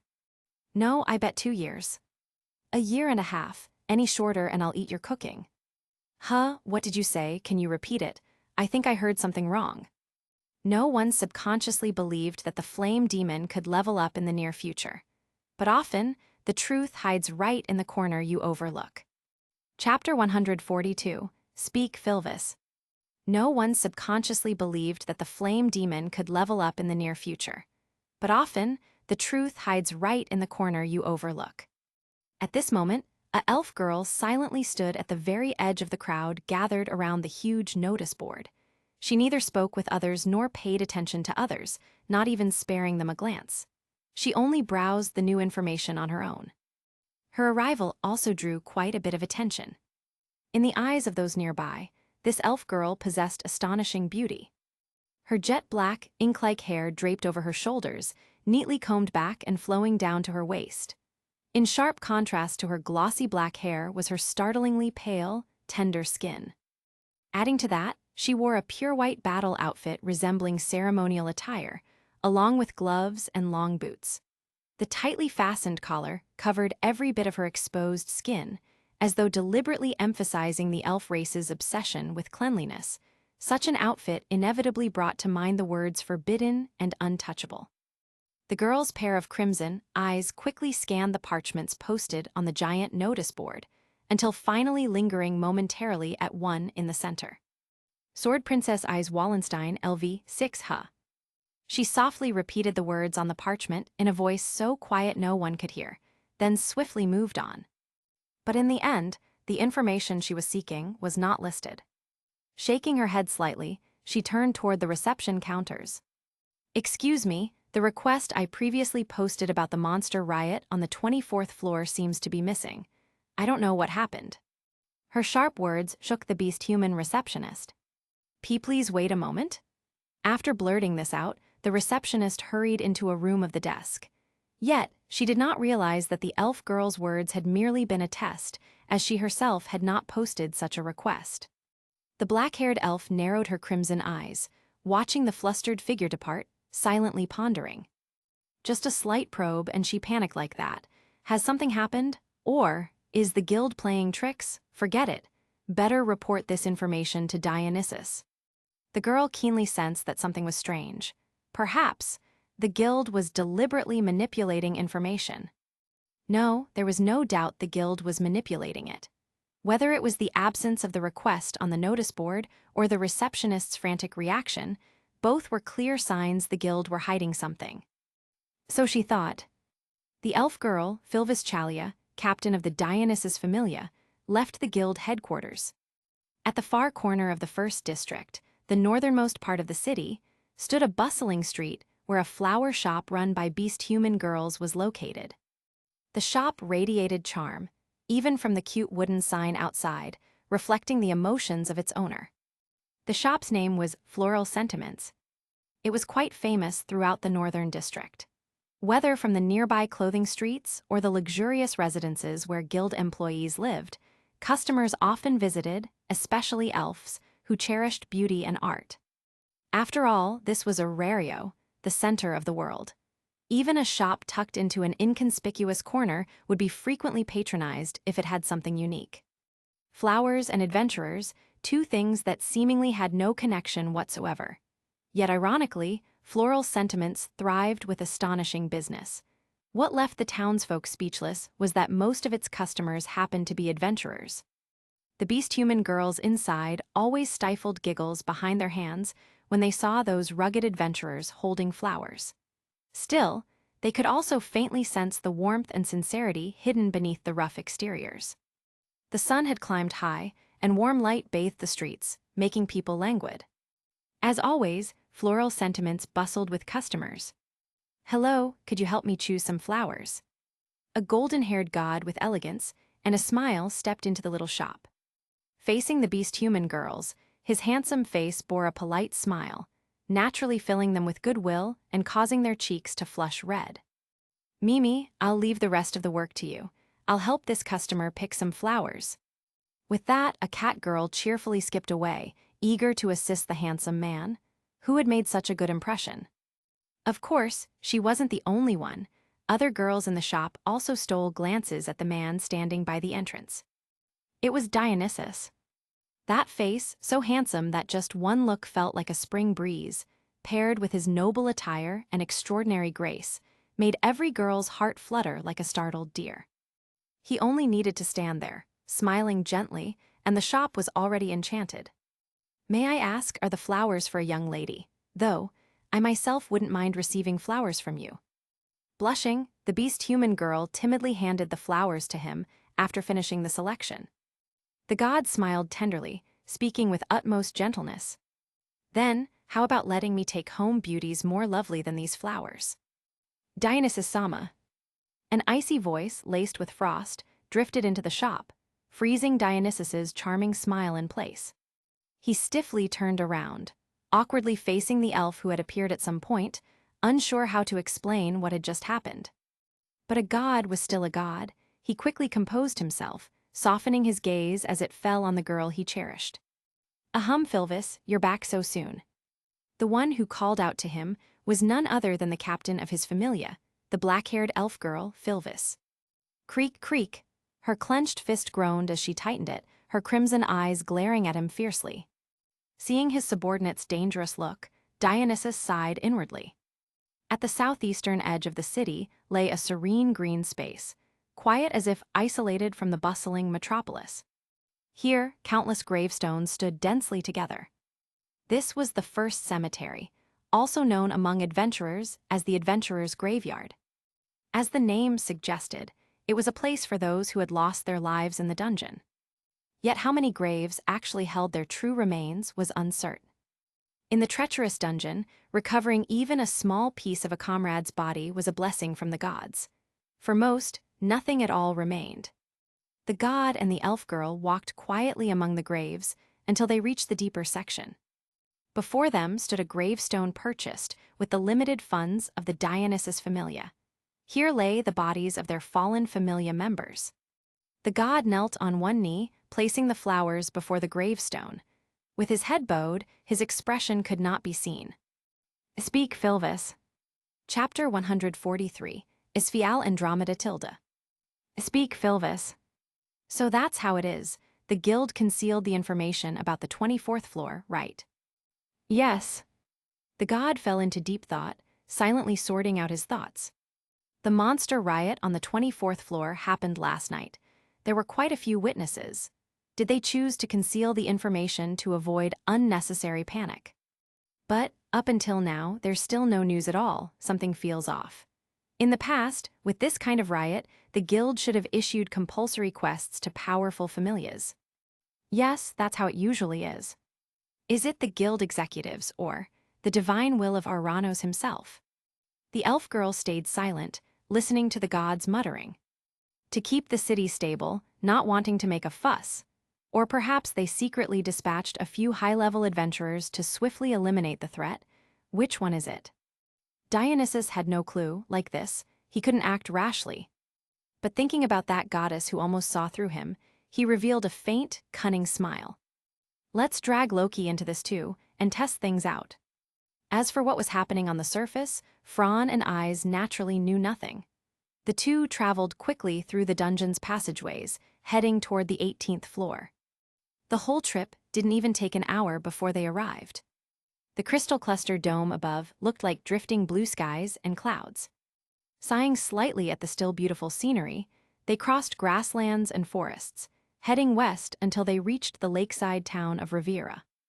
Unbelievable, the efficiency of these adventurers is astonishingly high. Seeing the Riviera town almost completely rebuilt, Fran couldn't help but click his tongue. It seemed these adventurers weren't only experts in combat, but also had quite the talent for construction, truly not to be underestimated. Entering the town, the streets bustled with adventurers coming and going. Most were carrying various construction materials on their backs or in their arms, hurrying through the streets, busy repairing buildings. Instead of heading for the town center, the two bypassed the main street and went straight to the far north. There, natural crystal clusters formed a canyon-like terrain, with Crystal Street at the bottom. After winding through the complex terrain, they finally arrived at a massive cavern hidden deep within. Quite well hidden. To think they opened a tavern here, looks like even the last monster invasion didn't reach this place. From memory, Fran easily confirmed the location. The Stone Bar, that was the name of this inconspicuous tavern. Pushing open the old, damaged door, the two stepped inside. In stark contrast to the quiet outside, the tavern's hall was instantly overwhelming with noise, chatter, and bustle, making them feel as if they weren't in a dungeon at all, but in some lively tavern on the surface. The adventurers drinking and chatting at the tables gave the two a subtle glance. The noise paused for a moment, then quickly resumed. Everyone tacitly acted as if they hadn't seen them. But if they pretended not to recognize them, that would be self-deception. Those roughnecks living in Riviera knew very well whom they could afford to provoke, and whom they could not. Clearly, Flame Demon and Sword Princess were absolutely off-limits. Ignoring the discreet stares, the two went straight to the tavern owner behind the counter, who was wiping glasses. Jagamaru-kun, double portion. One with honey mustard, one with red bean cream. Hearing this contact password again, Fran, with his face hidden under a hood, couldn't help but twitch the corner of his mouth. That Fells, bored out of his mind, why does he have to make such ridiculous passwords? Everyone knew Fran liked to buy Jagamaru-kun in the dungeon as lunch. Unlike Eyes, who preferred red bean cream, he liked honey mustard. Such little habits were only known by close acquaintances, so how did Fells know? Obviously, he secretly investigated through his intelligence network. After all, the Jagamaru-kun stall in the northern back alley wasn't much of a secret, especially with Hestia as its poster girl. It was practically a small sightseeing spot. Hearing Eyes speak the password, the tavern owner simply motioned with his thumb toward a wooden side door, then continued working. Rika. Fran pushed the door open first, cautiously scanning the surroundings. The dim magic stone lamps made the room look ominous. You're the supporters for this request, huh? It's you, Flame Demon and the Sword Princess. The other party's tone was full of shock, but when she recognized Eyes and Fran, her expression shifted to relief. The one play-acting wasn't a stranger, but their acquaintance from the last 18th floor monster invasion, the adventurer Lulun Louis of the Hermes Familia. She had originally planned to startle them to gain the upper hand. But upon recognizing them as the Flame Demon and Sword Princess duo, she was completely taken aback. A long time no see, Lulun. Eyes stepped forward beside Fran, greeting in her usual flat tone. Hello Sword Princess, Flame Demon, by the way, thank you so much for last time. If it weren't for your protection, I definitely wouldn't have survived. Remembering the events from a few days ago, Lulun's brown cheeks paled slightly. No need to thank us for that. No matter what, back then, you helped Eyes a lot. If you hadn't taken care of her, I couldn't have gone all out against the enemy. After all, that woman's target. Fran shook his head, leaving the words unfinished. Because Revis' target, ever since she first saw Eyes' wind, had changed. And now, maybe she had even added him as well. As they were talking, faint footsteps echoed from deeper inside the room. To think that this time our reinforcements would be Loki Familia, and not just anyone, but the Sword Princess and the Flame Demon. How reassuring. From the shadows, several adventurers cloaked in hoods slowly emerged, the leader speaking as she removed her hood. You are. Eyes' small face showed slight surprise at the newcomer. She not only knew this person, but she was famous. What appeared was a beautiful human girl, with soft water blue hair except for a single strand at the forehead dyed white, eyes of a similar shade, and silver glasses. Her appearance gave an impression of elegance mixed with refinement. Her calm yet slightly startled gaze seemed filled with wisdom, leaving the impression of an intelligent, capable young woman. Chapter 144. One word, extravagant. Her appearance gave an impression of elegance mixed with refinement. Her calm yet slightly startled gaze seemed filled with wisdom, leaving the impression of an intelligent, capable young woman. After removing the cloak she used as a disguise, her attire was reflected in the eyes of Fran and Eyes.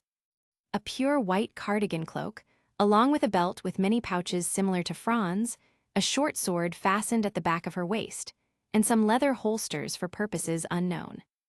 But what drew the most attention, leaving the deepest impression, were undoubtedly her pair of boot-like sandals decorated with golden wings. The Perseus Isfi Al Andromeda, captain of the Hermes Familia, publicly listed as level 2, but in truth a level 4 second-tier adventurer.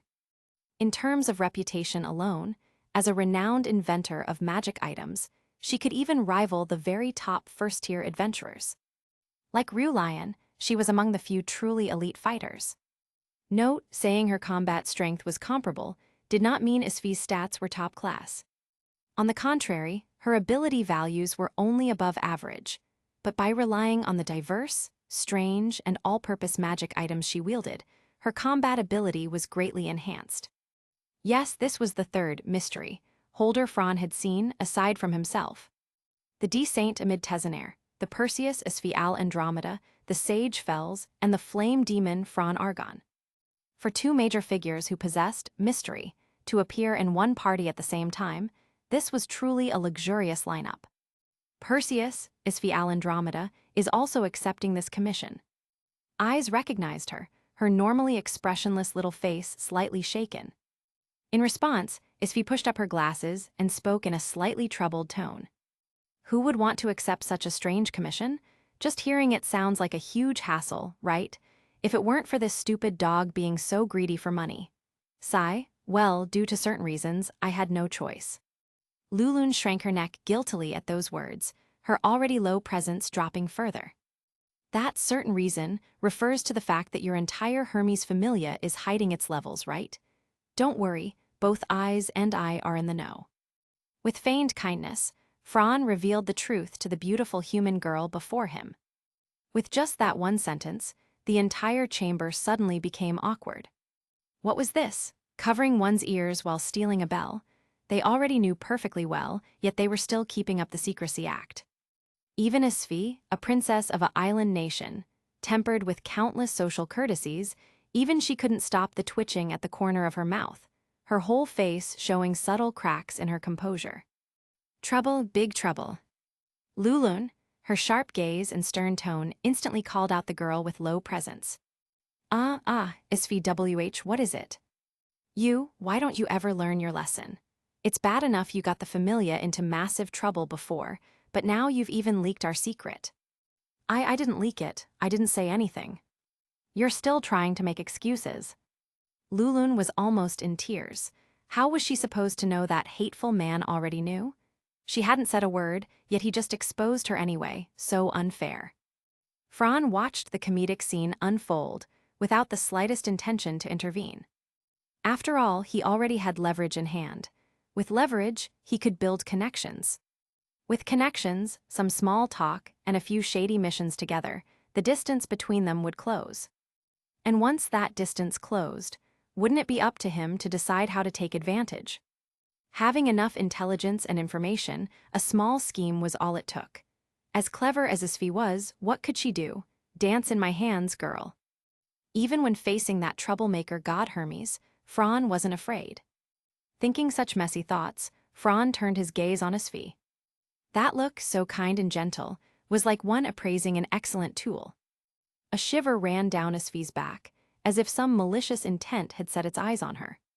She shot a vicious glare at Lulun, then looked around suspiciously, but finding nothing, finally let out a sigh of relief. Of course, she didn't realize Fran had already started plotting in secret.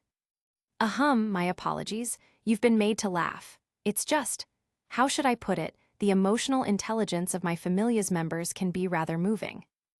Eyes and Fran glanced at each other, the young man barely suppressing his laughter. What, Isfi, how can you say that about me? HMPH, putting aside how the flame demon found out, when that mysterious black-robed man threatened you back then, couldn't you at least have held out to the end? I've never seen anyone cave so quickly. Isfi I was wrong, okay. Lulun tried to get by with cuteness, though Fran found it a bit questionable. Surprisingly, it worked quite well on Isfi. Forget it, what's done is done. At least we're lucky this troublesome commission comes with help from the Sword Princess and the Flame Demon. If it were only our Familia, even I wouldn't be confident. Was this an adventurer's sixth sense? Clearly, as clever as she was, she must have also sensed something was wrong. Fran looked at her deeply, then spoke. Do you still need to prepare anything? The situation on the 24th floor is urgent, we should set out as soon as possible. Don't worry for this mission. We spent a fortune buying out all the supplies, medicines, and tools available in Riviera. One word, extravagant. As expected of the Perseus, the goods in Riviera were 10 times the market price, and she still bought them all. If this were Loki Familia, and Finn dared to do that, Loki would probably smash his head open. Once we confirm our gear, let's go over the commission details again. Isfi spoke as she pulled a bundle of parchment from her belt pouch. The target is the monster pantry on the 24th floor to investigate the cause of the monster riot. If possible, we can directly subjugate it, correct? Fran nodded.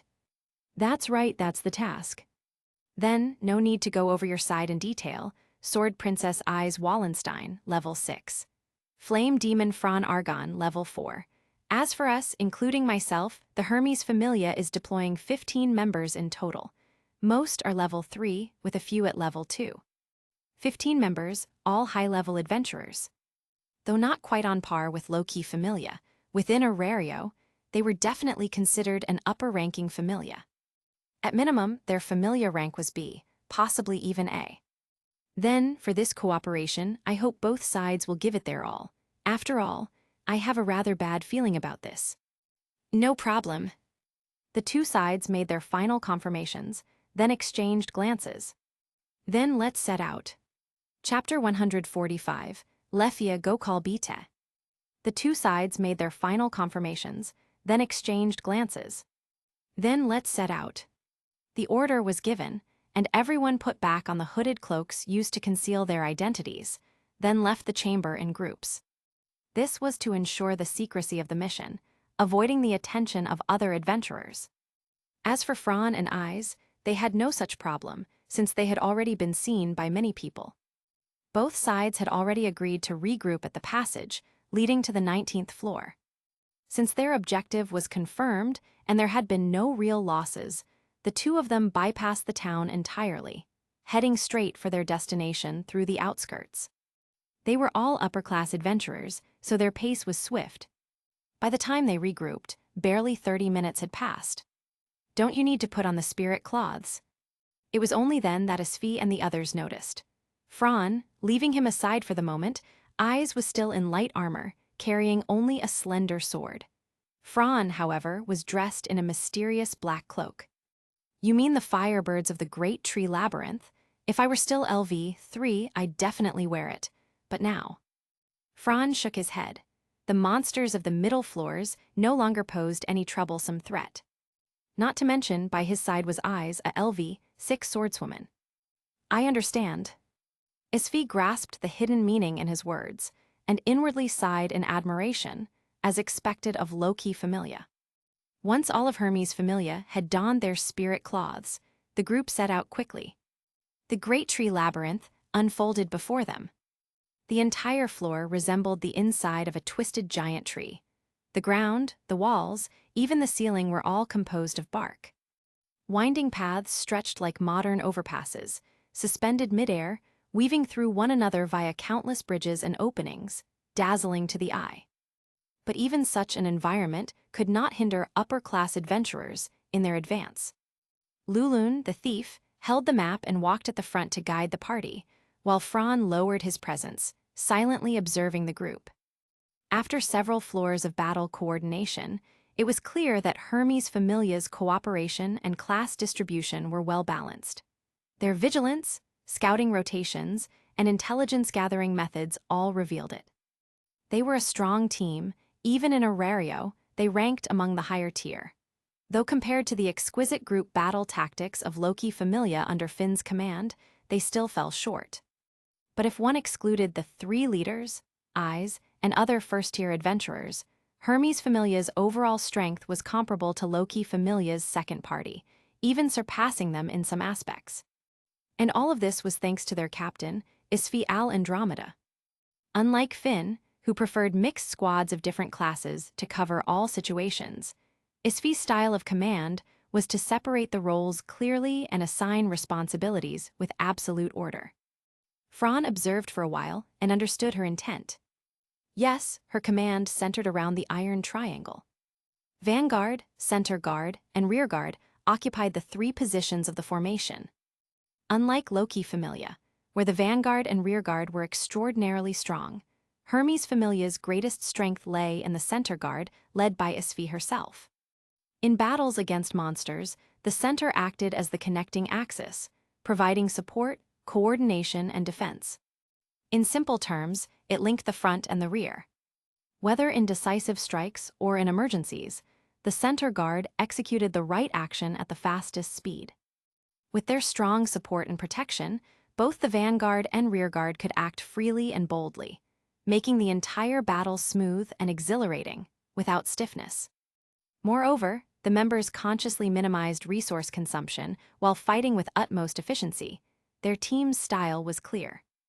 2 words: execution and efficiency. Such a clean and sharp battle style was something Fran had never seen before. Perhaps it's related to each familia's unique character, he thought silently. Along the way, guided by the map, they advanced straight along the proper route toward the stairs to the next floor, avoiding combat whenever possible, except for the occasional monsters that spawned nearby.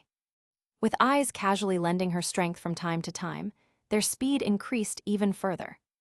In just 3 hours, they passed through 5 floors, from the 19th to the 23rd, and easily reached the passage to the 24th floor. Meanwhile, elsewhere on the surface, an unknown conversation was taking place. Deep in the underground of the Adventurers Guild headquarters, in the dimly lit audience hall beneath the tower, 4 torches crackled as they burned. Within the narrow circle of light, Fells appeared abruptly. Fells, you know our current situation. We absolutely cannot oppose Loki Familia or Freya Familia, nor can we let any information leak. So why did you entrust the Sword Princess and the Flame Demon with handling the 24th floor incident? The old god's ancient eyes were calm, his heavy lips questioning his trusted left hand. Auranos, according to the intelligence I obtained, the incident on the 18th floor revealed the true cause. Based on the information, the Sword Princess experienced a strange reaction with the mysterious orb-like fetus, something akin to a resonance of magical wavelengths, an excessive reaction. Because of that, she completely lost the ability to fight at the time. This shows her connection to the jewel fetus is not simple.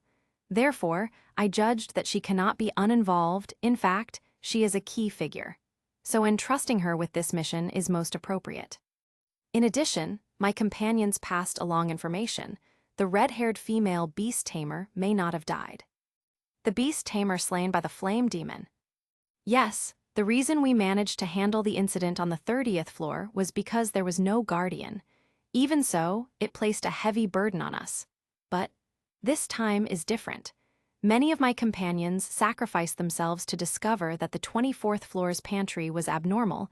A guardian was present. It's highly likely it's her or one of her companions. Then, the enmity between the flame demon and the red-haired beast tamer makes entrusting this to them all the more natural. The old god still remained silent, closing his eyes. As for Hermes Familia, you need to make things clear. Don't worry, the message has already been delivered. The Twilight Mansion, Loki Familia's base. The Crimson Mansion was bathed in the glow of dusk, veiled in a thin layer of beauty. In a pavilion hidden by thick trees in the courtyard, 2 gods sat across from each other at a round stone table. "Phew again, aren't you annoying?" Loki instinctively made a face at the male god before her. "Don't be so cold, Loki. This time I've brought important information." Loki opened her divine eyes slightly, glancing at him without changing expression. "The 24th floor's monster outbreak incident, the guild has suppressed the information. Perhaps it's Auranos' will." "You suspect Auranos is behind it?" Loki looked doubtful. She had already confronted the god king at the guild directly. Although she felt Auranos was indeed hiding something, her divine intuition told her it wasn't related to this incident. A god's intuition would never be wrong. Yet now Dionysus claimed the information was being suppressed. What happened? Just as Dionysus was about to share what he knew, a hurried commotion approached. Loki, a message just arrived, it's from Lady Eyes." Snatching the letter, Loki quickly scanned the divine script. As she finished, a headache instantly struck her.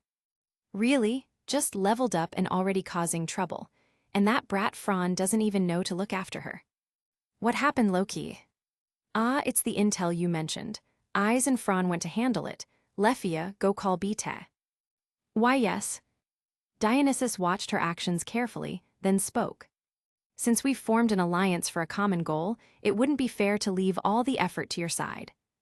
How about this? Philvis, accompany Loki's children. How about it? What, Lord Dionysus? What's wrong? Do you think I'm wrong? Besides, sending you will also strengthen the bond between our allied familias. Right, Loki? To do as you like, I can't stop you anyway. Then it's settled. Philvis, be careful. Yes. Dungeon, 24th floor. With a sharp clang, a flash of silver sword light cut cleanly through a monster's body, shattering its magic stone with precision. Wow, so strong, as expected of the sword princess. Eyes flicked her beloved blade, then smoothly returned it to its sheath. With a shy tilt of her chin at Lulun's praise, she gave a modest response. So this is the sword princess. Precise, swift, and flowing swordsmanship like the wind, truly amazing. The other members of Hermes' familia showered her with admiration. But their captain, Isfi, paid no attention to Eyes.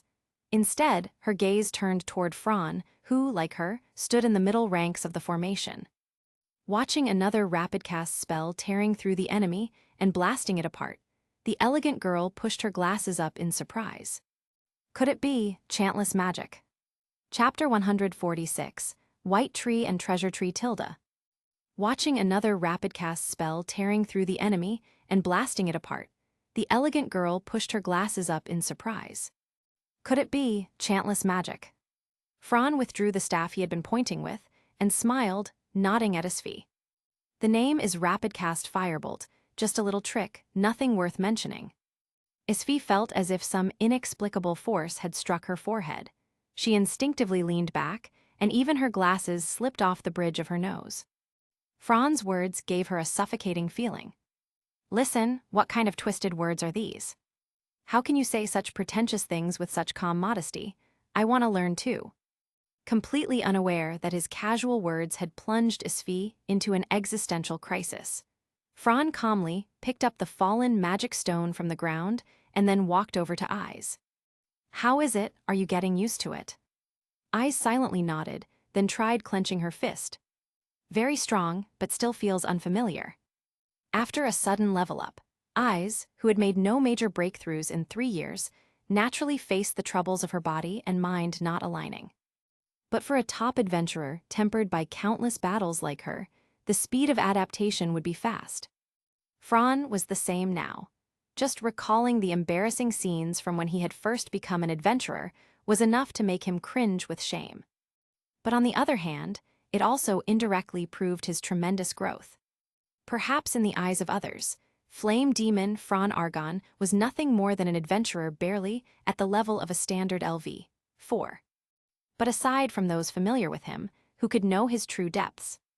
Even at LV4, forget one-on-one duels, Fran, with his balanced development and overwhelming stats, could crush however many opponents came his way. A rough calculation made it clear.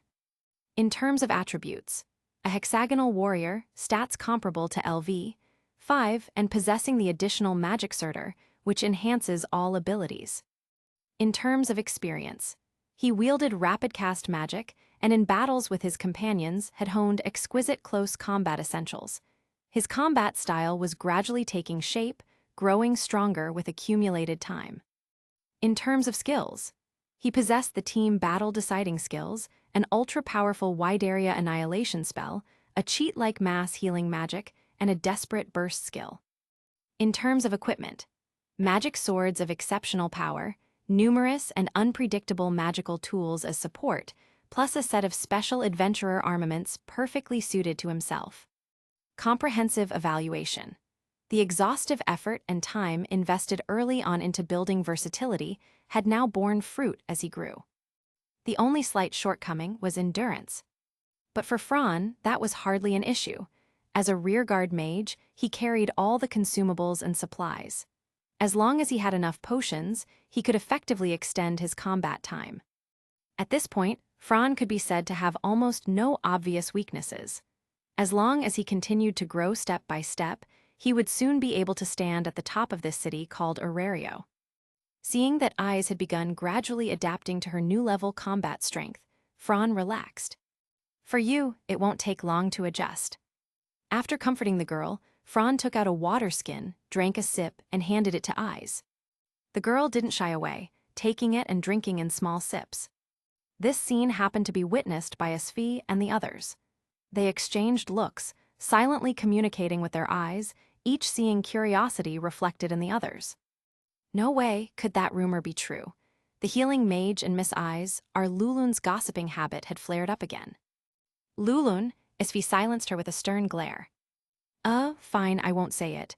Honestly, it's not even a secret. Don't pry into other people's private matters. Focus on the map already. After the battle, under Esfi's orders, the group gathered to discuss the next route.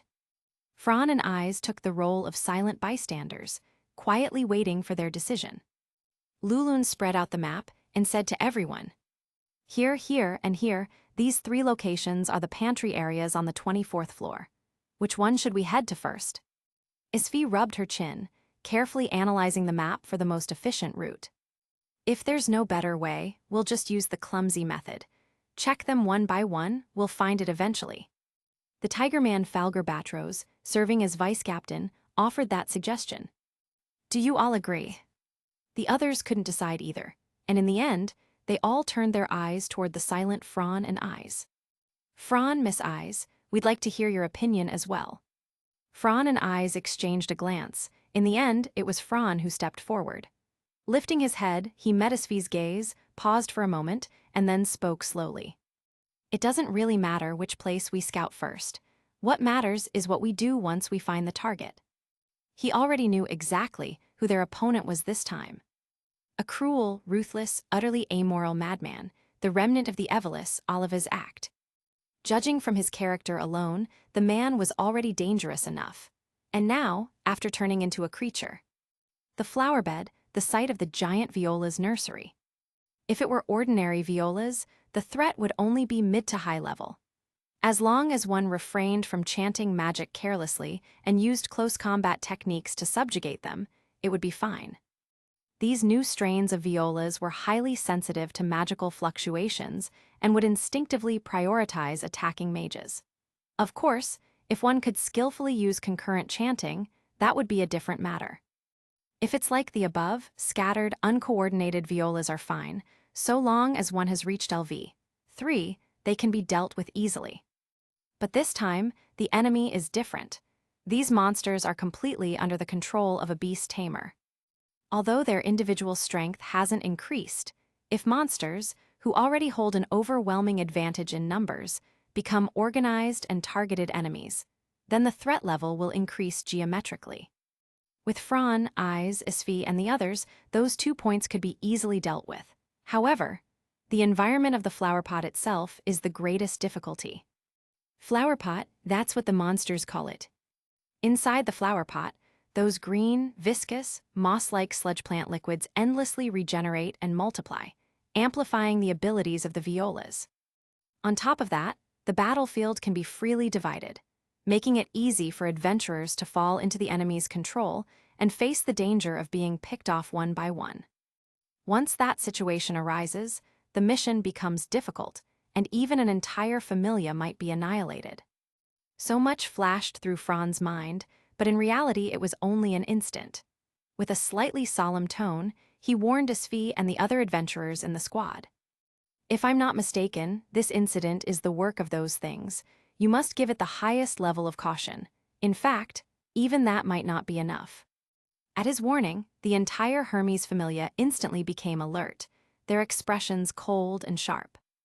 Lulun also recalled those strange Violas on the 18th floor, her face tense.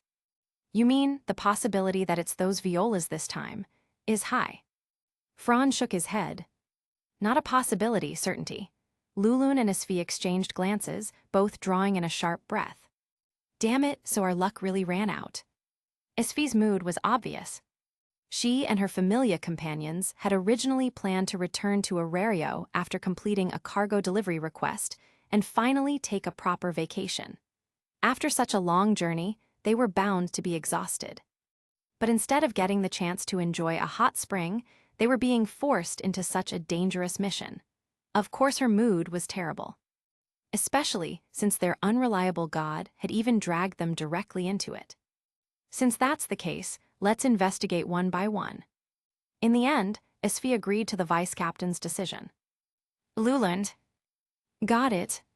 Following the scout, the group advanced cautiously through the 24th floor in battle formation. Along the way, they passed through several chambers that made their eyes shine with greed. If not for Esfi's strict order not to be distracted, they would never have been able to resist grabbing those treasures. For example, the white tree leaves, a very popular material harvested from the white tree. Whether for tools or medicine, it's a top-grade material. Due to the monster riot on the 24th floor, the market price of white tree leaves in the city had skyrocketed.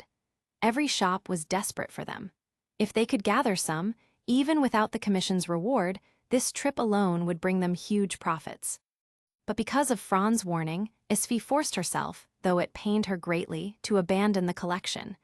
Everyone knew that where there were treasures, there would be guardians. The Great White Tree's chamber was no exception. And beyond that, they even came across a super-rare species, the treasure tree. The treasure tree bore fruits of various beautiful colors, treasure fruits, top-class luxury goods. Just one could fetch an absurdly high price among the upper-class circles of Orario. Because of their rarity and value, adventurers nicknamed it the money tree. When the party discovered this treasure, everyone's hearts began to race. Even Fran and Eyes weren't exceptions. Don't forget, Eyes was still carrying debt, and aside from his consigned equipment, Fran himself was nearly penniless. But beneath the money tree sat its guardian, a green dragon, coiled and glaring at the adventurers with predatory eyes. Just like the strong dragon Cadmus, on the 51st floor, the green dragon was the strongest monster of the 24th floor. Its potential strength was outrageous for the middle floors, top-tier LV, 4, comparable to the floor boss Goliath. To take the treasure, of course one had to defeat the guardian. That was only natural. Unfortunately, this golden opportunity to earn money was once again vetoed by Esfi. Fran, however, secretly pulled a map from his pouch and sneakily marked 2 X's on the chambers of the Great White Tree and the treasure tree. He decided to take them on the way back. For the Hermes Familia, battling at LV, 4 Green Dragon would be a bit of a struggle, but for Fran and Eyes, it was laughable. Let's go, Eyes. Emma. Her golden eyes glanced at the treasure tree's guardian. Feeling the blood within her surge, Eyes suppressed it with an iron will. Fran seemed to notice, casting a sidelong glance at the girl, thoughtful. The skill Avenger, reacting instinctively to a dragon-type monster, huh? And it wasn't only Eyes who reacted. After seeing the golden-haired human female adventurer leave, the green dragon trembled faintly. It was afraid. From that girl, it felt a deep, instinctive fear. Chapter 147, A Barrier Tilde. It was afraid. From that girl, it felt a deep, instinctive fear. The group wandered around the 24th floor for a long time, spending 3 hours and completing the exploration of 2 pantries. What bad luck, looks like the problem lies in the last one. Wait. As they were walking, Eyes suddenly spoke up, which was rare. Click, the team instinctively stopped moving. Esfi pushed her glasses, a trace of doubt showing on her delicate face. Did you find something, Eyes? Eyes silently nodded, her golden eyes sharply staring at the canyon ahead. They're monsters, a lot of monsters. A lot of monsters.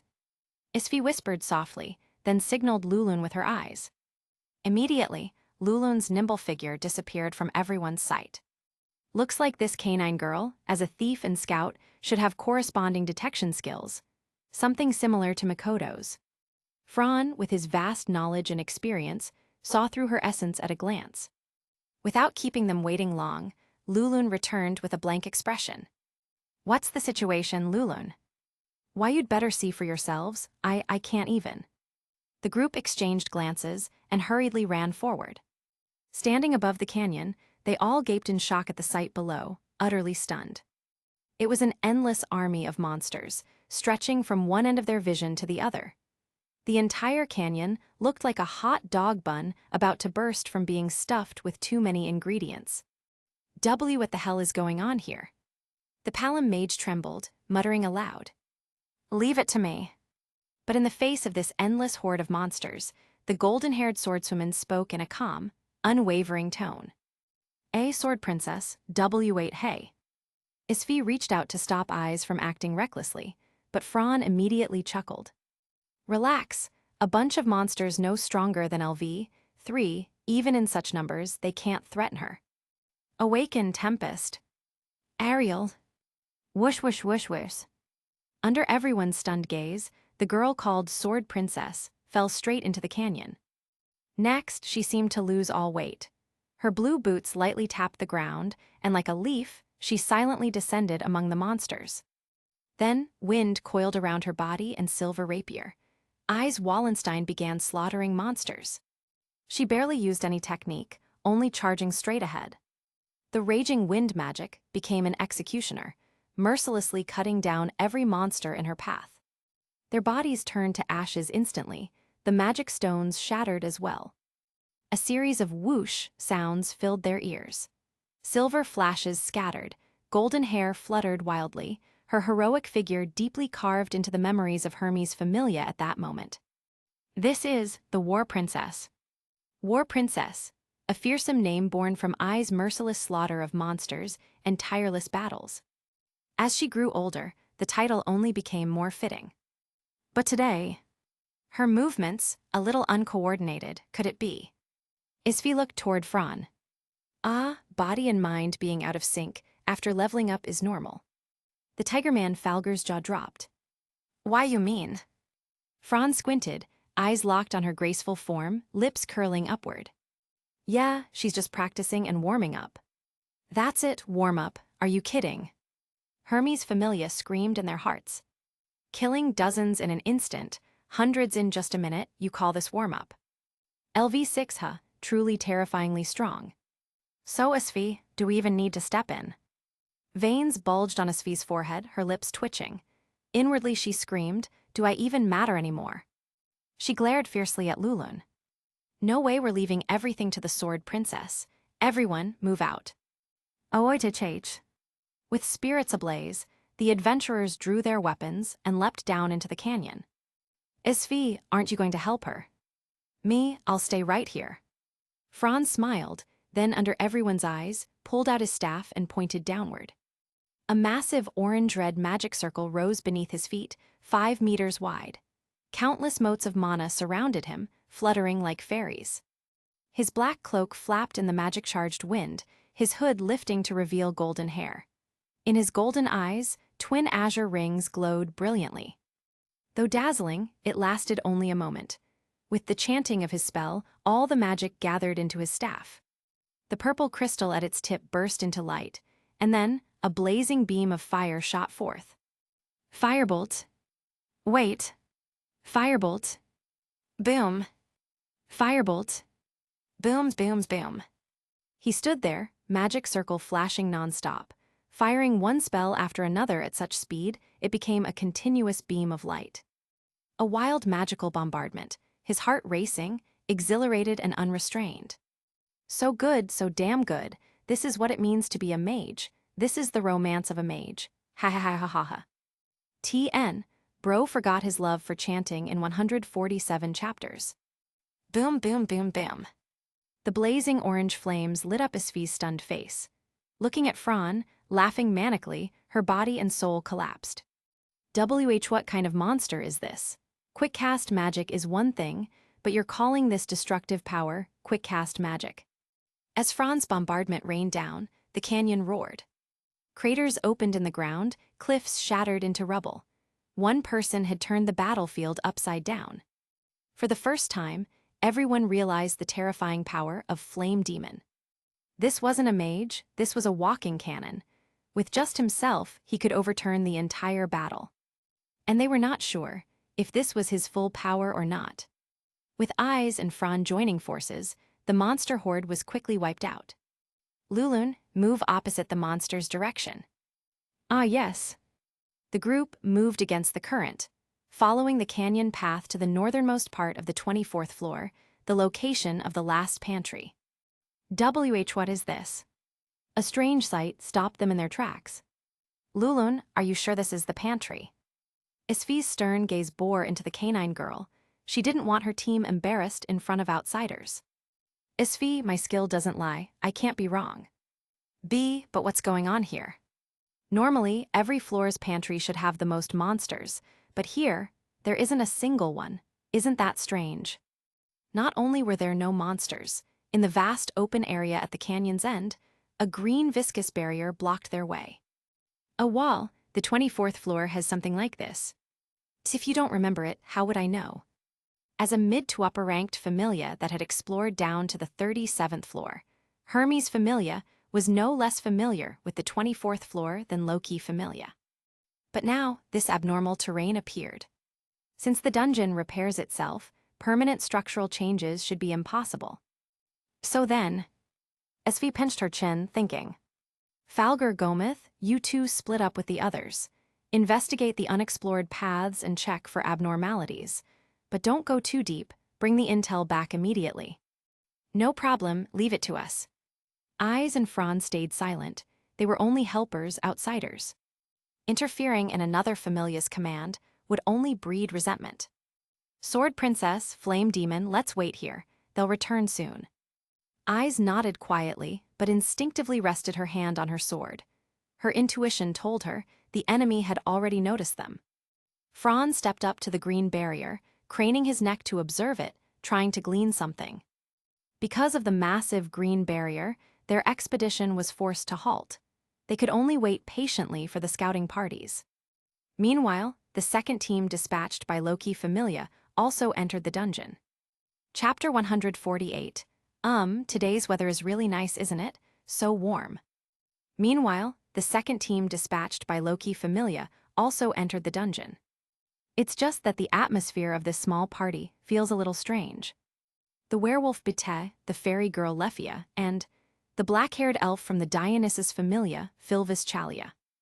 The tense atmosphere between the two made Lefia depressed, all along the way trying again and again to use topics common among elves to close the distance between them.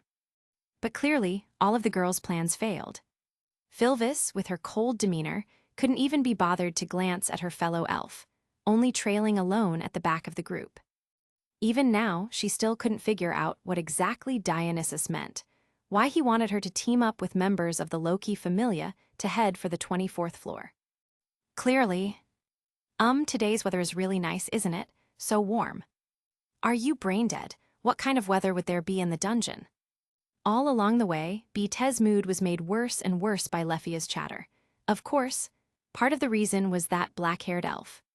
At this moment, the three-person party was on the 18th floor. They had just left the passageway and wide meadow, now moving through the forest on their way to the adventurer town, Riviera. Since Eyes and Fran had accepted a request on the 24th floor, then they must have stopped by Riviera. That was Bite's reasoning. It had to be said, as an adventurer, Bite's intuition was always sharp, no matter the matter. On their way back to the home base, after investigating the sewers under Orario with Loki, they had run into the god Dionysus and the black-haired elf. At that time, he had felt a vague, inexplicable sense of unease. Although later the two explained why they went to investigate the underground sewers, they didn't know that there had been a third person down there. That secret Loki kept buried deep in her heart. But precisely because of that, even if she allied with Dionysus, she never completely trusted him. Hey, you little idiot, stop dawdling, can't you walk faster?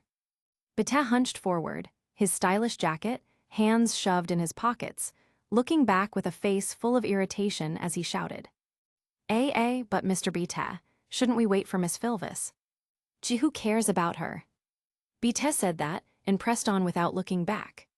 As a first-class adventurer, Bite's traveling speed was extremely fast, especially since speed was his specialty to begin with. All along, Lefia could barely keep up, gasping for breath. But afraid of being scolded by Bite, she desperately pushed herself to follow in her senior's footsteps. Now the elf girl gripped her staff with both hands, fidgeting in place. Though she was exhausted, she still wanted to step forward and say something to Filvis to slightly change the party's atmosphere, but she didn't know what to say, her heart flustered. You, Miss Filvis. Lefia, used to being in parties with the cheerful, lively Tiona and others, found the stark contrast of this suffocating atmosphere unbearable. She wanted to talk, but not a single sentence could come out. That awkwardness, despite them being of the same race. As Filvis drew closer, Lefia grew even more nervous. But the black-haired elf just passed by her nonchalantly, widening the distance again. She said nothing, instinctively keeping her distance from the two others. Even if someone approached her to speak, she gave no response. This utterly indifferent attitude was unbearably cruel for a girl like Lefia, who loved lively company. It was as if there was an invisible wall between their hearts that she simply could not cross. Still, the girl bit her lip and forced herself to try again, to somehow bridge the gap with her kin. Miss Filvis, thank you for helping me defeat the Minotaur. She's at it again. Bete frowned deeply, his face full of annoyance. Can you shut up already? Dungeon, 24th floor. Falger and the others moved swiftly, and before long the whole group safely returned. How's the situation? On the other paths, there aren't any plant walls like this, and along with the pantry, we've already searched. I don't think these monsters are some kind of dungeon mutations, like chain proliferation or monster feast. Then where did these monsters come from? Fran tilted her head and gave a meaningful smile. Don't you think the state of these monsters is strange? Using the term monster riot isn't quite right, it should be monster migration. What? Isfi and Falger's faces were filled with surprise.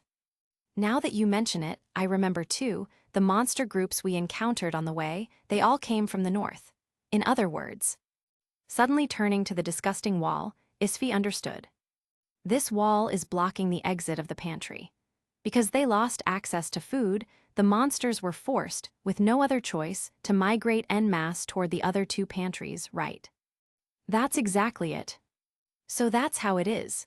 The monster groups weren't rioting, but were migrating, and we just happened to block their path so of course we were attacked as food too. In the end, this laughable conclusion was all they could reach. The adventurers had simply been unlucky. Isfi pushed her glasses up, narrowing her eyes as she looked at the writhing, green wall in front of them. So that means only here is in an abnormal state. Judging from the signs, the problem must be here. She approached the green wall, standing shoulder to shoulder with Fran. What exactly is this thing? Looking closely, though it was an alien presence that gave off a nauseating stench, it didn't seem immediately dangerous. Thinking that, her daring nature made her put on gloves and press her hand against it. Squish. The viscous, green wall had great resistance, but with her LV4 abilities, she was able to force open 3 holes. It's a bit like something made during potion mixing. It's alive. Suddenly, after observing for a while, Franz spoke up. Alive, everyone's eyes focused on him, their expressions growing heavy. Eyes, meanwhile, frowned deeply. Her body was heating up, something in her blood resonating with this thing. What should we do, Isfi? Do we really keep going? With something this abnormal, whatever's inside can't possibly be good. Even Lulun could tell that much, so of course Isfi could too. But at this point, turning back would mean no longer being worthy of being called adventurers. Do we have another choice? We can only move forward. Isfi sighed, then exchanged a look with Fran. If it were only our Hermes Familia, I'd definitely order a retreat without hesitation. But with the Sword Princess and Flame Demon here, we can be more confident. Fran naturally understood what Isfi meant, so he gave her a promise. Don't worry, both Eyes and I will give it our all. Besides, if the enemy really is them then, they and we have a bond that cannot be severed, no, that's for Eyes. For me, it may only be the desire for revenge. Isfi looked deeply at the blonde youth, her heart chilled. Fran had already realized it. In such a site, in such a labyrinth like another world, it was impossible for just Oliva's act to be behind it. Then, the correct answer was already calling out. Revis was not dead. The mere thought of that unbelievable fact made Fran doubt his own judgment. 3 times, he had fired 3 full-strength Sword of Victory, and Revis had endured them all. It was incredible. Of course, if it had been Reveria herself casting magic, that would be another matter entirely. Did she protect her magic stone? That must be it. Thinking it through, in the end only that explanation remained. For a creature like Revis, with potential power equivalent to LV6, as long as her magic stone didn't break, her body was nothing more than parts. She could regenerate at any time. Then, let's move forward. Everyone gathered before the living green wall, expressions grim. Looking carefully, they could see that its center formed something like a mouth, akin to a carnivorous flower. Its massive size meant even large, powerful monsters could easily pass through. Therefore, they judged this to be the original dungeon passage leading to the pantry. We'll just have to destroy it, this disgusting thing. Eyes tightened her jaw, her right hand on her sword hilt, but Franz stopped her. He gave a wry smile. Just look at its thickness. It's not something a sword can cut through, is it? Let me handle this. Isfi, you all step back a bit. All right, we'll leave it to you. The group tacitly retreated, leaving Fran alone. He drew out his staff from his back, a massive magic circle unfurling before him. Since it's a plant-like green wall, then let's deal with it properly. Flames shall be released. Chapter 149, Oliva's Act and Revis. Since it's a plant-like green wall, then let's deal with it properly. Flames shall be released. This is a huge cavern shrouded in dim light, with only faint phosphorescent specks scattered about. Throughout the space drifts a nauseating stench and damp, clinging air. If one had to describe it, it would be similar to the smell of rotting chunks of flesh on a corpse, swarming with insects. At the very center of this vast space filled with the stench of decay, the concentration is so thick it could suffocate someone. Listening closely, the entire environment instills a dreadful silence, a stillness so desolate it makes one doubt whether the world itself still exists. This wordless terror seems to whisper of a strange realm, completely cut off from the dungeon. Sha sha sha. In the chilling emptiness, a dense, insect-like rustling echoed intermittently, as though something is stirring within the dark shadows. In this terrifying, horrifying cavern, one corner is faintly illuminated by a crimson reflection like glass. Catcha. A colorful fruit is bitten into and crushed, brought to the mouth. Crimson stains the beautiful cheeks, and the shifting shadow at her feet flickers without rest. Suddenly, sharp eyes of emerald green glance toward the nearby spores glowing with scattered light. Within them, Fran could be seen chanting magic. Hess, who would have thought? You came looking for me before I even went to find you. Good. At last, these boring days are about to get interesting. Revis murmured softly. And you're still annoying, Arya. I'll bring her to you. But first, I'll kill that human adventurer who humiliated me. We've been discovered. I told you already, deal with that trash properly or else you'll attract attention from the surface. Now look, they've sent an extermination squad. What a damn nuisance. Another arrogant male voice rang out from the darkness. With the sound of footsteps, a white-haired man wearing a ram's skull mask and bizarre clothing emerged. That was your job. Otherwise, what's the point of raising so many violas? To keep them as pets. Don't say that. My work is for her, for my goddess, to fulfill my life's vow. That's why I was resurrected. As for those adventurers, just leave them. Let them deal with it. Revis curled her lips in a cold smile, glancing at Franz still chanting, as if hinting at a truth he could no longer conceal. Abandon them to those evilous remnants. I think you may not have that kind of time left, all of us. At Revis' words, the green wall projection controlled by spores suddenly went completely dark. And in that instant of severance, crimson flames filled their eyes with reflection. Oliva's pupils shrank sharply beneath the ram's skull mask, his expression tense. What kind of magic is that? Ah, that's the man who almost killed me. He's mine, the rest doesn't concern me. At this point, you'll have to deal with it yourself. You. The high and mighty war horn sounds, enclosing all in brutal conflict. Come forth, crimson lotus flame, merciless blaze, embodiment of karmic fire, sweep away thousands of soldiers, bring an end to war. Burn everything, sword of Surtur, I am Alf. Sword of Victory, Rhea Levitine. Boom, boom, boom, boom, boom. The green wall was engulfed in crimson flame. The living wall seemed to writhe in agony, thrashing violently as it resisted Fran's magic. This. Everyone staggered back, their faces illuminated by the glow, filled with awe. Doom, doom, doom. The stinking cavern trembled. What's happening? What just happened? Quick, go ask those two. They must know something. This disgusting thing is their doing, isn't it? Figures in black hooded cloaks shouted in panic. Someone's invaded. What, a monster? No, adventurers, a mid-sized party, and they all look like elites, no weak ones. Damn, how could this happen? How were we exposed? Of course we'd be exposed, you idiots. 2 days ago, the monsters across the whole floor went berserk. Plenty of adventurers died. Olivas appeared silently, sneering at them.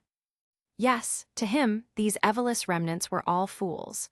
Saying things like death is only the beginning, believe in him, and you'll be reunited with your loved ones in the next life. Only an idiot would believe that. But this world is strange. To those crushed by despair, fear, and weakness, he becomes their savior, their only true God. This wasn't the deal, Olivas. You were once one of us in the Evilus, and now you betray us.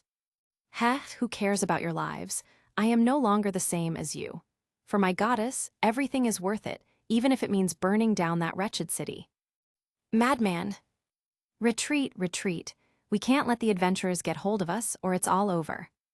Watching the black-robed cultists run in chaos, Oliva's act sneered in disdain. Within the tunnel, completely sealed by green walls, the adventuring party advanced cautiously. The vanguard held shields to protect the rear, while the center stood ready to support and strike as needed. Fran, too, was among them, protected by the sword princess Eyes Wallenstein. What's that smell? It's disgusting, vile. Even battle-hardened adventurers could not ignore the revolting stench. According to the map, they knew this giant cavern was the food storage of the 24th floor. But after breaking through the wall, what they saw was completely different from what they imagined. The entire pantry was wrapped in this green wall, ceiling, floor, and sides alike. Passing through the opening Fran created, they felt as if they had entered an alien world. The evil, bizarre environment gnawed at their minds like mental pollution, and combined with the corpse-like stench, the adventurers were shaken even before the battle began. The cavern pulsed with faint phosphorescence, as though it was breathing, unnerving, chilling. Galulululu. The green wall at the entrance writhed rapidly, sealing the exit shut. Isfi spun around, face pale. They trapped us inside. It's alive, or no, someone is controlling it. Is it the enemy leader? Stepping on the green wall, their feet sank slightly, as though the surface squeezed around them. Isfi's sandals stuck as if sucked by its viscous grip. When she pulled free, droplets of slime clung and dripped. Our movements are restricted by this wall. Be careful. Understood. Fran held his staff tightly, moving forward with caution. He had a bad feeling. The enemy he hated was hiding somewhere in the shadows. Sha sha sha. What's that sound? Gah, it gave me goosebumps. Form ranks, stay alert. Isfi reacted swiftly, barking the order. Clang clang. Armor and weapons clattered as the adventurers stood back to back, wary of their surroundings. Sha sha sha. There it is again. Where's it coming from? The unknown combined with the writhing green wall filled their hearts with creeping dread. The enemy chose this moment to strike. Splurt, splurt, splurt. The green wall burst open.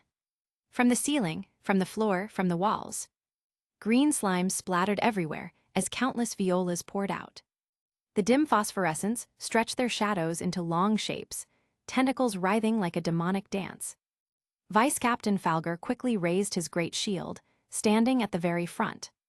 Enemies, Lulun gripped her daggers, bracing herself. Just like the violas from the 18th floor. So it is them. Lulun, do you know where their magic stones are located? This. Fran stepped forward a few paces, staff in hand, and said softly. Listen carefully. Their outer tissue is so tough that even a level 5 adventurer can't break it with blunt force. You'll only hurt yourself from the rebound. You must use sharp weapons. And do not recklessly use magic. These monsters react violently to magical energy and will prioritize attacking anyone who releases mana.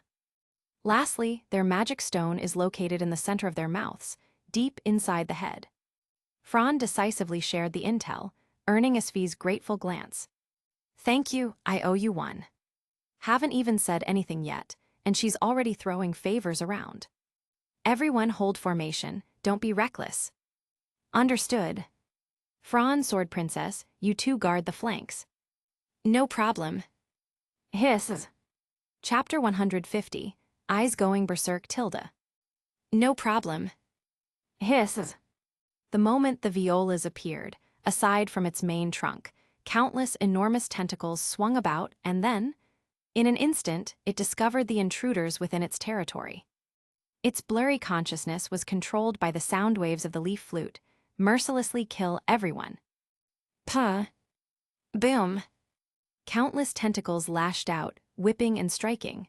Some swept horizontally, some wrapped around, attacking the party from all directions. Firebolt. Boom, boom, boom. The quick attack magic, strengthened by both a Tier 1 armed staff and skill enhancement, carried power comparable to long incantation magic of ordinary adventurers. From Fran as the origin point, pillars of flame instantly cleared out a huge wave of violas directly ahead. But before the adventurers could cheer, in an instant, the monsters filled the space again. How is this possible? Do these monsters have no limit in number, being able to replenish so many in just a moment? Focus on fighting, don't think about that right now. Flame Demon, please help protect the rear guard, I beg you. Faced with an ally's request, Fran easily agreed. All right.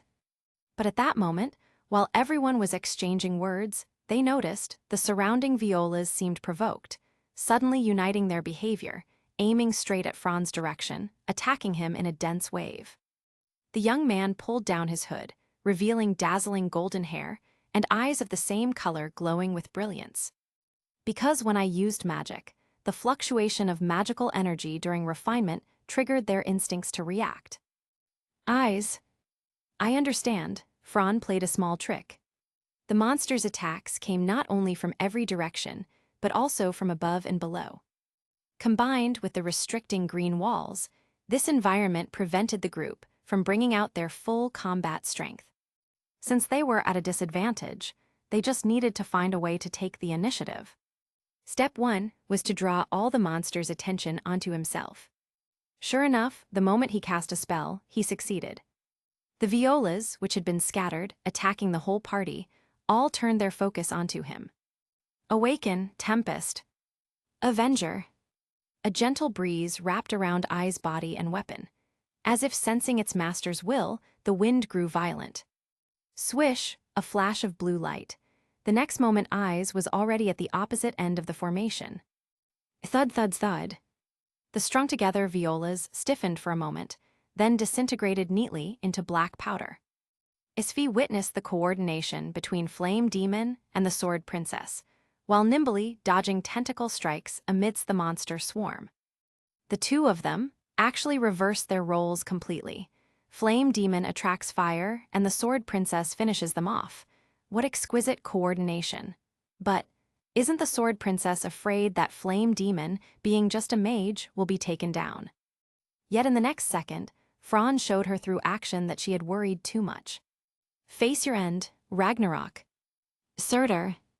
Black and crimson flame lightning wrapped around his body and weapon. Fran blurred in motion, charging into the horde, fighting alongside Ai's in perfect tandem. So, this is the true strength of the Flame Demon. I see, so that's how it is. Isfi felt Fran's power, far beyond what belonged to a mere LV4, and his additional magic that rivaled the Sword Princess. She was utterly shaken. Brilliant as she was, lightning flashed in the researcher's mind. She understood everything. This guy disguises himself as a conventional mage with chant magic. But only his close companions know that he isn't a traditional mage at all, but an outlier even stronger than a magic swordsman. She used the word outlier to describe this monster, no Fran. Boom, boom, boom, boom. In the eyes of the struggling Hermes Familia, two blazing figures danced wildly across the battlefield. Green and black spirals intertwined, like diligent sweepers, leaving no monster alive wherever they passed. Even the green walls were scraped away layer by layer by their terrifying destructive force. So terrifying, this is Flame Demon and the Sword Princess. The group marveled, but Isfi remained clear-headed with such powerful support, they could now go all out. Everyone, stop holding back. You don't want to drag this out, right? Haha, I've been waiting for you to say that, Isfi. Everyone, give it everything. Understood. In the deepest part of the cave, Revis' figure had vanished, while Oliva's act stood lurking in the shadows. The last plan at the 30th floor had already failed once. This time, they absolutely could not let their grand scheme be destroyed again. Hess, interesting, I underestimated these adventurers a little. Fine then, let them come. Watching them die in despair is far more enjoyable. Ha ha ha ha ha ha ha. His crazed, chaotic laughter echoed through the vast cavern, leaving only the eerie sound of rustle, rustle.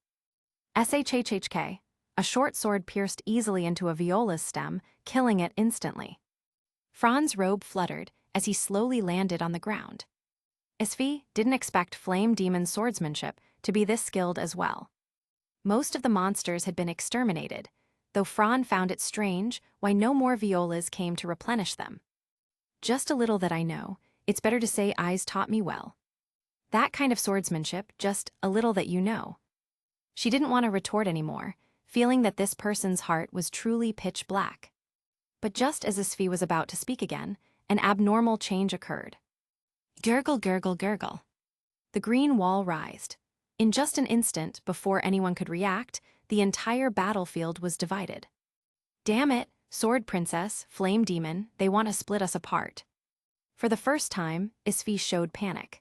Because of their coordination, Eyes and Fran were positioned at opposite ends of the formation. Divided into 3 groups, this meant Gurgle, her last glance was cut off by the merciless green wall.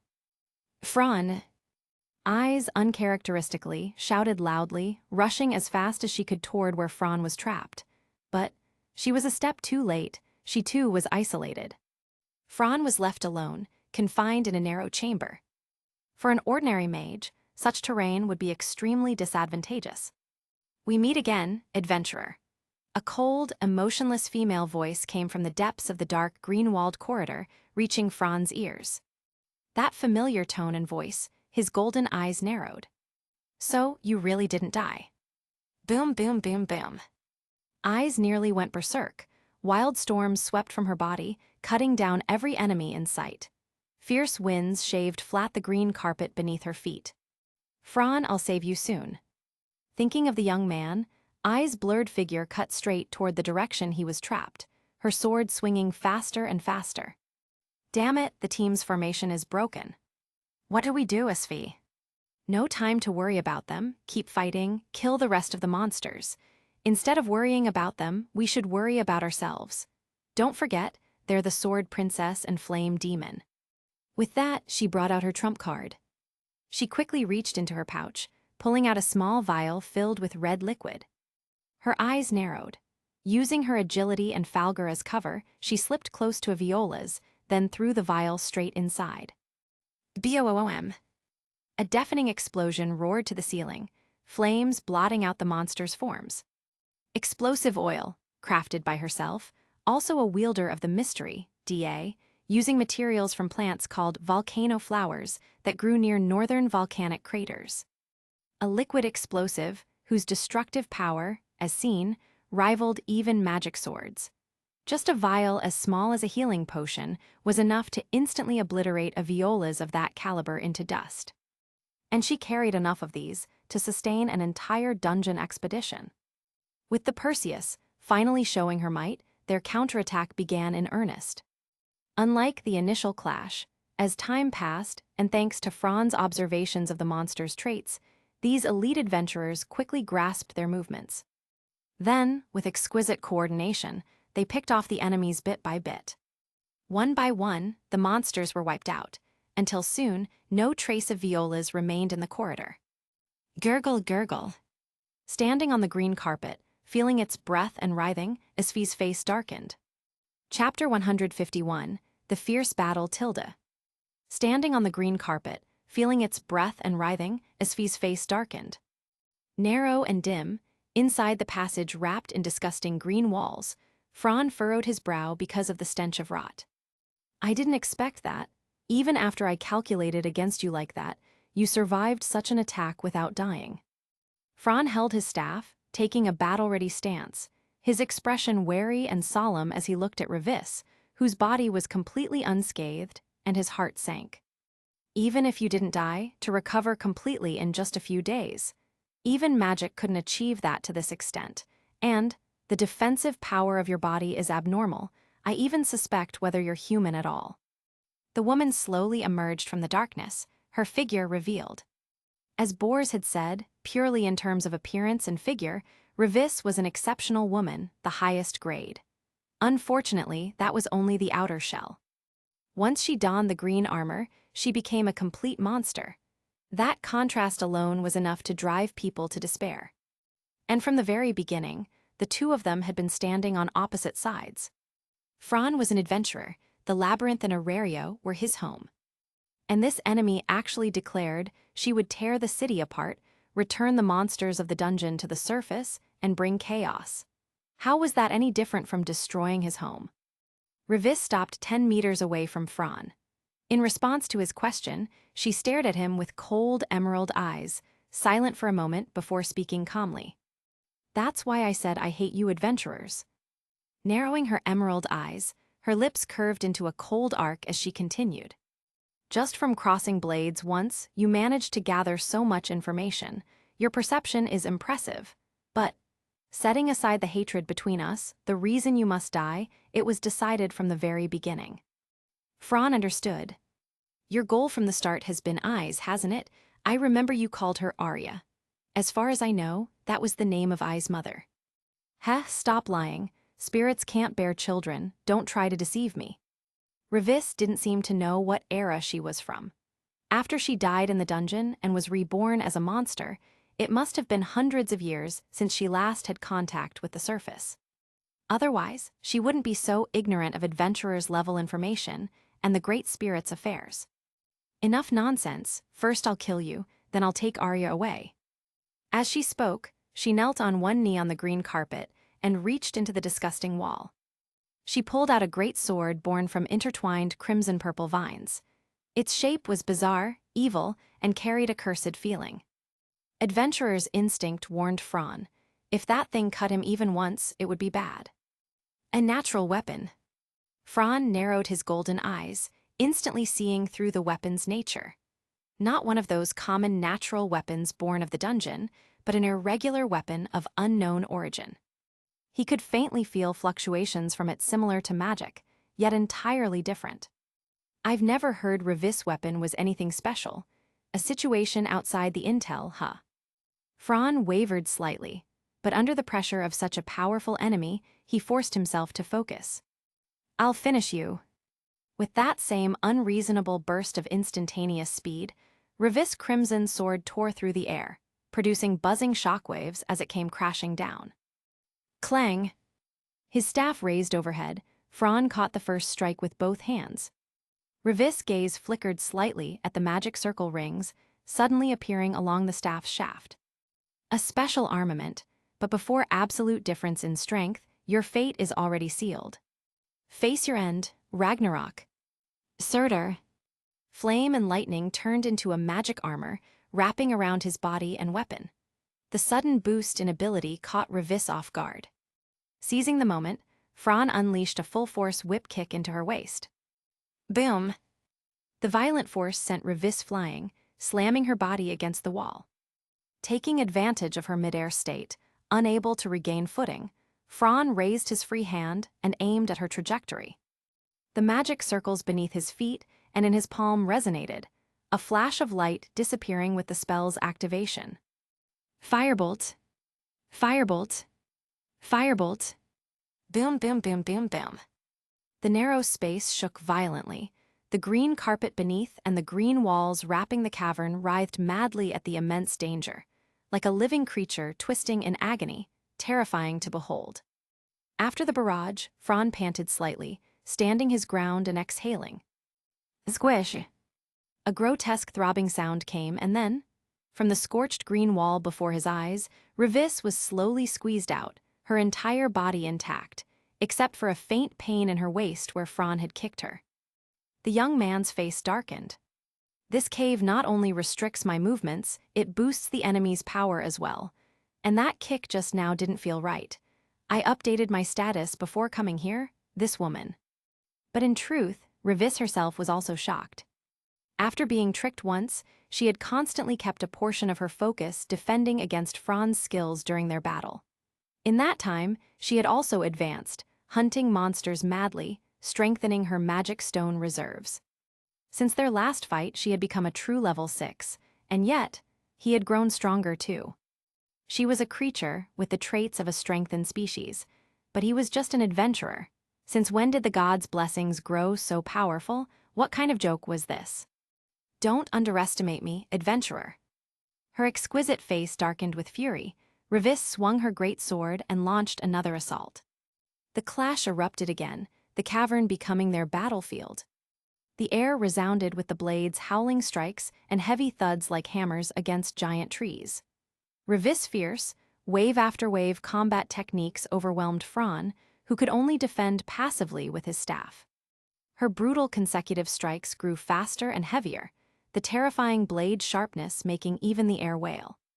But relying on his exceptional ability values and powerful dynamic vision, Fran barely evaded Revis' sweeping slash. Firebolt! Using the recoil, Fran quickly raised his left hand, the circles beneath his feet and palm flashing in unison. Boom! The brilliance of magic violently pierced the space, but Revis, already on guard, dodged it sideways. Glancing back at the scorched wall, with a hole burned through by the magic, Revis' expression shifted, rare emotion surfacing on her calm face. A rapid-fire spell with such power. Are you saying you can simultaneously use supportive enchantments and instant-cast spells? Fran smirked wickedly at her words. Seems you're not very knowledgeable about magic, huh? With additional magic, once I chant the activation, it sustains itself, I don't need to maintain it. So I'm not casting 2 spells at once, it's just timing. Got it, woman.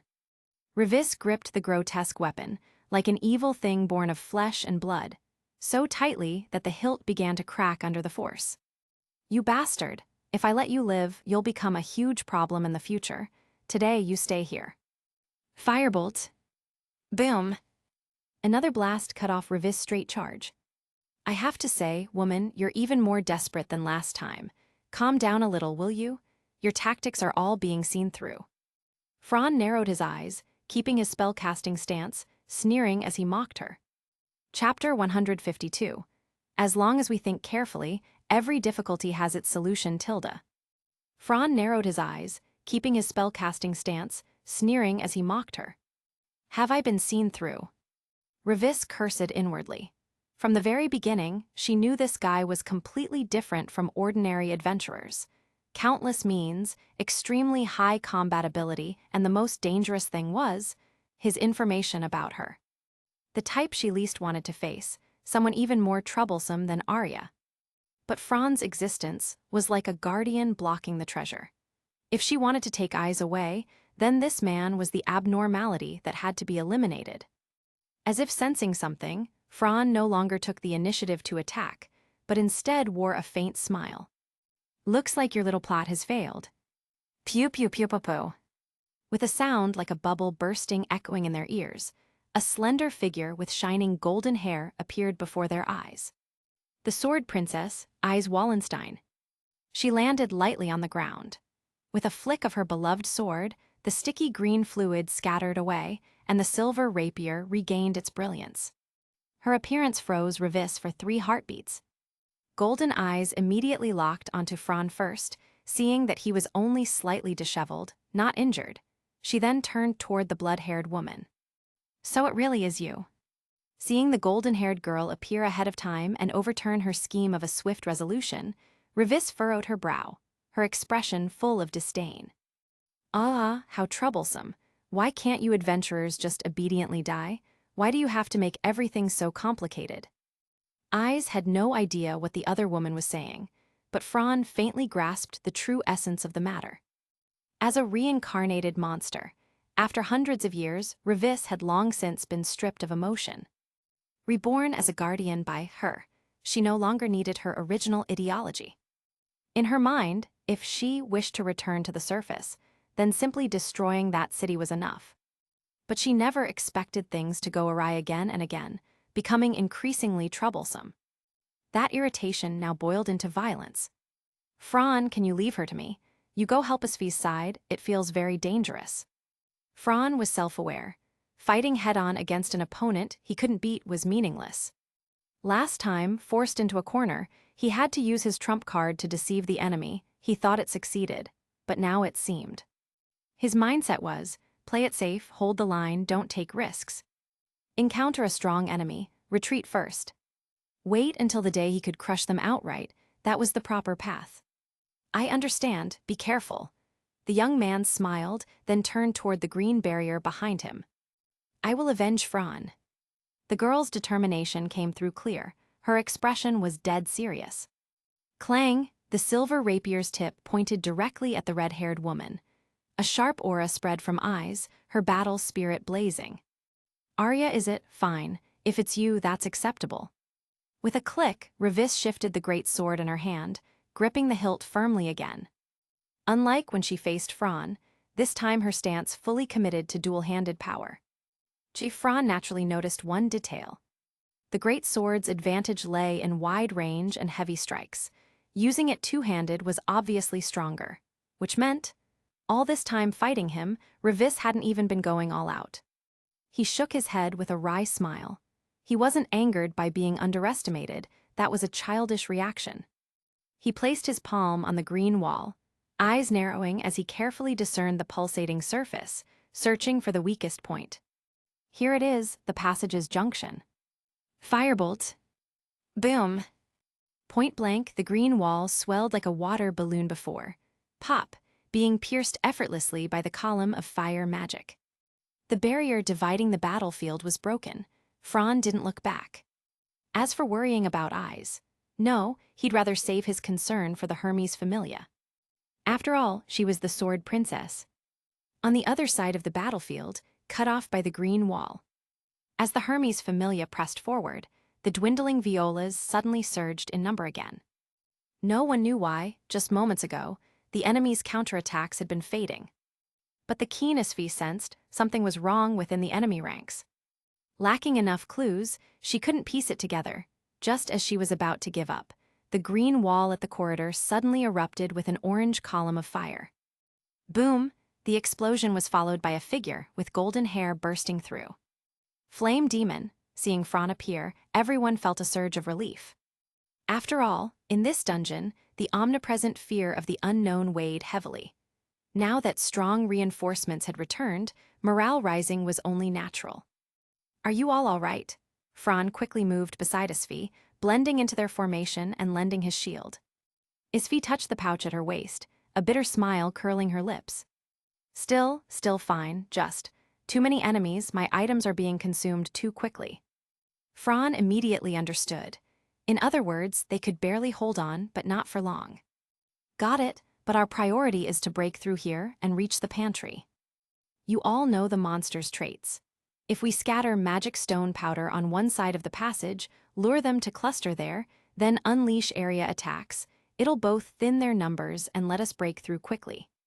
Asfi's mind worked swiftly. Fran's suggestion was brilliant. She gave him a sidelong glance, surprised. This man could even command tactics. Truly versatile. All right, we'll do as you say. Everyone, throw the prepared magic stone powder to one side, tighten the formation. Understood. At the order, members under the vanguard's cover swiftly hurled the powder forward. As expected, the swarming violas pounced on the bait like starved beasts, completely ignoring the adventurers. Fran and Asfi exchanged a glance. Charge! In an instant, their figures blurred, darting swiftly past the dense monster horde, breaking through to the rear. Hiya! The girls spun, detonating red bottles at the cluster of beasts. Boom! A violent explosion tore through the monster ranks. Success! Everyone grinned at their leader's results. As long as we think carefully, every difficulty has its solution, right? The successful tactic let Svi breathe easier, even joking lightly with Fran. The young man only shrugged, speeding up to keep pace. This entire scene was relayed back through spore-like surveillance tools. Ah, so it failed. They figured out the habit? Really? Always making me do such pointless things. Well, no matter. Having a chat with them might be nice. I really look forward to seeing their faces twisted in despair. By the massive crimson quartz pillar stood the masked figure wearing a ram's skull. Chapter 153, What is this? By the massive crimson quartz pillar stood the masked figure wearing a ram's skull. The fierce battle continued, the roars of the monsters. The crashing sounds of the tentacles formed from plant vines slamming, thud, thud, thud, and the metallic grinding of adventurers' weapons and armor all mixed together, making one's blood boil. Boom! Rumble! Explosions of magic tools. The eruption of magic swords, the roar of spells, endlessly purging the monsters that poured out in waves. After the continuous high-intensity fighting, Svi's forehead was beaded with sweat, her face turning pale. Not only Svi, but even the other members were the same, their condition rapidly deteriorating, their recovery potions failing to keep up with their rate of exhaustion. What was even more dire was that their equipment's durability was decreasing at an alarming pace. The monster's skin, completely immune to blunt force, made the battle increasingly difficult as weapons wore down and edges curled. By this point, even the squad's spare magic swords had all been used up. Snap! A gloved hand reached into the pouch once more, but this time Svi's expression froze. At her side, boom! The staff tilted forward, releasing another blazing flame cannon, instantly streaking across the cavern, scorching green into black. Afterward, Franz swung his black Goliath cloak to deflect an enemy's lash, then thrust his staff into the monster's bud, directly piercing its magic stone. Only then did he disengage from the front line, nimbly hopping back to Svi's side, asking softly, "What happened?" Svi's face flushed red, then pale, then dark, her heart clearly far from calm. Fran glanced at her frozen hand at her waist and faintly understood something. At this moment, Svi was utterly conflicted, regretful and frustrated, almost ready to gnash her teeth. She never imagined that despite bringing far more liquid explosives than usual, she would consume them all in less than half a day of fighting. In truth, she couldn't really be blamed. The enemy's peculiar nature prevented the mages from freely using magic, and the vanguard shields couldn't take the offensive. The only offensive power came from weapons in hand, but the violas were far too large, and their weak points were several meters high within their buds. Thus, killing them came at great cost, causing the Hermes Familia's consumption to easily surpass Svi's safety line. Frequent use of explosive oil to finish enemies off led her to suddenly realize her tools were nearly depleted. That, Fran chuckled, tossing Svi 2 magic swords from her pack. "These are swords I forged. Use them for now. With just your short sword, you can't really deal effective damage to the enemy, can you?" Thank you." For some reason, perhaps embarrassment, Svi's lovely face blushed faintly. She shyly turned her head away and lowered it. Fran was utterly puzzled. "No, why are you blushing?" It truly fit that saying. A woman's heart is like a needle at the bottom of the sea. You can never know what she's thinking in that moment. Sighing lightly, Fran downed a healing potion and threw herself back into the battle. As Fran, Svi, and the others repelled wave after wave of attacking violas, the green passage ahead finally widened. From the endless tunnel's mouth, unlike the faint glow of the withered plants along the green-carpeted ground, a light of bloody crimson seeped out, different from the green phosphorescence. That glow could it be? As experienced adventurers, they all instantly recognized it. The glow of the pantry's quartz pillar. Then, we've finally broken through.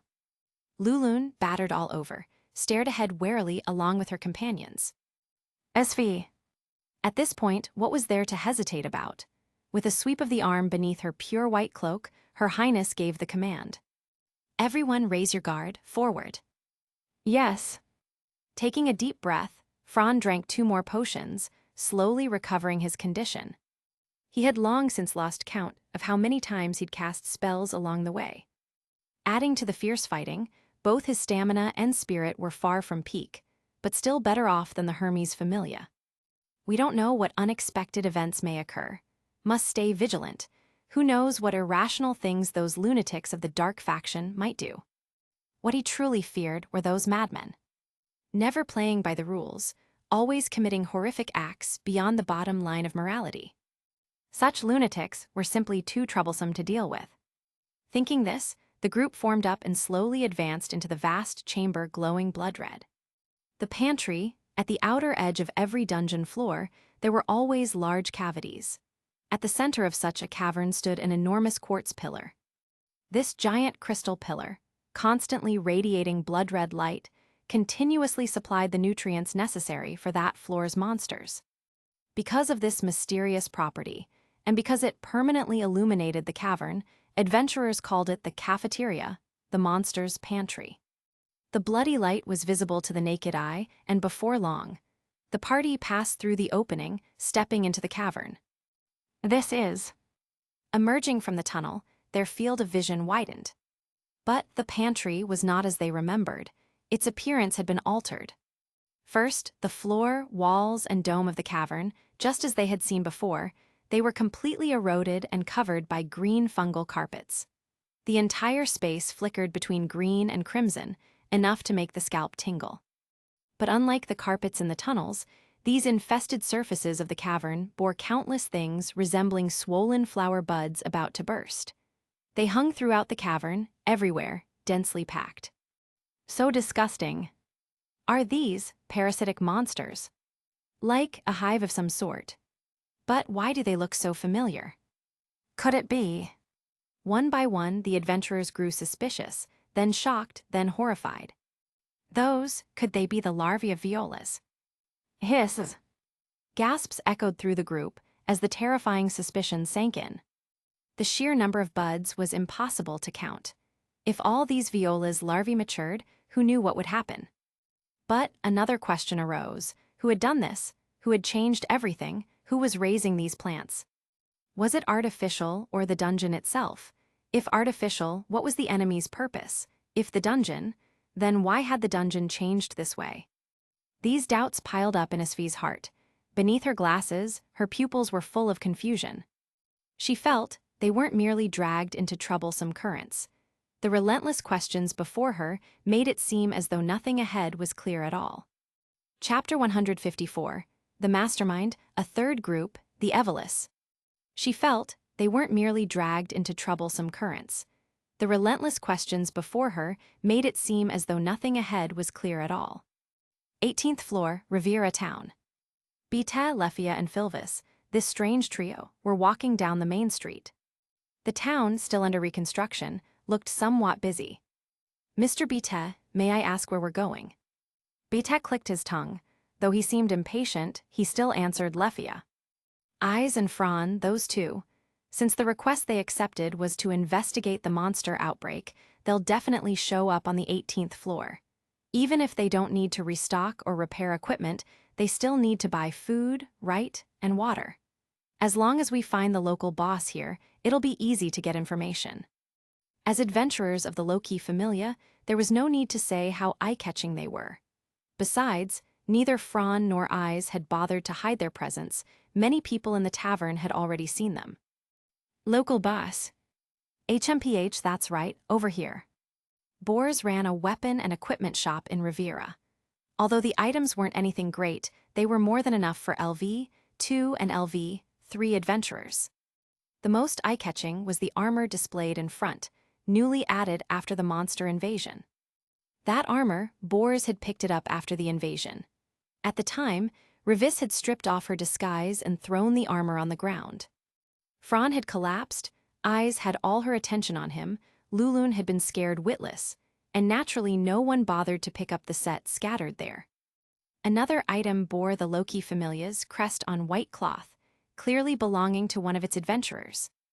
Welcome, you guys again, damn Loki Familia. Hey, I'm asking you something. You saw those guys, Eyes and Fran, right?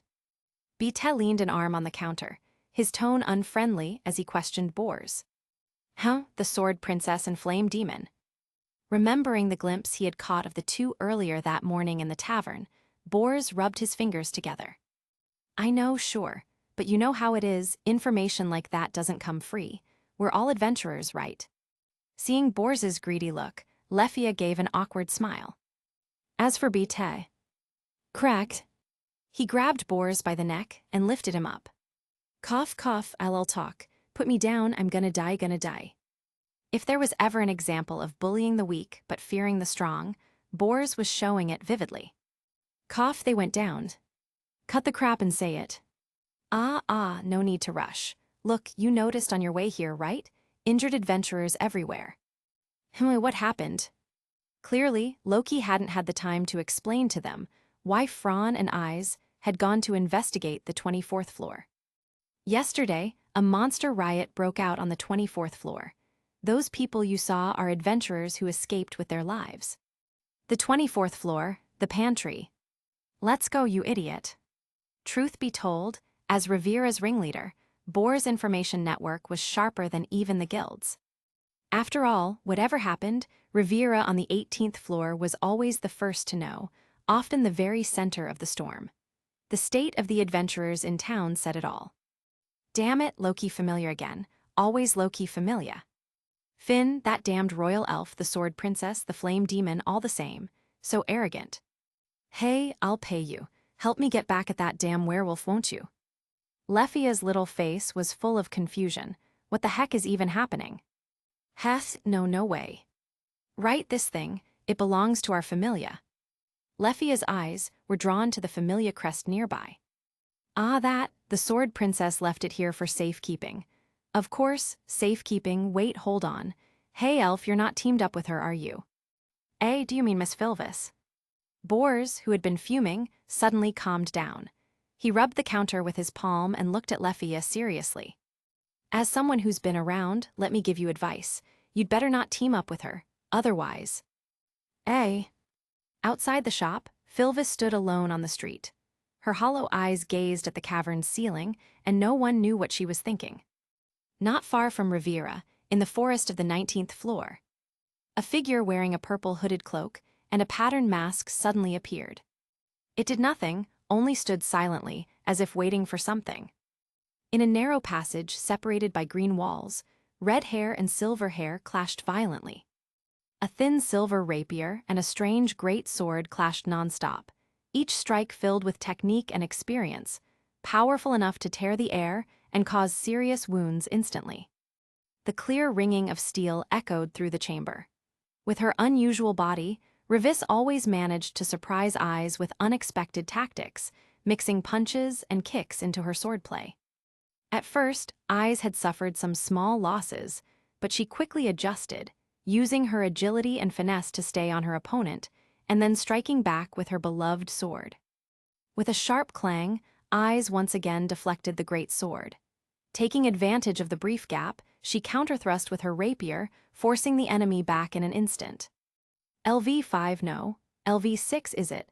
Last time I saw you, you didn't have this much strength. Pulling back, Rivis narrowed her eyes, staring fixedly at Eyes. And why don't you use the wind, Arya? Eyes' cold face shifted slightly. She raised her voice a little. Don't call me that. My name is Eyes Wallenstein. Arya is my mother. With a heavy thud, Rivis came at her again, gripping her great sword with both hands and swinging hard. Clang, clang, clang, clang, clang. In an instant, they exchanged more than 10 blows, their movements so fast they left afterimages. Don't make me laugh, Arya could never have a child. Meeting her gaze, I saw in Rivis' eyes a twisted obsession. With a sharp whoosh, Rivis slashed again, but Eyes ducked slightly, easily avoiding the blow that had been carefully prepared. Ah, damn it. Swinging her great sword wildly, Rivis grew more and more agitated. The one who must settle the score for Fran's wounds is me. Rivis' cold, emotionless face suddenly revealed shock at Eyes' words. Revenge, you're just a puppet, yet you talk about that. After speaking, the battle between the two flared up again. Dungeon 24th floor, pantry. This scene, like some demon's lair, made the adventurers tremble uncontrollably. It was hard to imagine what kind of power could alter the dungeon's natural environment like this. I've never heard of something like this before.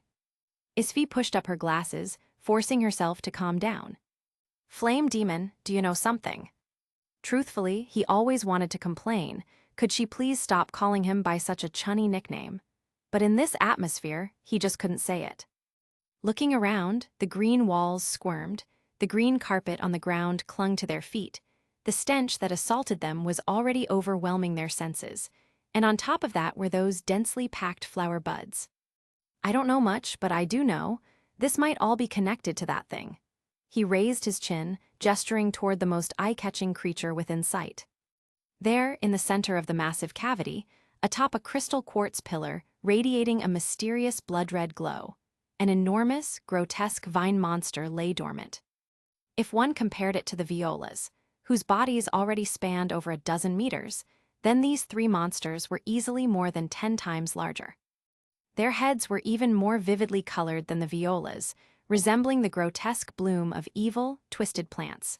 From their bodies extended vine-like appendages, like tentacles, crawling densely over the crystal pillar.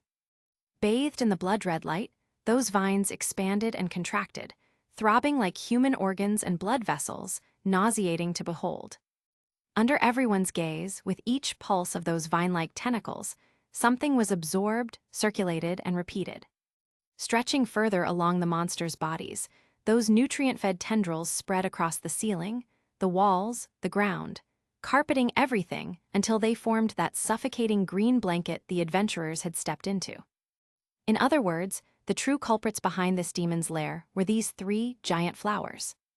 Every pulsation of the vines, accompanied by that unsettling, slithering sound, and the terrifying, distorted scene before them, made everyone's scalps prickle and their backs go cold. The adventurers' minds and bodies began to waver. Those vines, could it be? Isfi seemed to have realized something. A terrifying thought etched itself deeply in her mind and wouldn't go away. Her unsteady eyes sought comfort as she turned toward the blond man beside her. She wanted so badly to hear from Fran's mouth, "No, it's not what you think." But reality gave her no such relief. Yeah, looks like they're absorbing the nutrient fluid from the pantry, converting it into their own sustenance, and then, those densely packed flower buds are the monsters cultivated from it, the violas. Fran calmly explained the principle to Isfi. You're sure you're not mistaken? Monsters creating other monsters. I've never heard of such a thing, just what is happening in this dungeon. They're like parasitic creatures, leaching excess nutrients from the dungeon, then growing madly, multiplying, spreading. Until, well, here you have it, a demon's lair, or rather, a plant labyrinth. Of course, besides the enormous, obvious monsters, there were other groups hidden within the vast cavity.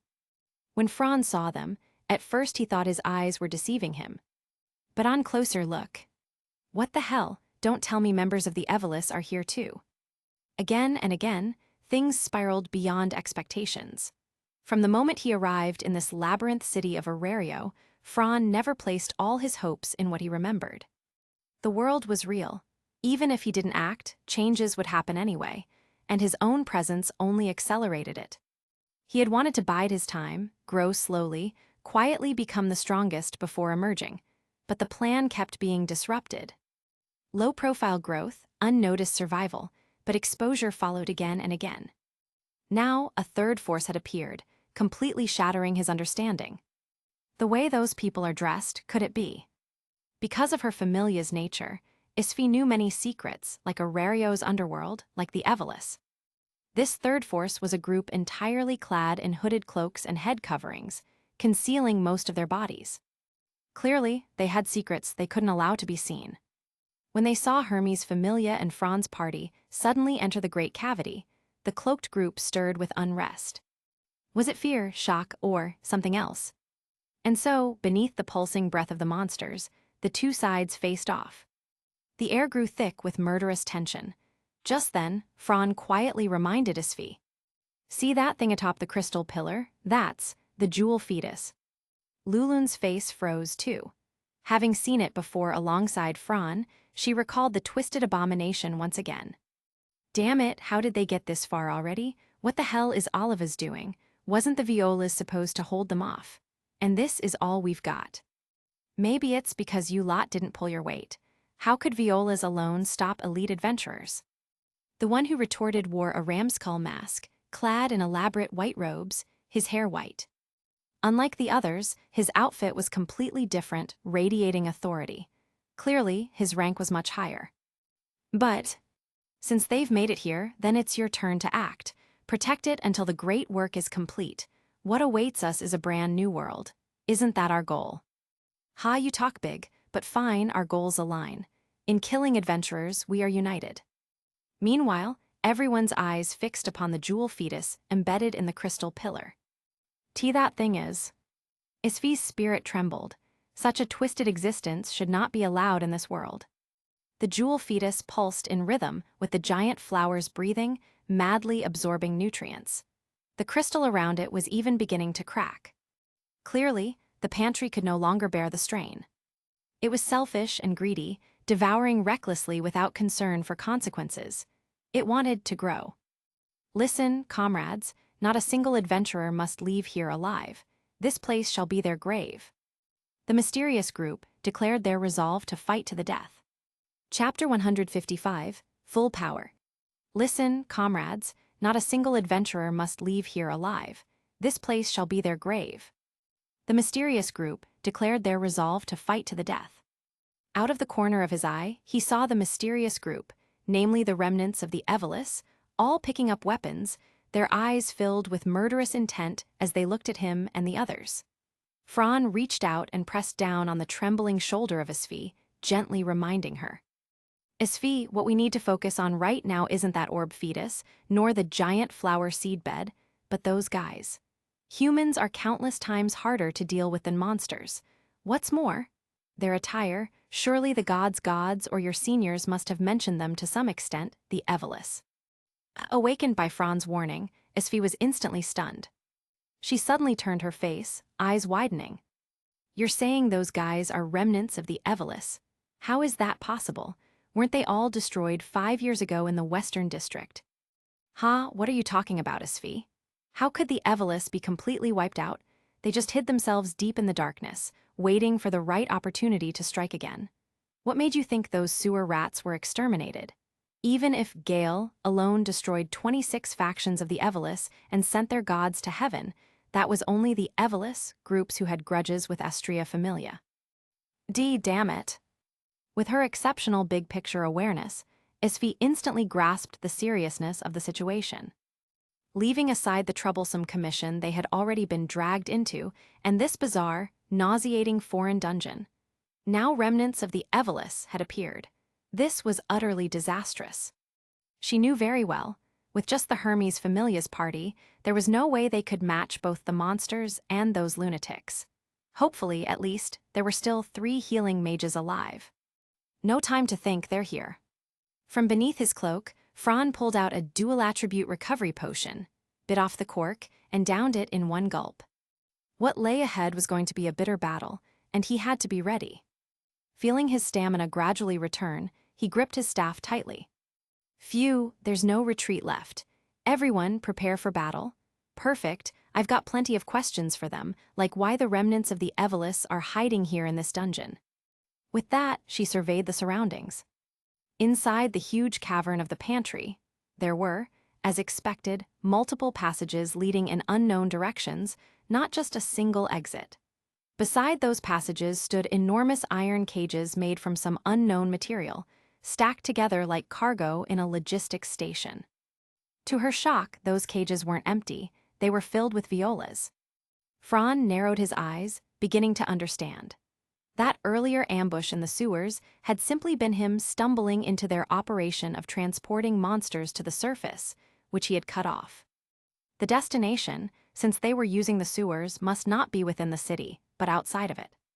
After all, the waterways connected directly to that notorious underground ruin. This dungeon can spawn monsters, and not only that, who created the massive green wall maze of giant flowers? Just what is this place?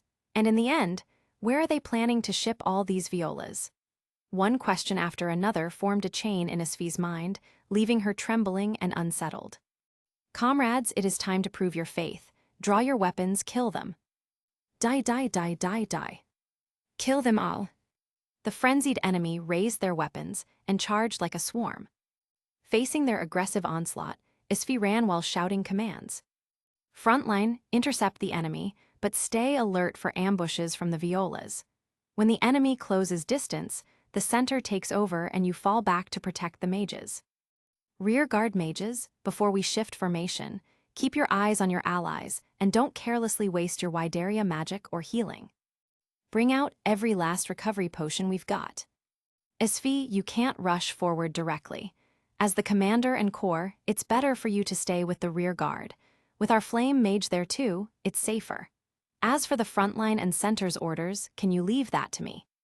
The one who interrupted her was an elf named Suisha. Fine, I'll leave it to you. Good, you're our core, we can't afford anything happening to you. Their smooth communication drew repeated glances from Fran. Unlike the Loki Familia, the Hermes Familia was entirely structured around Isfi alone, the so-called single-core formation. If anything happened to her, the team would collapse instantly. That was why the elf had spoken as she did. And his judgment was accurate. Half of the enemy's killing intent was locked on Isfi. Everyone, let's go. Uo. The Evelis, remnants versus Hermes Familia, a bloody battle was about to erupt within this dungeon. In that case, I'll kick off the opening ceremony with some fireworks. Against the utterly depraved Evelis, Fran would show no mercy. He stepped forward, turned his body slightly, and raised his staff. His spirit power ignited, and magic surged around him. A massive 5-meter-wide, orange magic circle flared beneath his feet, resonating with the spinning circles glowing on his staff.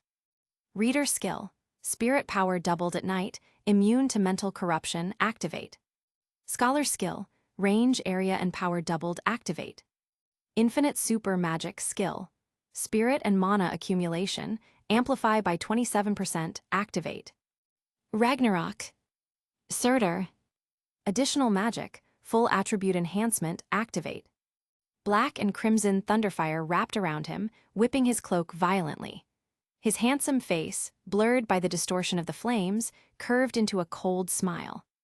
The staff's tip flared with overwhelming magic, and the orange circle blazed. Firebolt. Firebolt. Firebolt. For the first time, Fran unleashed his full power, pushing his magic to the absolute limit with a rapid cast spell. With his overwhelming, broken-level magic stat, even a simple fast spell carried the destructive force of a lengthy chant. With such terrifying advantage, in battles against other people, he was an invincible existence. Boom! The blaze of fire cut across half the enormous cavern, swallowing the enemy faction in an instant. Chapter 156, Fanatics Tilda. The blaze of fire cut across half the enormous cavern, swallowing the enemy faction in an instant. The orange flames surged like a raging tidal wave, instantly sweeping away everything in front. Before either side could even start close combat, they were caught completely off guard by Fran's preemptive strike. Damn it, besides that Perseus, the flame demon is here too. That's his rapid cast magic. Don't panic, what's there to fear? There are so many of us. As long as we kill them, it'll all be over. Even if we die, he will. As they spoke, their emotions were stirred up again, boiling over. Those eyes, like fanatics, had bloodshot and shouted in a frenzy. Although the 3 rapid cast spells had worked wonders, these people.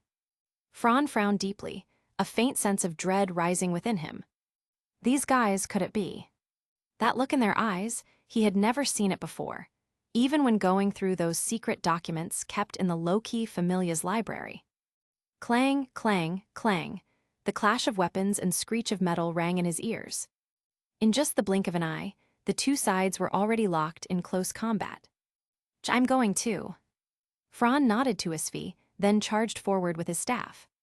Though some claimed he lacked skill and experience in melee, that all depended on who he was compared with. Against veterans like Finn and Gareth who had survived the Dark Era, yes, there was a gap. But among his peers, he was unrivaled. Even against Bita or Tyone, while a difference remained, it was so slight it could hardly be noticed. Though his level lagged slightly behind the others, when it came to accumulated foundation, they weren't even on the same level. It's the flame demon, kill him. One man isn't enough, let's all go. Facing a powerhouse like the flame demon, the enemy wasn't foolish. They rushed several people at once to fight Fran.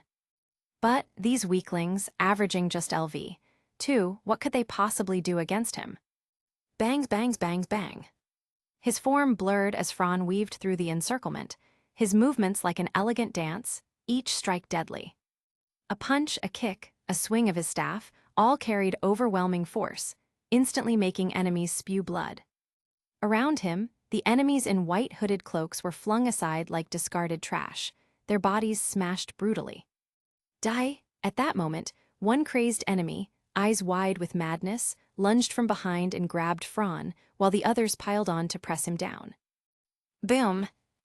Violent flames and lightning erupted skyward, blasting those human walls into pieces in less than 2 seconds. Truly insane, his eyes grew utterly cold. But then a hand seized his ankle. One enemy, whose organs had been shattered by Fran's staff, lay dying on the ground, staring up at him with eerie eyes. Oh God, I keep my vow to. Then Fran spotted something peeking out from the man's clothes. His eyes widened, he tried to retreat, but it was too late. Instantly, he pulled his specially made black Goliath cloak around himself for protection. My life, together with Eris. With the enemy's fanatical scream, he detonated the flame stone.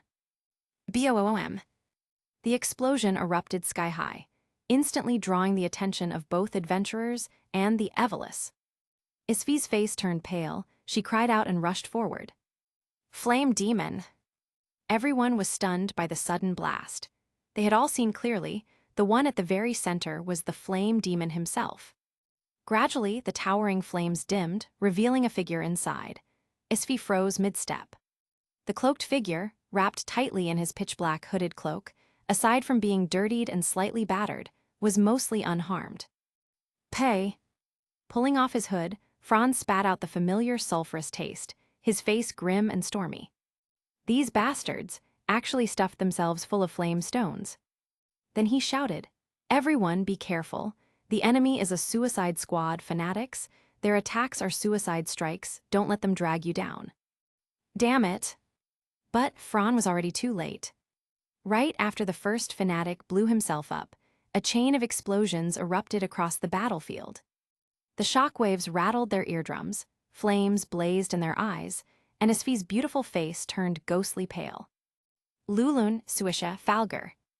3 core members were caught in the blasts. Now, they were blackened husks. If not for their powerful adventurer abilities keeping them barely alive, they'd already be corpses. Even so, they were hanging on by a thread. Potions, elixirs, quickly. Bring out the strongest potions. Isfi's expression twisted into madness. If her companions died here, how could she ever face Lord Hermes again? Ha ha ha ha ha ha. Mere adventurers, under the divine might of my God, all of you shall return to his embrace. But just then a pure white magical radiance bloomed, becoming a third light upon the battlefield. Healing droplets, tears of light, eternal sanctuary. Compose a medicinal hymn 360 and 5. The melody of the healer's almanac saves all things. That is, at that moment, not only Isfi but even the enemies froze. Even Olivas, who had been standing guard by the quartz pillar, furrowed his brows tightly. Healing magic, that flame demon of the Loki familia, really is a huge nuisance. Holding her dying companions, Isfi collapsed to her knees, staring blankly at Fran, who now stood upon a massive diamond-shaped magic circle, his body shining with warm and sacred light, and whispered, I've heard rumors that the flame demon could use other people's magic, even more exaggerated than the 1,000 elf. So it wasn't a false rumor, it's true. Thank goodness, my companions are saved. Damn it, that cursed healer mage. Attack him, don't let him complete the chant. Enraged by the holy healing magic Fran had cast, the Evelys went berserk. They shrieked and cursed as they charged him in a frenzy. One after another, they ripped open their robes mid-charge, revealing flame stones strapped to their waists, ready to blow this troublesome man to pieces. Everyone protect Fran. Chapter 157, Complete Chaos. Everyone protect Fran. There was no need for Asfi to give the order. The members of the Hermes Familia had already realized it.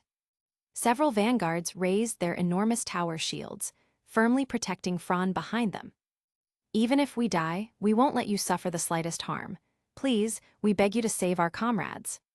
Fran was chanting an incantation, so he only lowered his chin to the others and conveyed through his eyes the conviction of "leave it to me." Then both sides, with Fran as their target, erupted into fierce battle. Because of their companions' injuries and the earlier lesson from Fran, the adventurers responded with extreme caution. They absolutely refused to let the enemy entangle them, using evasive hit-and-run maneuvers. The average level of the Hermes Familia party was LV 3. As long as they put their minds to it against these lunatics of LV 2 or even LV 1, they would never get bogged down. In the name of all that is holy, I heal you. At that moment, Fran completed the chant of his massive wide area healing magic. Pure, holy, warm, and comforting radiance poured down from the dome above, wrapping around the adventurers. Going all out, Fran didn't hold back his mind at all. In addition to detoxification and curse removal, he unleashed every restorative effect he had. Group wound healing, group stamina recovery.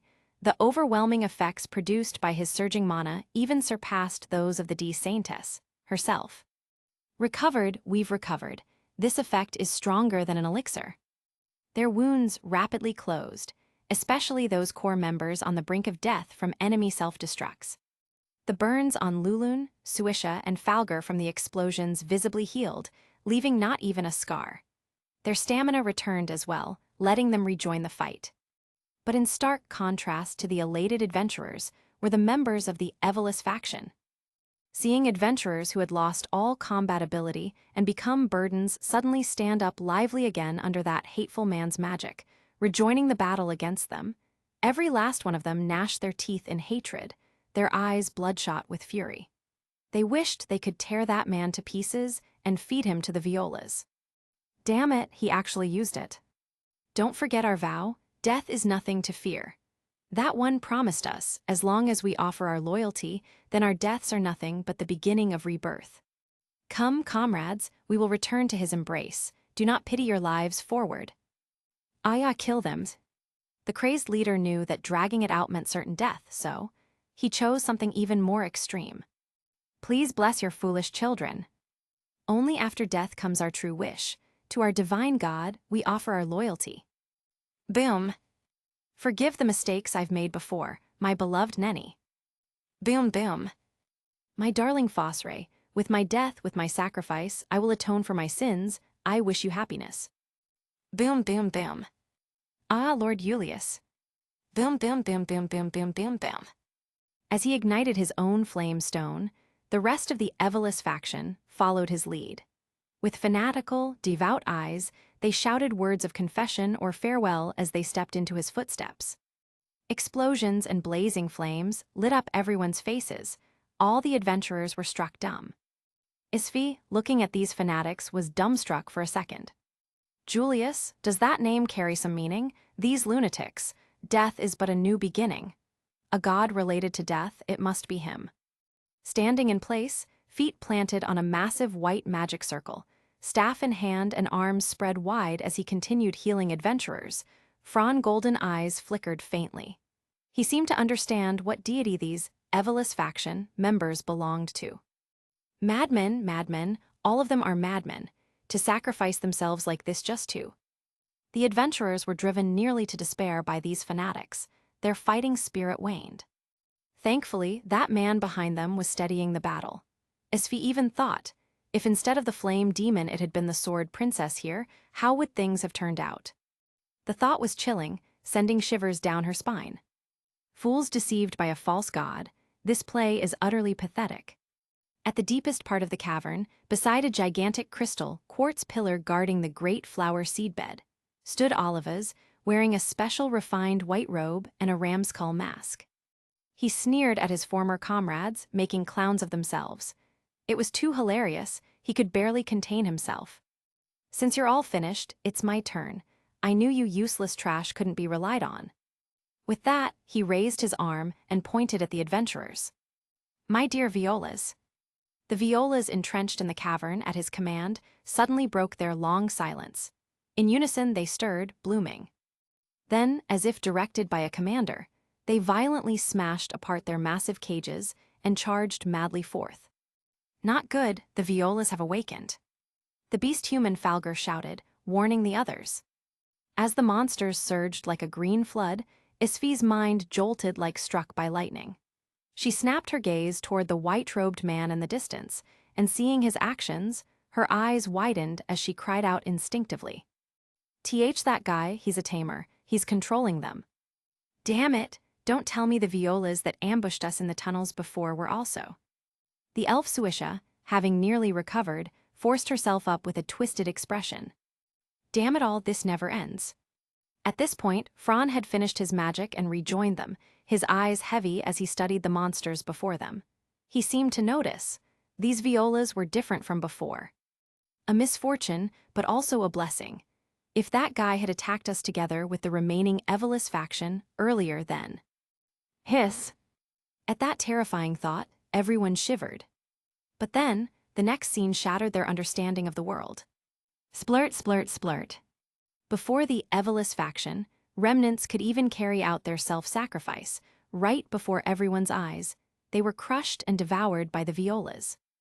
Literally, the flowers weren't just attacking the adventurers, they were targeting all life in their path.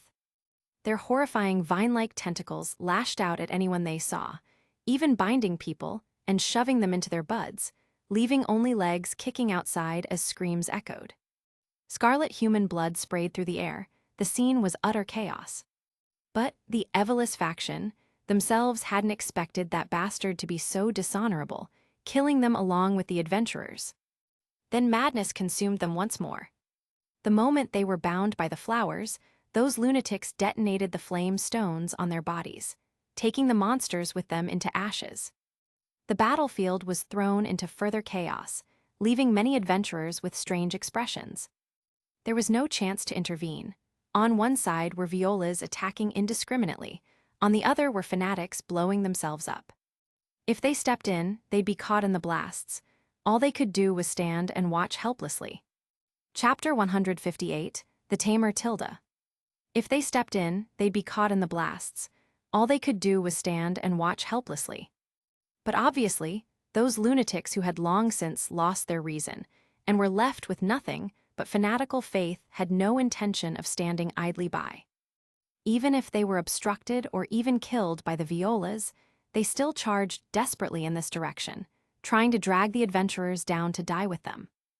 And Isfi and the others also knew. Once they were dragged into the quagmire of melee, then both sides would see them as targets for annihilation.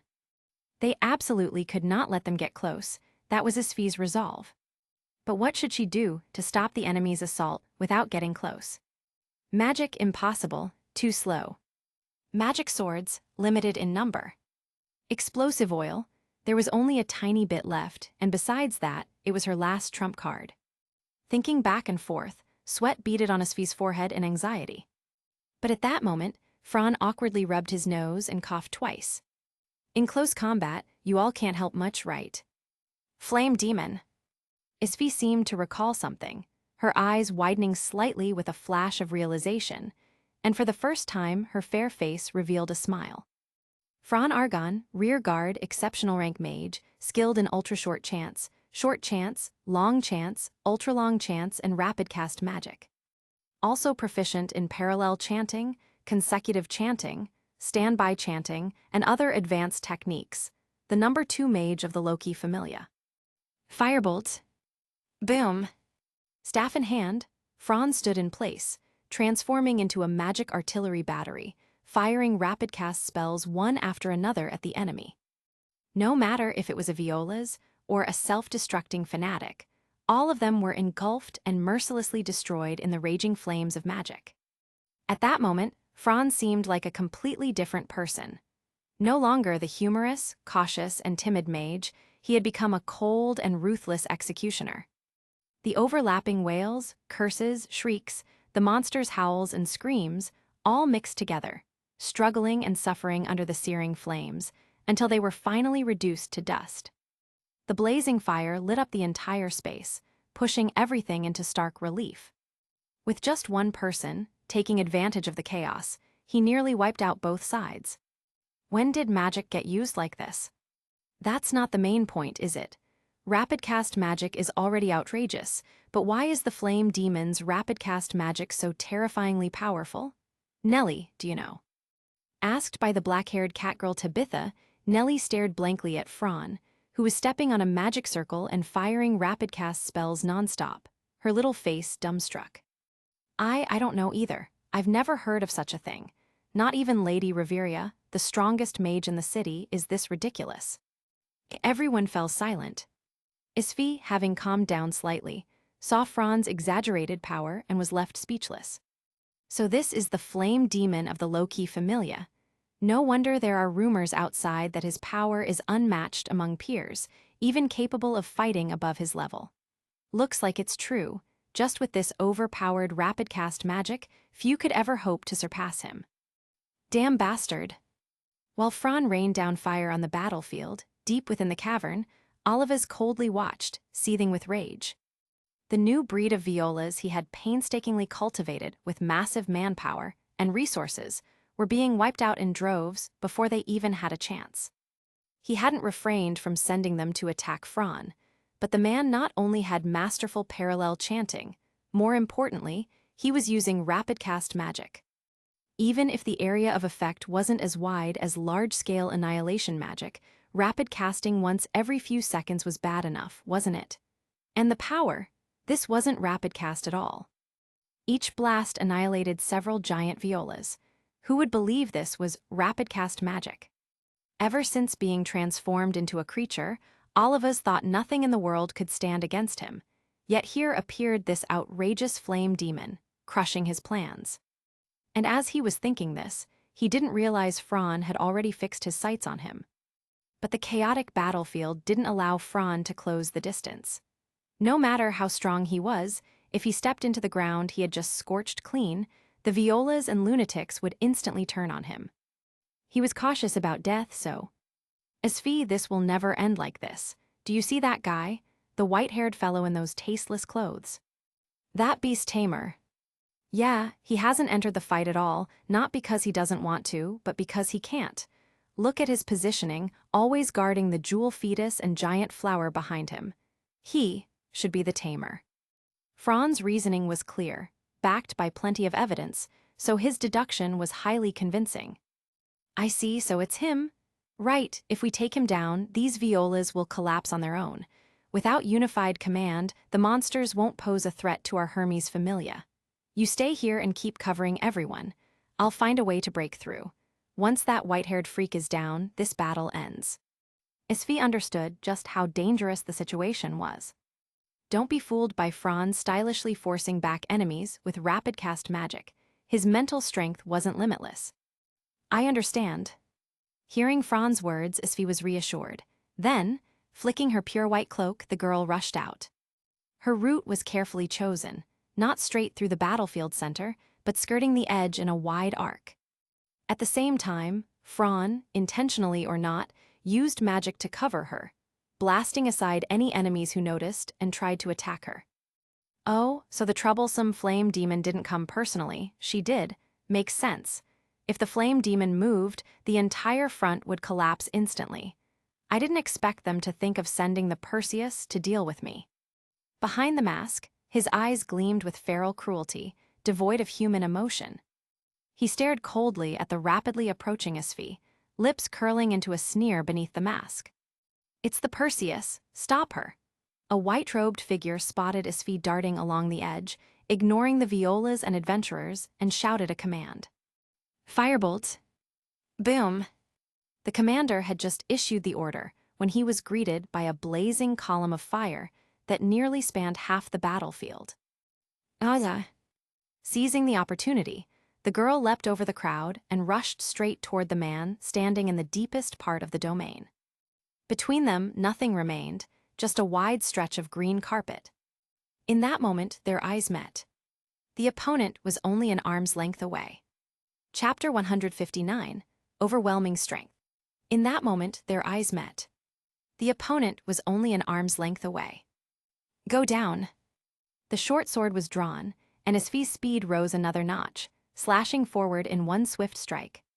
Heh, if the long-rumored Perseus is only like this, then I am far too disappointed. Facing the rapidly incoming special short sword, Olivas remained calm and unhurried, even taking the time to comment on Isfi's skills. Clearly, he was at complete ease. Now Mandragora. Pew pew pew pew popo. In an instant, countless tentacles burst out from beneath the green carpet, whipping toward the charging Isfi with terrifying speed invisible to the naked eye. What? She was too fast and too close. To think of dodging now, it was already too late. This, huge and thorough, was the trap he had prepared all along. Ha ha ha die Perseus. Boom boom boom boom. But immediately after, a column of flame ruined the ambush he had schemed for so long. Hi. Olivas snapped his head upward, his gaze cutting across the chaotic battlefield into the distance. There, the magical circle still lingered on a staff, slowly rotating. Its wielder, flame demon Fron Argon, wore a mocking and disdainful smile. Flame demon. From beneath the mask, his twisted jaw was revealed. Who did he think Fron was? Since he was a tamer, wasn't commanding monsters to strike at enemies only common sense. To stand alone waiting for someone to attack you, wasn't that like fishing with a bare hook? Of course, there'd be trouble. Even Fron now felt embarrassed for Olivas's stupidity. Only this much, and he claimed to be her guardian? Laughable, completely beneath the very idea. Thank you. Isfi, retreating in haste, cast a grateful look toward Fron. Be careful, this one is strong. Her expression grew grim, she could feel it. Seeing the oncoming tentacles and fangs, Isfi's eyes hardened, and she made her resolve. No choice. Since even the flame demon has revealed his trump card, I can't keep hiding mine. Teleria. Her lips moved lightly, speaking a name. Boom, boom, boom, boom. At that moment, the tentacles all struck empty air. They crashed into the ground, scattering the green carpet, piercing through rock beneath, as cracking sounds echoed all around. Olivas frowned deeply. He felt no sense of hitting his target, and then, he saw a figure floating in the air. What? She actually flew up.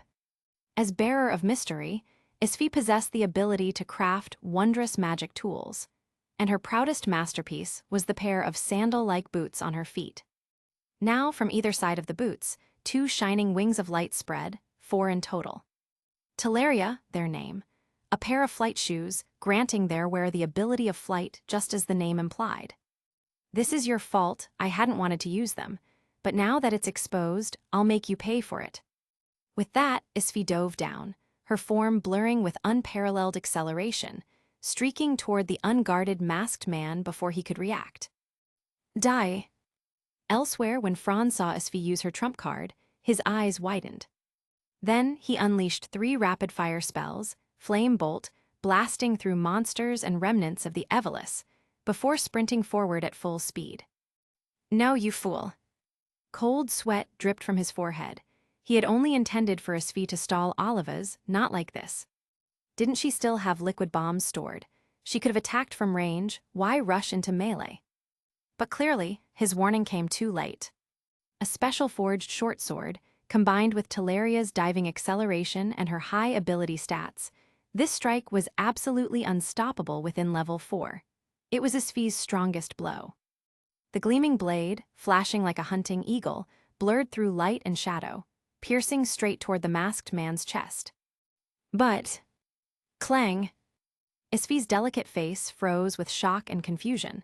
Cold sweat instantly ran down her forehead.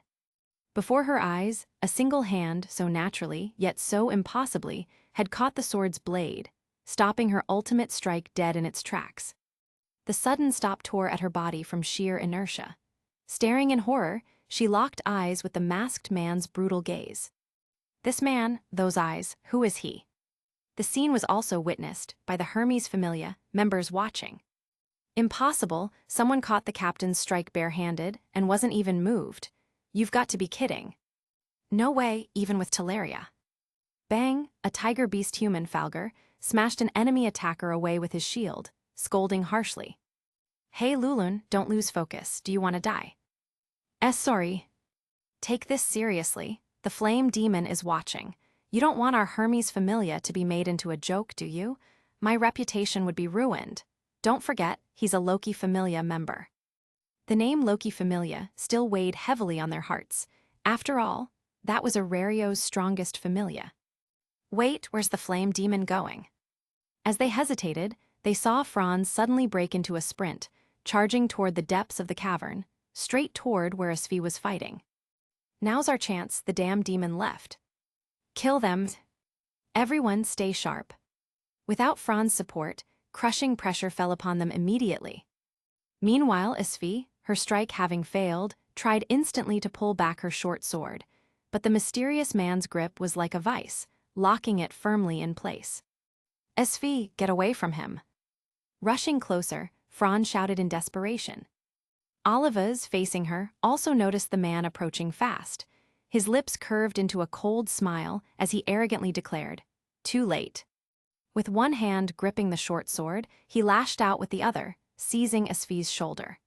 He lifted her easily into the air, then brutally slammed her to the ground. Crack, the sound of breaking bones rang out. Svi's eyes widened in shock, her body slammed hard, bouncing once from the impact, blood spraying from her lips. Chapter 160, Did the Genre Get Changed? Crack, the sound of breaking bones rang out. Svi's eyes widened in shock, her body slammed hard, bouncing once from the impact, blood spraying from her lips. Don't worry, after all, I used to be an adventurer myself. I know very well just how tough you adventurers are. Just breaking a few bones, some displaced organs or whatever, it won't kill you.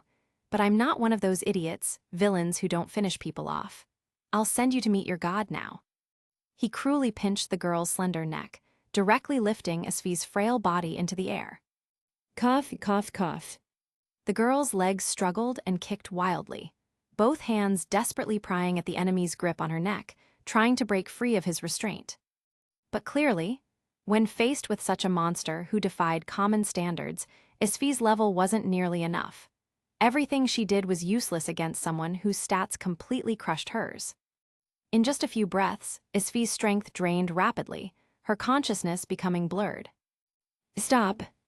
She paid the price for underestimating her opponent and engaging in close combat without knowing any of his information.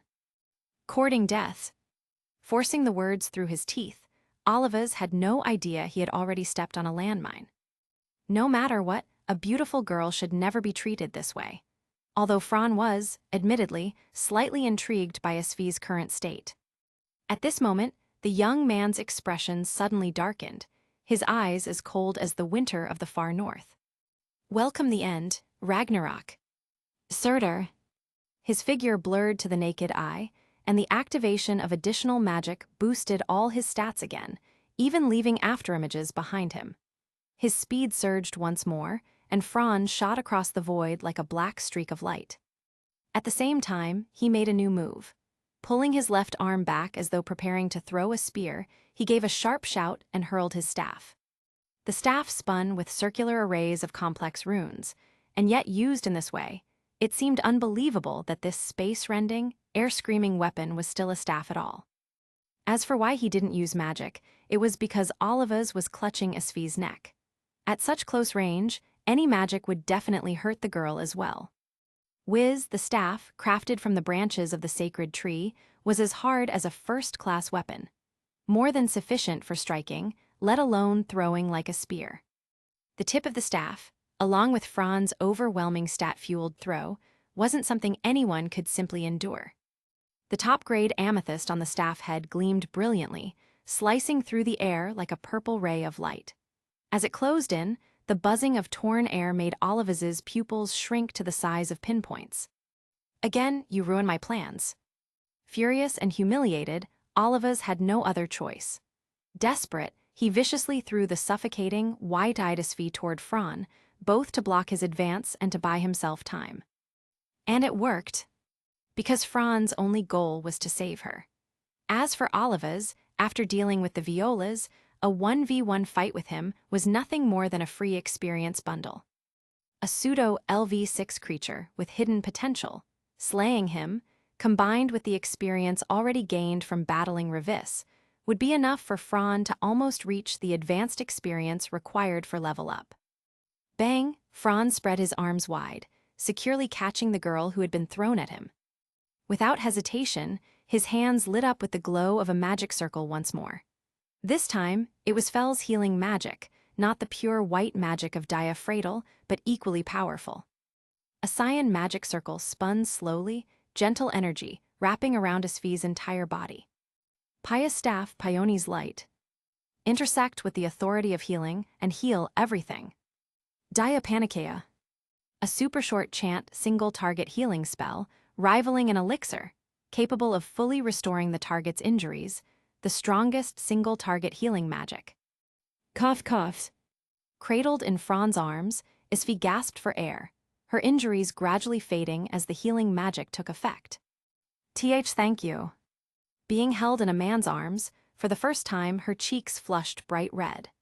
Realizing the shame bubbling up inside her, she instinctively buried herself deeper into him, ears red, looking adorably embarrassed. Her usual strict, calm persona contrasted with this red-faced, shy image in his embrace, leaving Fran utterly dumbfounded by the gap moe. Feeling the warmth of her body rise rapidly against him, Fran gave a wry, speechless smile. Had he just accidentally charmed Isfi, and she wasn't even resisting strongly? Could this be some sort of game? Why does my heart feel restless? After a short adjustment, Isfi, cheeks still crimson, nervously gathered her courage, stiffly lifting her head. That, Flame. Don't call me that stupid nickname. You can call me Fran. Okay, Mr. Fran, could you? Put me down. We're moving a little too fast. Fran's eyelids twitched, utterly speechless. Princess, just what kind of things are you imagining in that little head of yours? Meanwhile, as a high-level adventurer, his sixth sense keenly detected the stares from behind, filled with surprise, admiration, and amazement. Fran knew it was the members of Hermes Familia. And he was right. At that moment, including Lulun, they were all completely stunned by the interaction between Fran and their ever-serious captain. Hey, you've got to be kidding me. That serious, proper Isfi actually blushing in a man's arms. Didn't they say Flame Demon and Sword Princess were the ones with that relationship? No way, then doesn't that mean our captain? And no way, is Isfi going to become the mistress? Whoa, that's super romantic, like a love triangle. Isfi's so bold, to bear such heavy injuries for love, then let her beloved man perform a dramatic rescue, truly just like you. HMPH, I can already foresee the approaching storm. Goodness gracious, truly good gracious, our dear captain never ceases to amaze us. Chapter 161. The previous one also said the same tilde. HMPH, I can already foresee the approaching storm. Goodness gracious, truly good gracious, our dear captain never ceases to amaze us.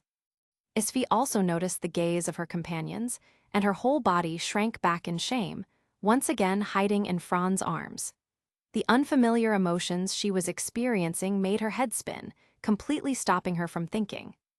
She had no idea that, in this short moment, her companions had even filled in their own imaginations with a soap opera-like love triangle. If she knew, she would definitely dig out a building with her toes, but her current mood wasn't much different. I am doomed.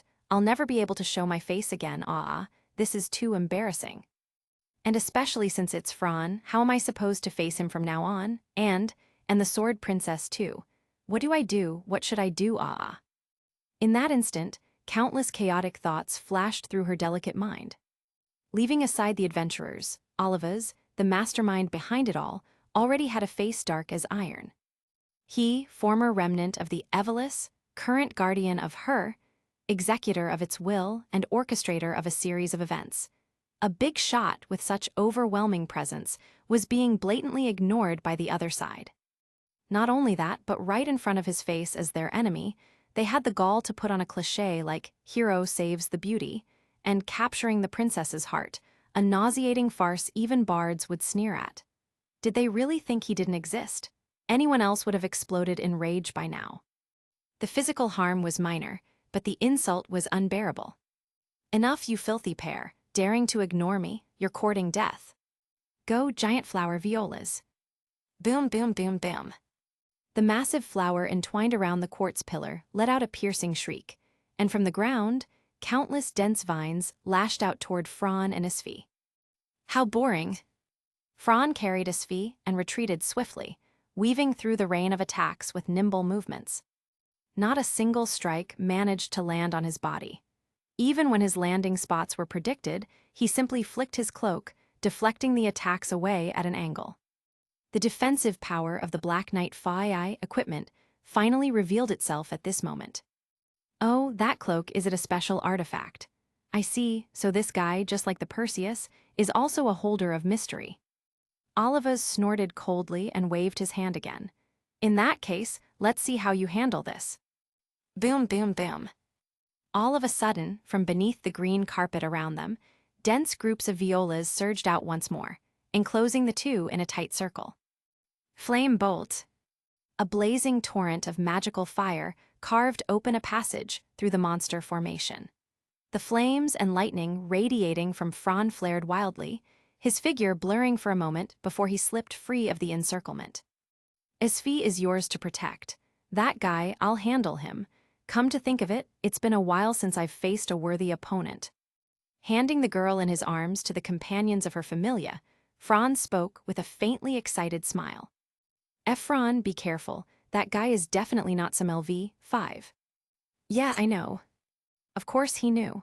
That man's power, speed, and the skill with which he subdued Isfi in an instant all showed he wasn't just some ordinary LV5. He might not even be LV5 at all. Haya, taking a deep breath, Fran charged back down the same path. Boom, boom, boom. Now unburdened by carrying Isfi, his battle power erupted to its fullest. His staff transformed into a spear staff, flashing like a black beam through the chaotic battlefield. Wherever he passed, the violas froze and then exploded apart. You bastard! Crushing, crushing, nothing but crushing.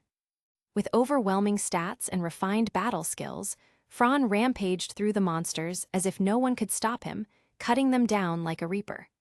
The figure shrouded in black and crimson thunder was etched deeply into the minds of everyone watching. So this is the power of the flame demon. He was just casting magic from the rear before, was he holding back all along? The adventurers of the Hermes Familia laughed bitterly at the display of Fran's might. All right, everyone, Fran will deal with their leader. Our goal is to wipe out these lunatics and violas and that giant flower's nest. Oh, you're calling him Fran now instead of Flame Demon, huh, Isfi? Luland, you. My, look how red her face is, Tilda. Oh yeah, shut up and fight. Watch your mouth or I'll rip it off, you stupid mutt. Haha, Isfi is just too fun when she's like this. Damn it all. The short-haired, blue-haired girl was teased relentlessly, and though she couldn't refute them, she was fuming inside. Looking at the suicidal maniacs ahead, her eyes sharpened. You bumped into my blade yourselves, don't blame me for being ruthless. Then the princess dove into the enemy ranks, swift and merciless. With the supreme mobility of her trump card, her flying boots, she threw the enemy formations into complete disarray. Some couldn't even self-destruct before their throats were slit by her short sword. Hey, Isfi, take it easy. Suisha rubbed her forehead helplessly. Falger, sorry, I'll trouble you to cover our rampaging captain. Haha, who would have thought you, the ever-serious elf, could tease someone like that? Thanks to Isfi's change, the whole adventurer party grew lively. Their morale soared, uniting them as one, and they fought back against the enemy with renewed vigor. Deep within the vast cave, Fran stood calmly. From the start of the battle until now, his ruthless decisiveness and overwhelming power had kept others far away from him, allowing him to return here without obstruction. Remnants of the Evelus, at this rate, you won't last much longer. The number of violas is dwindling too, so what's your last card?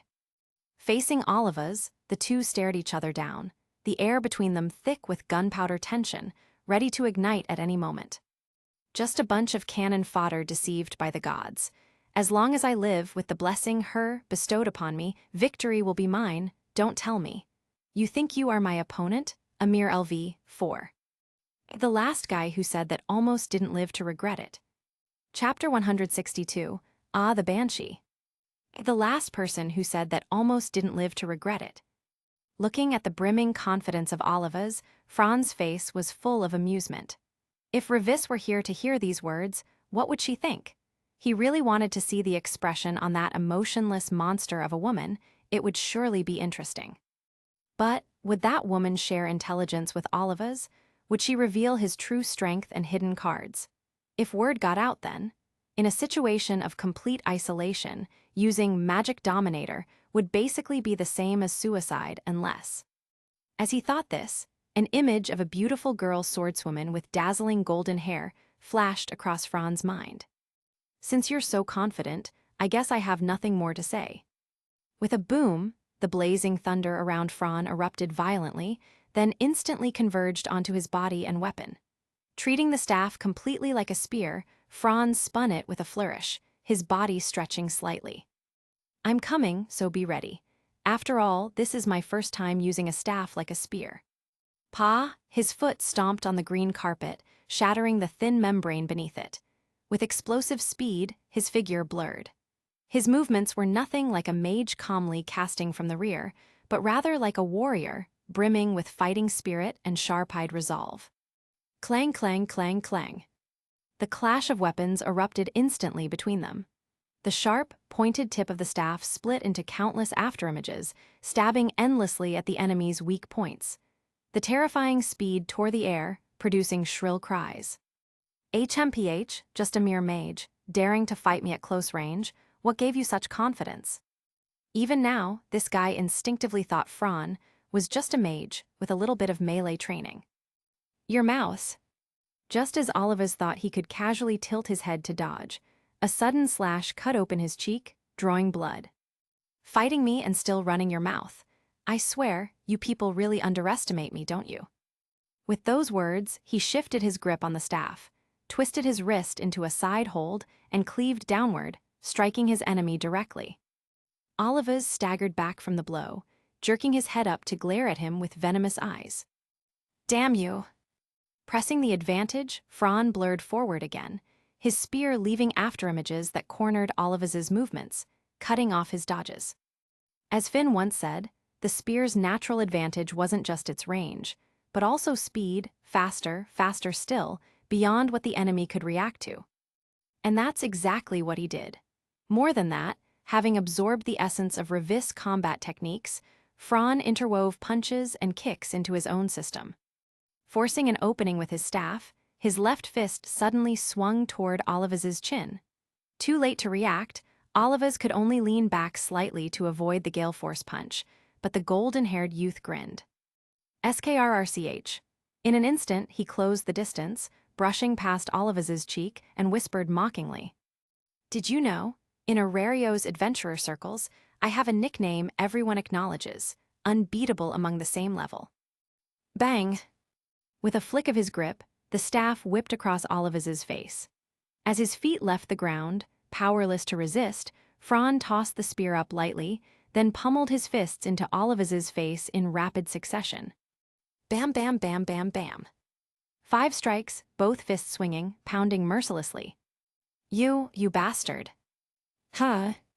Fran caught his weapon again midair, spun with graceful strength, and unleashed a whiplash roundhouse kick, his heels smashing into Olivas's nose, blasting him away. Boom, boom, boom. Ag. The brutal force shattered the ramhorn mask on his face, twisting his features grotesquely like a warped banana, hurling his body uncontrollably through the air. Fran's sharp, dynamic vision caught teeth scattering midair. He grinned and rushed again. Damn you, how dare you, how dare you? Pa, his answer was a storm of thrusts, suffocating in speed and overwhelming force.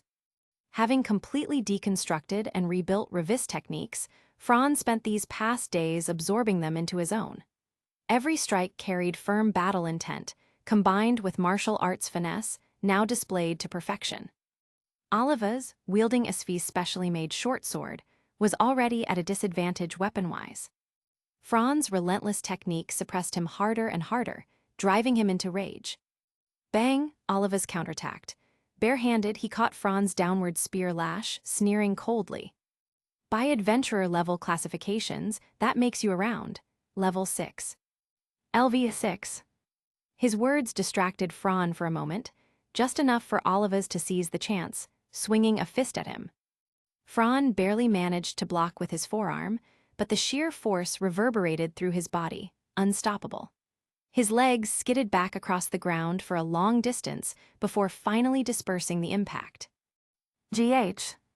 His forearm muscles visibly swelled red, the bones beneath aching faintly, forcing Fran to suck in a cold breath. Such heavy strength, the top of LV, 5. No, that's not right. Even a pseudo-LV, 6 shouldn't be this far beyond my ability. Then this guy. At that moment, Fran's savage strikes shattered the mask, revealing a gaunt, shadowed face beneath. This guy could he be? The adventurers all turned at once, freezing when they saw that face, especially the older ones. After all, Hermes Familia were experts in intelligence. Of the city's surface and underground affairs, they knew plenty. For example, about the 27th floor tragedy and about the Evelys.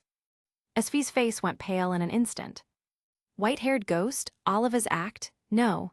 Impossible. You should have died during the nightmare on the 27th floor years ago. Why are you still alive? The impossible truth shattered Esfi's worldview. And taking advantage of the adventurer's shock at the revelation, the madmen of the Evelys and Violas charged together. Watch out!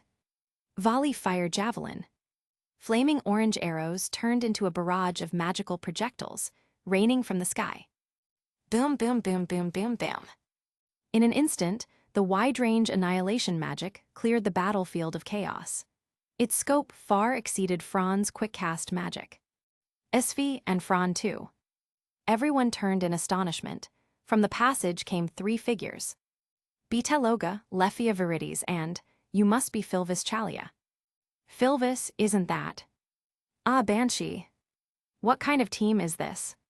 Who cares what kind, reinforcements are here, and that's all that matters. Chapter 163, A Human Monster Hybrid Tilde. Who cares what kind, reinforcements are here, and that's all that matters. Lephia destroyed the enemy's counterattack at the last possible moment, and then the 3 quickly regrouped with the adventurers of the Hermes Familia. Hey, that woman, what the hell is going on? Violas I know, but those strange guys in white robes, who are they? Esfi calmly and briefly explained to the 3. They are remnants of the Evelys. I think you understand if I put it that way. Huh, Evelys? Weren't those guys already smashed to pieces? Bitef froze for a moment. The very presence of those people was proof that Evelys still existed. I don't know what's going on either, but that man should know. Following Esfi's direction, Bitef, Lephia, and Filvis all saw the white-haired man facing off against Fran. When Oliva's cold and brutal face appeared before everyone's eyes, those who knew the information and those who didn't reacted completely differently. Bitef narrowed his eyes and bared his fangs. Lephia was utterly bewildered, and that last elf. Her lips split open as she bit down. The black-haired elf's expression twisted, and in her red eyes surged an endless hatred and fury she could no longer contain. She raised her voice. Oliva's act, you damn bastard, why are you still alive? The black-haired elf's furious cry drew the attention of everyone present, even Fran. His eyes narrowed into slits, glancing at the elf girl who was quite close to Lephia, his thoughts racing. Filvis Chalia, huh? Lephia, you fool, so you really did get tangled up with her. Is this what they mean when they say character decides fate? This is going to be troublesome later. With a sigh in his heart, the man who had been pulling the strings shifted his gaze to the white-haired figure. At this moment, the self-confident mastermind watched with interest the elf shouting at him. The corner of his mouth lifted as he recognized her. Ah, what? So it's you, that damned survivor. How was it the nightmare I created? That chaotic and cruel scene, the taste of despair, wasn't it exquisite? Ha ha ha ha ha. As he laughed, Olivas suddenly seemed to remember something. The madness slowly receded, and instead he took on a reverent, almost devout expression. But as you all know, during the nightmare of the 27th floor, I did indeed die. However, in that moment between life and death, I was resurrected by her. That's right, no one can compare to me because I've been given a second life. Look, this wonderful body, this blood flowing inside me, this warmth, all of it was bestowed upon me by her. Saying this, Olivas unexpectedly tore off his cloak, revealing his body. Before the wide eyes of everyone, the flesh on his chest writhed, and finally a large magic stone emerged. Seeing this horrifying sight, the adventurers were aghast. The fanatic tilted his head slightly, his lips twisting into a manic grin, like someone who just had a wisdom tooth pulled, full of sinister smugness. A magic stone? That's impossible. How can a human possibly have a magic stone? Unless, this form, you bastard.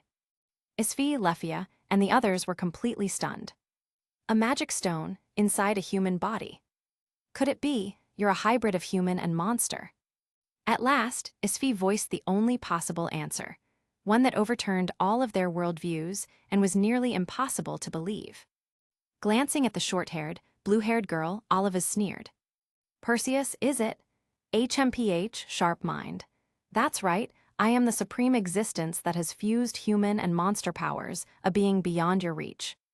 An existence like me, do you really think mere weaklings blessed by the gods can defeat me? Ha ha ha ha ha ha, don't make me laugh, we aren't even on the same level. Let me tell you, humans have limits. In Fran's mind, he almost saw a scene. Adventurer, I'm no longer human. Everyone was completely stunned, their minds blown away by this terrifying, grotesque revelation. A human-monster hybrid? How could such a thing exist? This was far beyond their understanding. As her follower, I can hear her voice. She longs to see the sky, to claim the sky. But for her, buried deep in the dungeon, to gaze upon the sky, that city on the surface is in the way. It must, absolutely must be destroyed.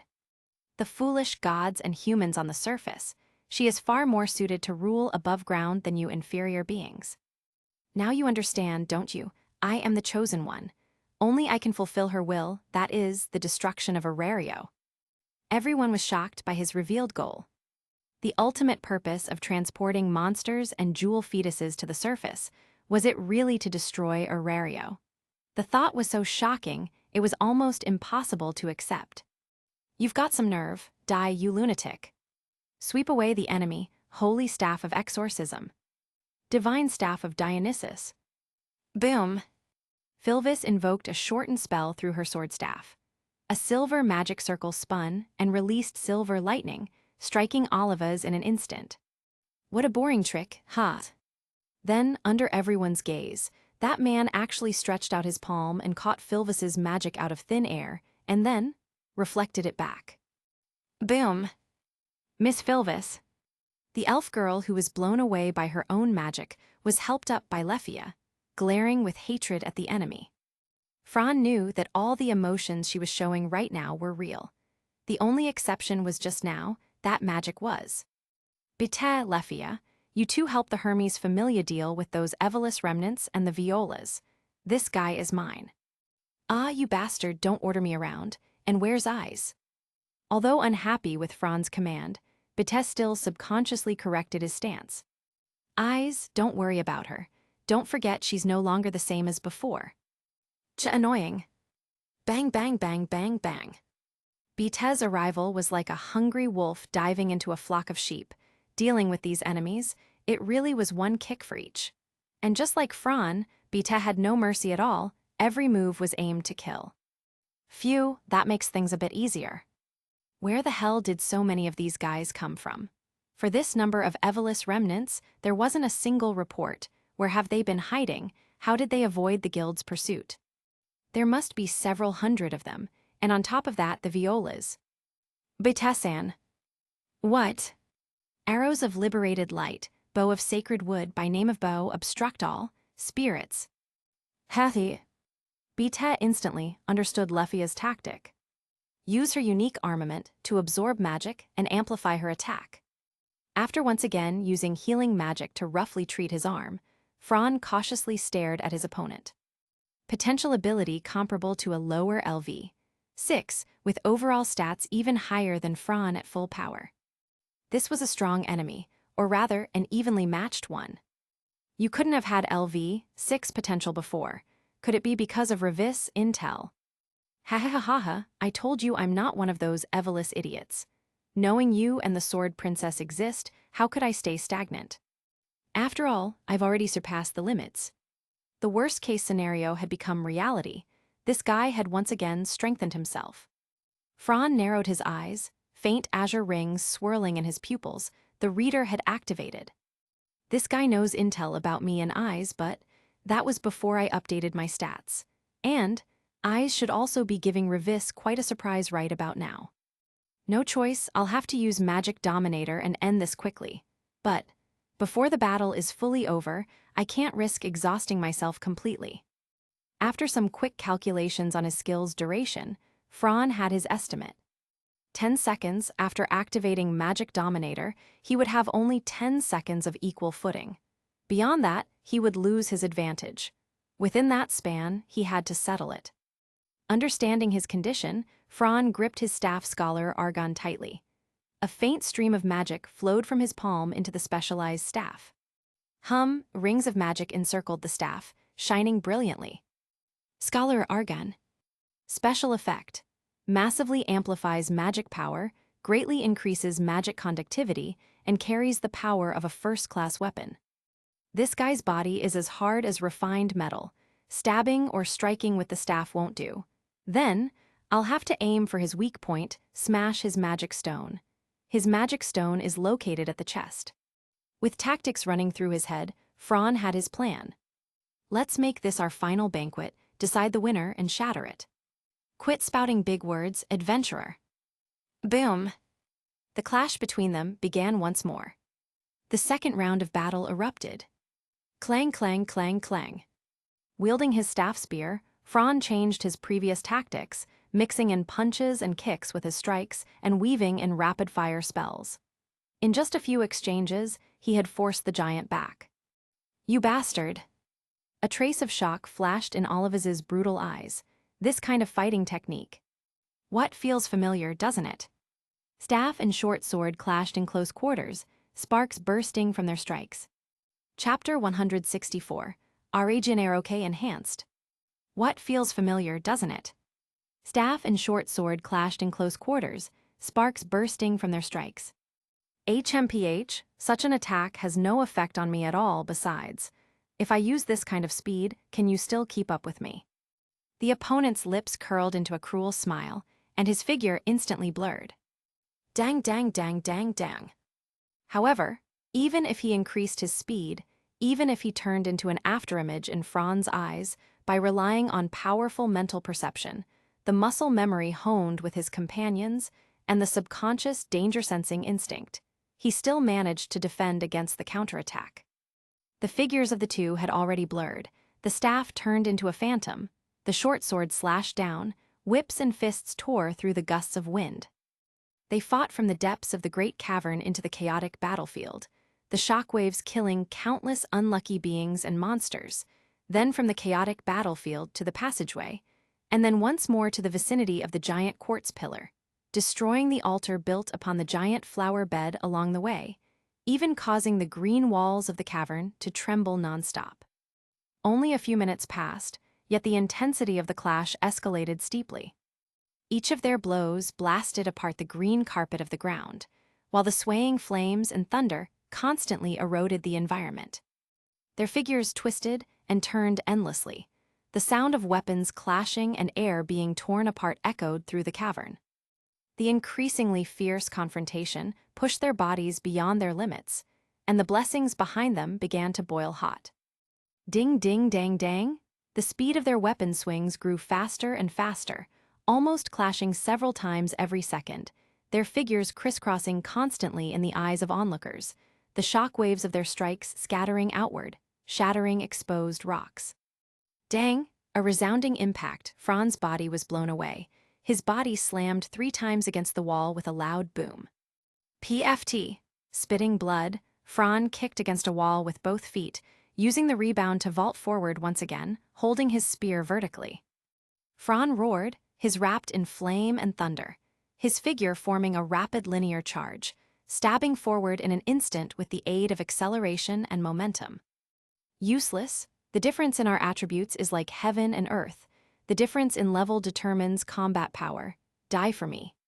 Facing Fran's second attack, Oliva's remained unhurried, even having the leisure to taunt. As expected, he did not confront the attack head-on, but instead dodged away. Huh?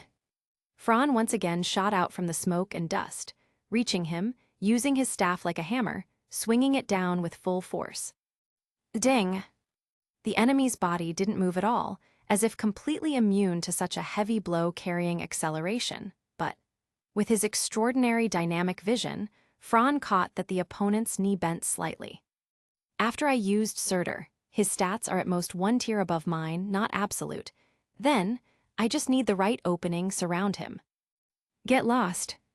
A whip kick turned into an afterimage, Olivas's face twisted with ferocity as his foot smashed into Fran's chest. Crack! With the sound of bones breaking, Fran was sent flying again. This time, luck was not on his side. He rolled countless times across the green carpet before finally forcing himself to a stop. Cough, cough, cough, cough. Lying on the ground, he coughed up blood miserably, golden eyes bloodshot. The difference between a LV 5 and a lower-tier LV 6 was displayed in full at this moment. But the truth was, the man named Fran Argon was only an upper-tier LV 4 adventurer. A battle across 2 levels. That guy, is he trying to burn himself out? Tgthegood crushed an enemy's neck with a kick, his peripheral vision catching sight of Fran coughing blood on the ground, and he suddenly understood. He really has guts. But he knew, if they hadn't arrived, Fran would never have attempted such a reckless tactic. Precisely because he had their backup and protection, he could act so crazily. This guy used me as a tool again. How many times has it been already, damn it? Tgthegood curled his lips, annoyed, his tail twitching in irritation. Bibate, Mr. Fran, he. Get back here, idiot. That's a duel between those two. If he wants to play hero, what do you think you're doing interfering now? But. No buts. If he were going to die from wounds like that, he'd have died long ago. Recalling his companion's heroic figure as a LV 2 on the 17th floor, that Tsundir Bite knew clearly, that man was born for such moments. Are you sure he's fine? Isfi moved closer deftly, her eyes glancing at Fran with a grave expression. Though she appeared calm on the surface, inside she was already anxious to the point of agony, as if her heart were roasting on fire, unable to focus even in battle. What emotion was this taking root? She hadn't realized her own change. You're all underestimating him. Though Beta said that, deep down he felt a strange unease. Cough. Wiping the blood from the corner of his mouth, Fran planted his staff into the ground and staggered to his feet. He tilted his head slightly upward, staring at his opponent's wild laughter, feeling the weight of his own battered body. Each breath stabbed pain into his chest like needles, his organs throbbed, his body trembled uncontrollably. Ribs, 6, no, 8 broken, just from one strike. If it were a normal LV 6 adventurer, they could never inflict this much damage on me, so this is a creature. Whether it was Revis or Oliva's, both had steel-like bodies and overwhelming strength, each of their strikes forcing Fran to fight with everything he had. His arms trembled numbly, muscles torn, bones fractured, his torso heavily injured and ribs broken. It had already begun to cripple his fighting. But it's enough. Enduring injury, he had already gathered enough to understand the enemy's full abilities and information. It was time to unleash everything. Smiling through blood, Fran's terrifying grin and battlefield gaze made Oliva's frown mid-laughter. Heh, what can that broken body of yours still do? What a joke. Is that so? Then I'll show you what this broken LV 4 adventurer can do. By the end, Fran was already shouting. He couldn't fall here. He still wanted to chase the unknown. He still had the dream of becoming the king of a harem. Such an enemy was merely a roadblock on his thorny path, one he must defeat. Stumbling forward, he forced his battered body to step. If strength isn't enough, then compress all my power into a single moment. With a twisted grin, he straightened his back. If skill isn't enough, then I'll burn my ambition into faith. His steps grew faster with each whisper. To defeat you, That is the weight I must carry on my journey." As his words fell, Fran angled his staff to the ground and began to sprint. Ragnarok. Crackle, black flames, and crimson thunder entwined him once again, his accelerating figure blurring, trailing a droplet-shaped distortion. "That's it, an auxiliary magic. Ha ha ha ha ha ha, what a joke. I thought you had something new, flame demon. So this is your full strength? Pathetic, is that all you are?" Olives froze for a moment, then laughed even louder. Facing his enemy's mockery, Fran's gaze did not waver. Instead, his face showed a pitying, mocking smile, the compassion of one looking at ignorance. "You think this is the end? Ignorant fool, how laughable." Ragnarok. Boom. As a raging pillar of pitch-black flame and entwined crimson lightning surged skyward, like a demon god from hell, his figure twisted, swaying, layered with overlapping phantoms, sometimes merging, sometimes scattering. The overwhelming clash of light and shadow instinctively froze everyone's movements. All eyes turned in unison toward this sight. "Are you ready, monster?" A ghostly whisper, like the voice of a demon, seeped from the black pillar of flame into Olives's ears, chilling him to the bone. Chapter 165. Burn all to nothing, Flames of Surtur Tilda. "Are you ready, monster?" A ghostly whisper, like the voice of a demon, seeped from the black pillar of flame into Olives's ears, chilling him to the bone. For the first time, Fran unleashed his own magic's second state. Once again, he repeated the incantation unique to his magic, and black flames entwined with crimson lightning erupted from his entire body, expanding outward with him at the center, far more violent and surging than ever before. Enveloped in fire and lightning, Fran's figure began to distort within the flickering flames, leaving only a humanoid silhouette that twisted and stretched along with the burning black fire. Only a pair of golden eyes, glowing with blue halos, remained as the sole light within the dark flames and lightning. With a boom, the two clashed once again. But this time, Olives no longer wore his calm demeanor, his entire face twisted in tension. Gritting his teeth, he blocked the descending staff, glaring with furious, tyrannical eyes as he roared curses. "You despicable bastard, what the hell is going on? This power, impossible. A mere adventurer." "Ha, a mere adventurer, huh? Then take every single one of my blows, bastard." With the roar of flames and thunder, and the piercing sound of the wind, weapon clashes rang out one after another as Fran and Olives fell into a fierce battle. As another round unfolded, Fran deeply grasped the essence of power, speed, and control to the finest detail. His attacks surged like raging waves, constantly pressing down and shrinking the enemy's space to move. "Damn it, are you sure your stats are only LV4? Facing the suffocating pressure of Fran's relentless combo, Olives widened his eyes, utterly disbelieving. "Looks like the pressure I'm giving you isn't enough if you still have time to talk." With a cold sneer, Fran's staff suddenly turned the color of smoldering orange-red steel, and violent magical energy surged violently. Firebolt. With a bang, the staff wrapped in a ring-shaped magic circle shot forth as an orange beam of light, tearing through with dazzling brilliance in an instant. Squelch. Boom. What? The blazing shot of magical flame struck Olives's shoulder, and the stench of burning flesh hissed from the gaping wound. "ASHH, damn you." With a boom, Fran gripped his staff with both hands and swung with all his might, blasting Olives away. Even with his arms crossed in defense, Olives could not fully withstand the violent impact. He was wounded. Sizzle. The flesh on his shoulder was charred, his entire right arm useless. With a grim expression, Olives glared at Fran's staff. "What is that? Why can you infuse magic into your weapon?" Fran ignored him. Taking a step forward, his figure blurred again, and as his lips moved, he once more chanted the magic name, Fireblot. The staff in his hand flared with blazing magical fire. "Reusing the same trick, you underestimate me." Knowing the power of this move, Olives, this time he wouldn't take it head-on. As long as he dodged, he'd be fine. But he failed to notice the faint, sinister grin curling at the edge of Fran's lips, like a scheming jester's smirk. Facing Fran's finishing strike, Olives raised his hand and shouted, "Giant violas, defend me." Wrestle, wrestle. Brown vines, different from the usual green, burst out from the mossy ground, weaving into a sturdy barricade under his command, cutting him off completely from Fran. Yet Fran's expression never changed. His speed under the second stage, magic only grew faster, stronger, more violent. Magic domination, activate.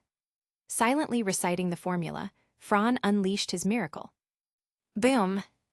A terrifying transformation erupted from his body. The black smoke and crimson lightning that had already expanded 2 meters outwards now doubled, swelling nearly 4 meters thick. He became like a drop-shaped fireball, his deep, savage aura pressing into the hearts of everyone present. What is that? None had ever seen Fran like this, not even Bete or Lefia. Isfi, Lulun, Falger, and Suisha of the Hermes Familia were just as stunned, halting their battles to gaze at him, awe-stricken. Even the fanatics of the Evelis, realizing their defeat was sealed, trembled before the sight of what seemed like a real flame demon, their souls etched with terror that could never be erased. By pouring the second stage of Surtur together with firebolt into my staff lance, then amplifying it with magic domination, this move. This is my finishing move. Burn all to nothing, flames of Surtur Surtologi. Slash. The barricade of violas and its vines was pierced like fragile bubbles, effortlessly destroyed.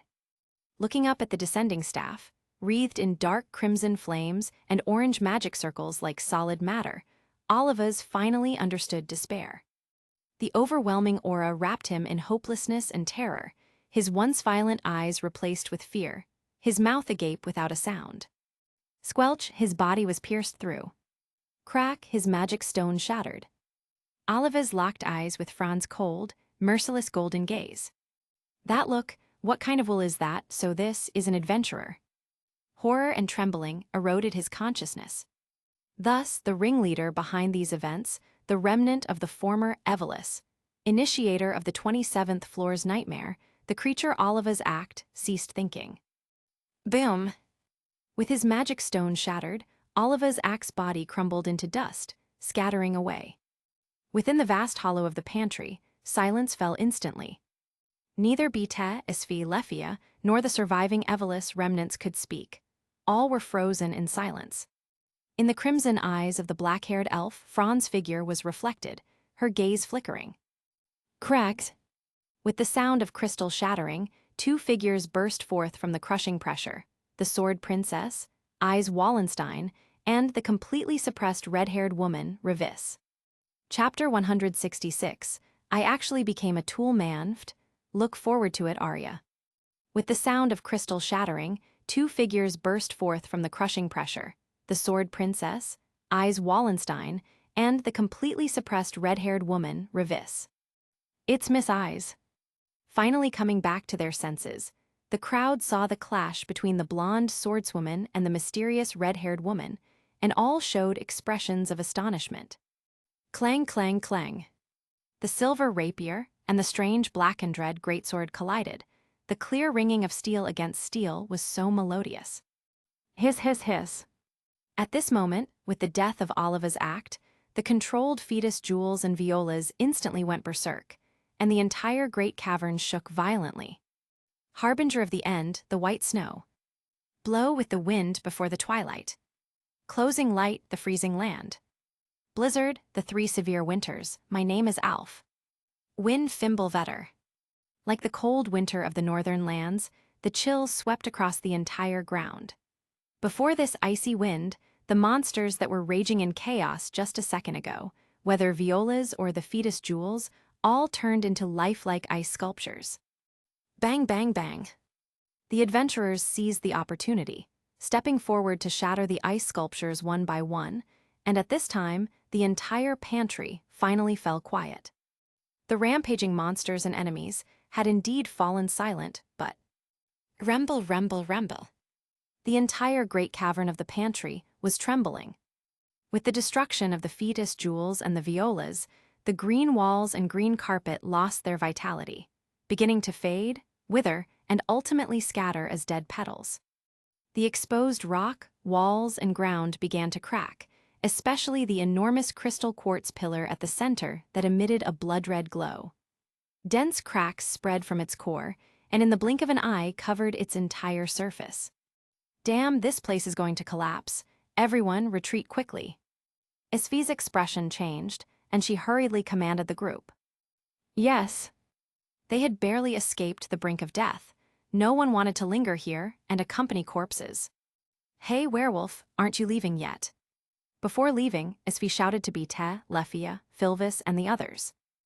That guy turned into that state again. Don't tell me I have to carry him back. Bete looked at Franz slumped on the ground with that pitiful look, and his nose twisted with anger. It was you putting on airs before, and now you're in this state, and I still have to haul you. I actually became a tool man. Eyes, hurry up. As the great cavern rapidly collapsed, the fierce battle between the two women broke apart. Bang, blocking Eyes' attack, Revis used the huge force of impact to pull away from her opponent. Standing by the massive crystal pillar, she looked coldly at the adventurers before her. Ha, that idiot got killed, did he? Not finding Oliva's anywhere, her emerald eyes finally landed on the golden-haired youth sitting weakly on the ground, his face bitter.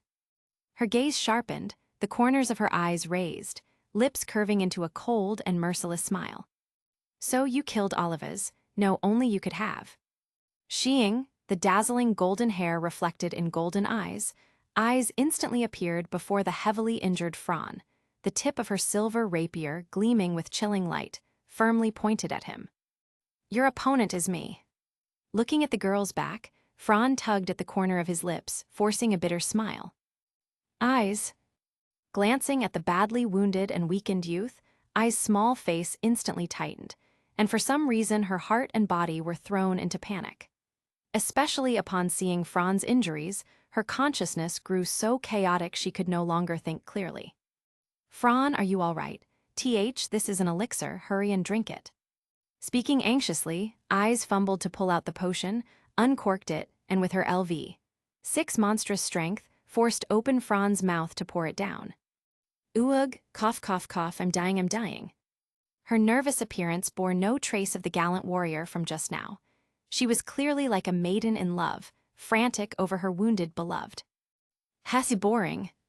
The woman scoffed, then raised a trace of long-lost emotion.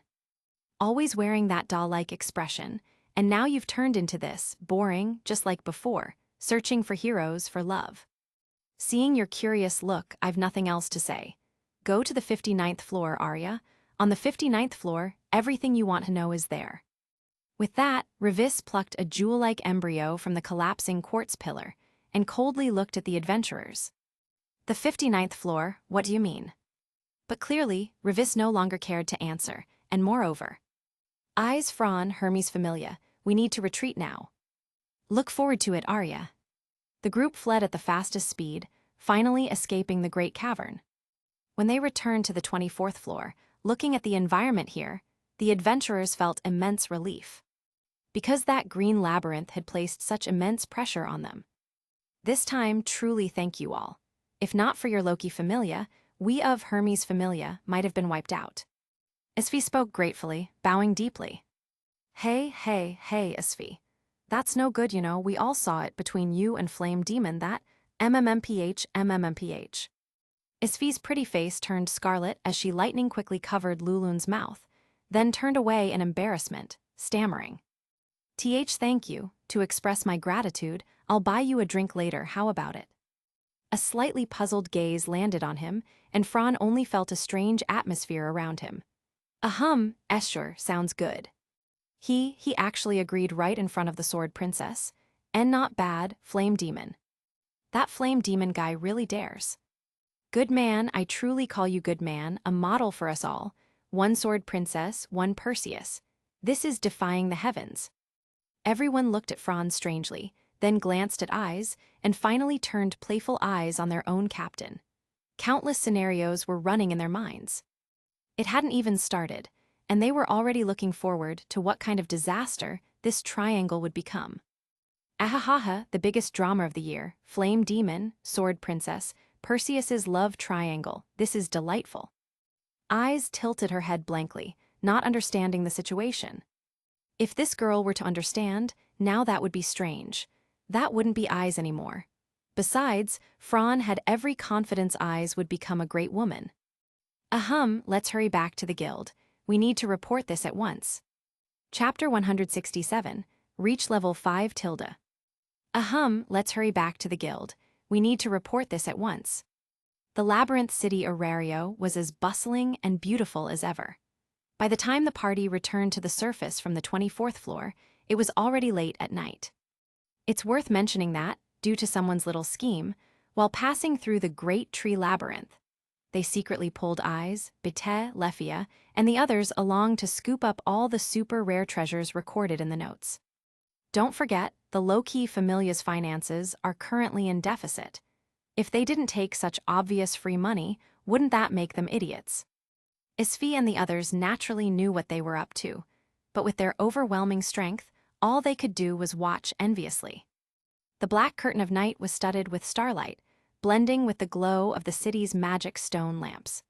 The dreamlike scenery made people unconsciously immerse themselves in beautiful fantasies. This was the very charm of Orario.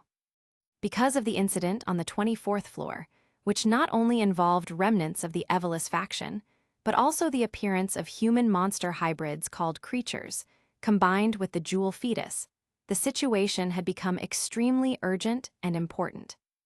Thus, Isfi's and the other Hermes Familia members bid farewell to Fran and the others at the gates of Babel, intending to report the intel to their god Hermes as soon as possible. Likewise, they also had to give an account to their client Fels and collect a hefty reward. Well then, we'll part ways here. Isfi was saying goodbye to Fran and Eyes. Regarding the remnants of Evelys, you must be extra careful. I have a feeling this matter is far from over. Oh, especially your god, that cheerful troublemaker might dump a whole basket of problems on you again. After all, Lord Hermes seems to be getting very close with Lord Aranos lately. If judged by relations, the Hermes Familia and the Loki Familia were by no means allies, since the guild stood between them. The guild had concealed certain information from both the Loki Familia and the Freya Familia, which led to mutual distrust. And the flashpoint was the attack at the monster Philia. Lord Hermes, forget it. I've long since resigned myself to being unfortunate. Isfi wanted to say more, but recalling her god's conduct, all her words dissolved into a long sigh. No, you're just an excellent tool, Fran muttered inwardly. Then, just as they were parting at the ornate fountain in the central square, Isfi suddenly ran back. There stood the princess with aquamarine hair, her refined and valiant face flushed red as she boldly invited him on another date, making everyone once again revise their understanding of their captain. ASV took the initiative. HMPH, in love a woman should strike first. Don't forget we're adventurers, what matters is courage. Some gave blessings, others smiled slyly, waiting to see drama unfold. The atmosphere was lively. But only Lefia, the elf girl, broke down watching this scene. Her bloodshot eyes, if looks could kill, would have already reduced Fran to ashes. Well then, goodbye. Watching the white cloak finally vanish from sight, Fran turned to stand beside Eyes. Date? Eyes tilted her head, her gaze confused. A date. It's a way for men and women to deepen their relationship. Oh, that's a date. Then, does my morning training with you count as a date? Of course. Then let's always have dates.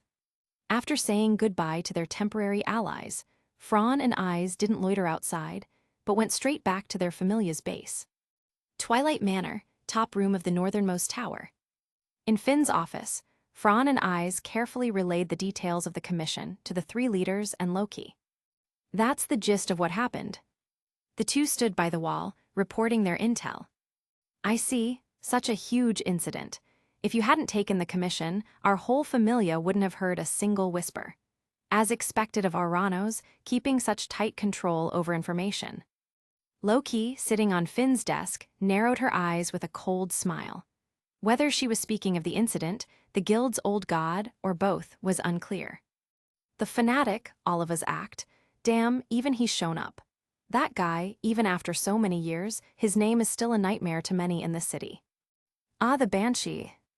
She was the only survivor of that tragedy on the 27th floor back then, right? Yeah. Gareth sighed heavily in his specially made chair. And worse still, that guy has turned into a human monster hybrid, capable of strengthening himself by devouring magic stones like a strengthened variant. If Fran and I's report is right, that mysterious red-haired beast tamer is also a hybrid. Comparable to a level 6 adventurer, that's troublesome. Finn glanced at the documents on his desk and sighed. According to that red-haired tamer, we're to head to the 59th floor. That's uncharted territory, though it's already our expedition target. No one knows what secrets lie on the 59th floor. Makes me curious. Eyes, what do you think? Finn decided to ask the person concerned.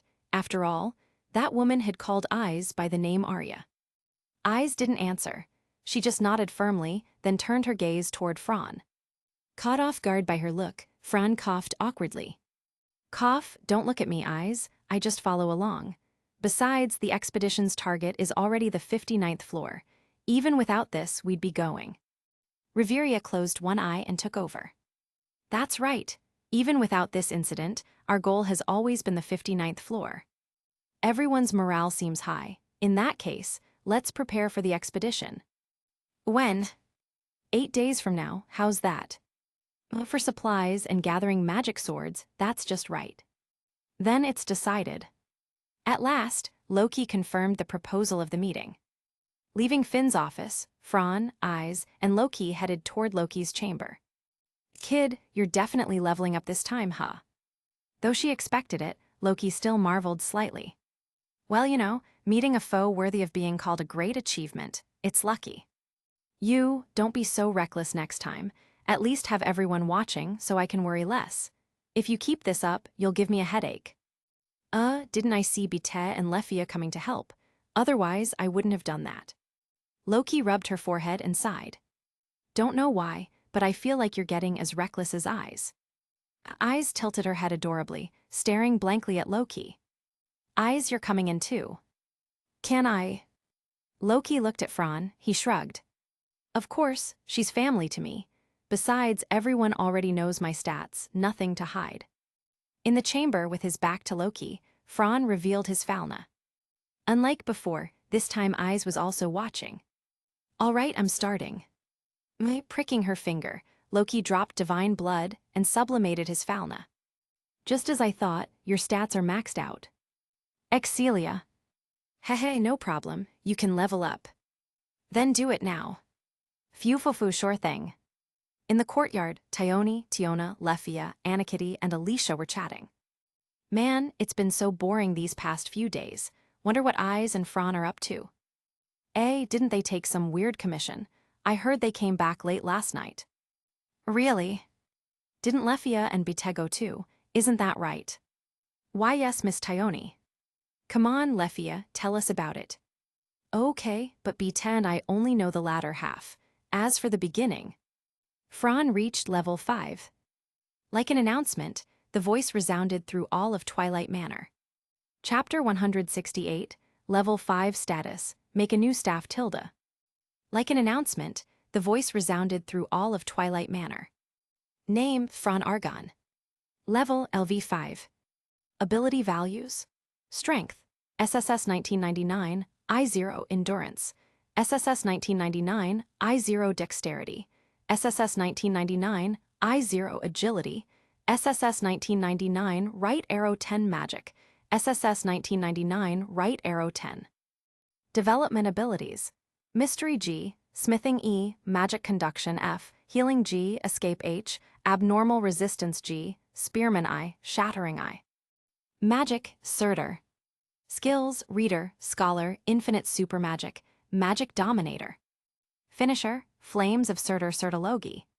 The chatting girls froze for a moment, then all rushed together toward Loki's divine chamber.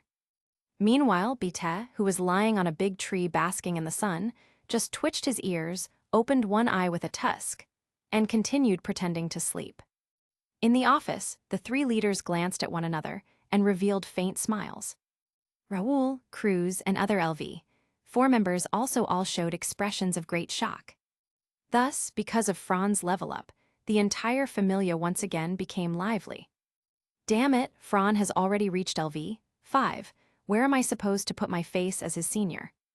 The next day, Raoul sat in the cafeteria, face twisted in distress, staring at the food before him as if chewing wax, with no appetite at all. Not just him, Cruz was the same, looking thoroughly depressed. On the other hand, the black-haired catgirl Anakitty calmly sipped vegetable soup, the savory broth bursting in her mouth, making her squint in enjoyment as her cute cat ears twitched, clearly in a good mood. Anakitty, say something too, don't tell me. You're not worried at all. Miss Cat kept smiling while enjoying her breakfast and adorably rolled her eyes. Men being stronger than women gives us a sense of security, you know? Especially someone like Fran, who's both handsome and gentle, a real warm guy. The hell are you serious? Seeing Anakitty's expression of admiration, the bread in Raoul's mouth dropped straight out. "En no way, hey, Anakitty, get a grip. That's Fran we're talking about, and he's with eyes. HMPH, what do you men know? A real hero could never belong to just one woman. I'm sure Eyes thinks the same, just like the captain." Then another voice chimed in. "Yeah, as long as Fran says the word, tons of girls would throw themselves at him. Nobody would mind becoming his wife." "Elfie, what nonsense are you spouting? That's way too embarrassing, ah." As an elf, Lefia's entire face flushed scarlet, unable to hold back anymore. "What, Lefia? Look at your red little face, don't tell me you don't have the same thought. Haha. At the pace Fran is leveling up, it's only a matter of time before he becomes someone like Lady Riveria. The key is, he's strong, gentle, and handsome." I can't take it. I'm not listening. Hadatohata. Congratulations, Fran." On Ai's expressionless pretty face, a faint smile of joy appeared. "Thank you," Fran replied cheerfully, then lowered his gaze to the status sheet, sighing. "A first-class adventurer, LV5. I've finally reached this stage." Loki patted his shoulder with a grin. "Impressive, Fran. In just over a year, you've risen to LV5, and that's not even the most important part. The key is, you haven't neglected your foundation. You're not some newbie who only knows fighting and nothing else. In this regard, very few in the whole familia can compare." Indeed, Fran wasn't just a battle maniac. He also possessed unfathomable knowledge. There is one truth, universal across any world: knowledge is power. No matter how strong you become, no matter what your limit is, no matter how fast you grow, this remains an absolute truth. As a first-class adventurer, Fran had reached a high level in ability, skill, strategy, experience, perspective, and craft. His growth had no weaknesses, but rather was fully developed. If becoming LV5 in just over a year might someday be surpassed, then, achieving such balanced, flawless development alongside it, that would absolutely never be matched by a second person. "What are your plans next, Fran?" Eyes slightly lowered her head, fiddling with her fingers, her cheeks tinged faintly red. "Plans?" Remembering the battered, broken dual staff he had left on the workbench in the magic workshop, Fran's mouth twitched. The enhanced Certology, stacked with boosts from Magic Dominator and Scholar, combined with Flame Bolt, had overloaded it with magic, and the staff now needed to be reforged. Just thinking about it gave him a headache. Wasn't Mithril supposed to massively increase magical conductivity and durability? Why was it different for him? Actually, it was just his own fixed ideas binding him. Didn't he realize just how strong his magic was? Even without the amplification from Scholar and Magic Dominator, his innate magic stat alone already rivaled LV6. With doubling and super amplification, his magic output was already nearing, or even surpassing, Riveria.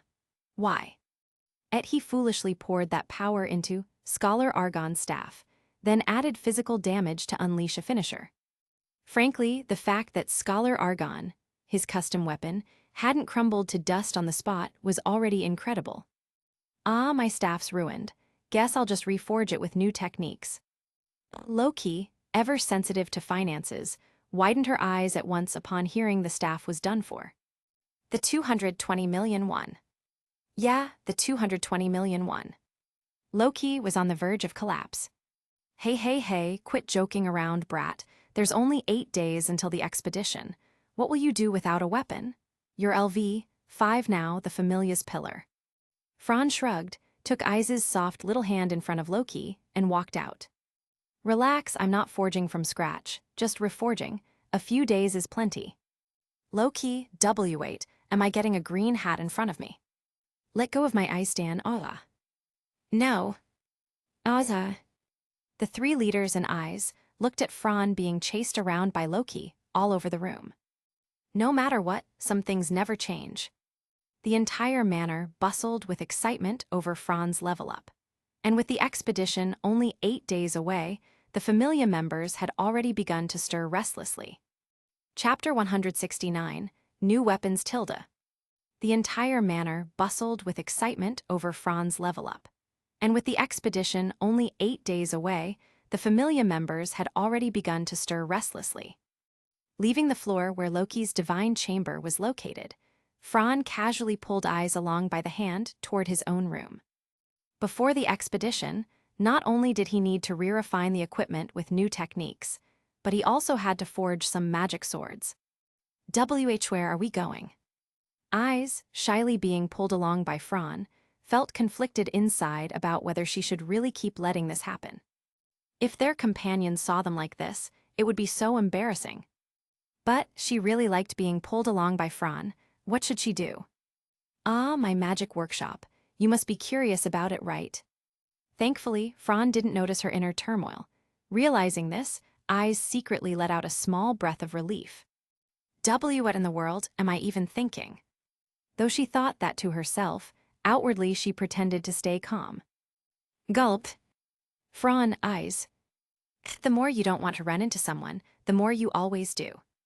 At the central staircase of the mansion, upon hearing a familiar voice, the two raised their heads. There they saw Tiona, Lefia, Anakitty, and Elfie, a whole group of girls smiling at them, with Tiona being the liveliest of them all. In an instant, a blush spread across I's cheeks, from her neck all the way up to her ears. Being seen like this, she wanted to just disappear. It's over, it's over, it's over. This is so embarrassing. Fran, however, didn't react much. Everyone knows already, so what's there to be embarrassed about? He gave I's little hand a squeeze, teasing her with a smile. Like a mosquito's buzz, she let out a faint sound, showing a cute side of herself. Meanwhile, Tiona approached with a mischievous grin, her eyes full of curiosity. So where are you two going? To my magic workshop. What about you all? HMPH, of course we're continuing our training. We can't slack off. I see. Well, good luck then. Just as they were about to pass the group, Tiona cracked her knuckles with a cold smile, dark circles under her eyes. You'd better treat I's well, Fran. Otherwise, I'll break every single bone in your body, one by one, and then crush you into dust. Fran's face darkened, feeling a chill run down his spine. Hee, Tiona, don't scare Fran like that. Look, his face turned pale. This world is tragic. Other than Captain Finn, not a single man is worth anything. HMPH. Quickening his pace, Fran hurried away from the scary woman. Hey, Lefia, why are you crying again? Miss I's and Fran together. What am I supposed to do? Elfie then delivered a perfect assist, gazing dreamily at the sight of Fran and I's walking away hand in hand. That's easy. If you can't beat them, just join them. Why, you Elfie, how shameless can you be? HMPH, you're just a stubborn, old-fashioned elf. No wonder you'll never win. I challenge you to a duel. You're LV3, I'm just a LV2, you know. Thud. Lefia collapsed weakly to the ground. In the underground magic workshop beneath their base. After leading I's down the hidden staircase to the very end, Fran finally arrived. So this place, it's directly beneath the familia's headquarters. I's, with her sharp senses, quickly grasped their position, looking thoughtful. Yeah, back then I had the Goibniu familia remodel it. Loki suggested that since it's a item maker's workshop, it should have a little bit of mystery. So it ended up like this, a god sense of mischief, I suppose. As he spoke, Fran sorted through his gear from the corner, placing them onto the workbench. The Knight Phi set was heavily damaged and needed repairs. Short sword number 5 was lucky it hadn't been consumed as a finisher, so it was still intact. But, as for the weapons overall, their state left him conflicted. Whether it was short sword number 5 or scholar argon, both were third-ranked weapons. Their sharpness, magic amplification, and magic durability were all top class. But the problem was that in his current state, he didn't actually need more destructive power. His magic and skills were already overwhelming, and their side effects left him weaponless midway through battles. So he had to choose now: keep the power, sacrificing endurance, or reduce power in exchange for an unbreakable property. "What do you think I should choose?" Unable to decide, Fran asked Eyes for her thoughts. "If it were me, I'd choose unbreakable. For us adventurers, just having a weapon is always better than none, even for someone like you. Besides, you're magic, Fran." Without her finishing, Fran already understood. Like Eyes's, his magic had overwhelming destructive power, but it also took a toll on both himself and his weapons. The answer was clear. "I get it, then. I'll lower the strength and remodel them into special armaments." Over 5 days, Fran devoted himself entirely to upgrading his equipment, only stopping for meals and necessities. By the end of the 5th day, the armor was repaired and the weapon upgrades were complete. A 2-handed staff with the unbreakable property? This is the first time I've ever seen that. Are you really even a mage? The story of Fran using his staff like a spear had already spread throughout the Familia. Now that he had even reinforced it with the unbreakable property, everyone could only gape in disbelief. Sure enough, while eating lunch in the cafeteria, Tiona and Tyone immediately started poking fun at him. Well, mages have all sorts of troubles. Enemies always want to fight up close, so I don't see a problem with turning my staff into a spear. And besides, my spear techniques were taught personally by Finn. Even my latest development abilities are Lancer and Shatter. Development abilities. Spearman slightly increases all attributes when using a spear. Shatter increases destructive power against non-living objects. For some reason, Fran felt like his path as a mage was veering off track, but thinking it over again, maybe it wasn't. What kind of mage can't fight in close combat? Even Reveria's agility and dexterity were ranked C, and she was known as one of the best archers in all of Orario. That's right, Lady Reveria is amazing even in close combat, you all know that. Nibbling on a fruit, Leffia retorted earnestly. I just don't get you mages. Why bother with melee combat skills? Just focus on chanting magic properly. You don't understand, this is faith. Holding his tray, Fran stood up with a grin, teasing the sisters. By the way, Fran, isn't Eyes usually glued to you? Where is she today? She said she wanted to wander around by herself. Maybe she just needed some time to relax. Hearing this, everyone grew thoughtful. On the surface, they were all laughing and joking, but creatures, the unknown 59th floor, new monster variants, and the resurfacing of the Evelys faction, one after another, these abnormal incidents left them with no choice but to stay cautious. After all, they were the low-key Familia, Orario's strongest fighting force. If any threat to the city appeared, it was only natural that they would be the first to face it.